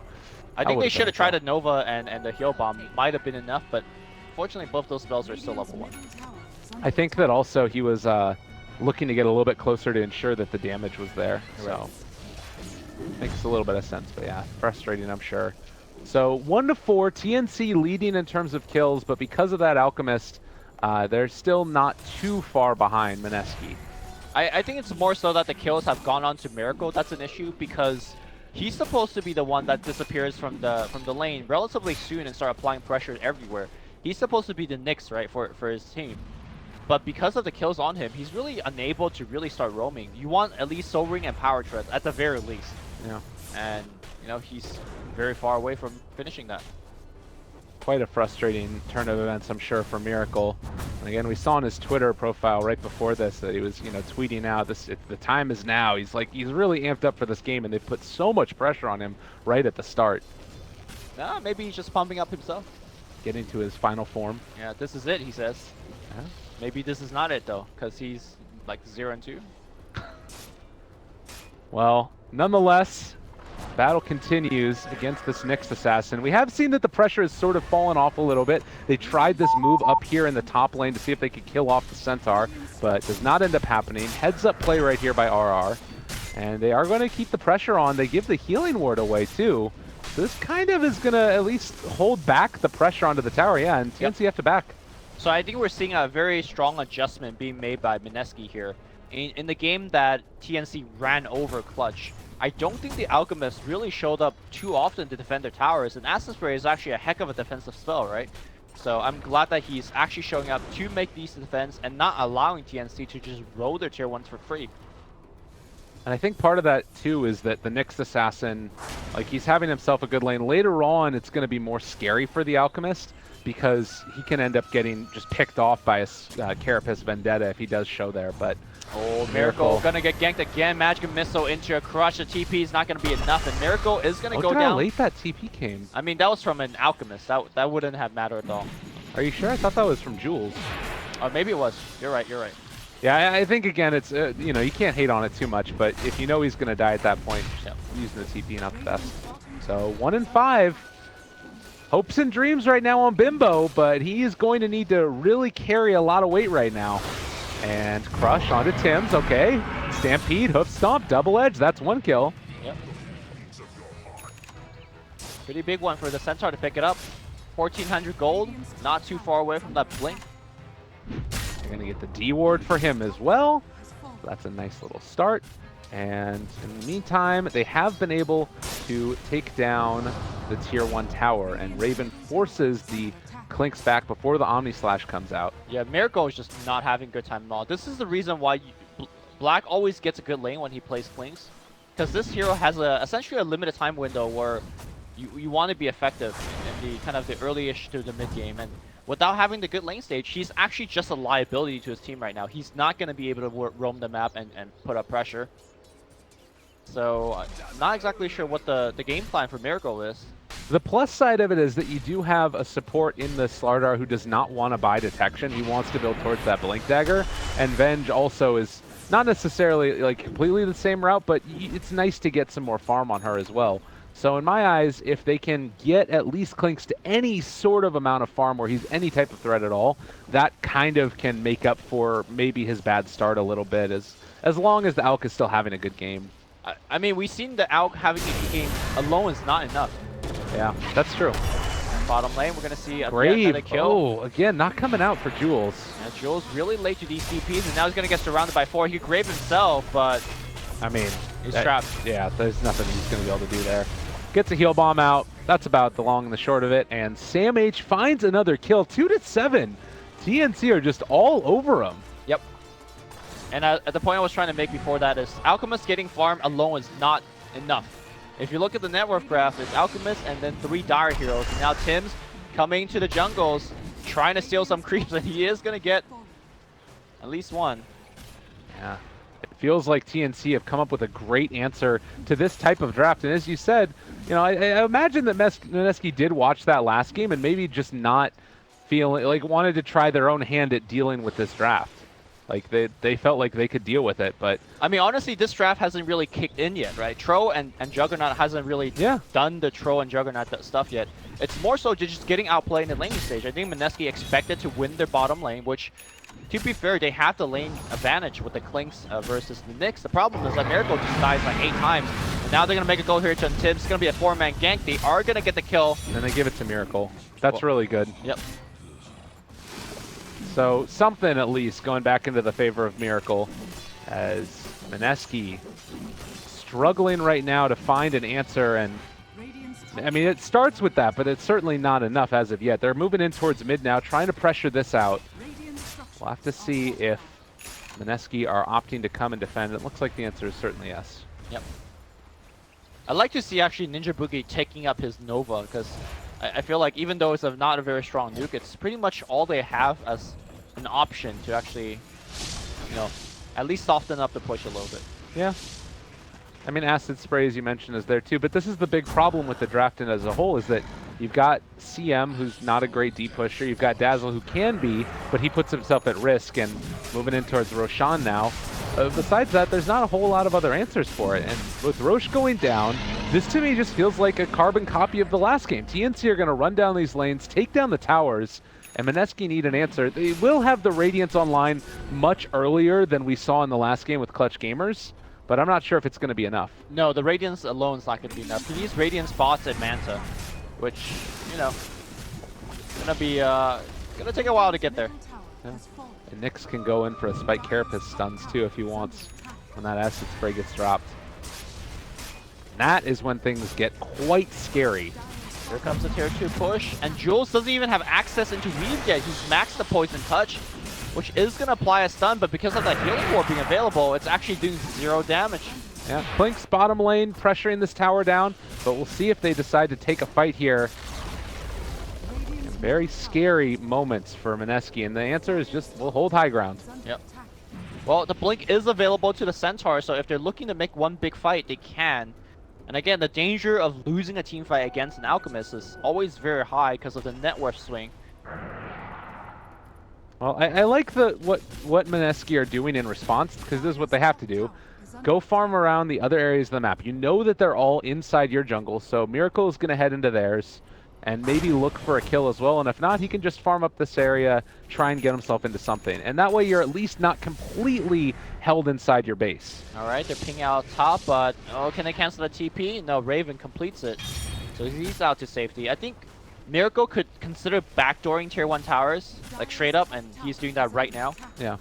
I mean, eventually you're going to get 3 tier 1. So this is something that Klings can still do despite not having, you know, the excellent items. Right. Yeah, and you're still getting that farm on the Alk now. He's got his Radiance. He's moving around the map, going into bots next. He's only about 1,000 gold from that. The answer, or the question is now, what did TNC do? Can they take down the rest of these tier 2 towers? Oh, for sure they get can. themselves another Aegis and think about going high ground? Well, if you're going to wait to the next Aegis, it's going to be a long while. So that might give Mineski more time than TNC would like. You got to keep in mind they're working with the Alchemist, right? So I think TNC, we really have to kind of push the button a little bit here with the Aegis. All right, well, they're at least moving out along this bottom lane, trying to pressure it. Mineski again doing the best things that they can, trying to keep this creep wave pressured out. But Alchemist now forced to TP back. They're in on top of them. A good hoof stomp on top of them as well. Crystal Nova. There's the catch on a Cuckoo as well. But can they bring them down? The healing ward is in the back, and nobody is able to take it down. Jules just walks up and punches it. So that stops the push, at least for the moment. Yep, but that's half damage at the tier 3. They did get a tier 2 fully completed out of the top lane as an exchange, and that's actually pretty big. I like the item choice here from Klings. He goes for 4 staff first. When's the last time you've seen that from a Klings? But he understands he's not going to carry the game by going at Dragonlance or Deso. That's not his role. His role right now is to help his team to survive and hopefully win late. I think that's the only way that TNC could win, or Mineski could win right now. And to be fair, they're doing that. Like, you take down both of the towers in the top lane. You're now in a position where maybe the Knicks can find a kill. They go on to RR. Don't know if that's necessarily the play. The stun is going to come out in a second. They have the Stampede to try and run. Cuckoo, though, in trouble. It's going to fall. That's the Aegis already down. Sam H, realizing he needs to escape, is going to TP, but RR goes back in. They cancel the TP for Sam H. Can they bring down Bimbo? Sam H is still falling low. They turn to fight. Omni Slash is there, still not dead as of yet. TNC are going to lose Tims and might end up losing more. No, the Armlet, it's already down. There's the Grave. The chase continues. TNC, have you overstepped your bounds? Raven might have ended up falling as well. They throw out the stun, but it's not going to be enough, and Rior's going to fall as well.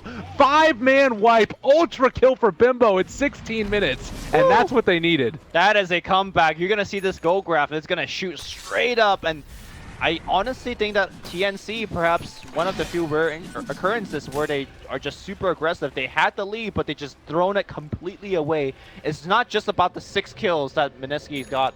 It's about the time that they have purchased with those 6 kills.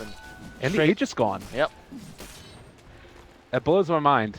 So Yasha done now.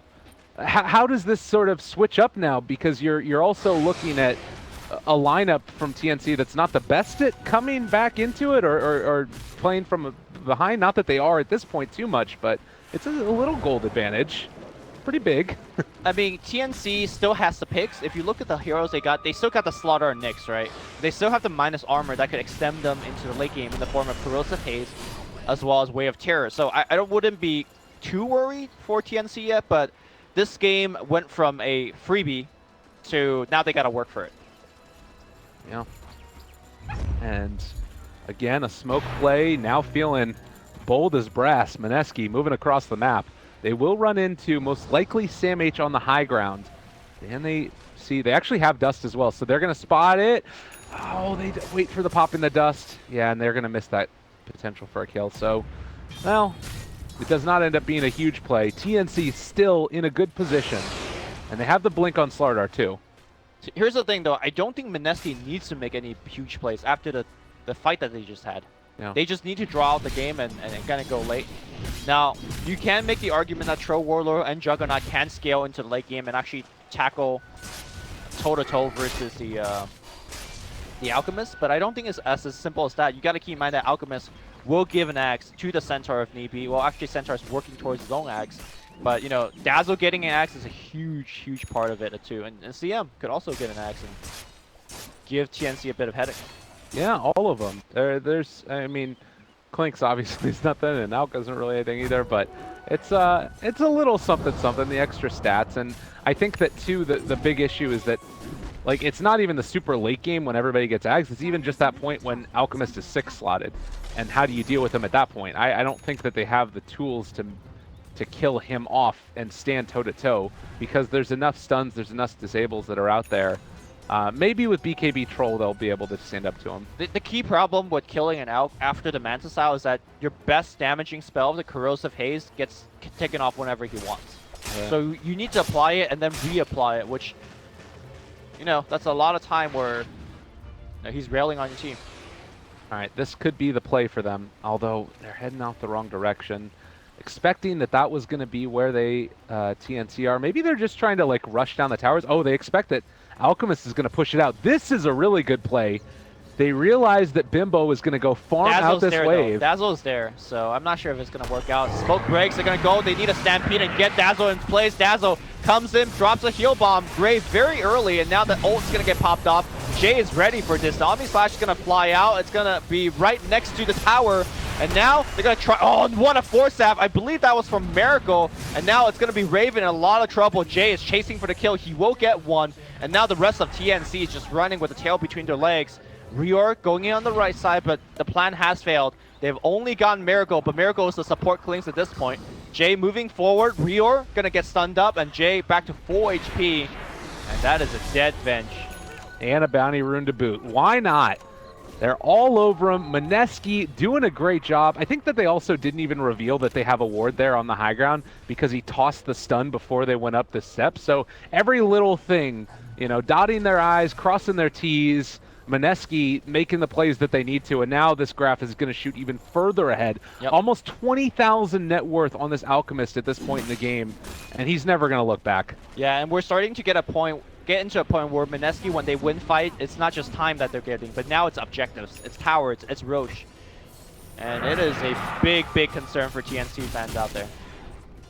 So, another troll ulti used just to get these Ancients. We're still a little ways away from Roshan. It's actually going to be a really short timer as well, which could favor Mineski. If they could get in there, I think it might be worth it for them to at least attempt Roche. What are your thoughts?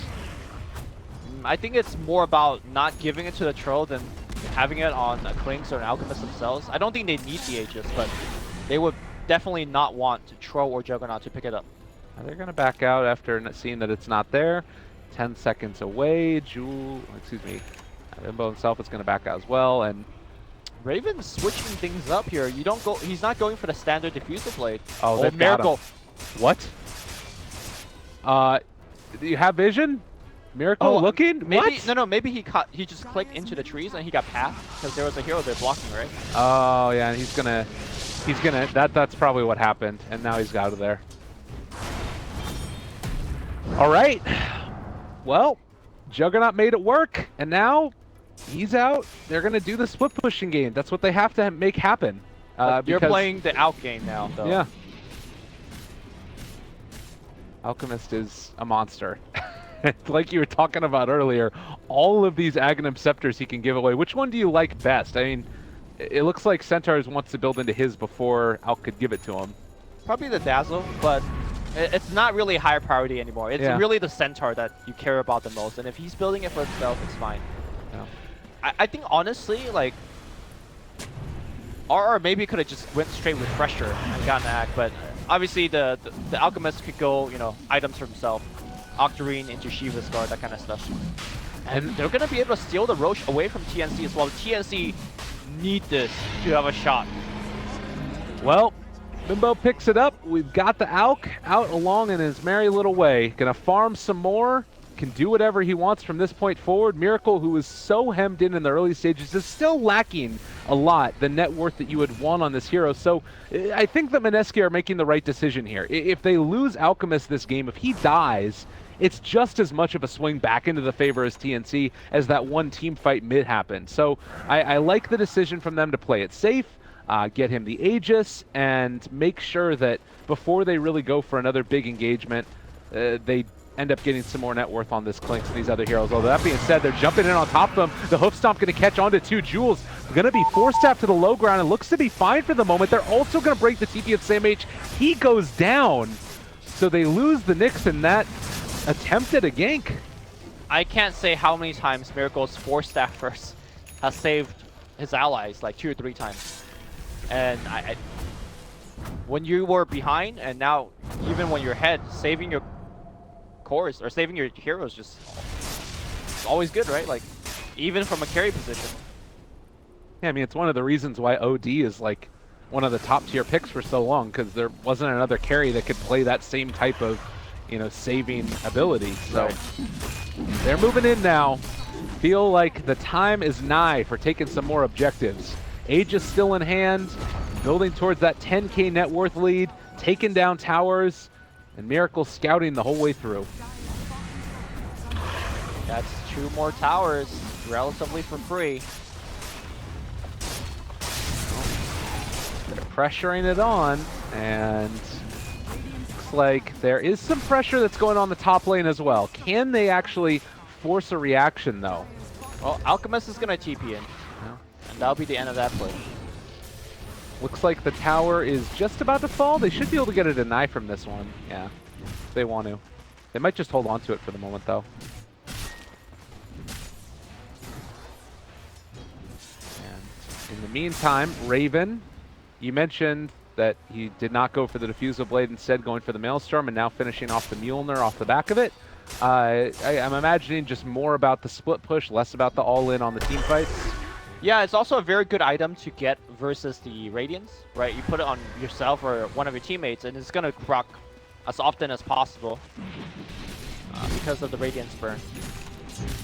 I like the decision from TNC to be going for the rest of the Midases as well, because the game plan right now to me feels to be more get your farm on whenever you can and then try and stay away. Actually, it looks like Tim's went back into a 4th staff afterwards.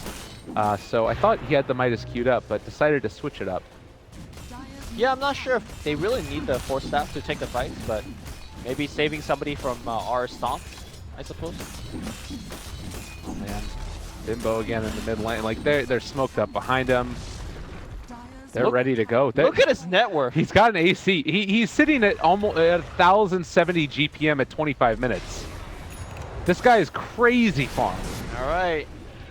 There you go. The Manta takes off the Corrosive Haze, but they could haze him a second time, and they do. So I think Jay should respect this. He gets swapped back into a straight crush. They need the Grave. They do have the Grave. In fact, he gets pushed back out. The Grave was rather early, and now they're going to focus on the Venge. Crystal Maiden drops O in a pretty good spot. Now she disengages. Crystal Maiden will go down. The Miracle will go down as well. And now the haze up onto Jay. Jay will Manta off.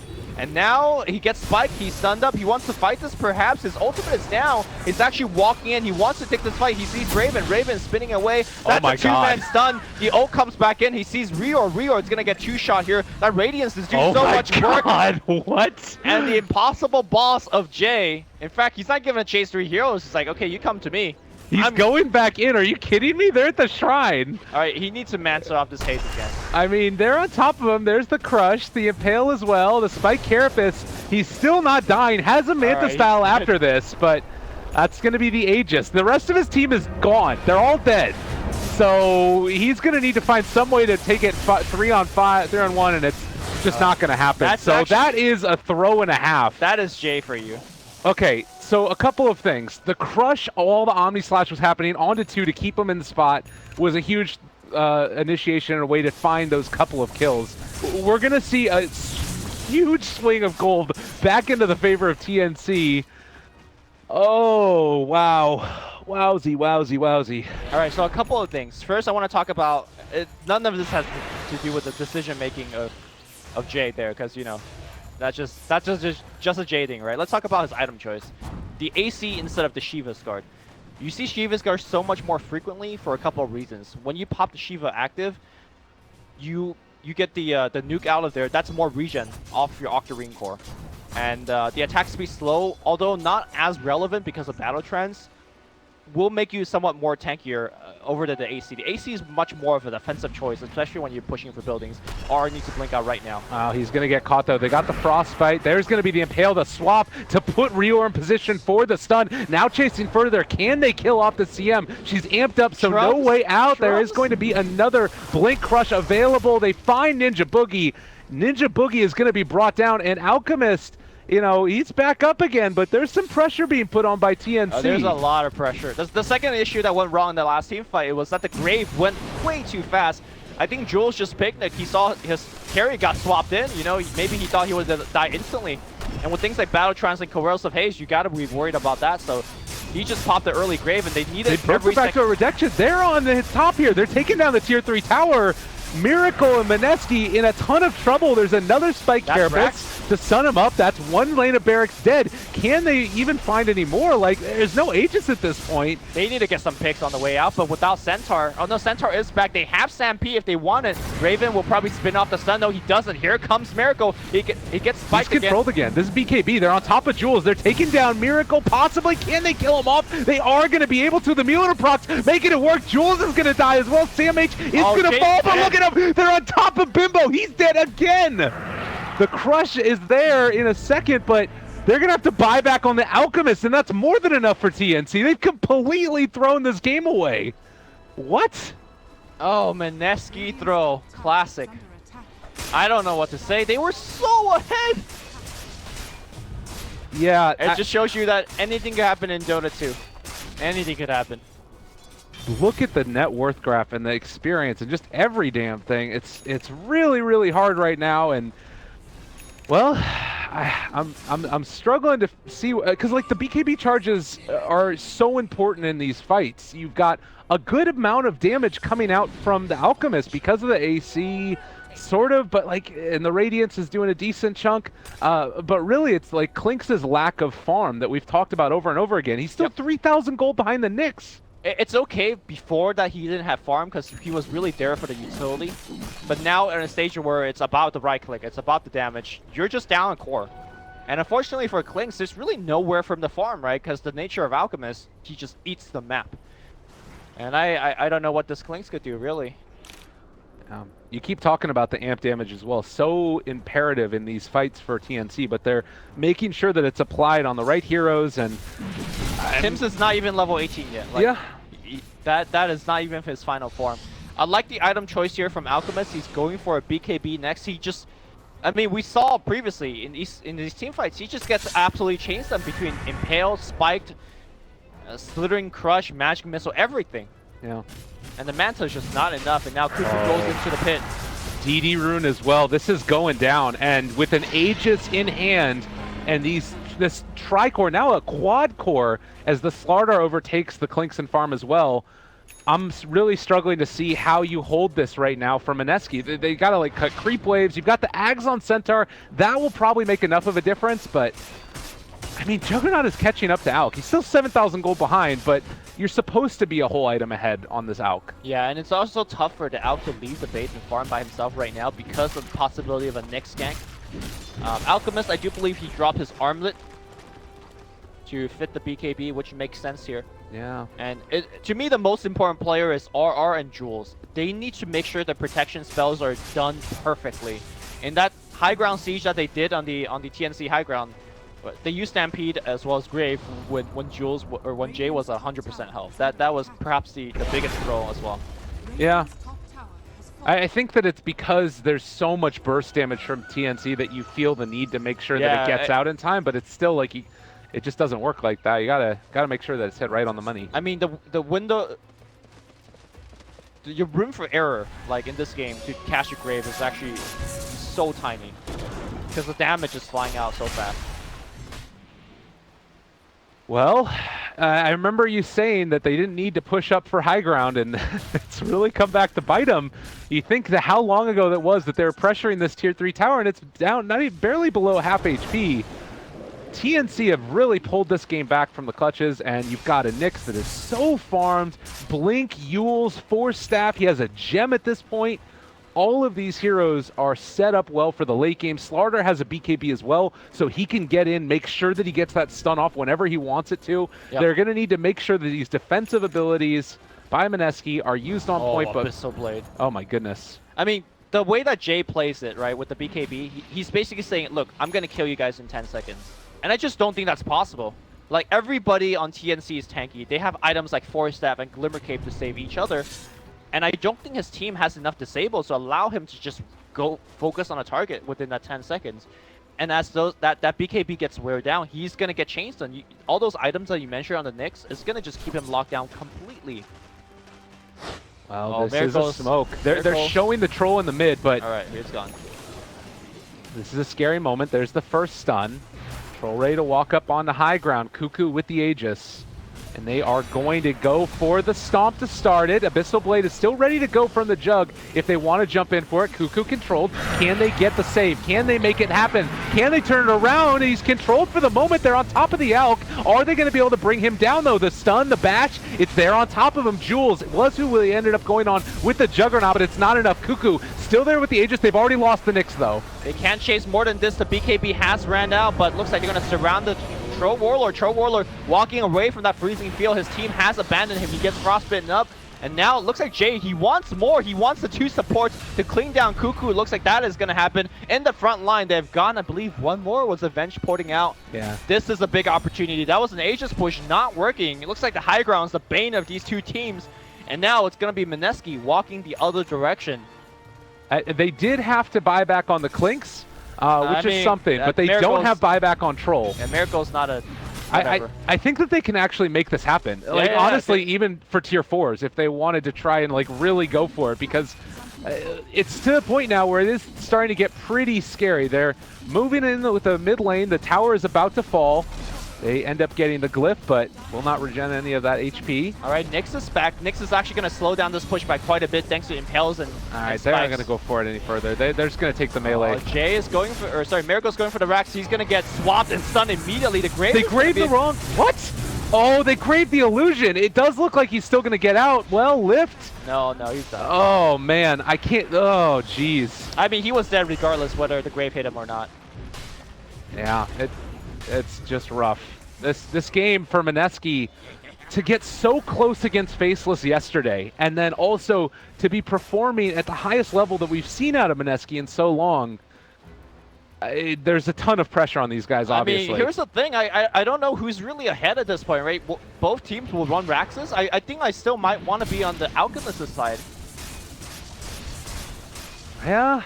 I mean, it's really hard to argue at this point who's actually ahead. I think TNC is slightly ahead, but just for the nature of what an Alchemist can do. I just think that, like, right now the Clinks is so under-farmed that I don't know if... I would want the Alchemist on the team. I wouldn't want the Clinks on my team. We put it that way. All right. Here comes the high ground. The Weave, in particular, is going to do so much work. Cuckoo going forward. He's going to get Hoof Stomp. He's going to get stunned up as well. The BKB from Jay. They swap him back in. That means Tim's in a lot of trouble. He pops a BKB as well. They want to kite Mineski outside of the base, and Mineski will not oblige, because that's a quick way to lose this game. Yeah, they're out of there. They're good. The Weave, like you mentioned, it's on top of them now, about to wear off. And it looks like everybody from TNC is going to go back to farming for a little bit.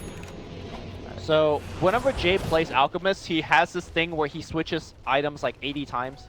I still remember the last major qualifiers where they had an 80-minute game against Fnatic or some other team where he went through, like, I don't know, 8 items. 8 new items apart from the 6 that he's got. So my question is he going to switch more items, or is he going to get Axe for his team? I mean, I think that you probably need to get some amount of farm on these other guys. Like, Miracle has had this Deso queued up for the past probably 12, 15 minutes. All right, he's going to get it now. Like, you need to be able to get the farm on somebody else in this game to get them some more damage out. And probably, like, the CM is the best bet. No, I think you put on Dazzle. The Weave is actually what's giving them so much more survivability, especially against the Troll and Jug. So that's my bet where the ad goes. You can't get caught out here, though. This would be terrible, and they are going to run into him. Hoof stop there onto Tim's. The stun on his Sam H as well. They swap him back out to try and keep him alive. Ninja Boogie controlled for the moment, and does look like Bimbo chasing down Tim's. Going to be able to find 1 kill. Can they get any more? Grave is there onto CM. Cuckoo trying to find a target. Has finally found Bimbo, but he gets stunned as well. Now turning back in towards it. The Manta illusions are on top of Cuckoo. Mjolnir proc still going wild. And they can continue the chase. They take down the Centaur, looking for more. Sam H is there. He's stunned up Bimbo. They've got Raven on top of him as well. Forstaff trying to save the day. They got Grave again. They got Grave again. Well, I don't know if it's going to be enough, though. He's gone. They can't even do it, even if they did find it. Oh, my God. And you got to keep in mind the buybacks are running out. They canceled out the TP. Miracle looks like he's alive for the time being. And he's going to pour it home. They ping out the mid-raxes again. They just don't do anything. Like, Jay needs to buy back now, but even with the buyback, okay, he's got the BKB back up. I just, like, TNC's heroes do so much more right now. They buy back onto 2 and continuing to build up this lack of farm on some of the heroes. Alchemist is still there, but... I question the Grave on the Crystal Maiden because who cares if your Crystal Maiden dies? There's actually no point, and there was a good 5 seconds where Mineski was unsure because they had the 2 Manta illusions surrounding the Tro. It's like, do we back up? Do we go? And that moment of indecision to stay there made them lose, what, 3 more kills and 2 more buybacks? I think if they said, okay, CM, you got Grave, you're going to die, we're going to just run. Good luck. Right. I think they would have been in much better shape, but... I mean, hindsight's 2020. I like that they've gotten at least a little bit more farm on Miracle now. The Deso is going to be able to at least threaten the supports, which is what he has to be able to do this game. I mean, they have Glimmer Cave, they have Duels, they have so much. Oh god! All right, they're forced to pop the Stampede to get the Centaur off the cliff, and everybody gearing up for Roshan. This is going to be one of those, game-determining factors. As another smoke play by TNC, they're going and calling out right down mid. We'll see who they can find. I think they want to actually go through bottom. They're going to break the smoke on Miracle. Do they have reveal? They have the gem. Miracle caught out outside of the base, just runs into hell. TNC is there. No buyback, 1 minute without the clinks. But is that going to be enough for TNC to go high ground? Nope, it's going to be enough for Roche. Yeah, and Roche is up and online. TNC going to push out mid, move in towards there, and in a great position to lock out this game number 1. If they can possibly make it happen. You think this game's over? I don't think this game's over yet. I don't think it is, but I think that they're in a good position. Like, they have everything that they need to try and end the game. That's true. I agree with that. And looks like Jay is going to start his musical chair of items. Or items, not items is. Going back for the Abyssal? Sure. I mean, he needs to lock people down, right? Yeah. I mean, he's just trying to do it all by himself. That's the goal for him, but... Man, I still think you give Axe to at least Dazzle. Yeah, I'm with you. I think that it is a pretty cool upgrade. It also increases the AoE of it. You increase the Scepter armor per second, so 1.75 at max level. He's only 1 away from that 18. It ends up being quite good. And yeah, just a bigger AoE as well. All right. Ready to go. Let's see what they can do. Mineski backs up against the wall. Can they hold on in this game number 1?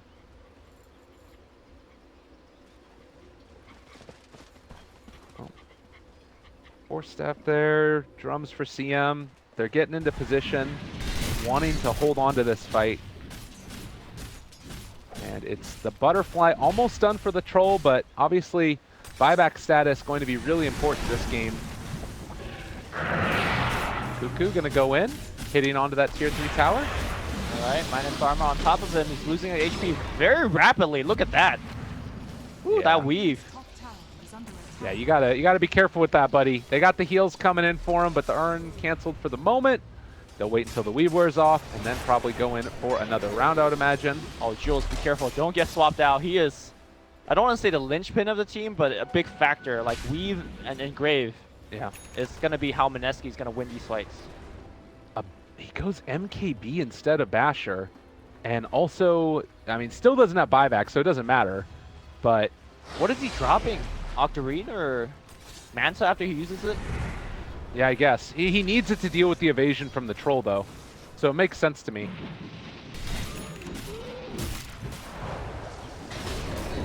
still looking to go in here.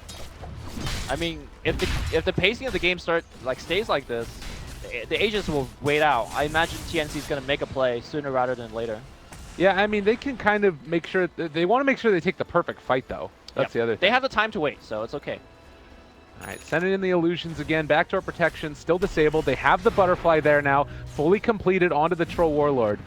And we already have the answer in the MKB for the Alchemist. So here's the thing right now. Alchemist is putting the Mantis out into his backpack in between to swap through with MKB. The problem was that the Manta refreshes, like, you know, at a lower rate. At a much lower rate. I think you actually put maybe the Radiance if you're not using it. He's putting the BOT right now. Okay. Yeah, that's probably the best play. Yeah. Because he needs to make sure that he can continue to spam this. Otherwise, the creep wave is Juggernaut blinks on the high ground top here. Tier 3 is actually being under siege. Yeah, he takes it down quick and easy. Everybody's eyes were over here mid. Lift was also baited out. A little bit of subterfuge used, and TNC make the play. Yeah. Hey, Kling's is trying to kill those illusions. He can't. Goes back. Oh my god, they're just going to take it down like this. Yeah, you send illusions at us, we'll send illusions at you. What do you think now? Yeah, Alchemist needs to concentrate on pushing the top wave out. This cannot happen further. No. Well, another stun going to be thrown. They get the weave onto 3. Whew. But again, you've got the Juggernaut who can push out the top wave. He's invis for the moment. Could think about just going for a Blink Abyssal Blade Omni if you wanted to, if one of these heroes happens to show himself. Sentry Ward gets dropped. That's huge. There's a random invis rune on a jug. Yeah. Still waiting for that opening as Cuckoo is going to step forward.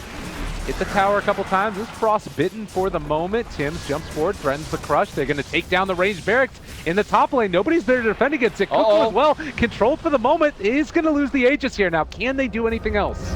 Are they going to surround him is the question. Spike going on. They're going to impale onto Jay as well. Glimmer keeping him alive. Delusions being sent onto the melee rack. Slow and steady, but Aegis is out. Can TNC just stay in front of the base like they've been doing? I mean, this is the thing, is that this base hold is so much on a knife's edge, because if one person misplays, they're going to lose everything. But even in the status quo, yeah, they're going to go for the smoke now. They have to make a play, but already everybody from TNC is out. What a heads-up decision to back out of here. Can they get out without any casualties, though? Cuckoo there breaks the smoke. He's trying to run away, but now in some trouble. They have the swap app to keep him alive, and now the Stampede to chase. Can they find anything else, though? Rior is going to be the first one to go down. Impale hits everybody. The CM ultimate gets just killed. Tim's going in with the right click, and so far 3 dead, and now it's going to be Grave onto Jay. Jay getting completely locked down. His BKB is not going to be enough. They just called GG. They understand that was it. They needed to do something. They needed anything at all, but it was not nearly enough. And Manetsky lose game number 1 off the back of just some really good decisions by TNC, but also Manetsky, maybe a little bit of nerves, some questionable decisions about when to go high ground. I like your diction choice of saying instead of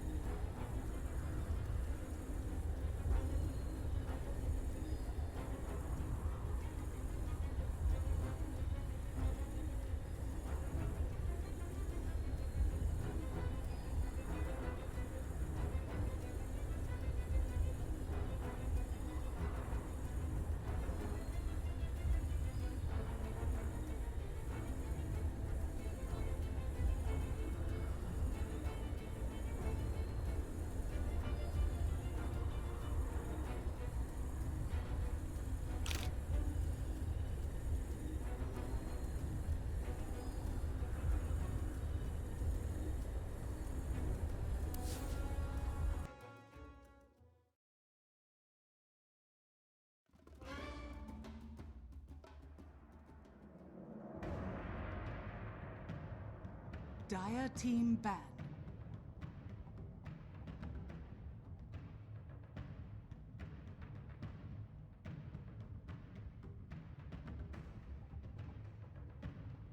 TNC's turn to ban.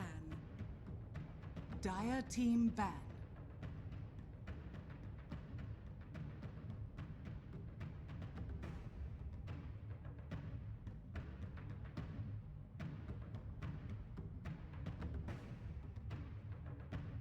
Ten seconds remaining. 5 seconds remaining. Reserve time.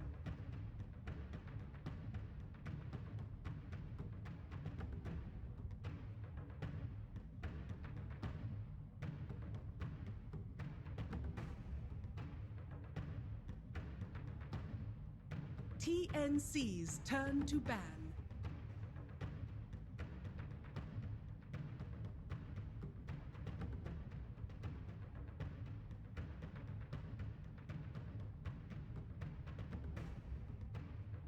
Ten seconds remaining. 5 seconds remaining. Reserve time.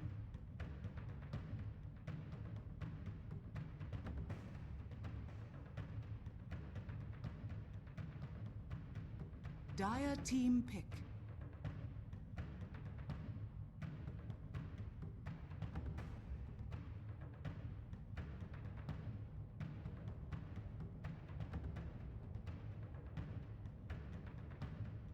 Ten seconds remaining. 5 seconds remaining. Reserve time. Earth Spirit. TNC's turn to pick.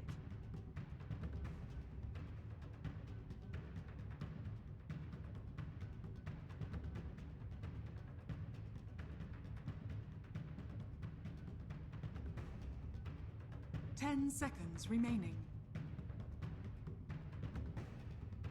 5 seconds remaining.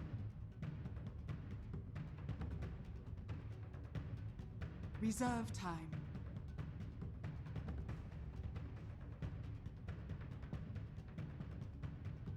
War Chief. TNC's turn to pick. Dazzle. Dire team pick.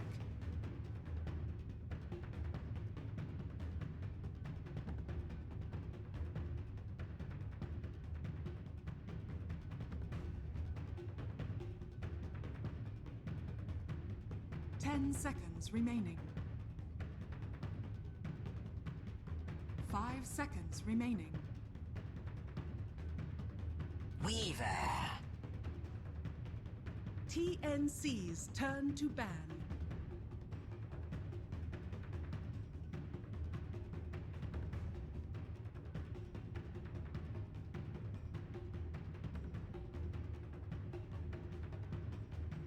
Ten seconds remaining.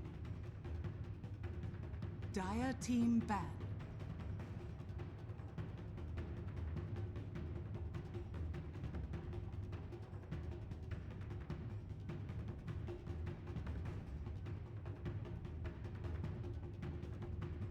Ten seconds remaining. TNC's turn to ban.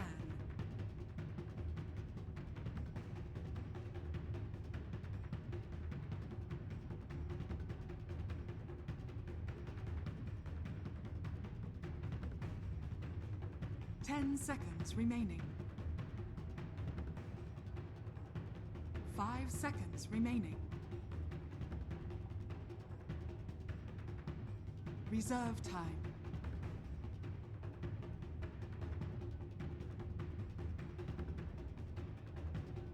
Dire team ban.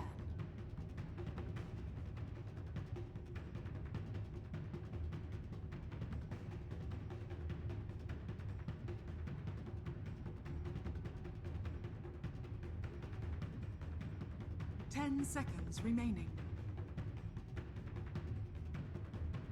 5 seconds remaining.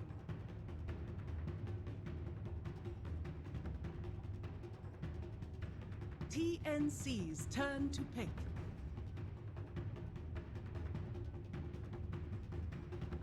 Rubik. Dire team pick.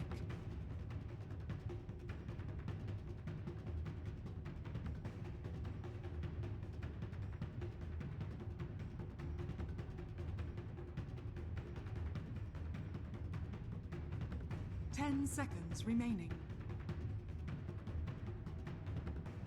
5 seconds remaining.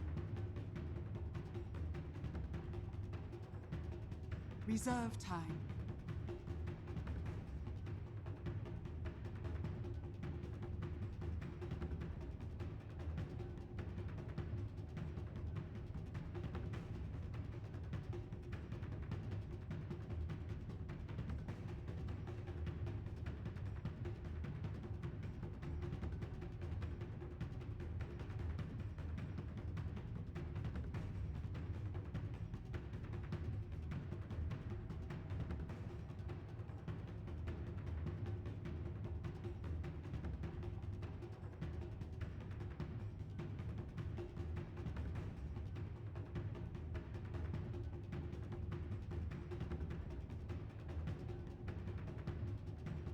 League's assassin.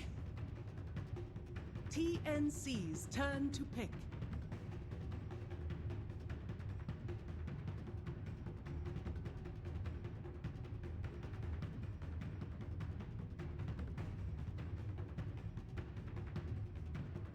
Ten seconds remaining. 5 seconds remaining.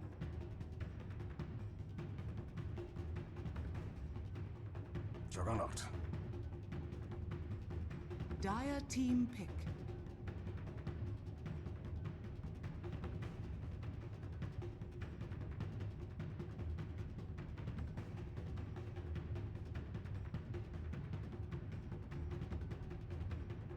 Ten seconds remaining.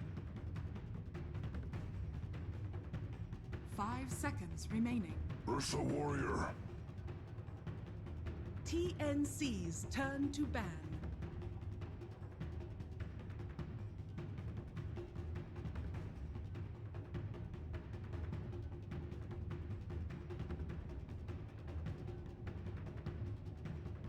Ten seconds remaining. Dire team ban.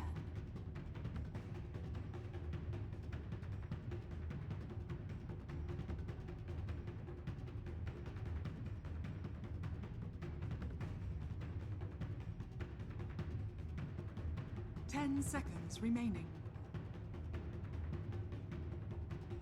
5 seconds remaining.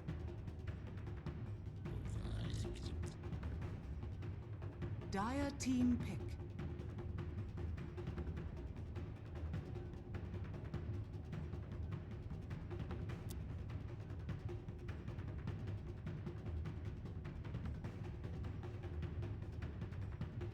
Ten seconds remaining.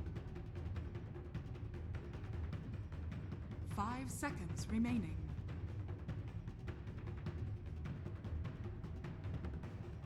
Reserve time.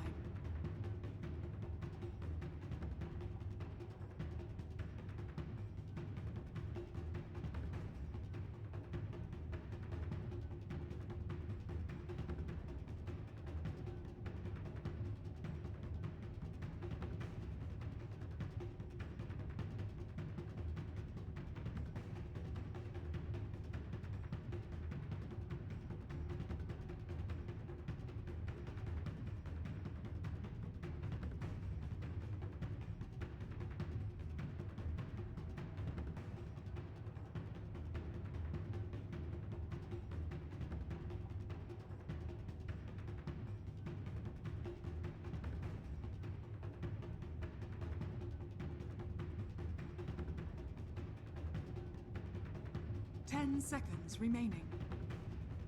Imber Spirit. TNC's turn to pick. Behold the Horn of Magnus.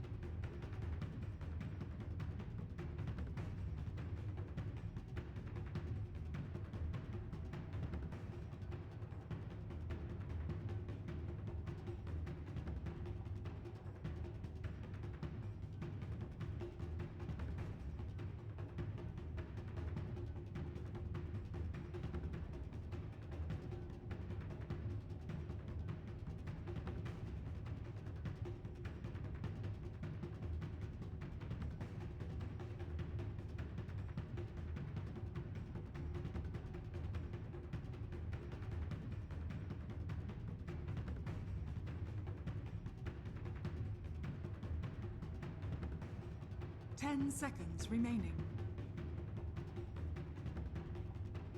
5 seconds remaining.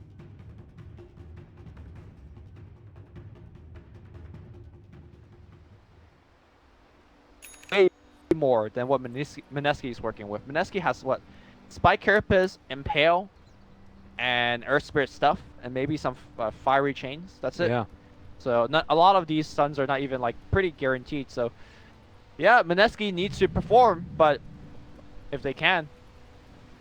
We'll see if they're capable of doing it. Mineski facing off against TNC. Tournament life on the line, qualifier life on the line. And they are definitely up against the ropes here off the back of a Miracle, Ursa, and of course Mr. Bimbo himself playing on that Ember Spirit. We'll see the movement out now early on, placing down a couple of wards. Tim's going to actually be playing the Rubik this time, so are you surprised by that at all? Yes and no. Like, normally Rior is so good on this hero, so I expect him to be the one that's playing it. At the same time, Rior also plays a very hard position support like the Dazzle. So maybe it's one of those things that Tim's is more familiar with the Rubik than the Dazzle, so he takes the hero. All right. And we could even end up seeing it be just like a one-on-one with Miracle against the Centaur if they wanted to leave it that way. The Centaur ended up going for a Boots first build as well. Looks like Ursa hasn't, so he's going to be able to outstrip that Ursa for a while. Just to be careful about the Earth Shocks. Yeah, my other major concern with this Mineski draft is that it's ultimately extremely greedy, especially on the support side, right? You got Earth Spirit, who can technically be played as a 5, and look at his current item, Ninja Boogie. 2 Tangles and a Clarity, and this means his role as a mid harasser, a gank setup person is going to be a lot less effective, right? You really need that Orb of Venom to do what he does best, which is rolling in and harass people. Yeah, and it's sort of what I was mentioning, that I feel like, what are you going to do when you get the group up push from TNC? Like, they can try and team fight their way out of it, but it's going to, feels to me again like they're going to need perfect execution, whereas TNC, if you get a Blink Dagger on Magnus, you just sort of jump in, you RP him once things start to get chaotic. A very high ease of execution win for TNC. We'll see if they can translate that, though, and staying out that range creep first. I think, honestly, one of the major game plan for Mineski is to kind of put them in a big deficit before that group up push actually happens. Okay. Because Ursa, I could see him getting off into a very good start in this lane. Get the quick blink and just kill. Yeah. Oh, and he's going to get the deny as well on that range creep. So this should push in pretty effectively, although looks like they might have gotten one on the Radiant side as well. And laning-wise, we're seeing, of course, RR facing off against Rior on the Dazzle. Raven continuing his pressure. But mid lane is into the favor quite heavily so far of the Ember, in spite of having that early Empower. Yeah, I find that pretty surprising here. And this is actually, for the first time in a long time, having a true 1v1 in the mid lane. Nobody coming in here throwing out Ignites and Poison Touches. Alright, bottom lane here, RR in a lot of trouble. Drops the Impale, runs left away from the Telekinesis lift. Great play by RR. Any other way he would have done it, he would have been dead. But Tim's getting that movement speed. There's one teleport coming in. He gets lifted back to the low ground. He cannot run that way anymore. And now here comes Jules. I'm not exactly sure what he can do, but at the very least, Raven could not have gotten off that spin. All right, Battle Fury going for RR. They're going to be able to take him down. He went back in for a moment, and now also Jules forced to pop the Shrine. Oh, man, that is a disastrous start here. They use the Shrine. They lose the Nyx. He's not going to have that regen in lane, and it's into their favor. Mid lane, push back in here. Cuckoo brings Jay under the tower, but tower too busy with some creeps. So Jay, no harm, no foul for him. Wow. RR makes the 9k play and then walks in and dies. Yeah. Oh, feels bad. I mean, he did his best, and unfortunately, Jug, just a really good answer to the Nyx in general, and they're going to keep applying this harassment onto him. They have the Blade Fury up again, but not fully deciding to go for it. And in the meantime, you compare that to Sam H's lane, he's still getting experience here. He's having himself a decent time at the very least. For now, I think once Ursa gets to face boots, he's going to have to go into the jungle. Yeah. I mean, he could stay in the trees to sap experience, but he's never going to hit a creep once face boot is online. Another lift. RR in trouble yet again. Going to get ran down by Raven. Jules trying to get an aggressive, but you can see he's barely even going to miss out on a creep here. Raven has been doing a great job of applying pressure when he needs to. This is an issue that Mineski used to have, which was they have so many superstar players. Unfortunately, not all of them shows up to play Dota every single game. An issue with consistency, and seems like at least today that old trouble is plaguing them again. Well, mid lane at the very least, again, is going well for the Ember Spirit. He's about even with the Magnus. I'm curious to also see how Cuckoo chooses to build his skill build up. Obviously taking a lot to Shockwave early to be able to deal with what the Ember Spirit is throwing out. But later on, also, he's going to be able to help secure Juggernaut even more quick farm as the game goes on with that in power. Yep. Also, the other interesting thing to talk about regarding the build is what kind of build we're going to see from Miracle. Whether it's going to be Blink first, HOD first. We also seen the casual Mask of Death first. So obviously, you know, each one has its own benefits and weaknesses, but once it gets close to that point, we'll kind of talk about that. Yeah. Ember moving over here does guess right with the rune, is going to get a DD as his reward. And again, this dual lane just not really feeling like it's getting that much done. And oftentimes these support weavers, they'll head off into the jungle to try and get farm.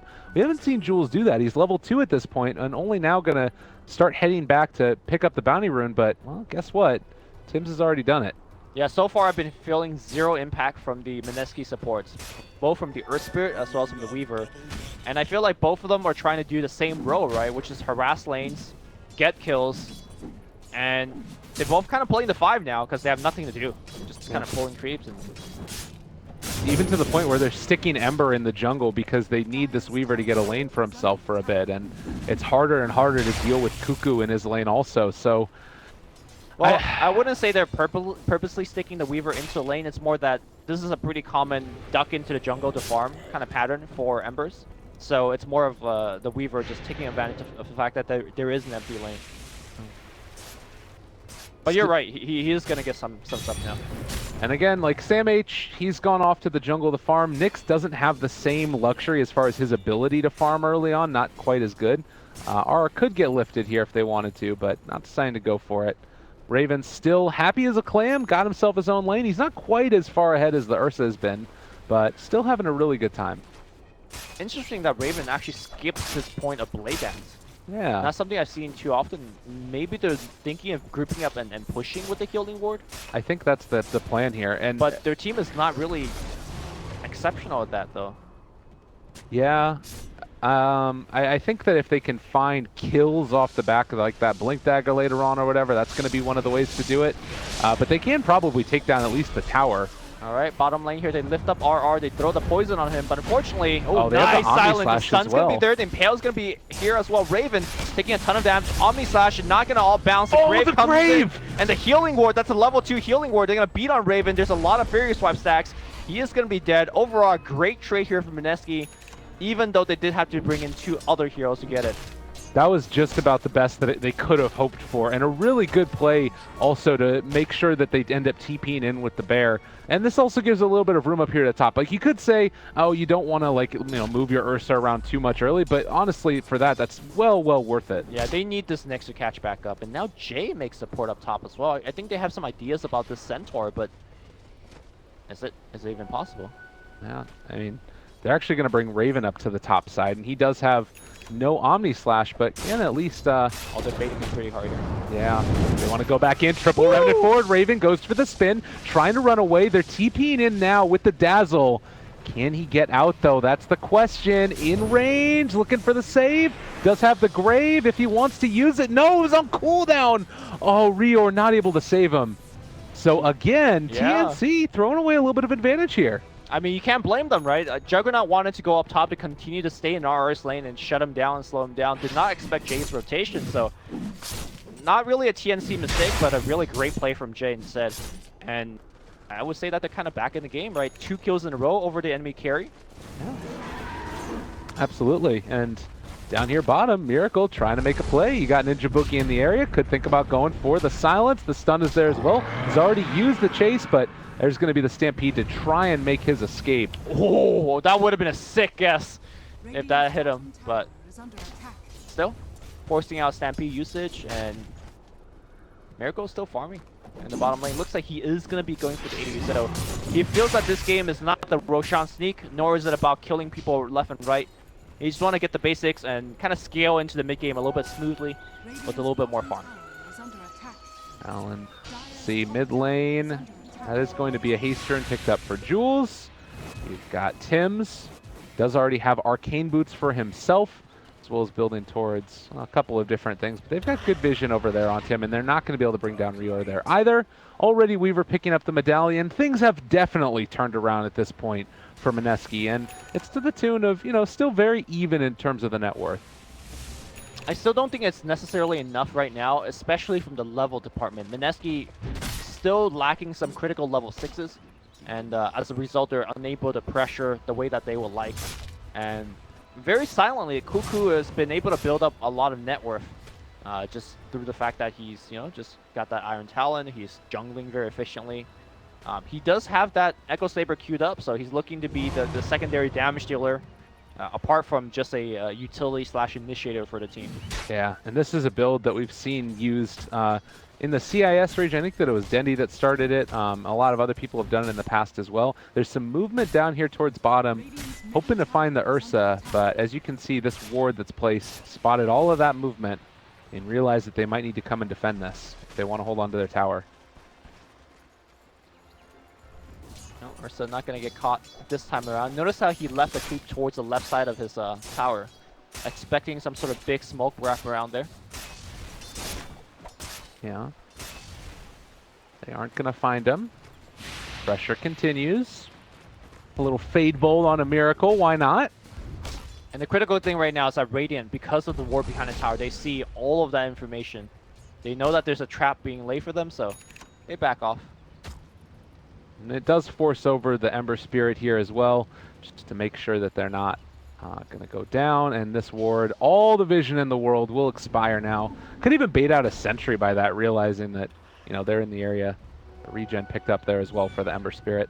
So top lane, your Nyx Assassin, currently level 6. You also have the level 7 on Sam H. Bottom lane, they're going to make a go here onto the Dazzle. Dazzle gets netted up as well. Great play by Ninja Boogie, connecting the kick as well as the silence. And Stampede was also baited out from that, so yeah, got a lot out of the deal. And I think with the Stampede gone, I think Miracle feels a lot safer trying to contest with this tier 1 bottom. All right, well played. Find a kill. Looks like the Centaur as well is going to have the build in towards the hood. They're just gearing up for the late game. I think they feel comfortable with their lineup, and this is showing a little bit of diversity with the TNC group up. They're not just all about pressuring towers and taking them down at the start. They've got a juggernaut with Empower. They've got Magnus, who's going for the Echo Saber build. Yep. You know, Centaur is a great hero in the late game as well. It feels like they're very comfortable with how this is looking. Sam H going to get initiated on. Veil is out, but so much magical generation, able to triple remnant away and stays alive. That was a great play, using the RP whipping as well. Ugh. That triple remnant dodged the hoof stomp and just laid in the damage at the same time. That was a beauty. All right. Mineski. Yeah, Alvin takes the tower bottom, so they're kind of hemming in. I like to kind of point out what you said about the versatility of TNC. I'm pretty sure they'd rather be the team that's, you know, being proactive, taking towers and whatnot, but it's really hard to do so against the Mineski lineup. This is kind of where they're hitting one of their first peaks when the Ember is so big. And now Ninja Boogie on the bottom side finds a go, and that's a net coming through from the Ursa. They're trying to get the kill, but the TPs are coming in fast. Sam H does have the Stampede, and it's going to happen now? No? Ninja Boogie's going to be the one they claim, though. Yeah. Well, a good pickup there at the very least. They give it over to Cuckoo for the kill, and he is getting ever closer to that Echo Saber. I believe he just finished it off and should be brought out to him now, which just gives him more possibilities to farm, as we see Raven going for the spin TP away, pushing out the mid lane, making sure that they don't overextend at various points. The Ember is here, and they don't have a spin on Jug for another couple seconds. Does he see the root big? Don't think he did. Scan. Right clicks. They had a lift. Tries to go for it, stealing a spell, gets a stun out as well, but still alive. The healing ward making it work. Yep. Fortunately for the Rubik, there was, I believe, only 2 fire ribbon. Thanks to the cooldown. Bottom lane here, they're trying to make an escape. The kick not connecting here. And I don't know where was Miracle's trusty Dark Troll Summoner. That's really the reason why he has that creep, to get rid of a Stampede escape. Yeah, off somewhere else across the map, no doubt. Looks like Rior is most likely dead. They do have Magnus here. Sure, drops the sentry immediately, but now the Rubik's going to take one for the team instead. It was a good lift up. They try and go for the catch, and they are going to be able to hold on to R here. That is a pickup. They need to trade those kills in that way. I think that's definitely worth it for the Knicks. And I don't think they're done yet. Sam H gets somewhat spotted by Ninja Buki. Looks like Jay cannot rotate here in time. All right. 5-6, still very even.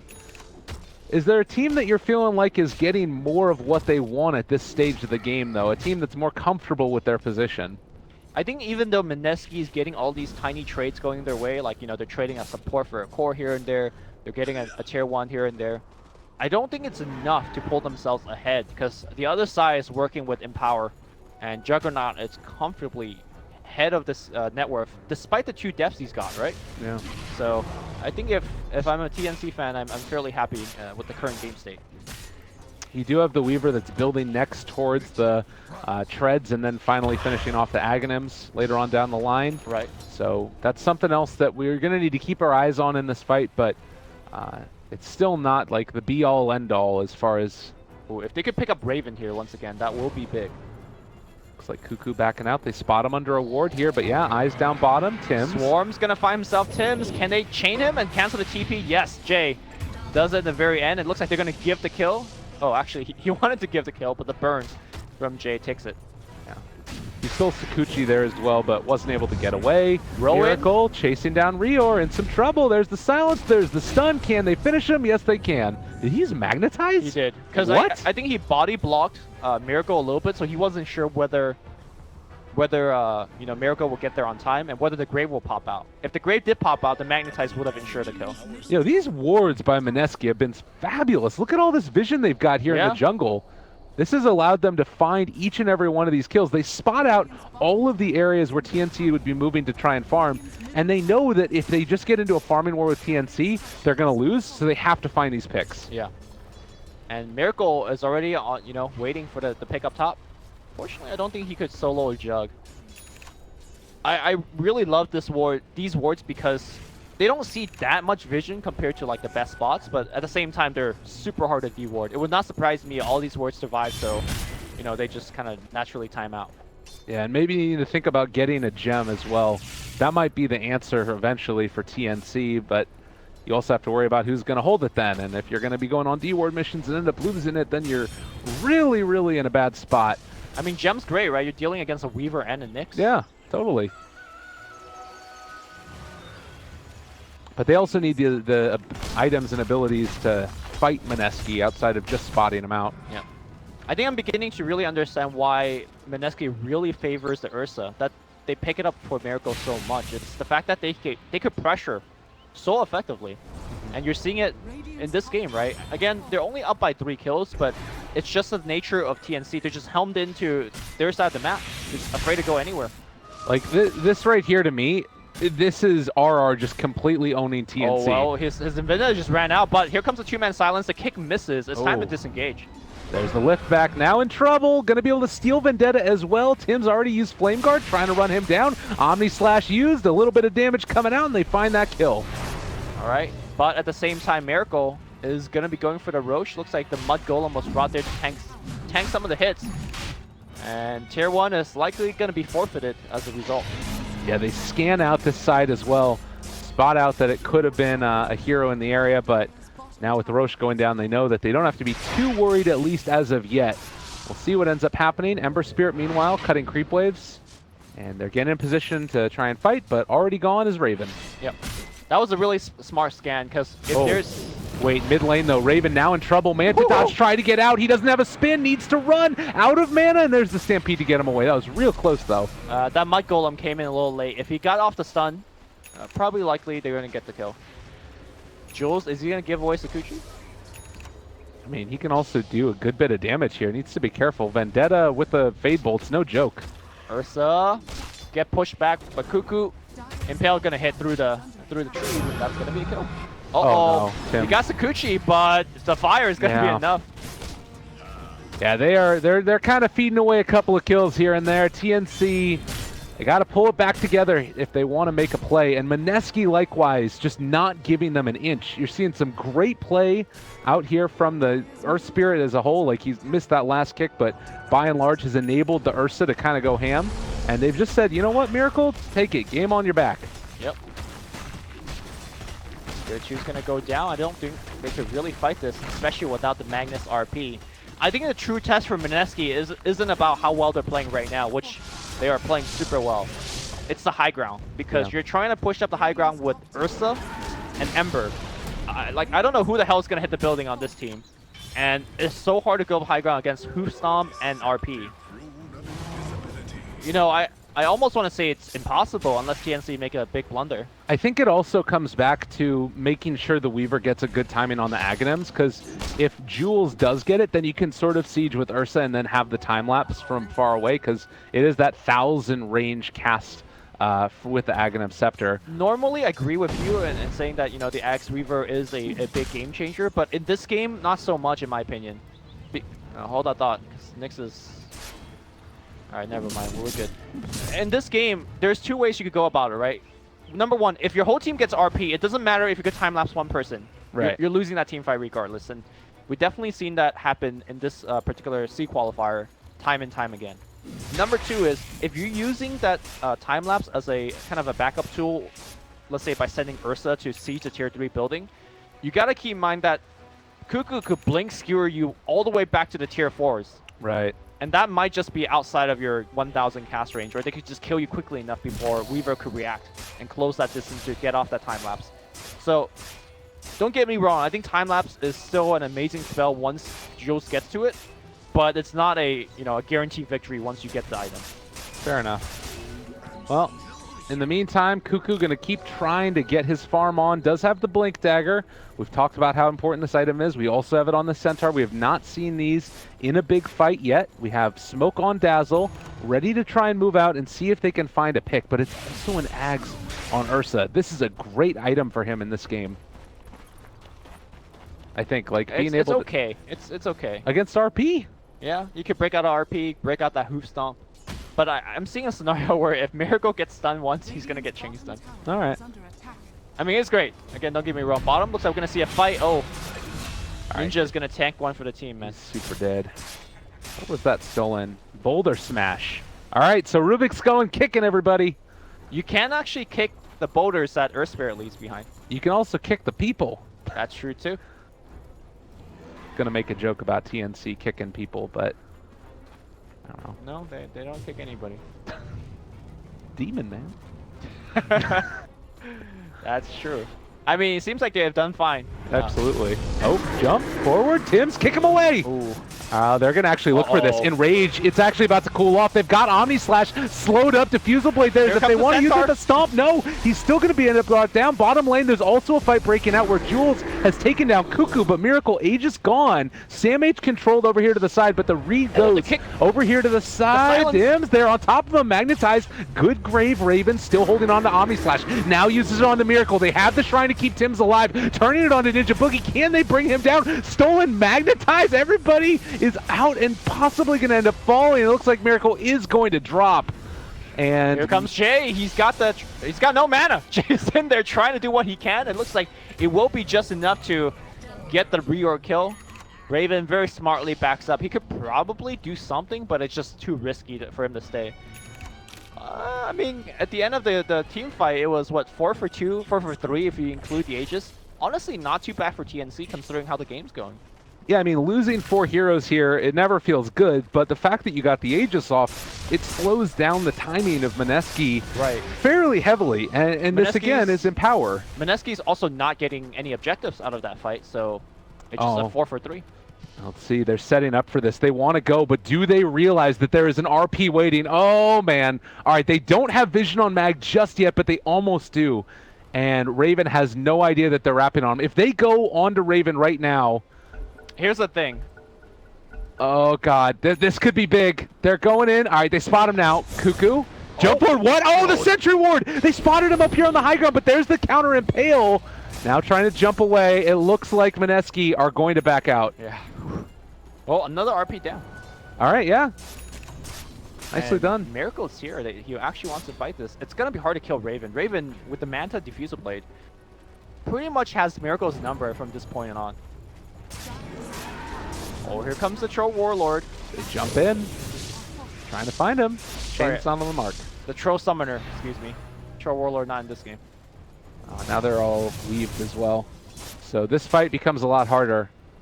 Are Mineski really going to stick around and try and go after them here? I think they're sticking around, going to hold the tier 1. I don't think they could actually pursue TNC, though. Okay. Especially without Ninja Buki, who is kind of lumbering up top. Oh, Miracle. Wait, Miracle? Miracle? He has Enrage. Time lapse. Oh, just baiting it up, and now perhaps, oh, the chain's not hitting, and now here comes Miracle re-engaging Ninja Boogie, coming in from the back line as well, but that Impale making a big happen here for TNC. Damage is dropping high, and looks like we're gonna jump in Jade doing a lot, and now it's gonna be, oh, wait, Omni Slash? They're turning it back around. They're gonna be able to bring him down, but already Raven the kills! They're all over him. 5 dead from Mineski. The plays. All right, so Omni Slash from Jug with Empower is pretty good. That's first. Yeah. Second of all, Rubik is a goddamn god. Tim's with the Impale twice and then Fade Bolt as well. I think his Impale hit like 2 to 3 at least. Yeah. And that just removed the Nyx immediately. And also Echo Saber on Magnus. This is the reason why Mineski's draft can hurt, because you've got these 2 just heavy damage dealing cores, and there wasn't even an RP in that fight. Yeah, that's the scary part. It could be worse. And I think that this is why we picked TNC's draft to be quite strong in this game. I am very concerned for Mineski off the back of that. You look at what this graph is going to start doing. Wait, Nyx on Cuckoo's tail. Oh, that would have been the play. No, he just blinked hit Fog. RR had so many chances. Now he was waiting for his team to come by. Now Swarm's going to come through checking the Roche. And Horse Staff going to be coming away. Stampede, what a stun. Yeah. R redeems himself there. That was a good play. And they're able to pick it up. Mineski still very much a threat in this game with the Aghanim's Weaver. All of these things end up working out to be, creating a potent force, but it needs to be a really good fight for them. I'm not sure how much of a threat they are anymore. Again, they have to win at least one fight to have a chance to push high ground, and then they have to win a second fight at the high ground to actually take buildings, because the team just... I mean, they hit building for like 150 damage. Who cares? No, it's true. It's not easy. And it's not like they have amazing comeback potential. But if you can blow up one, that's where you're sort of, I'm assuming, what they're looking to do here. And it's just a scary prospect. Raven, empowered. He is so farmed, 4,000 gold ahead of the next highest in the game. And, I mean, even just the empowered damage there onto Jules is bringing him so low. Stomp? Stomp. They got him. They know they got him. They dust him up. He goes time lapse, so he gets lifted, and now RR comes in. Oh, he stole time lapse too. I mean, that's only he doesn't have Axe, right? Right. So it's just a time lapse for himself. But Jules just playing super cocky. That high risk and the low reward play. All right, movement now up to high ground. Raven is there. He's gonna try and move forward and take down this tower. Can they stop him? I don't think so. Ends up going back, stealing mana burn. Somebody's got to deal with that healing ward, or else all of Jace harass is, useless. What a freaking game right now. TNC all over it. They jump in with that. Oh, they got the lift. Bimbo in trouble. They get the RP as well. Can they bring him down in time? Omni Slash as well. He's going to fall, and Omni Slash is over all of them. The Empower doing work, but they are going to need to stampede out now. Raven 4-stepped away. Again, Tim's trying to keep his buddy alive. Manta trying to get out. He is going to fall there. Still, though, the damage coming in from the mag is quite significant, but they have stepped too far now, and 4 go down. Mineski hold their high ground. Oh my god, that was the best Earth Spirit play I've seen in a long while. Ninja Boogie put his whole team on his shoulder. He started off by silencing the the Dazzle, which was the target that Miracle was going on. Without the Dazzle, without the Grave, that fight just looked so lopsided. And then he came back in with multiple man stuns. He was like a Silencer and a TIE Hunter together by himself. Yeah, and I think too, when you're looking at this, it gives them access towards Roshan. And you talked about needing to win a fight and then also push up to high ground to get an objective. And then win another fight there. Like, this is the other answer, is going to get an objective at Roche. And now look where they're at. Their top lane is pushed in. They're all moving over in this direction. I think that they've got the capabilities to put the screws to TNC right here. Yeah, and that was a super risky play by Jay. He didn't even have a Remnant down, but he blinked in just to kill the healing ward. And he got lifted, he got RP. It would have been really bad, but... Oh, skewer back. Miracle going to be pulled further back. They've got the chain stun. All right, there's the time lapse. Yeah. Yeah. I really appreciate that. Like, he could have ulted any time to just start walking away, but he had trust in his teammates. Like, I got you. And Jules did get him. Absolutely. Ooh, the smoke, the fake back. They want to go. Nyx is scouting, but is passing by a sentry ward. No other vision in the area to see that the Nyx is looking. Okay, Sam H. Outside the base. Is that the one you want? Oh, they want Raven. Raven is by far the most important target. Line it up. They're there. Oh, it's all through in the stun. The counter RP, though, is it going to be enough? The Omni Slash there on the 3. He's already dead. Miracle now in trouble, too. He's going to drop. Oh, it looked good for a moment, but the reactions were there for Cuckoo, and the Aegis now gone. They got Aegis, and they're going to try to go for this. Here comes Shay on the way back. They're going to try to focus everything on Miracle. He needs that time-lapse. Where's the time-lapse? Jules, get his back. Miracle trying to that time-lapse at the very last second, and they're going to try to fight this. But the Magnetize doing so much work. I think that was a Magnetize from the Rubik, and all in the end is still not enough. Raven survives to the very end, but it's a 4-for-3. Weaver and Earth Spirit is still alive, but I don't think these two supports could actually take an objective. Yeah, they had to buy back on the Rubik there to get into the fight and help out. But you can see damage done. Ember Spirit did a ton, but the Omni Slash, again, is just so hard to deal with the Empower there and all of those heroes grouped up. That time-lapse, though. I know, that time-lapse was absurd. That was some true trust test. He still died there. I mean, that team fight, though, they started the fight with 3 men Impale on, I believe, the 2 supports and the Centaur.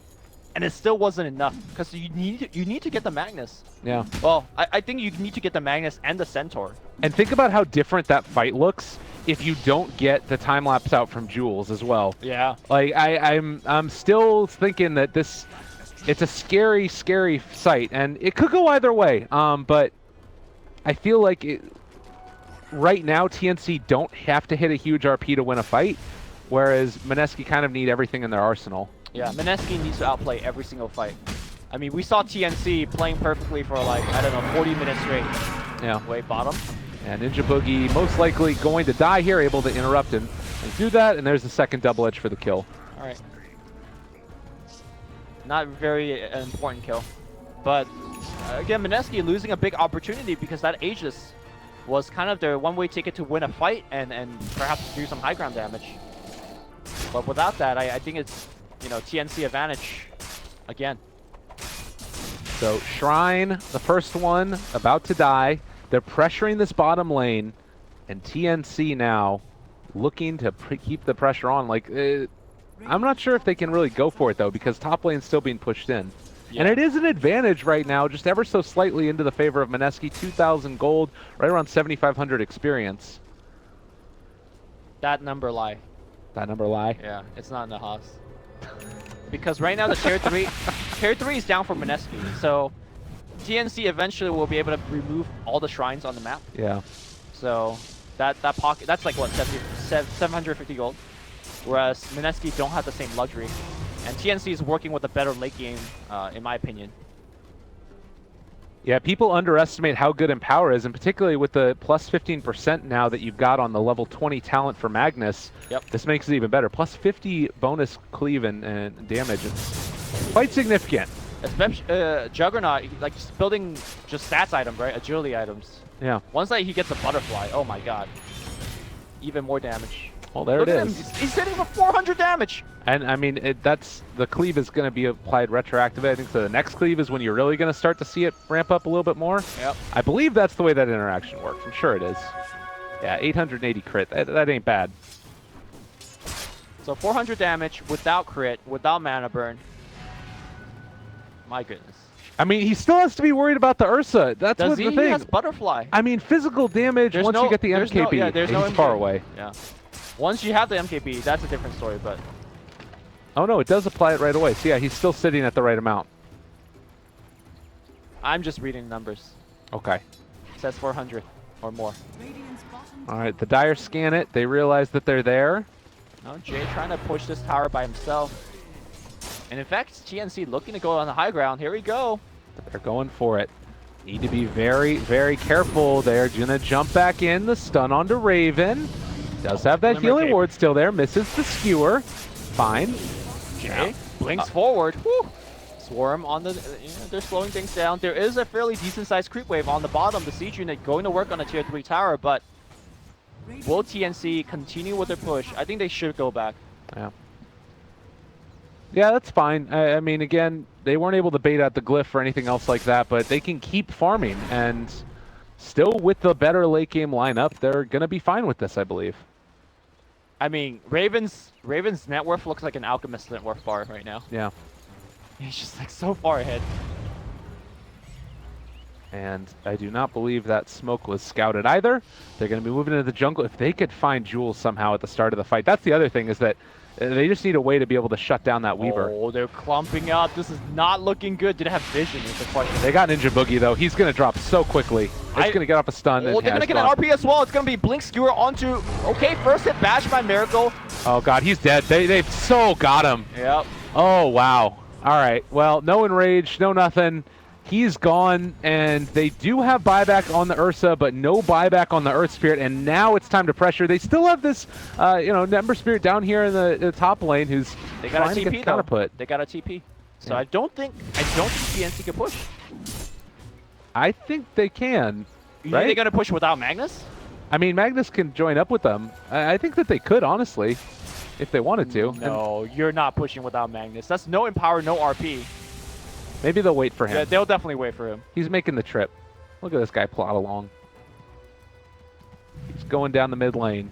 I'm coming. Badass, man. Look at him. Look at them legs. All right, mid lane again. They're in position. Stun onto Raven. Still holding strong. They have vision of him even through that Glimmer Cape. Now they take it out. They're actually able to burn through the healing ward, but there's the lift. They found the Ember. Hoof Stomp is also not going to quite be on the mark. They have time lapse, so it's not that... Oh, Stampede just used to get the hell out. Okay. We don't want to be here anymore. All right. Yeah, maybe with the healing ward down, or I don't know exactly what that was. Mineski goes like, all right, seems good. Defended. All right, they hold. Yeah. I like that, though, because they made a decision. We're leaving. We're not going to stick around any longer. They made a definite decision to leave, to Stampede out. I mean, that is the ultimate, we're out. Yeah. Like, I think that oftentimes what you end up seeing in some of these qualifying games is indecision from teams that aren't like, the tippity-top cream of the crop. And because of that, you now have, situations that were that backup where you get punished from it. Yeah, I mean, we see Mineski just making those mistakes last game. Yeah. When they kind of momentarily got ahead and then lost the advantage. A Lincoln Sphere from our Juggernaut, and he's far enough ahead. He's got the Empower, so he's okay to actually go back for a defensive item like that. And the possibility of Aegis. Yep. In towards it, and now no real way to come and contest this for Mineski. He's critting from 900 with the freaking Lincoln Sphere on his inventory. Yeah, it's nuts. And actually going to drop his boots as well to pick up this Aegis. Jeez, as well. Let's see who takes that one. Looks like it's going to be for Tim's. Again, though, the thorn in their side. You've got the Ember Spirit pushing this in, even through the backdoor protection. They're going to back out through it. Feels like somebody needs a BOTs too. Yeah. Do you expect that we're going to see some type of I mean, I guess you can't really go all in at all, but I don't know. What do you feel? How do you feel like TNC break this base at this point? Do you just need to try and get all the creep waves pushed out and then go down mid, or what's your read on that? Yeah, just keep the waves pushed. You know you got the better late game. Just can't keep sending Juggernaut in, right? Eventually, you're gonna wear down the base. Maybe switch over to the range racks in terms of the focus instead of the melee to start wearing that down. The only kind of big issue is that Jay is about to hit 25, and with Octarine and the possibility of perma Searing Chains, that can make the push extremely difficult if your plan is only sending in the Juggernaut. Right. So, and he's about to hit 25 now. I mean, he does have Manta and Blade Fury, but there's an opportunity to catch him at the very least. Jay is going to push bottom again. And that one pressured. But that does leave open an opportunity here in the mid lane. Raven gets stunned. He's back in. The Fusel Blade, or rather the Purge creep on top of him. Raven gets stunned again. Mana burn. Okay, they're on top of him there, and everybody's jumping towards them. The healing ward, they've stolen chains. There's the jump in, the skewer back out. Miracle in trouble. Okay, he's fine. Yep. Raven looking for Jay. Jay taking a ton of damage. We'll have to blink back. The Raxus will need to be glyphed right about now. It'll get popped. Yeah. Blink in, trying to bash him again. Raven's out of mana at this point, so no Omni Slash, no healing ward just yet, no spin. Yeah, he's going to be able to get it now, and there's the turn. There's the melee barracks gone down, and TNC maybe going to be happy with that. Can they find anything, though, on the retreat? The chains onto 2. Remnant forward. Rior pops the glyph, or rather the grave, and there's the TP away. Tim's going to be controlled and killed off, and it looks like they actually do get the Dazzle as well. They get 2, and I think they're looking for more. Cuckoo, I like his positioning. He's in the trees. He's looking to RP. Do they have detection? That's the problem. They have Gem available from Sam H. No. Oh god, this is actually really scary. TNC need to get out. TNC could wipe them though. Like if they get an RP, they could literally wipe Mineski. Oh, Jay gonna get the hoop stomp on him. They need that time lapse. Where is it? RP, they continue it, and the time lapse actually is gonna pull him back in towards it. Now Miracle already starting to drop, pops the enrage, but can he actually kill them all off? Ninja Boogie as well, starting to drop low. They've got so much damage on this team, continuing the chase. Woo, Impale hits 2, and here comes Shay again. That's so much damage. The other way back, Raven spinning away. Do they want him or do they want Samage? They want everybody. They want Raven. The stun not gonna hit. And Miracle, he pops the enrage, but Raven kills him through the enrage. Can they actually kill this Juggernaut? I'm not so sure. Oh, the buyback comes out. They gotta run now. Yeah, they need to get the hell out of here. Sam H.E. is going to go for the stomp, able to get the silence off. Ninja Boogie is playing out of his mind right now. The Impale Dazzle is not here in time as TP was on cooldown. That's a cannot group up with them. A dieback for the Centaur, and no great answer. I mean, they take the melee barracks, but they lose so much in return. I mean, but, okay, they don't get an objective. Yeah. Mineski wins the fight, and then what? They have to farm. Yeah, this is really tough. You do have the acronyms now there for the Nyx Assassin. Ninja Boogie is really, really playing a great game. Ninja Boogie for president. Yeah. He's having a great time with that. You have buyback on all of the other heroes for TNC that are dead except for the Centaur. It's just holding on to being able to break high ground against this team. The other big thing is that Jay also had to buy back there. Right. And he's the one that's taking the most risk every single fight, right? He's the one that's in the enemy base split pushing. He's the one that's jumping in to kill healing wards and all that jazz. What if the next fight Jay dies? That's the game. I mean, like, Mineski's walking on a tightrope as well. No, it's true. And we're at this stage too. Like, you look at the net worth graph, it's just this roller coaster ride. I mean, that graph doesn't matter anymore. No, but I mean, in terms of the momentum of the game, that just when you start to feel like TNC are getting to an unassailable point, Mineski come back and then start taking over the game again. They have a team fight like that just blows it wide open, and I feel like they have to find this Weaver in these engagements. He's been so key to staying alive in there. It's just so ridiculously strong. The 10-second or 16-second cooldown. Yeah. I also think that it's an utmost priority for Miracle to finish this MKB. I wonder if he's even going to forgo his buyback for the MKB, because the next time that the Juggernaut comes at your base to push like that, they need some real way to damage him. And the MKB allows him to do that.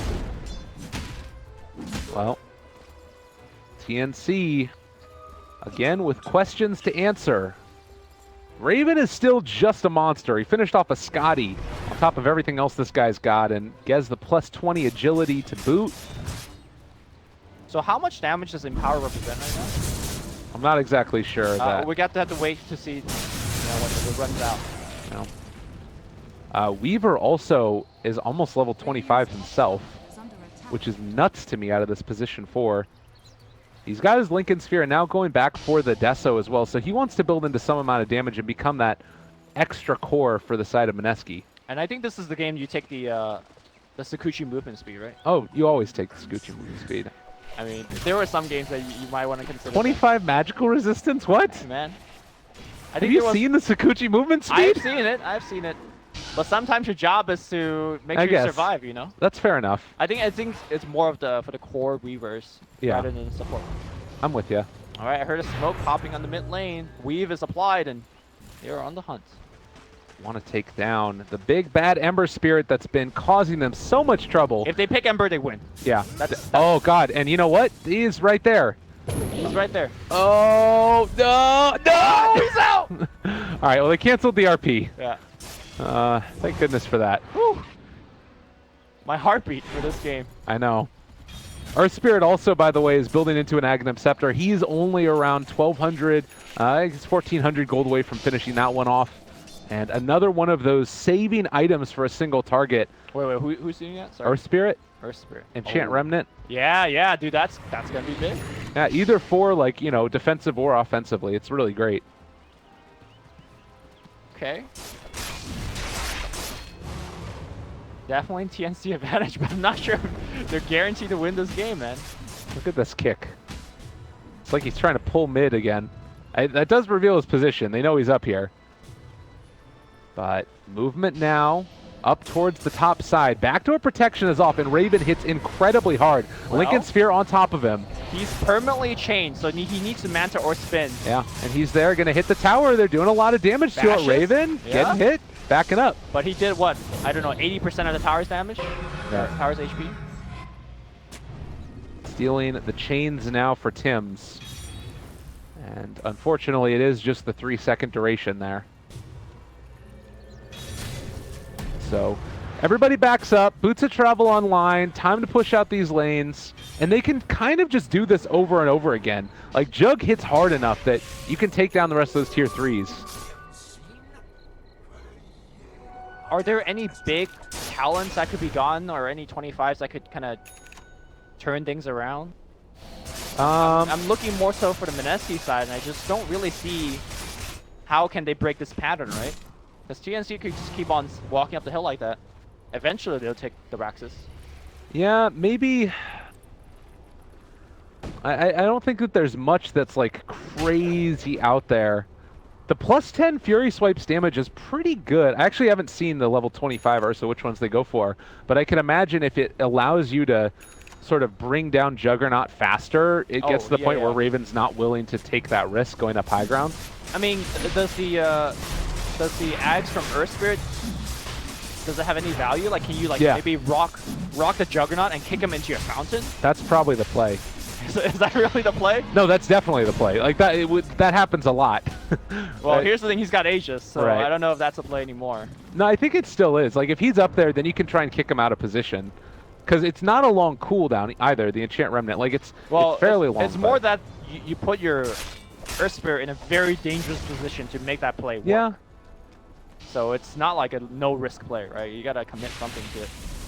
Well, backdoor protection taken down again. We do have the Nyx burrowed here on the high ground. They're going to throw out the Impale, jump on top of him. Sam H controlled as well. Is maybe in some trouble, silenced as well. He's not able to take out and use Stampede, but they don't care. They're just on top of these barracks, hitting away at him. Lift up as well. Miracle pops the Enrage. They have no more saves now if they are able to jump in for a big RP, but Blink Dagger's still disabled, and it looks like they're going to run away.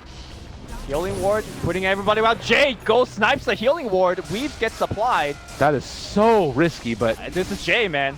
He does that for you know, breakfast. Oh God, Jules, what are you doing? Jules, you're being seen right now. Jules, get out of there. Oh my God. That was really close, but now they're jumping in again a second time. Cuckoo pops his BKB. Can they break the Blink Dagger? Miracle is on top of Raven. They use the RP for Miracle. They use the time lapse and the Enrage at the same time, but now the Omni Slash comes. Is it going to be enough damage? I think it's not, and well, trying to chase down, see if they can kill off Jay. He's going to be able to Remnant away. Jules gets hoof stomped as well, but they can't bring him down as of yet. So close, but so far. It's not enough. Sam H onto Miracle. Another Enrage, another time lapse. He's going to live, and now Jay jumps back in. They burn through the Aegis. I think Mineski are doing it. Cuckoo is going to fall as well. Raven's right there. He's actually going in the base. He's getting bashed right now. They need some truly RN Jesus. Where's Jesus? He couldn't find Jesus. It's Forsaken. Oh my God. They ended up doing it though. They hold the high ground by and large. But they don't get anything. I mean, yeah, it's true. That's the rough they get part 3 about kills. Who the hell cares? Yeah. All right, Jay on the bottom side, gonna try to get some wave back out. This is what they needed. Yeah. That was his Jesus, Miracle. Man, he went for the ultra safe play, right? He saved for buyback, but if he went all in to get that MKB for that fight, oh Right. man, it would have made all the difference in my opinion. Yeah, I think though that you still have this point where you can at least think about trying to force some type of reaction. Like Magnus is dead for 40 more seconds, and they could come down here. It's still just so hard to pressure. Yo. He doesn't have. Okay. He does. Okay. You know what? You know what I think Raven needs? I think Raven needs to ditch his Diffusal Blade and go for Basher. As a full Abyssal Blade, maybe? Yeah, because currently there's no fear, right, from Jay. Like, unless Jay messes up, which I don't think he will. Like, he's not going to die to at least the Juggernaut. By the way, Miracle working on these shrines. In fact, I think both shrines are simultaneously being taken down, so a little bit of gold going towards the pockets. Yeah, I mean, that's the value there also of being able to take down this top tier 3 tower. They can finally start to secure some of these outer objectives and not give away Roshan for free every time like we've seen. So 48 minutes in, 24-34, still within a 10,000 net worth lead. It's never eclipsed that for either side, although experience very heavily into the favor of Mineski, and they're making use of it with the level 25 talents. All right, let's check them out. Anything cool that we've been... I mean, we talked about Ember being so key. Weaver is also 25 taking hold the on. Sakuchi. They almost popped that smoke there. He's going to get out of there. And then Nyx is not 25 yet. They only got 2 25s. Right. Yeah, it's going to be there soon. And I think that is the Spike Carapace worth it? Plus 200%? Oh, Jay is blinking into the base. He's working on the Ranger axis. I don't know if they're going to be able to get him in time. They don't have that instant disable. Yeah, they need that Abyssal Blade, I think. I like that idea more and more from Jug. Well, I mean, the Abyssal Blade is really good only with Blink as well. Yeah. Magnus working for Refresher. Okay. Oh, man. This game. I mean, actually, Tim's is their instant disable, right? Blink telekinesis. Okay. Yeah. Maybe Ember could think about going back for a Lincoln Sphere himself and dropping out that for the Veil. Sure. By the way, Sam H has Refresher Ags. That's also another issue that Mineski has to deal with. They have the Enchant Remnant now as well from the Earth Spirit, so 45-second cooldown on that one. And could be a game changer. This is going to be a crazy one. Oh, up here in the top, they got the RP onto him. Ember Spirit in trouble. He is going to drop. Just went back in one too many times. Shadow Blade used, and Magnus found the kill. All right, so you go down mid, force the buyback, or go down top, whatever the lane is. And Raven, not afraid of anything. He actually hasn't even gotten the Moon Shard yet either, so still has a lot of room left to grow. Look at Jules, he's moving so fast. I know, that's the thing. It's such a good talent. Oh, dude, they're hunting Jules as well. They see him. They want him. Get out. RP is still on cooldown. Smoke They break the smoke. All right, in the scary part, they end up catching one. Tim's on top as well. Omni Slash onto Miracle, but they don't have the reveal. And can they actually get out of here? BKB has already been popped, trying to find somebody. The Ember Spirit is chasing now. On top of Rior, is able to kill off Tim's. Raven trying to get out. He is going to be able to make the escape, but Rior is going to fall. So that's 3 dead, all of them without buyback. At the back here, RR finds himself Cuckoo. Cuckoo's trying to run away, but the Ember Spirit is jumping in. He blinks on the left side. RR skewers away, but is this the right play? They're chasing Ring around the Rosie, around the whole map for a freaking Magnus. I think it is. Because if you can force out that mag buyback now, they're already going to be able to push. All right. Again, this team does not push for Jack, but now they have a Weaver, right? Weaver actually is hitting for damage now. Yeah, and they're going to actually... I was wondering if they were going to come back and defend, and they are going to be able to keep that mid lane pushed out, but they forced the buyback from the mag. Miracle's still holding on to this. Oh my god, Mineski perhaps is doing it. Oh god, Raven is critting off the creeps and is actually killing Miracle. They're going in with Cuckoo. He has RP back up now. Does he go for it? He's taking a ton of damage onto him. The stun. They stunned him for the moment as well. The RP connects on it too, but they need the damage on top of him quickly. They find it. They get the kill. Raven. Top. Jules getting that lane of Rax. He's trying to work for it. And he is gonna get it. Time to get the hell out, boys. Okay. 2 buyback is available on the Mineski guys that are dead. Jay, again, out of buyback for a while. All right, let's take stock of this game. Again, you've got all 5 heroes for TNC up. They are going to probably try and force some type of a buyback here. For sure. Rosh is Not up yet. Yeah, still a ways away before it could even respawn. So TNC know that. They're going to try and pressure this out and at least force buybacks, but they need to be careful because if they do happen to get caught out, there's no buyback for Magnus. Yes. Yeah, he's going back for the Basher as well. Oh, you're talking about Juggernaut? Yeah. Yeah, okay. I think he's got the whole thing. He's got the whole Abyssal. Yeah, he just needed to send it to the side shop, or secret shop, excuse me, to pick up that vid booster. All right, buyback number 1 from our Earth Spirit. They want to hold on to the other one. You've got down here the Ember Spirit continuing the push, so the creeps are passively going to go in, but TNC are going to the top lane, and they want to get this. They'll get it so quickly. Spin forward, crush onto Jules. Okay, in trouble. He's going to drop R as well. They buy back twice. They need more buybacks here, though. Everybody buys back, but TNC, you need to run away. And it looks like that's what they're going to do. Maybe even worth committing the Stampede. They've already used it. They want to fake back that. I don't know about this play. All of their lanes are pushing in. I think that they need to go back right now. If they lose a fight here, likewise if they win, yeah, TNC, you just need to get out. I mean, look at the bottom Raxus. Yeah, they need to get out of here. Somebody TP to J. In fact, it's going to be one of TP to J. We'll just take a lane of Rax. I think that range creep, yep, that's range Rax now. J not going to get the melee Rax, and it's going to regen over time. Top is done. All right, I think, you know what, Mineski sits in their fountain, or not fountain, sits in their base for the next, I like that idea. Next 5 minutes. They need their buybacks back. Yeah, they definitely do. I completely agree with you. They can't try and push out. Likewise, though, if you give up Roshan because it's now going to be up, it's a long respawn time. But that, to me, feels like the only thing that you can really go and contest. You can't try and get other stuff done there, really. It's just too risky. Oh, my God.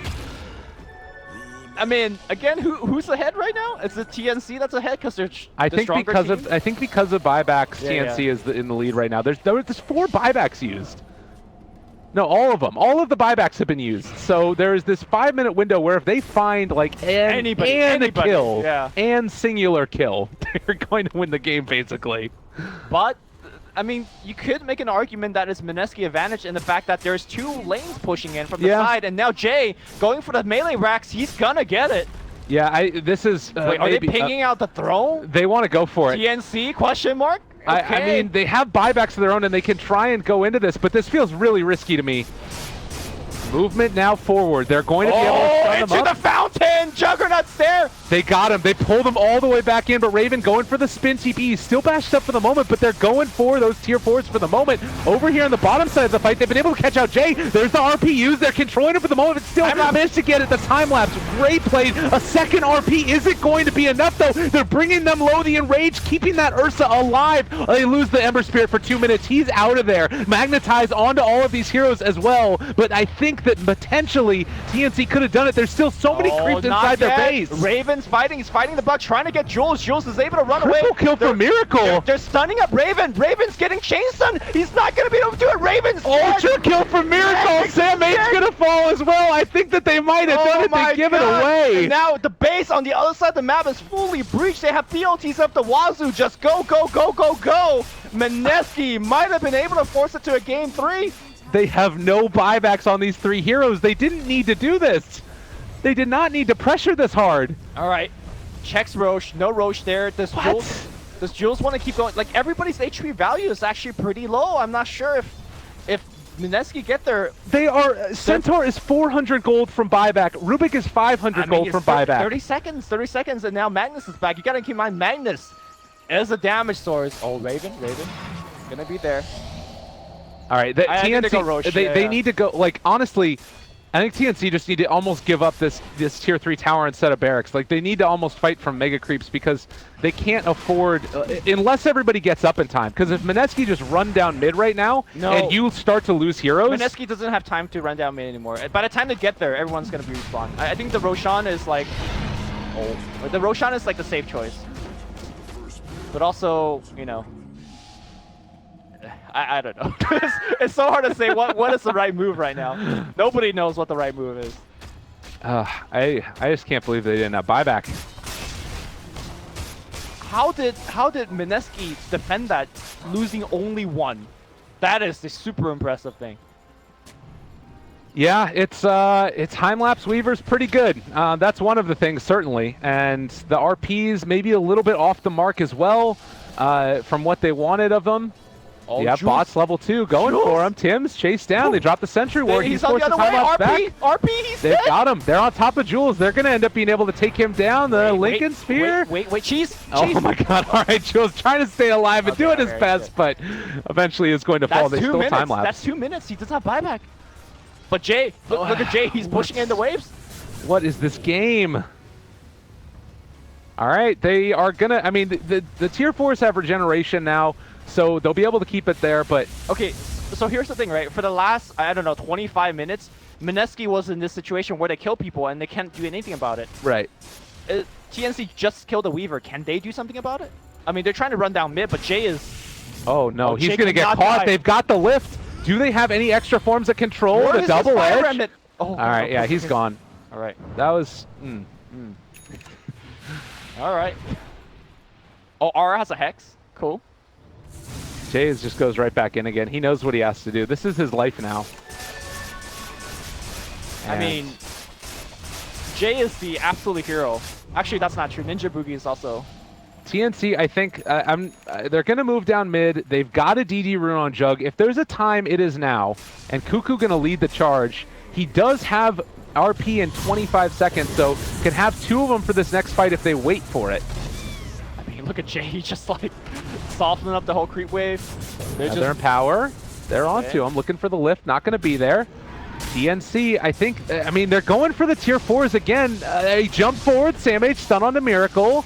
Continuing the chase, though, they're going to hit this tier 4 tower, and now they pull back onto Jay. Not able to kill him off, though. Raven. On the other side of the fight, Raven is being controlled. They have another RP, which they can use for Miracle here if they want to use it, but Sam H holding on to it for the moment. The triple remnant forward, and, well, now it's some trouble. Ami Slash as well. He ends up canceling it. What? Cuckoo ends up losing the second RP. They're all going to die. Tim's is falling as well. They're killing them all off. 2 minutes with no Jug. Why are they going in like that again? The creeps are in the base. That's it. They did it. Mineski, game number 3. We're going to be seeing it, ladies and gents. GG's called. Oh my god. I don't know what to say after that game. Somebody make a top 10 compilation of Jay's Sleight of Fist RP dodges. I think there's enough clips in this game. He dodged so many RPs. Just, I don't know.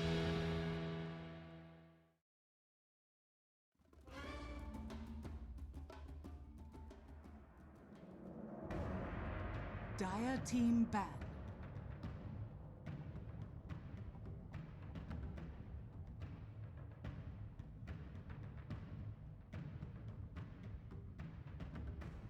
Dire team ban.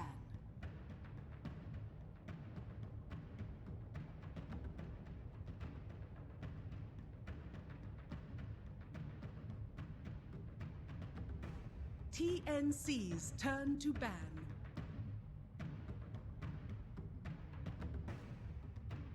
Dire team pick.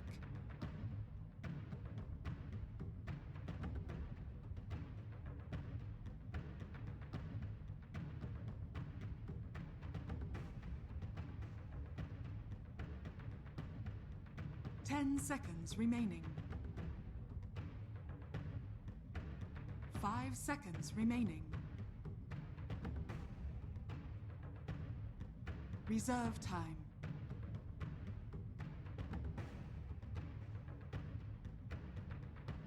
Earth Spirit. TNC's turn. Weaver. Dire team pick.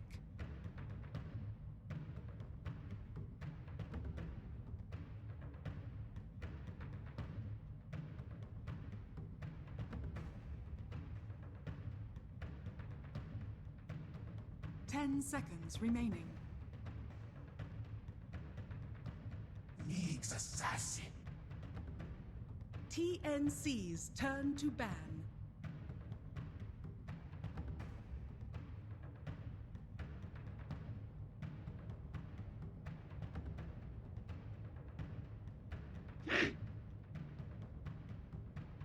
Dire team ban.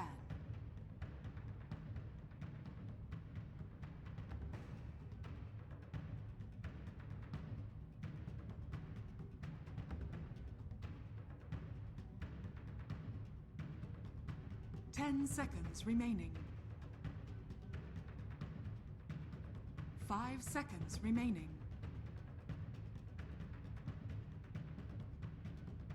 Reserve time.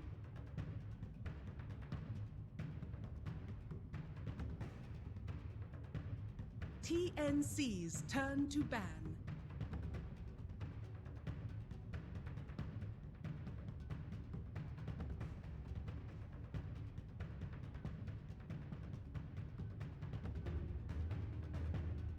Ten seconds remaining.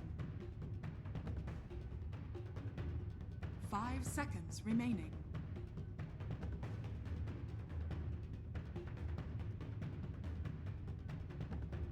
Dire team ban.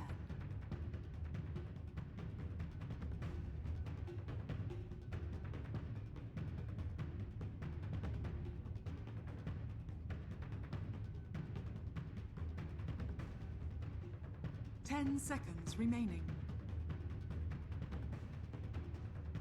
5 seconds remaining.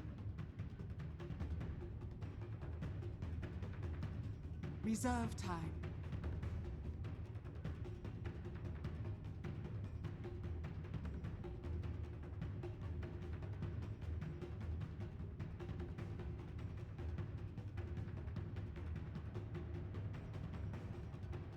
TNC's turn to pick.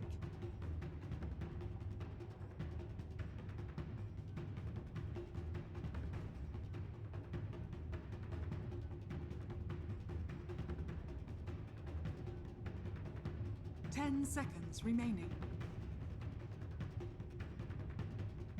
5 seconds remaining. Vengeful spirit. Dire team pick.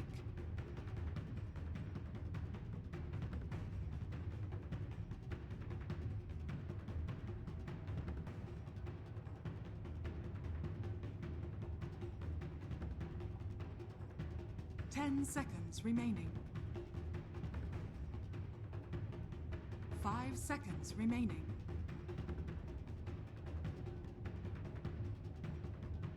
Reserve time.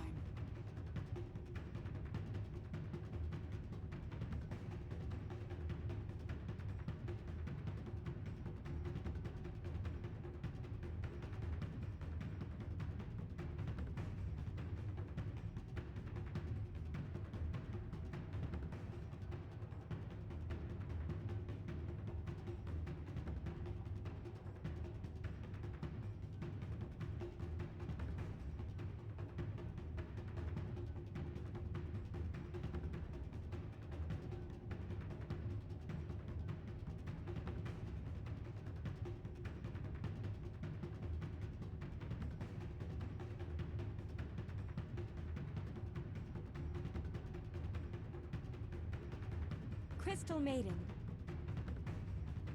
TNC's turn to pick.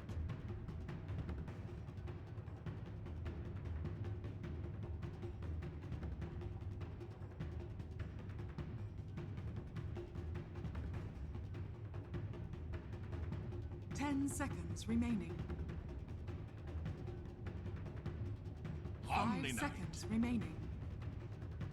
Dire team pick.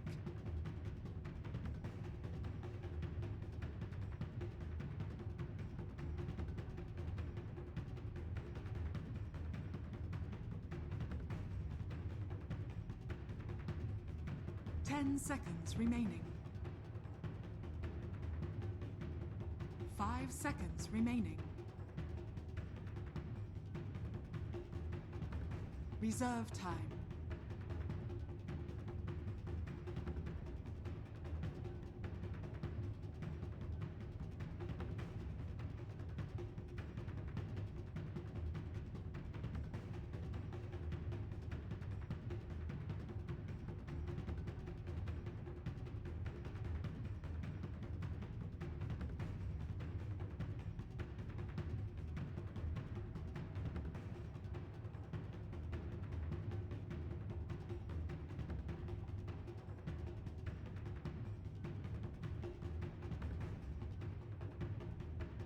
Ten seconds remaining.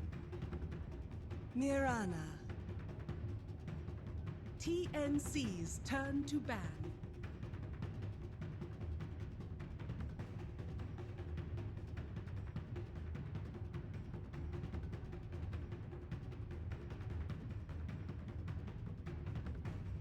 Ten seconds remaining. 5 seconds remaining. Reserve time.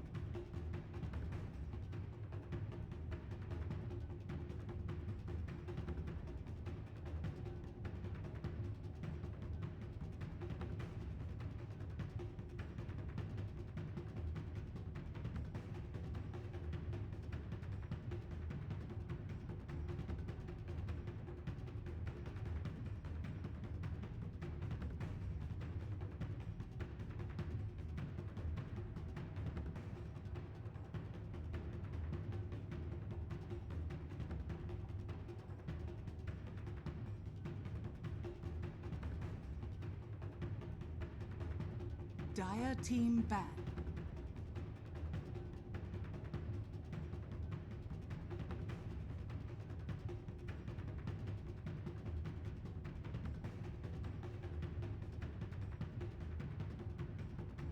Ten seconds remaining. 5 seconds remaining.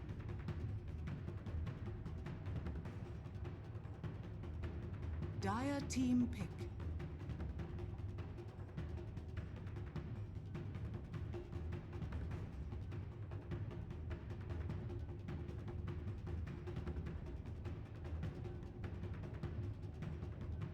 Ten seconds remaining. 5 seconds remaining. Reserve time. 5 seconds remaining. Shadow Fiend. TNC's turn to pick.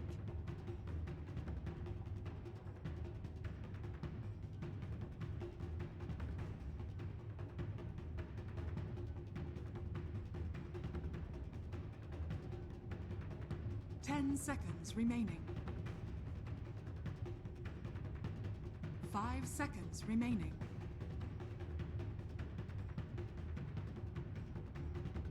Reserve time.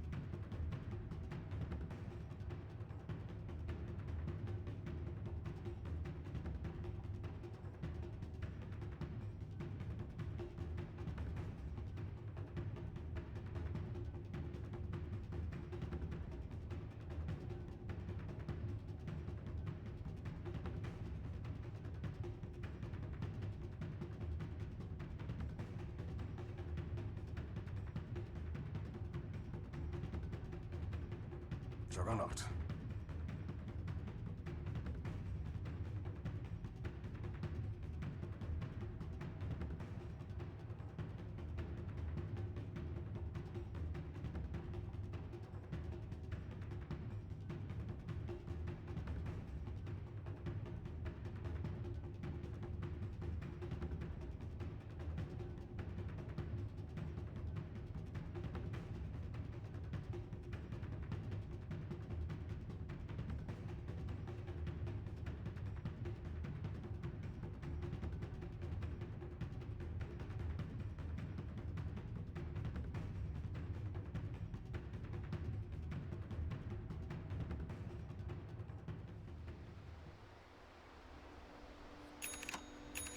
Very appropriate last game between the two teams. Who's gonna play better? I think that's gonna really decide. I don't think any side has a really stronger draft. All right, well, we're hopping into it now, and no pause this time. Everybody just wants to get in here and play some good old Dota. Ninja Boogie is going to place down a ward in kind of an interesting spot. I do like that one, unlikely to be dewarded. Also, the Ogre is going to be able to move and spot out any rotations that come. We'll see if any of these get taken down early, as it does look like Raven has spotted Ninja Boogie.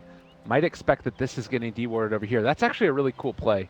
So they're going to maybe even be able to bait out a sentry. Yes and no, simply for the fact that, okay, just, you know, you're right. Yeah, nicely done. I was going to say, like, yes, the smoke was broken here, but then it was so late. If you expected him to TP immediately, which most players do, he's already walked around the map a bunch. Yeah. But, I mean, smoke broke here, so you kind of logically check there. But anyways. So one sentry used. With the Weaver in the game as well, it's always going to be a bit of a scare. Raven is playing that one. Did they not see that ward? I'm sure they're leaving it for the Shadow Fiends. Okay. Easy souls? Yeah. Yeah, it makes the most sense to give it to him, too. They might even give him another Tango at some point, so that way he can just get it quickly. But we will have to see what way they decide to take this. Juggernaut on Cuckoo. We've talked about the potential for him to play it. He has been running on the every other hero throughout this whole course of the game, but taking the Weaver for Raven, it means, you know, Juggernaut is now going to need to be played by Cuckoo. Yep. Now, I don't think Jay should ever die in this lane unless he's making a misplay. It also comes down to whether Cuckoo goes for boots first as his major item being ferried out, or bottle. Most likely going to see some boots. Jay already under an immense amount of pressure. Yeah. Tim's coming in with that ignites. God, and honestly, like the Quelling Blade and the Poor Man's Shield here on Cuckoo to start this game, this is really looking rough for Shadow Fiend. He definitely needed that ward for any little bit of extra CSing that he can do. I mean, apart from that ward, he's got no other CS to boost his soul, so. God, and they have a spin available too if they wanted to try and pressure. They've got this lane. They're pushing it under tower to the best of their abilities. Which is not bad here. Shadow Fiend's going to have a tough time getting the last hit. Ninja Boogie's going to help it out. And that's a big wave. Yeah, Shadow this Fiend's is got to be very careful. This is a lot of pressure. Everybody just run mid apparently, and if they wanted, they could just spin down this wave too. It looks like they're gonna just go for the regular old denies. But fighting underneath the tier 1 tower, Cuckoo is out of his mind. And, well, he's taking a lot of harassment for this. What is going on already? They're just pressuring the tower. The next wave is here, so they could actually back out safely. The stun's going to come through. Tim's doesn't have the tower aggro. One raid is going to soften them up a little bit. I mean, on one end, it feels like they have taken a lot of damage. On the other, as Raven gets a first blood on the aura on the bottom lane, on the other, this Shadow Fiend doesn't have that much CS. Yeah. So, you know, it's kind of worth, I guess. It's a very interesting start to this one. Of course, TNC losing out and picking up that first kill on RR. I think that that's fairly well, you know, good for the side of TNC here. And we're going to have to see if this Shadow Fiend can really do anything. Like, Ninja Boogie going to kick Tim's back under. He's an ogre, though. He really doesn't care. Now the stun, they're going to be able to run him down. Shadow Fiend is going to end up probably falling here. And Ninja Boogie might over as well. Cuckoo, very low. It's just tied to the tower. They find another kill. Everybody run mid is definitely the way this game is going. And Tim's trying to run away, taking a ton of these right clicks, and looks like he is going to be able to regen through it. What a hero. RR missing that impale, man. That would have been a very clean kill. But very good rotation from both the Venge and the Nyx Assassin coming in to secure some kills. Man, that fight went on forever. Yeah, the big downside, of course, is going to be the Shadow Fiend dying first. And it's a TNC 1,500 gold lead at 2 minutes in almost. It's pretty absurd how well this early game has started for him. Yeah, and that's going to be the second death of RR as well. As much as, you know, how well RR played last game, a lot of those plays came from the mid and late game. I think his laning stage also struggled rather immensely in that game. Man, and look at Cuckoo here, just going to dive back in again. Almost ends up getting caught out there by Ninja Boogie. They are going to stun, looking for a raise. Gets one, gets two, very low. Is he going to drop? No. Ninja Boogie can't catch up. Yep. No, I do believe Shadow Fiend will need to take that Shrine trip relatively soon. But that Juggernaut already used his, so he has to walk all the way back home now. Yeah, this hurts. Cuckoo maybe getting a bit too aggressive here, and this is going to give Shadow Fiend time to catch up. All right, checking out the top lane here. Omni Knight already able to pick up a ton of CS the one thing that is crazy about the SamH somehow finds a way to get a ton of farm on this hero, and this hero is actually amazing if you make it past the laning stage. And SamH has time and time again take it past the laning stage without fail. Now he's not getting a solo kill or anything, but you know, he's doing just fine. Yeah. A regen rune picked up there as well for the Earth Spirit. Looks like they want to make a rotation and try and find something in the mid lane. They're going to spot out Ninja Boogie. Smoke breaks on Rior, and so, yeah, this is not going to amount to much. Ninja Boogie should just be able to get out of here, boulder smash, and run away. Yep. Dire's bottom tower is under attack. 3-1. The other big winner in this laning stage is Raven. I feel like he has just been the best carry that we've seen out of the C region, basically. And, you know, 30 last hits, 14 denies. He's having a great game already on this Weaver.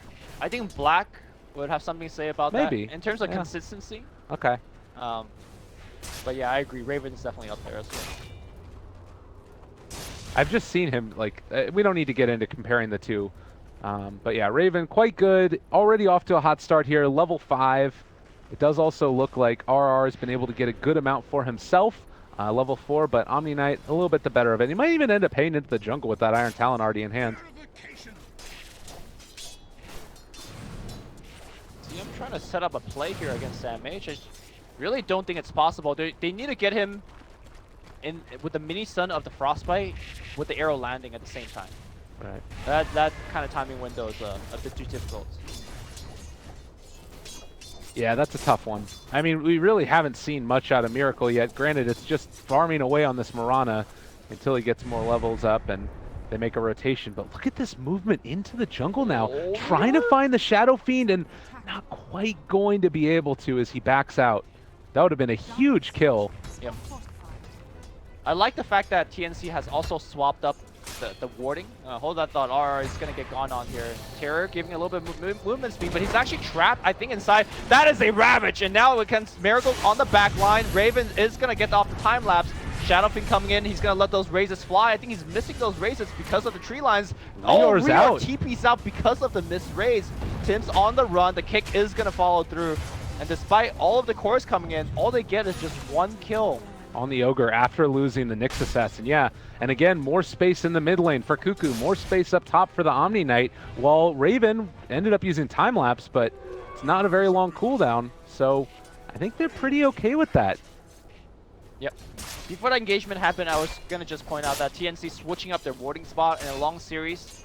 Normally it's there. In fact, I do believe Nyx Assassin is pinging to check there. Right. And, no, I mean, they would have been right in game 2. Not right here, because the adjustment has been made. Yeah, good decision.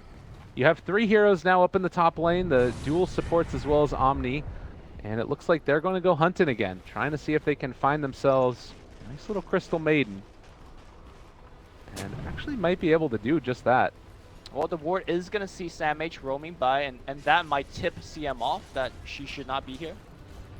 They might have actually spotted them moving into the jungle as well. It's right on the outside edge of it. So they're playing it safe for now, but this is where the look is for a kill. Ooh. Range creeps will push them away. And in fact, Rior TP's under the vision of the range creep as well, so they definitely know that something is going on somewhere else. Right. And bottom is where the pressure might next be applied. RR is up front and center, and this is the problem with the draft kind of right now for TNC, is that they don't really have that great catch, but they will be able to pressure this out. You got the maxed out wave of terror right now that we're going for the Venge, so Roche could be in their sights as well. RR definitely looking to deny. On the right side though, Ninja Boogie's going to get caught. The silence is going to come through. He's looking for the rollway. Nice stun, a secondary stun, but looks like Ninja Boogie's row got blocked off. Ninja Boogie's going to go down. Tower got taken down, I believe, by the siege unit. So a pick and a tower. That's all you could ask for rotations like these. Great start, and again, we were sitting at about this 1,000 gold lead. It's going to shoot up a little bit further, and so far TNC have been able to make a good go of this. Mineski need to do something to try and stem the pressure that's being applied, and this Vendetta movement might just be it. Cuckoo. Impale out of Invis, but I don't think Jay was ready. The 2 raises will be enough though. Clean kill. Yeah, it did look a little bit sketchy there for a second, but they made it work. Yep. That's what's important. And it is very important for Shadow Fiend to have at least a decent-ish start in the early game. Yes, he's a hero that could catch up, but you really want to move into the mid game with that, Dragonlance / Shadow Blade available to you, so you could be the threat on the map. Make sure that TNC is grouping up instead of farming in jungle or farming everywhere. And I just don't think Jay has had that kind of start this game. You can see right here as well, Miracle is maybe going to be the one that has to carry the load off of Jay not having the best start of it, but he is building towards that Aghanim Scepter. Does have a little bit of worry now that we do have the movement up from the Weaver into his lane, but obviously able to scout out that the Ogre was over there, and Raven going to try and pressure the next tower. Just go around like clockwork. I mean, I think Miracle has even less CS than the Shadow Fiend, but... Well, yeah. But he does also come online, I think, a little bit earlier as far as like being a huge presence in the fight if he can finish off that Ags. They're back, set up, ready to go. Mid lane, Cuckoo gonna get caught, has the Blade Fury, gonna try and spin, no body blocks are there. So he does escape while Venge continues to get a lane to herself down here bottom, and maybe a battle brewing up top. Mineski just trying their best to hold this push. I mean, I don't think they will be able to stop this push altogether, but if you could waste TNC's time here, that's pretty much all you could ask for. As I say that though, Mineski's rotating the Nyx. Oh, Rior, they use the Magnetize down bottom, and he's out of mana. Potentially just gonna drop in. Oh, reapplies it as well. That might be enough for the kill. Looks like he's dead nonetheless. They find that kill, and it doesn't look like they're gonna be able to punish Ninja Boogie here either. He has to use all his rocks and kick him away. And yeah, rolls away. Nice play. And that also means because they brought the Earth Spirit down, they can't do anything in the top lane. Last couple minutes looking a little bit better for Mineski here. Yep. How do you think that TNC want to play this out now? Like, do they need to wait for a level up and swap before they can really make moves happen? It feels like none of their heroes are really great to start the initiation. They need to wait for Omni Knight to either finish his mech or whatever his first major item is, because I feel like, Weaver as a hero takes a while to get online. Omni Knight, or not Omni Knight, sorry, Juggernaut at the moment is just an Omni Slash. So they need a hero that could actually help them sustain a long team fight. And Omni Knight's mech, I imagine, is probably the item if he is indeed going for that item. And that means, until he gets to that point, that's a lot of time for Mineski to do whatever the hell they want to be doing. Which, for the moment being, is just farming toward that Axe, farming towards the Shadow Blade on Shadow Fiend. Yeah, and Miracle has been able to stay alive despite multiple rotations into his lane. Still has the 2 points in leap in case things get a little bit too testy. Right now, Raven on top of him. He will still have vision, and maybe possibly ends up popping that wand charge as well. They're continuing the chase. Right click's coming through. Can they find the kill? Fire blast down, ignite as well. Time lapse comes back. Raven to live, and Ninja Boogie possibly to fall as well. Can they find this chase? Can they get the kill? Mid lane, Cuckoo too far forward, but they can't get him. RR still looking, and it looks like instead they will be able to pull down Ninja Boogie here, using the courier to scout him out. He's got a roll soon. He's dead. Yeah, with the ignite, that should be enough. Kill the courier. Nah, he can't kill the courier. All right, so tower down, 2 heroes dead, Miracle dead. Mineski need an answer. What's the play for them here? Well, Jay has bought enough time, or his teammates have bought him enough time, so he has picked up the Shadow Blade. So now suddenly Shadow Fiend goes from a nuker into a person that can walk around to start assassinating people. And with that, I think TNC is going to have to play rather defensive. If they're making these tier 1 power pushes, they better be coming prepared with sentries. Back in the midnight, RR again. Looks like this time he is going to be protected by the Sentry Ward instead. Oh, a lot of pings. Shadow they realize that he's over here. Are they going to be able to find it? It would be huge. Oh, might realize that he's in the area, setting up for the Requiem Raven. They end up popping it, but it's not enough damage. Time lapse back. And that is the reveal that they needed so badly to go well. Now repel onto Sam H. He's fine for the moment. They pop the dust as well, so they've got eyes on all of these heroes. They're on top of him, and, well, maybe going to be able to find some more. They get the Guardian Angel out, stunned to turn. Tim's in trouble, is going to end up running down here, but it looks like they might be able to find something else off the back of it. Oh, Shadow Fiend coming in on the right side. He is going to get the one right click off, going to get the kill. The Healing Ward to do so much work throughout this fight. It is a chaotic fight. I think a lot of spells has been missed. Mineski will back off. I think they were looking to get way more out of that engagement, and unfortunately, Jay had to blow that Requiem at the start of the fight. there's no oomph. There's no like get in there, get the initiation. Like even that Requiem, I mean, it was a little bit off the mark first and foremost, but it's a tough one. Raven's going in. Oh, they're gonna fight again, and this time Mineski did just use the shrine, so they're pretty fresh. Raven not gonna get stunned up here. Nice juke away. Yeah, they have vision on him. All of this vision working into the favor of Mineski right now. They're Arrow? throwing an arrow. Yeah, good spin away. Recognition that could have gone bad. Yeah. And Earth Spirit is out of rock, so there's really no point to fight anymore. I mean, in that fight, TNC also had vision up on the high ground here with this ward, but it's not really amounting to much. So another movement up towards top. Do we see? I mean, look, they see this whole thing going. So going to be a quick 2 D wards there. Oh, I think they're looking for a swamp play. Oh, they got him. Stun. He's under He's underneath the sentry ward, but won't quite catch. Yeah, he just walks it off. Sentry. No more detection from TNC. Okay, 5 to 8. And Cuckoo, during this whole time, has just been farming away. But they're going to roll in onto him. Kick, everything's good. The healing ward's down, though, and now the rotation is coming in from the TNC. Dusts are popping left and right. Ninja Boogie in a good spot. Nice spikes here coming out from... Oh, nice magic missile as well. He should die, yeah. That's going to be another tower. All right. Tier 1 going to go down. TNC just moving from lane to lane to lane. And it doesn't really feel like Mineski have an answer here. Like, you're still a ways away from that Aghanim Scepter on Miracle. He's split pushing. You know, that's the problem. Like, he actually isn't a hero right now. Just a big range creep. And that's a concern. TNC is riding this momentum. 5-manning super hard. Well, Roche going to go down now. And the style of play that TNC is shown to be quite potent with is working again here in game number 3. Ooh. And Miracle almost goes down to the Omni Slash. Cuckoo. Impale, arrow. This is what they need. This is so huge. All right, Aegis down. He's got spin. He's fine. Now trying to set up the Requiem. All right. I mean, that was a 0% play, but okay. It's a pretty long cooldown to use like that. It's unfortunate.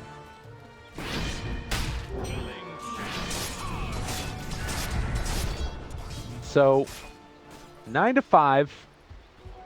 You do have Rior that is scouting out Ninja Boogie with this Invis rune, and it looks like they're going to bring somebody mid. Could be a pretty quick snipe. Gonna be a pretty snipe. There you go. Yep. Fire Blast to boot. There's going to be the Purification, and he goes down to Cuckoo. And now with the Aegis already used, it's a little bit harder for TNC to make these movements. Like, in spite of the messed up Requiem, it's still a situation where TNC lost the Aegis. And that's something that they needed to keep this snowball rolling. I mean, without Requiem, like, TNC is not really afraid of Mineski. Like, what the hell? What can they do against the Horde? Nothing. No. So. And Shadow Fiend showing in the bottom lane as well. Having to split push with a Shadow Fiend, it's not necessarily the greatest thing in the world. I think TNC needs to take care of their tier 3s a little bit more. Like, right now, all of these pot shots that Shadow Fiend's getting in is actually a big, big deal. Moving onwards, the mid game for Mineski is all about split push. Mirana at one point in the game will have Blink, Ags, and probably a Lincoln Sphere, so she's going to be pressuring side lanes non-stop. Same thing with the Shadow Fiend's Shadow Blade, so I mean, I know he just only got, what, 3-4 hits onto the tier 3, but those hits add up, and as soon as the tier 3 goes down, Shrine becomes an objective that Mineski can take as well. It seems like whenever these two teams play, the game goes fairly long, and those kind of objectives also will add up. Yeah, absolutely. I feel like also this Nyx Assassin has just been, throughout the whole series, a real problem for whoever whoever faces off against it. Setting up for kills, it's just been like the predominant hero of the series so far, and particularly whenever there's the split pushing going on. This is one of the poorest Nyx I've seen in the C region, though. I mean, normally Ice Ice Ice will have like Midas finish by now. Yeah. So this is not a great game for our... He still does a lot of the same function, though, if they can bring somebody in. But yeah, I'd agree. It's not been a great one for him. I mean, yes, he can still do the whole nuking thing, the scouting thing that Nyx can do, but in terms of moving forward, you know, you want a Blink, you want an Axe. I mean, by comparison, if you look at the net worth differential, He's a good 2,000 net worth behind the Omni Knight. The Omni Knight has a full mech on him. Yeah. And a gem. Smoke not going to be scouted. They're going to go for a wraparound here onto the mid lane. Or possibly just running right at it while top lane is being pressured by Mineski. They want to take this fight, and they want to take it right now with the mechanism done. Helm of the Dominator done on the Vengeful Spirit that was coming out of the support position. RR is going to break the smoke right here. Oh, they do. They are actually a little bit in the advantage as far as the vision is concerned. Cuckoo goes forward, finds RR. He's going to die, so they get at least that kill, but everybody else gets out. They had a gem, so there was really no way that RR was going to be able to run away. Tanked one for the team. That was a 5-man smoke gang, so not the worst, but it is pretty bad considering the fact that RR probably is the one that needs the most item right now for the team. Well, they're going to go mid. You do have the Aghanim Scepter now done on Miracle. It's still going to be a very low HP hero relative to the amount of damage that can be dealt by TNC, so you got to be careful about jumping into the midst of all of these heroes. There's no Blink Dagger for the quick escape.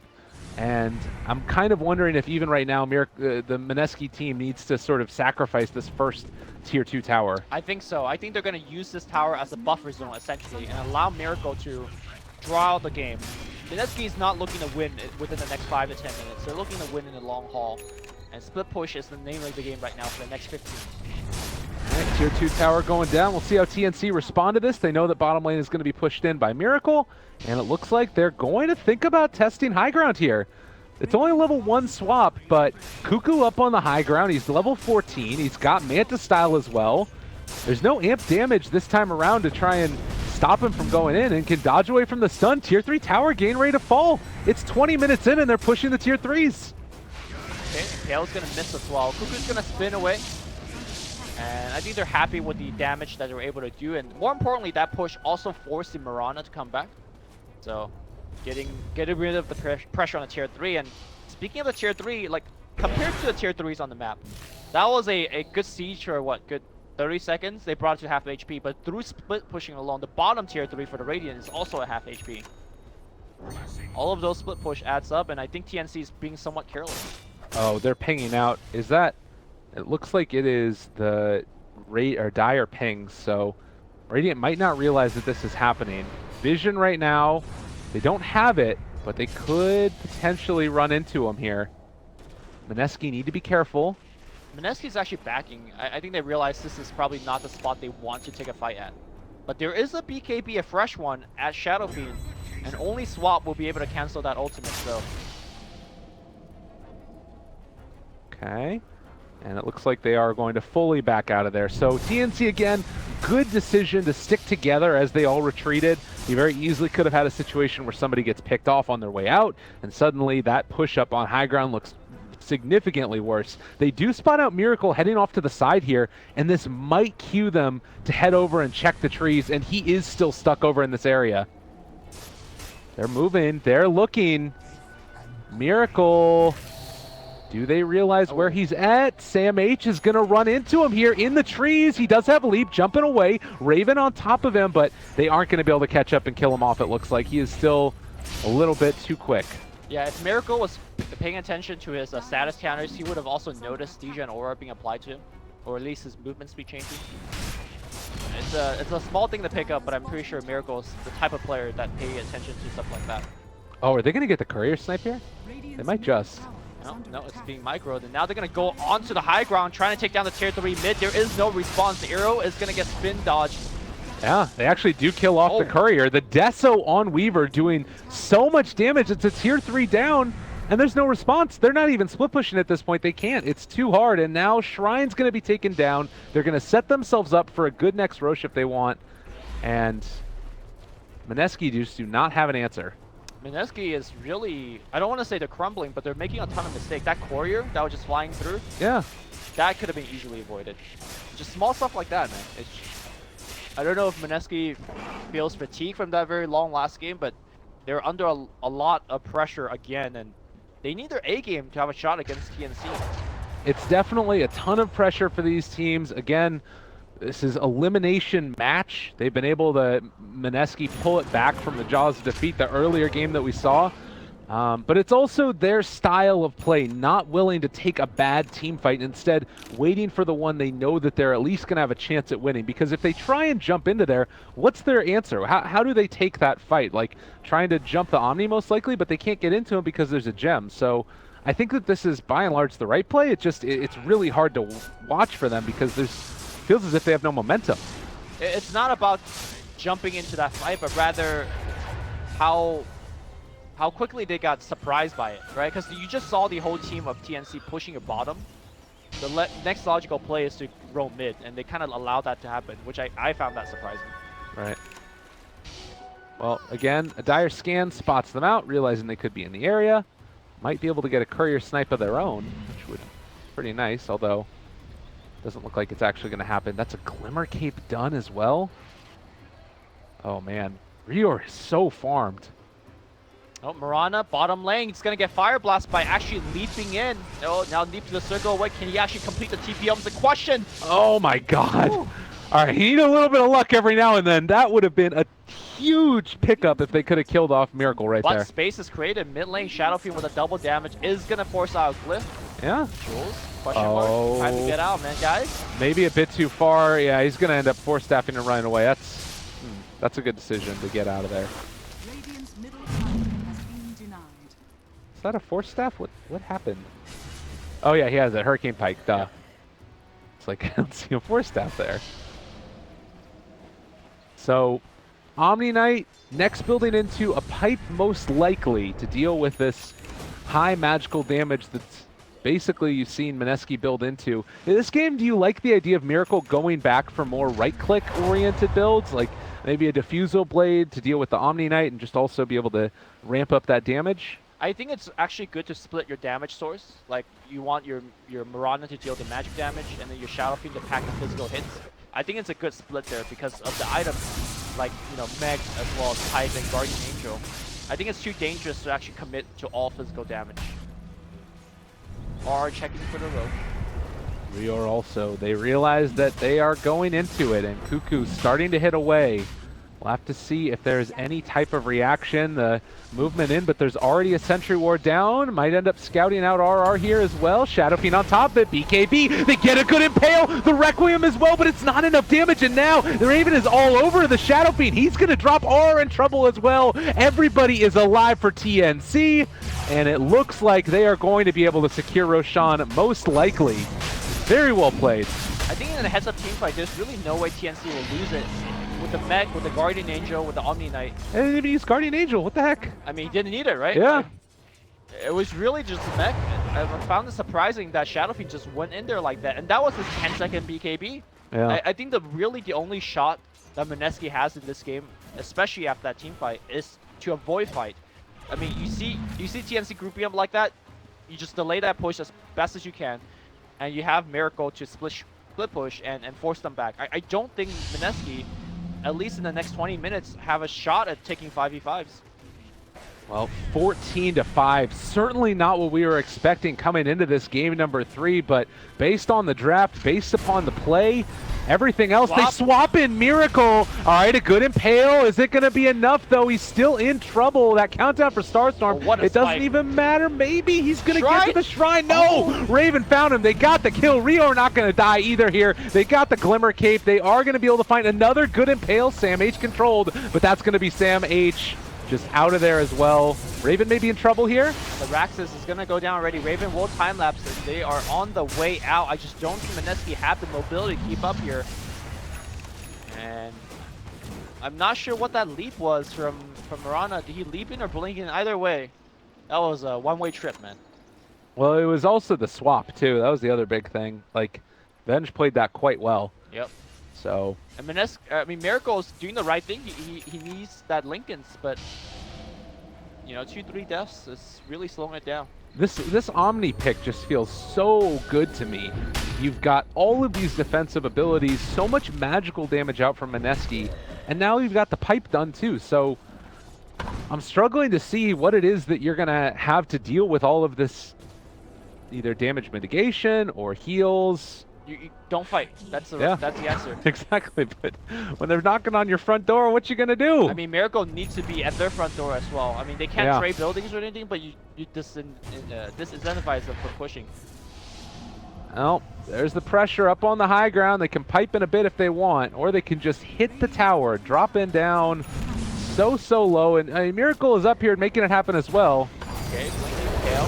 Oh, Hurricane Pike keeps them back. Jules stunned. And it does look like they're going to be able to pull him back in. That's a Shadow Fiend dead. Ninja Boogie going to get ran down here. Jules in trouble as well, but well, eyes on the prize. Another melee barracks to fall. They got the CM ulti, but is it going to be nearly enough? No is the answer. And now RR also forced to run away. They can throw out these Suns all they want. And Miracle doing his best down the bottom. He does get a lane of melees. Needs to come back right now because his team is crumbling. That's a dieback from the Shadow Fiend. Miracle leaps in and gets out, but I mean, the Ghost Scepter just barely saving the rampage there for Raven. TNC is going to get Mega. TNC, they're all over it. They're going to take down the tier 4s. And I think this might just be it. I think that TNC is going to be joining Faceless and Kiev unless something magical happens here at the end. They're buying back, but the Ancient is falling. They don't have an answer. Stun, Raven, possibly. Cuckoo as well. The Mjolnir procs, they're all going. But Shadow Fiend dead, CM dead. Everybody's dead, and good game's going to get called. TNC to another major LAN, and unfortunately, Mineski going to be denied again. Congratulations to TNC. I think it's really hard to argue against them. They are looking so strong. They won so many best of 3.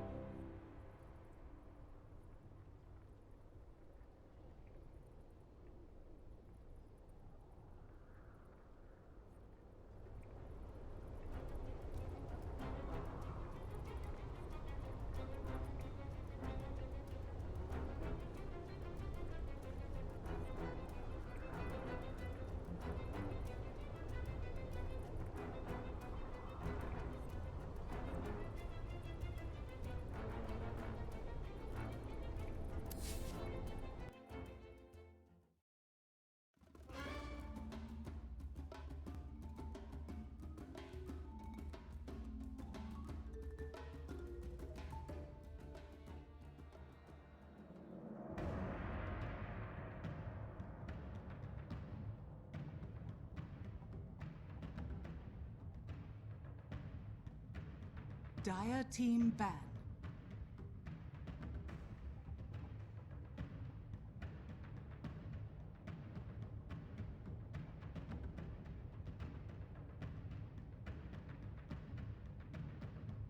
Navi's turn to ban.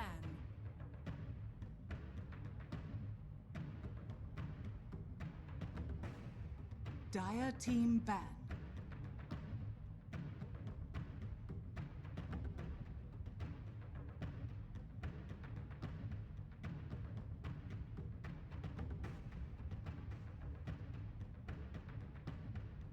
Seconds remaining. 5 seconds remaining.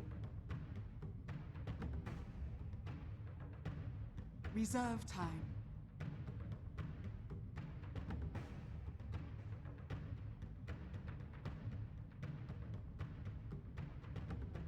Navi's turn to ban.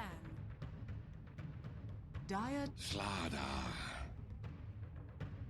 Navi's turn to pick.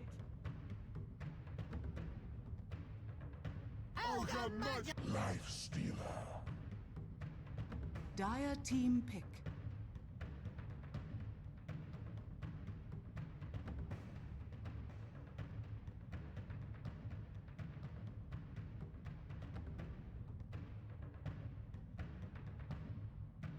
Ten seconds remaining.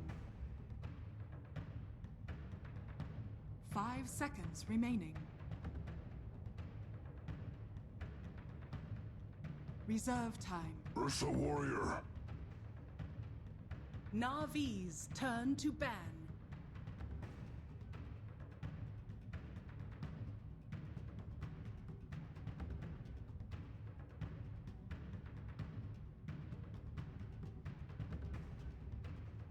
Ten seconds remaining. 5 seconds remaining. Reserve time.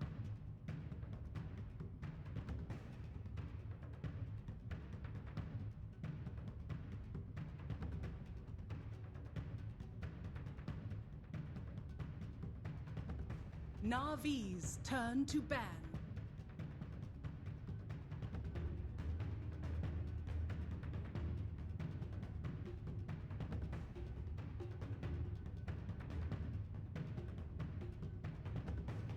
Ten seconds remaining. 5 seconds remaining. Reserve time.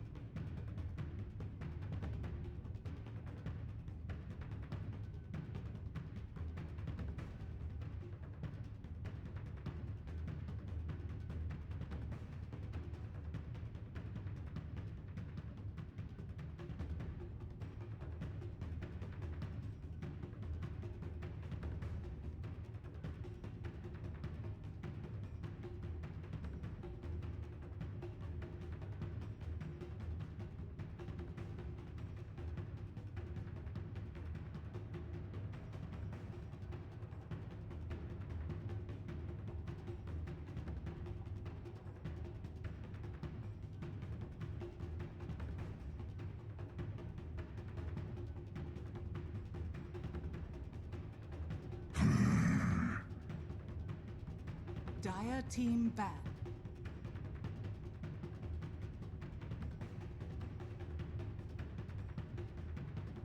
Navi's turn to pick.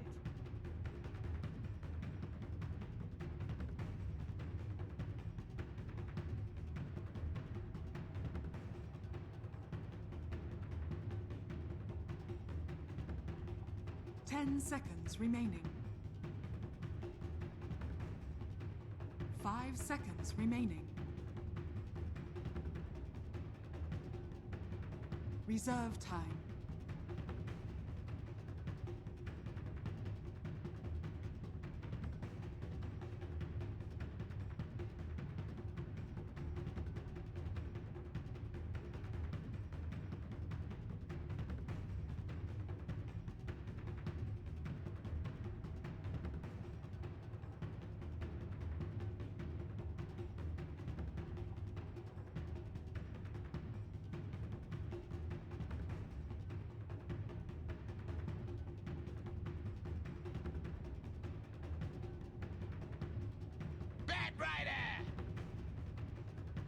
Dire team pick.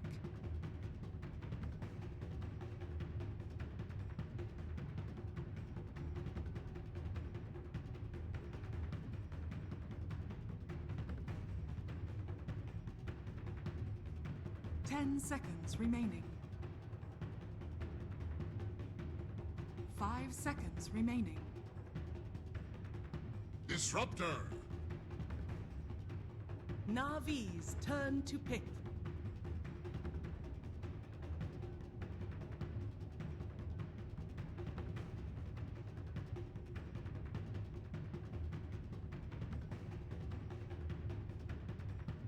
Ten seconds remaining.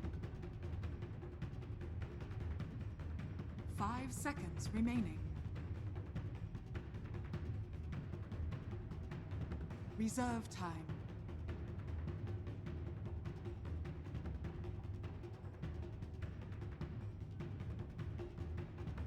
The sack. Dire team pick.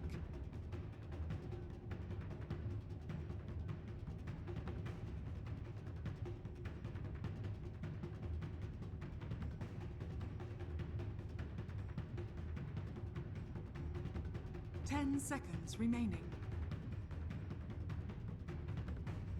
5 seconds remaining.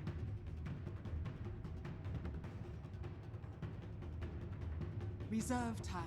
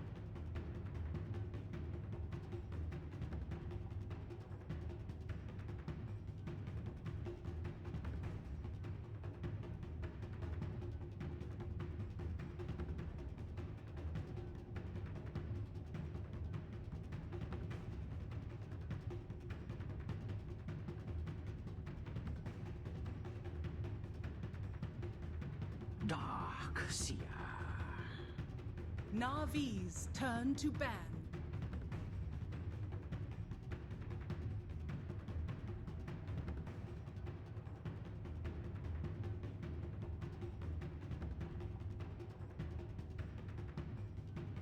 Ten seconds remaining.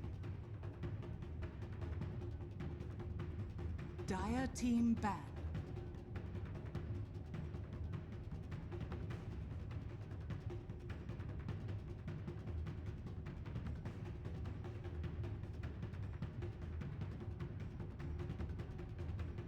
Ten seconds remaining. 5 seconds remaining.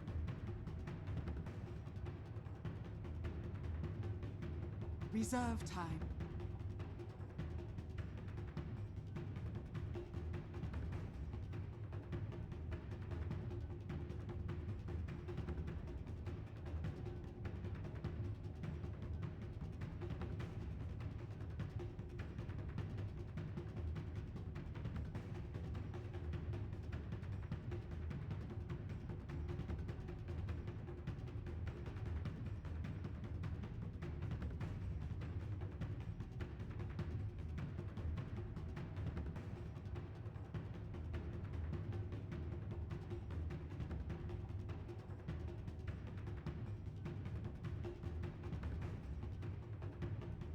Ten seconds remaining.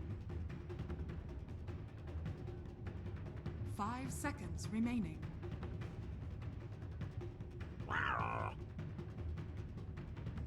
Dire team pick.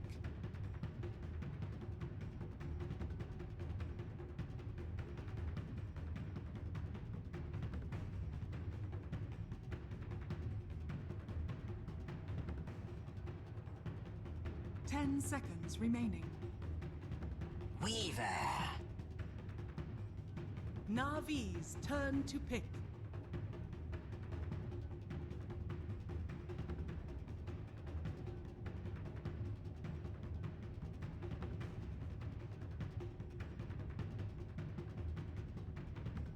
Ten seconds remaining.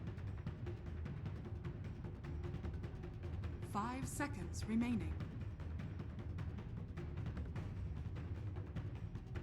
Reserve time.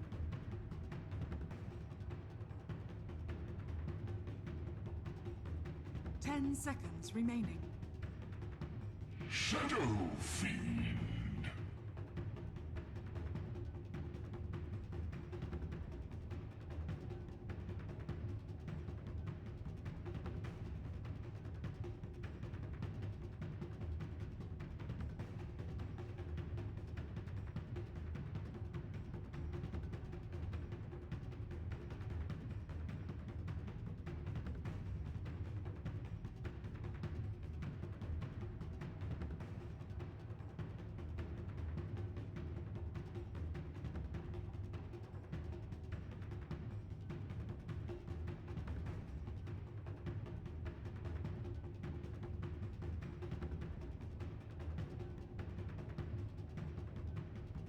Ten seconds remaining. 5 seconds remaining.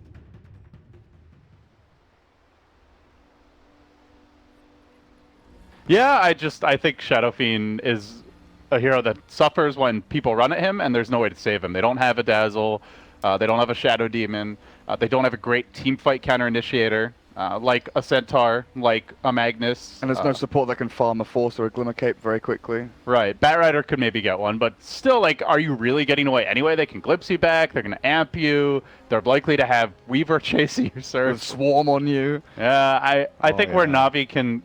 If Navi's going to win this, they have to have General making a lot of plays early on the Batrider, taking some fast towers with the Leshrac, and Shadow Fiend just completely dominating his lane. Otherwise, I just don't see them doing well this game. So, I'm loving Spirit's draft. Worried about General. You mentioned you feel he needs to make plays in this game, and I mentioned the Ogre plus Bat potential duel.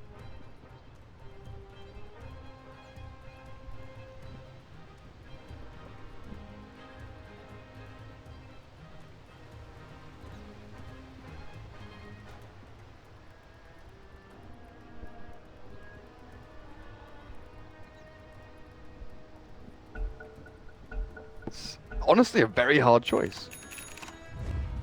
Yeah, that's where Spirit have like their options, right? Because their laning heroes are very difficult to gank. Relatively strong, like Darkseer is gonna get his farm. Weaver, a hero that they don't have too much kill potential on, I would say, unless they want to commit both supports to that lane. In which case, you're giving the Ursa free reign, and Slardar can get a lot done. So, it's a pick your poison situation for Navi is kind of how I see it.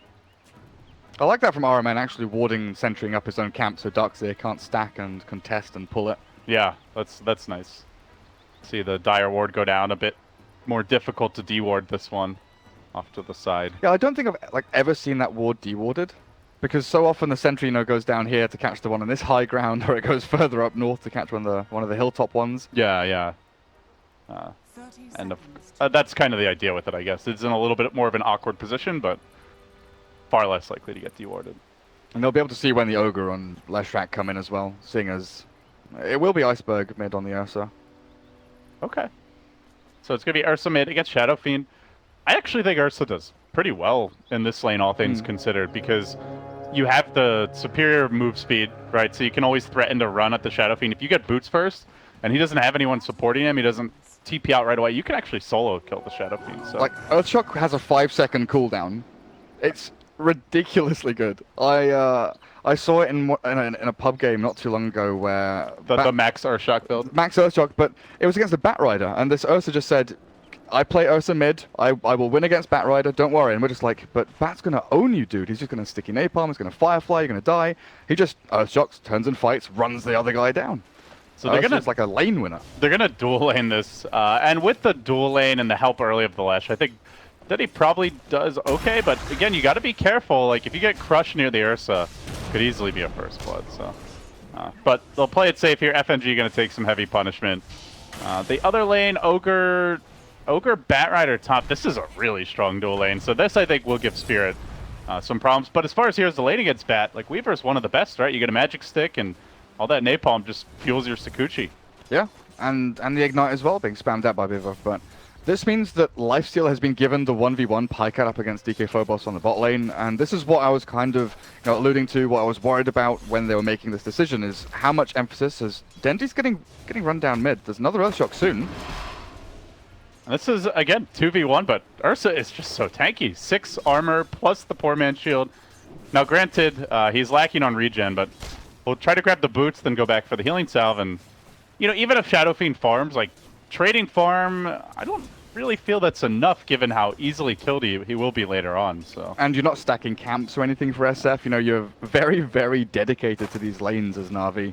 Yeah, I keep on, I guess, at least for me, I'm highlighting how much I feel like Spirit have the superior draft. But the one thing I am a little worried about for them is FNG getting farm, because Slardar doesn't need a whole lot, but he is their primary initiator, right? They don't have anyone else who has a reliable catch aside from the glimpse for a single target, and he's just roaming right now, not CSing or pulling at all.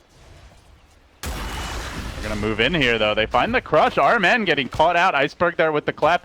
Good body blocking, Gareth. Looks like the first blood. One more hit. Yeah, I've got him. They're just so squishy. They really wanted Dendi, but he did a few little sort of micro moves to dodge out from Earthshock to get himself away from that Slardar who was waiting on top of the ramp for him. So they give the Leshrac, but they keep Dendi alive, but still a great kill there from Spirit. And you mentioned FNG and his farm and where he's going to get it from. He has been really the key player on these key heroes for Spirit throughout the group stage, at the beginning of the playoffs, playing Rubik and Slardar, and he's the glue that holds the team together, right? He moves between lanes, he initiates, he starts team fights, he's the one making the calls, and he's the one starting every initiation. If he has a rough game, the entire team has a rough game. Yeah, so they give up the kill in the mid lane. Ursa significantly out CSing Shadow Fiend already, and that is not a good sign. If he gets phase boots first, he really can threaten for kills here. Dendi, no TP scroll yet, but we'll need to start carrying one soon. Unless RMN is just going to permanently affix himself to late, in which case you're leeching XP from a hero that's extremely XP dependent in the Shadow Fiend. But he needs to do it, right? He needs to be nearby. And all the while, like, Pycat, bottom lane, just trading with Darkseer. Off lane, Batrider, even with the Weaver on CS. Now, granted, Weaver's experience suffering a little bit, but he's been pressured a lot, and he's sharing it with the Disruptor. So Yeah, late's going really well for Spirit. Yeah, and you know, we mentioned in the draft that Darkseer is one of those greedier offlaners, needs the gold, needs the levels to actually build up into your arcanes, your mech, and then into sort of level 7, 8 when you've got some more levels in a vacuum. But giving a 1v1 to a DS like this, sure, Pycat's going to have that, you know, kind of jump into the mid game with his great farm, and they're going to have General to carry him around. But with a counter initiation from Darkseer always available, it's scary. The 3-hero rotation mid, they can't even kill the Ursa. And, you know, that's the difference between Ursa and Shadow Fiend, right? Like, if that's a Shadow Fiend getting caught mid, he's dead. But Ursa just able to soak up that damage and walk away. Uh-oh.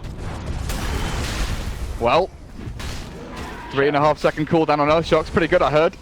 Yeah, looking for more as they're going to dive Biver, the Ogre, McGee under the tower. He'll go down to a quick double kill for Iceberg. And again, it goes back to what we said as soon as the draft did. Like, Spirit is going to run at you.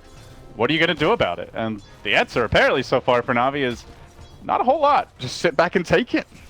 I mean, you could carry a TP, and in some cases that might let you get away, but Dendi TPing in mid, he's going to miss a raise, he gets clipped back, that leaves Biber alone, but likely goes down again here. Iceberg whipping on his clap, but it's not going to matter, should be able to run him down.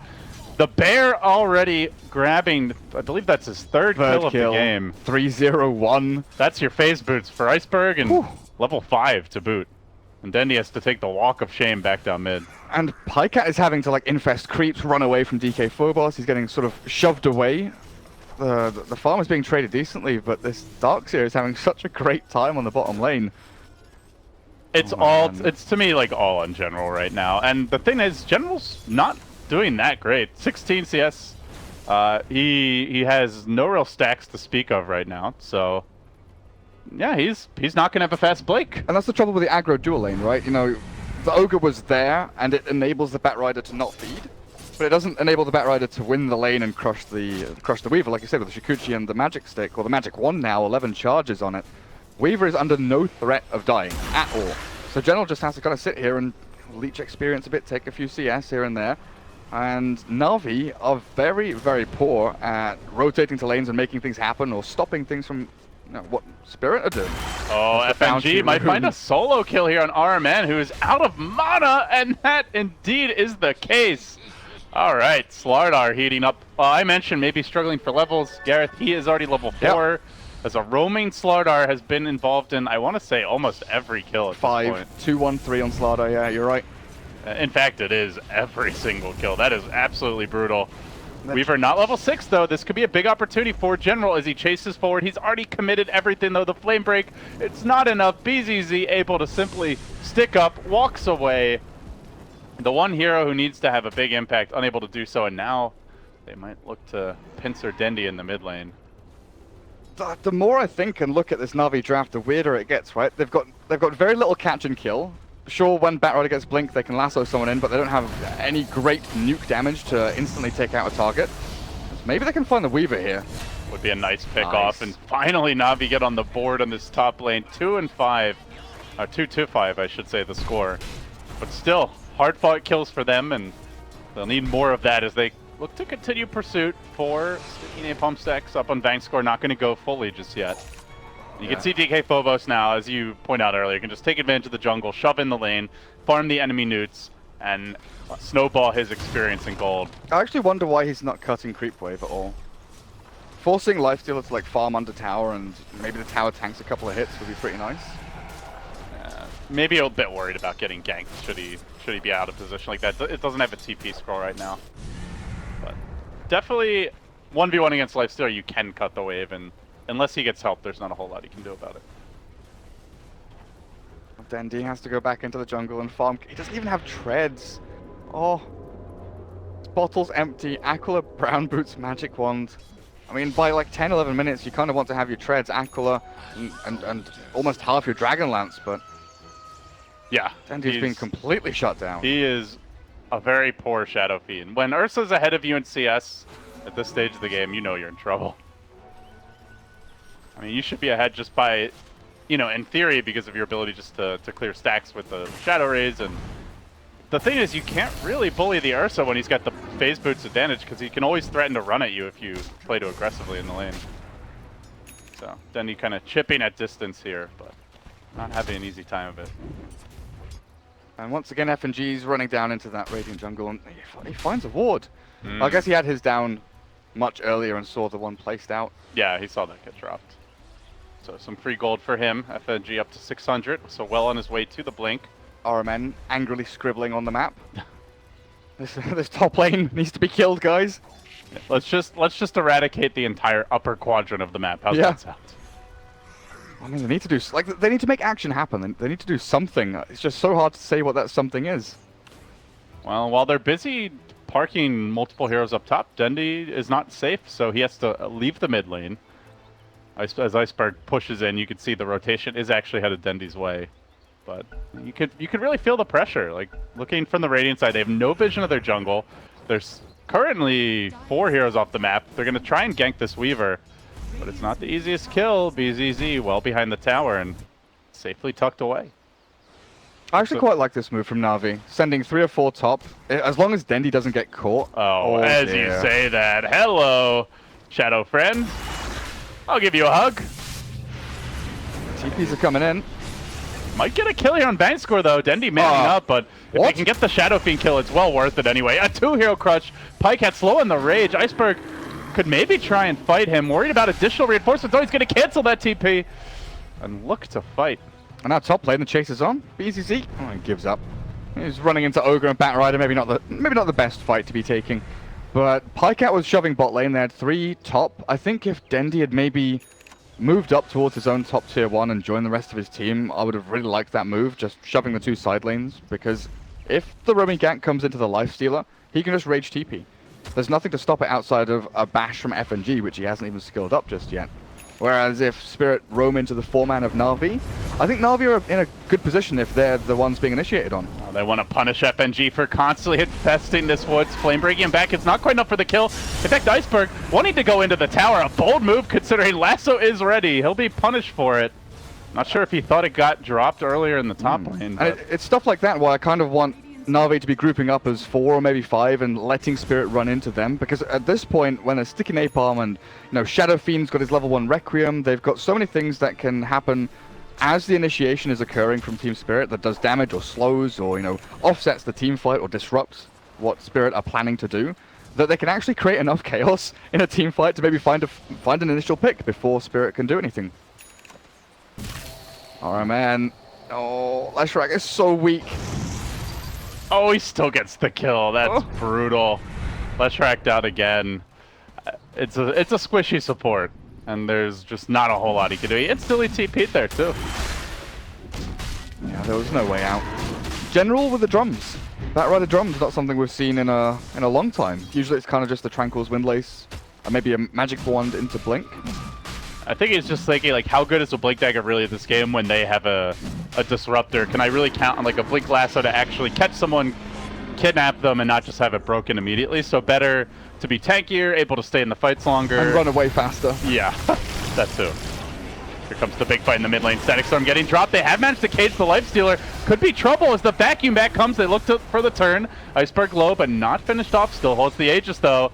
And they can continue pursuit here. FNG threatening to go in a bit deeper. They cage Dendy. Now they look for the crush. There it goes. The follow-up damage coming through. But a great 2-hero stun by the Lesh might be enough to salvage this fight. The wall still forcing Navi back. They're going to try and kidnap DK Phobos. FNG gets dragged to deeper. And there's the crush. Looking for a bit more. He finds the Shadow Feet kill yet again. Pikecat on the chase. Open wounds there. He's looking for backup. He's going to find it in the form of an Aegis getting popped in. Now the Weaver getting a bit overeager. Has to time-lapse back towards safety. Iceberg still looking for that fight. He might come out of the trees, but Pikecat armlet toggling for all he's worth, trying to bait that bear in. Hey, Weaver. Want some honey? Want some honey? Yeah, bear. But they will in the end up disengaging. So they lose the Aegis, they lose the Slardar. They get 2 though, and again the Shadow Fiend dying. He's only at 18 souls. He's just not having an easy time staying alive. You can't even see the Iron Shell on Weaver. He just runs up to you and you think, how am I taking so much bloody damage? Ogre got ripped apart there just by that Iron Shell. Pikecat TP's in aggressively. Going on Iceberg, but I'm not going to find anything. Oh god, Dendy just got glimpsed back to the guys. Oh, this poor Shadow friend. Yeah. He's not going to have his Dragon Lance for another minute and a half or something anyway, so. Back to the jungle he goes. Dendy is getting all too accustomed to this walk back down from the mid lane. Poor guy. Just keep on going. But yeah, for Team Spirit, kind of looking at their overall game plan here. So initial objective was just run at the Shadow Fiend early, pressure him a lot, and get to the mid game. Take Roshan. I think the next big step, farming FNG's Blink Dagger. I think RMN might die top. BZZ. Has the trap been set? Ooh, nice stun. But do they have the follow-up? Looks like they might do. One more hit. Oh, Infest. Barely had him. That was with the Dragonlance pickup. So a crucial kill for Navi. That's something they need to get a little more of, because once that Blink comes out from Slardar, next round of aggression will be there. Phobos, though, caught off on an island here, will be punished and picked off as FNG comes in a bit late. Now the Troll Trap. Is that Dominator build initially here on the Darkseer now going to be going back for a mech? Yeah, it's so good. The Domi allows you to kind of split push and shove waves without putting your hero into danger. Well, unless you want to. In this case, Dendy, though, trying to rev up the Requiem, but the Static Storm gets dropped. That's going to prevent things. Thanks, Score. Now trying to retreat, the rest of the team in a bit of trouble. A predicament developing as Navi. Oh, there you go. They turn on the Shadow Fiend. They'll pop him like a pinata, turning on the General. Iceberg trying to pound down this bat, but he's hard to chase. BZZ. Time lapse in one. And he's not going to use it just yet. He would be quite low if he time-lapsed. Oh, my God. And now baits him. Goes the other direction, down to the south. Doesn't have a TP. Scrolly winds his way through the trees. Where's he going? But Leshrac has the vision. The Flame Break's going to connect, and BZZ is not perfect this day. He will go down too. 4 kills, Navi. Team fighting their way back into it. 4 for 1. Navi, I mean, Dendy managed to get out of the Static Storm, launch out his Requiem, got a couple of good raises down, and that was Slardar as well as Disruptor pretty much dead and out of the fight. Then the rest of Spirit filter in, but Pycat had arrived. He's got his armlet, he's got this Blightstone, and he is shredding people. He's almost this invisible force. They're not focusing on Pycat. They don't realize he's in this team fight because they're so set on killing Dendy. Just kill Dendy, that's all they want to do. And the Lifesteal is just running rampant in their backlines. Yeah, I do think Dendy needs to go like pure like defensive tank build. You can't go for anything too greedy. Hurricane Pike, BKB, Lincoln Sphere, Butterfly Heart. Like I have Scotty, perhaps Manta, pretty good against the Slardar, but yeah. You can't get greedy with your items here. They are going to be running at you all game. Getting a Shadow Blade will not save you, nor will a Blink Dagger. If they amp you, they can just glimpse you back.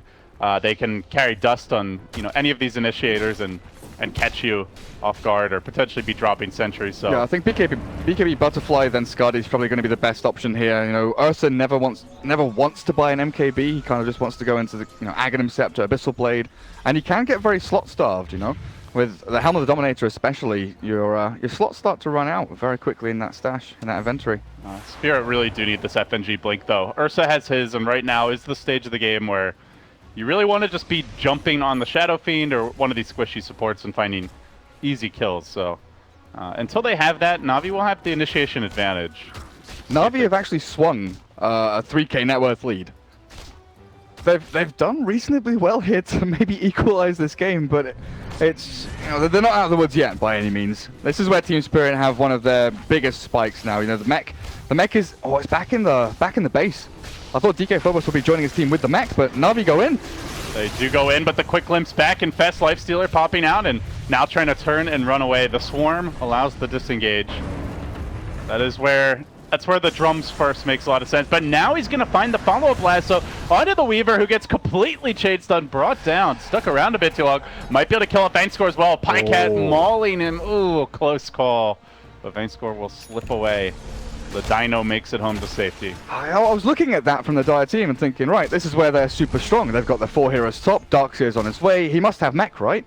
But it was back in base, back in his stash, and he couldn't get it out to himself on time. And that's where Team Spirit kind of realized, okay, we don't have our big team fight hero with our one team fight item. It's time to retreat. But getting caught on the run away there by General's Batrider as always. Great idea to jump in and find that one target. Uh-oh, Lifestealer has a Desolator now. This could be a bad time for Spirit to try to take a fight. Navi just hitting big item timings. As you mentioned, the net worth really has swung. Now, General, we've seen the Blink in action. The Deso comes out. Aside from that, Shadow Fiend already having picked up the Dragonlance, now well on his way to the BKB. Leshrac's Buckler is actually very important. Yes. It honestly is so weird to think about it, but just that buckler on Leshrac, allows him to maybe survive through the Weaver swarming and right-clicking him, the minus armor from Slardar, and obviously physical attacks out from Iceberg's Ursa. But it's one of those cool little, casual bucklers, the puppy special, that RMN following suit. Yeah, so Navi with all these pickups and, like the buckler that you were talking about, the Shadow Fiend going for BKB, their team fight does level up a lot, and it's more stage of the game for Spirit where they're looking for pickoffs, they're looking to spread the map. Not as good in the 5-man scenario. Yeah, they have the Darkseer mech, but it's still only a level 1 wall. He doesn't have a blink to reliably set it up. They did just grab a Slardar blink, but aside from that, they're very single target focused. So they'll be looking to spread the map. Navi more looking for the group up and team fight style as they make that move towards the top lane. I have vision over them. Disruptor gets just far enough away. General's still waiting though with the Ogre next to him. Team Spirit have realized what's going on, and like you said, they're just gonna try and split around a little bit more. With Slardar Blink, they might want to think about a smoke. He does have a DD as well, but they don't have any intel on where Navi are, so actually smoking up blind into the enemy side of the map, it's such a risky proposition that they're gonna go for it anyway. They've got no observer wards. They try to scan in their own jungle, maybe expecting Navi to be sitting there, but look at the big purple circle drawn by RMN saying, guys, they're here somewhere. Roshan could be respawning now. In fact, will be 2.5 minutes. But Spirit wasting their time. Yeah, Navi, though, to be fair, not exactly farming a whole lot right now. They're sitting back very defensively as well, but it doesn't seem the smoke will amount to too much. It's about to wear off. Roshan could have respawned. This is like the earliest possible time. And now Navi's turn for a smoke. They know the Rosh is the big objective here. Spirit could be sneaking it. Look at all these Helm of the Dominator creeps. Just what's going on? It's a Hellbear and an Ogre. Yeah, they went for the double Dominator strat. A lot of scouting tools here. As you mentioned, good split push. I don't see anything. Radiant's bottom tower Spooky for both teams. No one knows where anyone is. The only thing that both teams know is that bottom lane's getting pushed in and no one's defending it. So maybe that's a one-up for Team Spirit, realizing, right, they aren't farming, they aren't holding their lanes, so we can do a little bit of work towards the mid, maybe sit behind the Slardar and just move down into the Radiant jungle because they're definitely not in there. Just waiting for that one Batrider pick. You get the one lasso kill and suddenly you're able to take a tower with the Bloodlusted Shadow Fiend, potentially steal the Roshan away. Spirit are very wary of that fact, so they see Navi Heroes top. They're going to avoid the fight. They go to the bottom side. And Dendi will grab this tier 2, essentially for free. I honestly think if General Blink initiates onto anyone, it forces a full 5v5. Team Spirit are in this position where if any one of them gets jumped, they have to try and save them, or they have to try and force a fight around them. And force Navi to get vacuum walled into Static Stormed and be in a position where they kind of concave around the Bat Lasso, right, to kill off that one target. They'll grab the tower. Still the Weaver Lincoln's a ways off, but to me, like, that Weaver Lincoln's really kind of tells the tale for Spirit as far as how they want to approach the mid game. They're looking very much to split push, slow things down, to avoid big team fights. Not really going to be their strong suit for probably the next 10 to 15 minutes or so. Come late game, I think they're fine in those larger scale engagements, but still Shadow Fiend is, with a BKB 10-second duration, is probably at his prime right now as far as overall team fight impact. And here you really want to stay away from. It's pretty important for both teams to look for the Abyssal Blades. They found him with a scan. Ooh. This could be big. They're actually smoking now.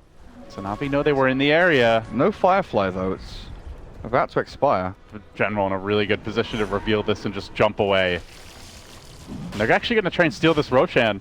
Will Spirit get there in time? They have the high ground. So risky.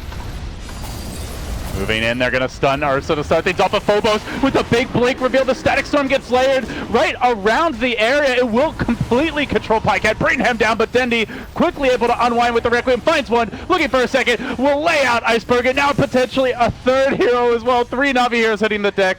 The Ursa, though, down, and after the buyback, Team Spirit scattering a little. Dendi and Pycat standing strong in the pit with Pycat rejoining the fray. They'll try to bring this Roshan down, but they're not ready to give this up for free. FNG can engage into this. They're lacking the Ursa though, so they're heavy hitter to deal with Pycat, not on the field. BZZ on the back though.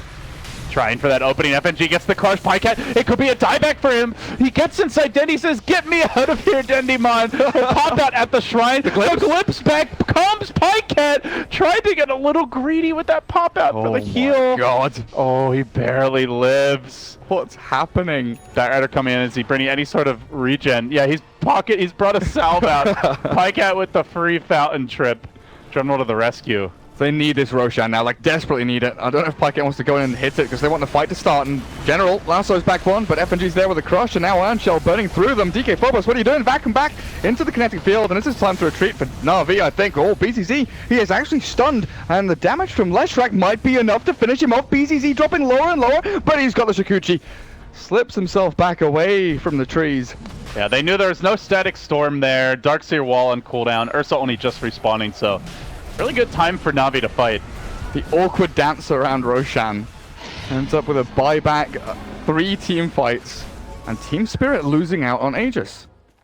So I guess all things said and done, that buyback from Pycat really worked out for them. That was really close to being a disaster. But yeah, Pycat survives there. Navi gets the Aegis and now can siege very effectively with the Shadow Fiend Hurricane Pike, as well as Pycat able to sit up front. You mentioned needing bashers this game for both teams. Ursa, Lifestealer really want that to be able to win the 1v1 man fights, and looks like Pycat going to get his first. As Ursa is not going for an early basher, he'll be going Aghanims. A pretty good tool to deal with the Batrider initiation and just be a very tanky force on the front lines. Yeah, I think he desperately needs it, like you said, with the lasso, but also with, you know, bashers and the Abyssal Blade from Pycat will be coming out. Just negate that, make sure that you're able to stick on a target and do some damage. But maybe even with this Abyssal or with the Basher, Pycat will look to kill off someone else in the backlines. You know, Weaver yet to get Lincoln. Oh, is it on the courier? Oh yeah, he's got it now. BZZ actually finishes it at this point. But I was going to say maybe the Weaver or the Darkseer, because Darkseer is honestly the big hero for Team Spirit now. Mech, Blink, Vac, Wall. He is Team Spirit's team fight. Well, they wanted that like 3-hero Vacuum, Static Storm, Kinetic Field combo. Unfortunately, they only got the Lifestealer, and he had buyback. So you look back at that last fight, if he manages to catch 2-3 heroes, I think they win the fight outright. And Navi either don't buy back or have to blow 2 or 3 if they had them to potentially contest the Roche. But it's not a reliable combo, you know? Like if Lifestealer just quickly rages, he's going to be able to turn the fight around. There's no sign of a Disruptor Ags, not even remotely close yet to get a single component. Pycat also has Aegis now, so he has a second life, and Dendy has BKB, so it's really tough to rely on that combo. And Hurricane Pike as well, and there's like no BKBs on the Dire side, right? It's just the Lincolns on the Weaver, but Dendy's next item's the kind of interesting one, deciding to go for the Assault Cuirass. So yeah, they want to be able to take buildings here, and do now have the level 4 Diabolic Edict.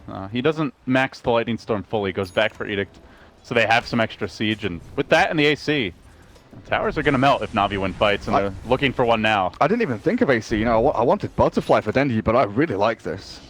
Yeah, but still a lot of durability against physical damage, which Spirit are pretty, I wouldn't say all in on, but very predominantly reliant on. Is FNG will find General, looking for a pickup. There's the counter initiation though. Araman coming in with the stun. The Static Storm gets layered on top of it all. Kinetic Field there, but nobody really caged within. As Pycat mauling the Disruptor will find the quick kill with the Infest at the end to polish it off. And now Navi should be able to take this tower.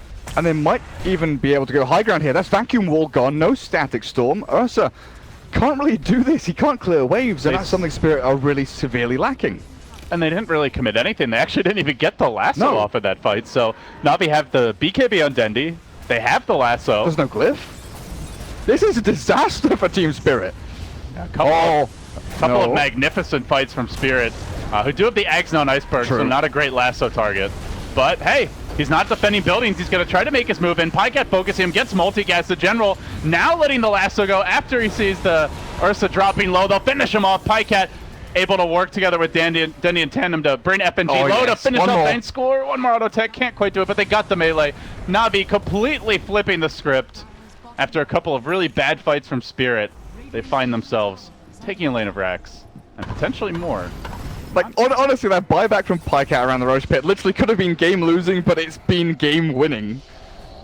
Such a tight window for Navi, and now with one lane completely destroyed, they can go back and say, you know what, shrines are ours, more gold to line our pockets. Now we can start affording defensive items on this Ogre and this Leshrac, you know, Glimmercape, Force Staff. It's going to be what looks like a Solar Crest there as Viva picks that one up with the Medallion, and Yule Scepter's done for the Lesh. So they have ways of disengaging and retreating, and also ways to pop that Lincoln Sphere over on the Weaver. And make sure General can get the lasso on him. I've got to say though, this BZZ Weaver, sure enough, he farmed decently. Lane wasn't amazing for him because of the Ogre and the Bat Rider up at top lane. But it doesn't feel like he's had that much impact. He's had a couple of kills on supports, but he seems to die so quickly in these team fights. Yeah, even with the Lincolns, you know, there's a lot of ways to pop it, and then a follow-up Lesh stun, Ogre stun, Edict and Pulse Nova just, you know... Yeah, and Shadow Fiend just rips them apart with all the... Or the Lifestealer with all the physical damage they bring to bear at this point. So, he can't really fence in and out of the fights as he would like, and plus Navi are 5-manning. That's not really where Weaver excels. Weaver wants these small isolated skirmishes, but hold that thought, because here comes Team Spirit looking for the vacuum. Dendi gets caught, but he's able to BKB immediately. Static Storm drop down, but they just walk away from it, at least for the time being. The Requiem over the top is Pycat. Surge is in, Iceberg running for dear life. Fuzzy Wuzzy on full retreat mode. Navi run him down, they'll kill off the bear. They look for a fourth hero. It might well be Mr. BZZ. Lincoln's now broken, they get the lasso, the fourth kill up the fight.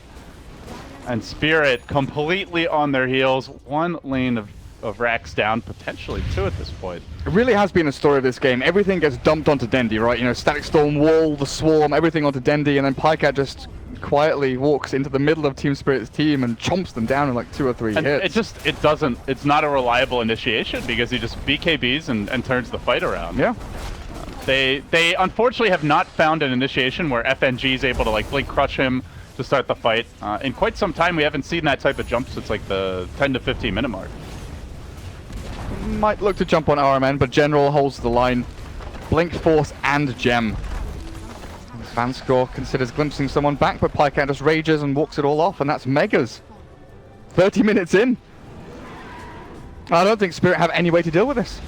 Looking for the last stand fight at this point. Spirit will do what they can, but it's not a whole lot. FNG gets stunned as he jumps in. He dies immediately. Iceberg desperately trying to kill off Dendi, but it just doesn't seem possible. Iceberg stands next to Pycat, can't withstand the Lifestealer punishment. Shadow Fiend also laying into him. They'll find the kill there, and insta-GG.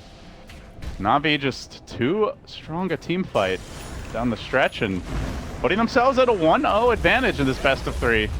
It could be a long day for them. If they win this series, they then have to go on to play Empire and then beat Waits as the final boss in the grand finals.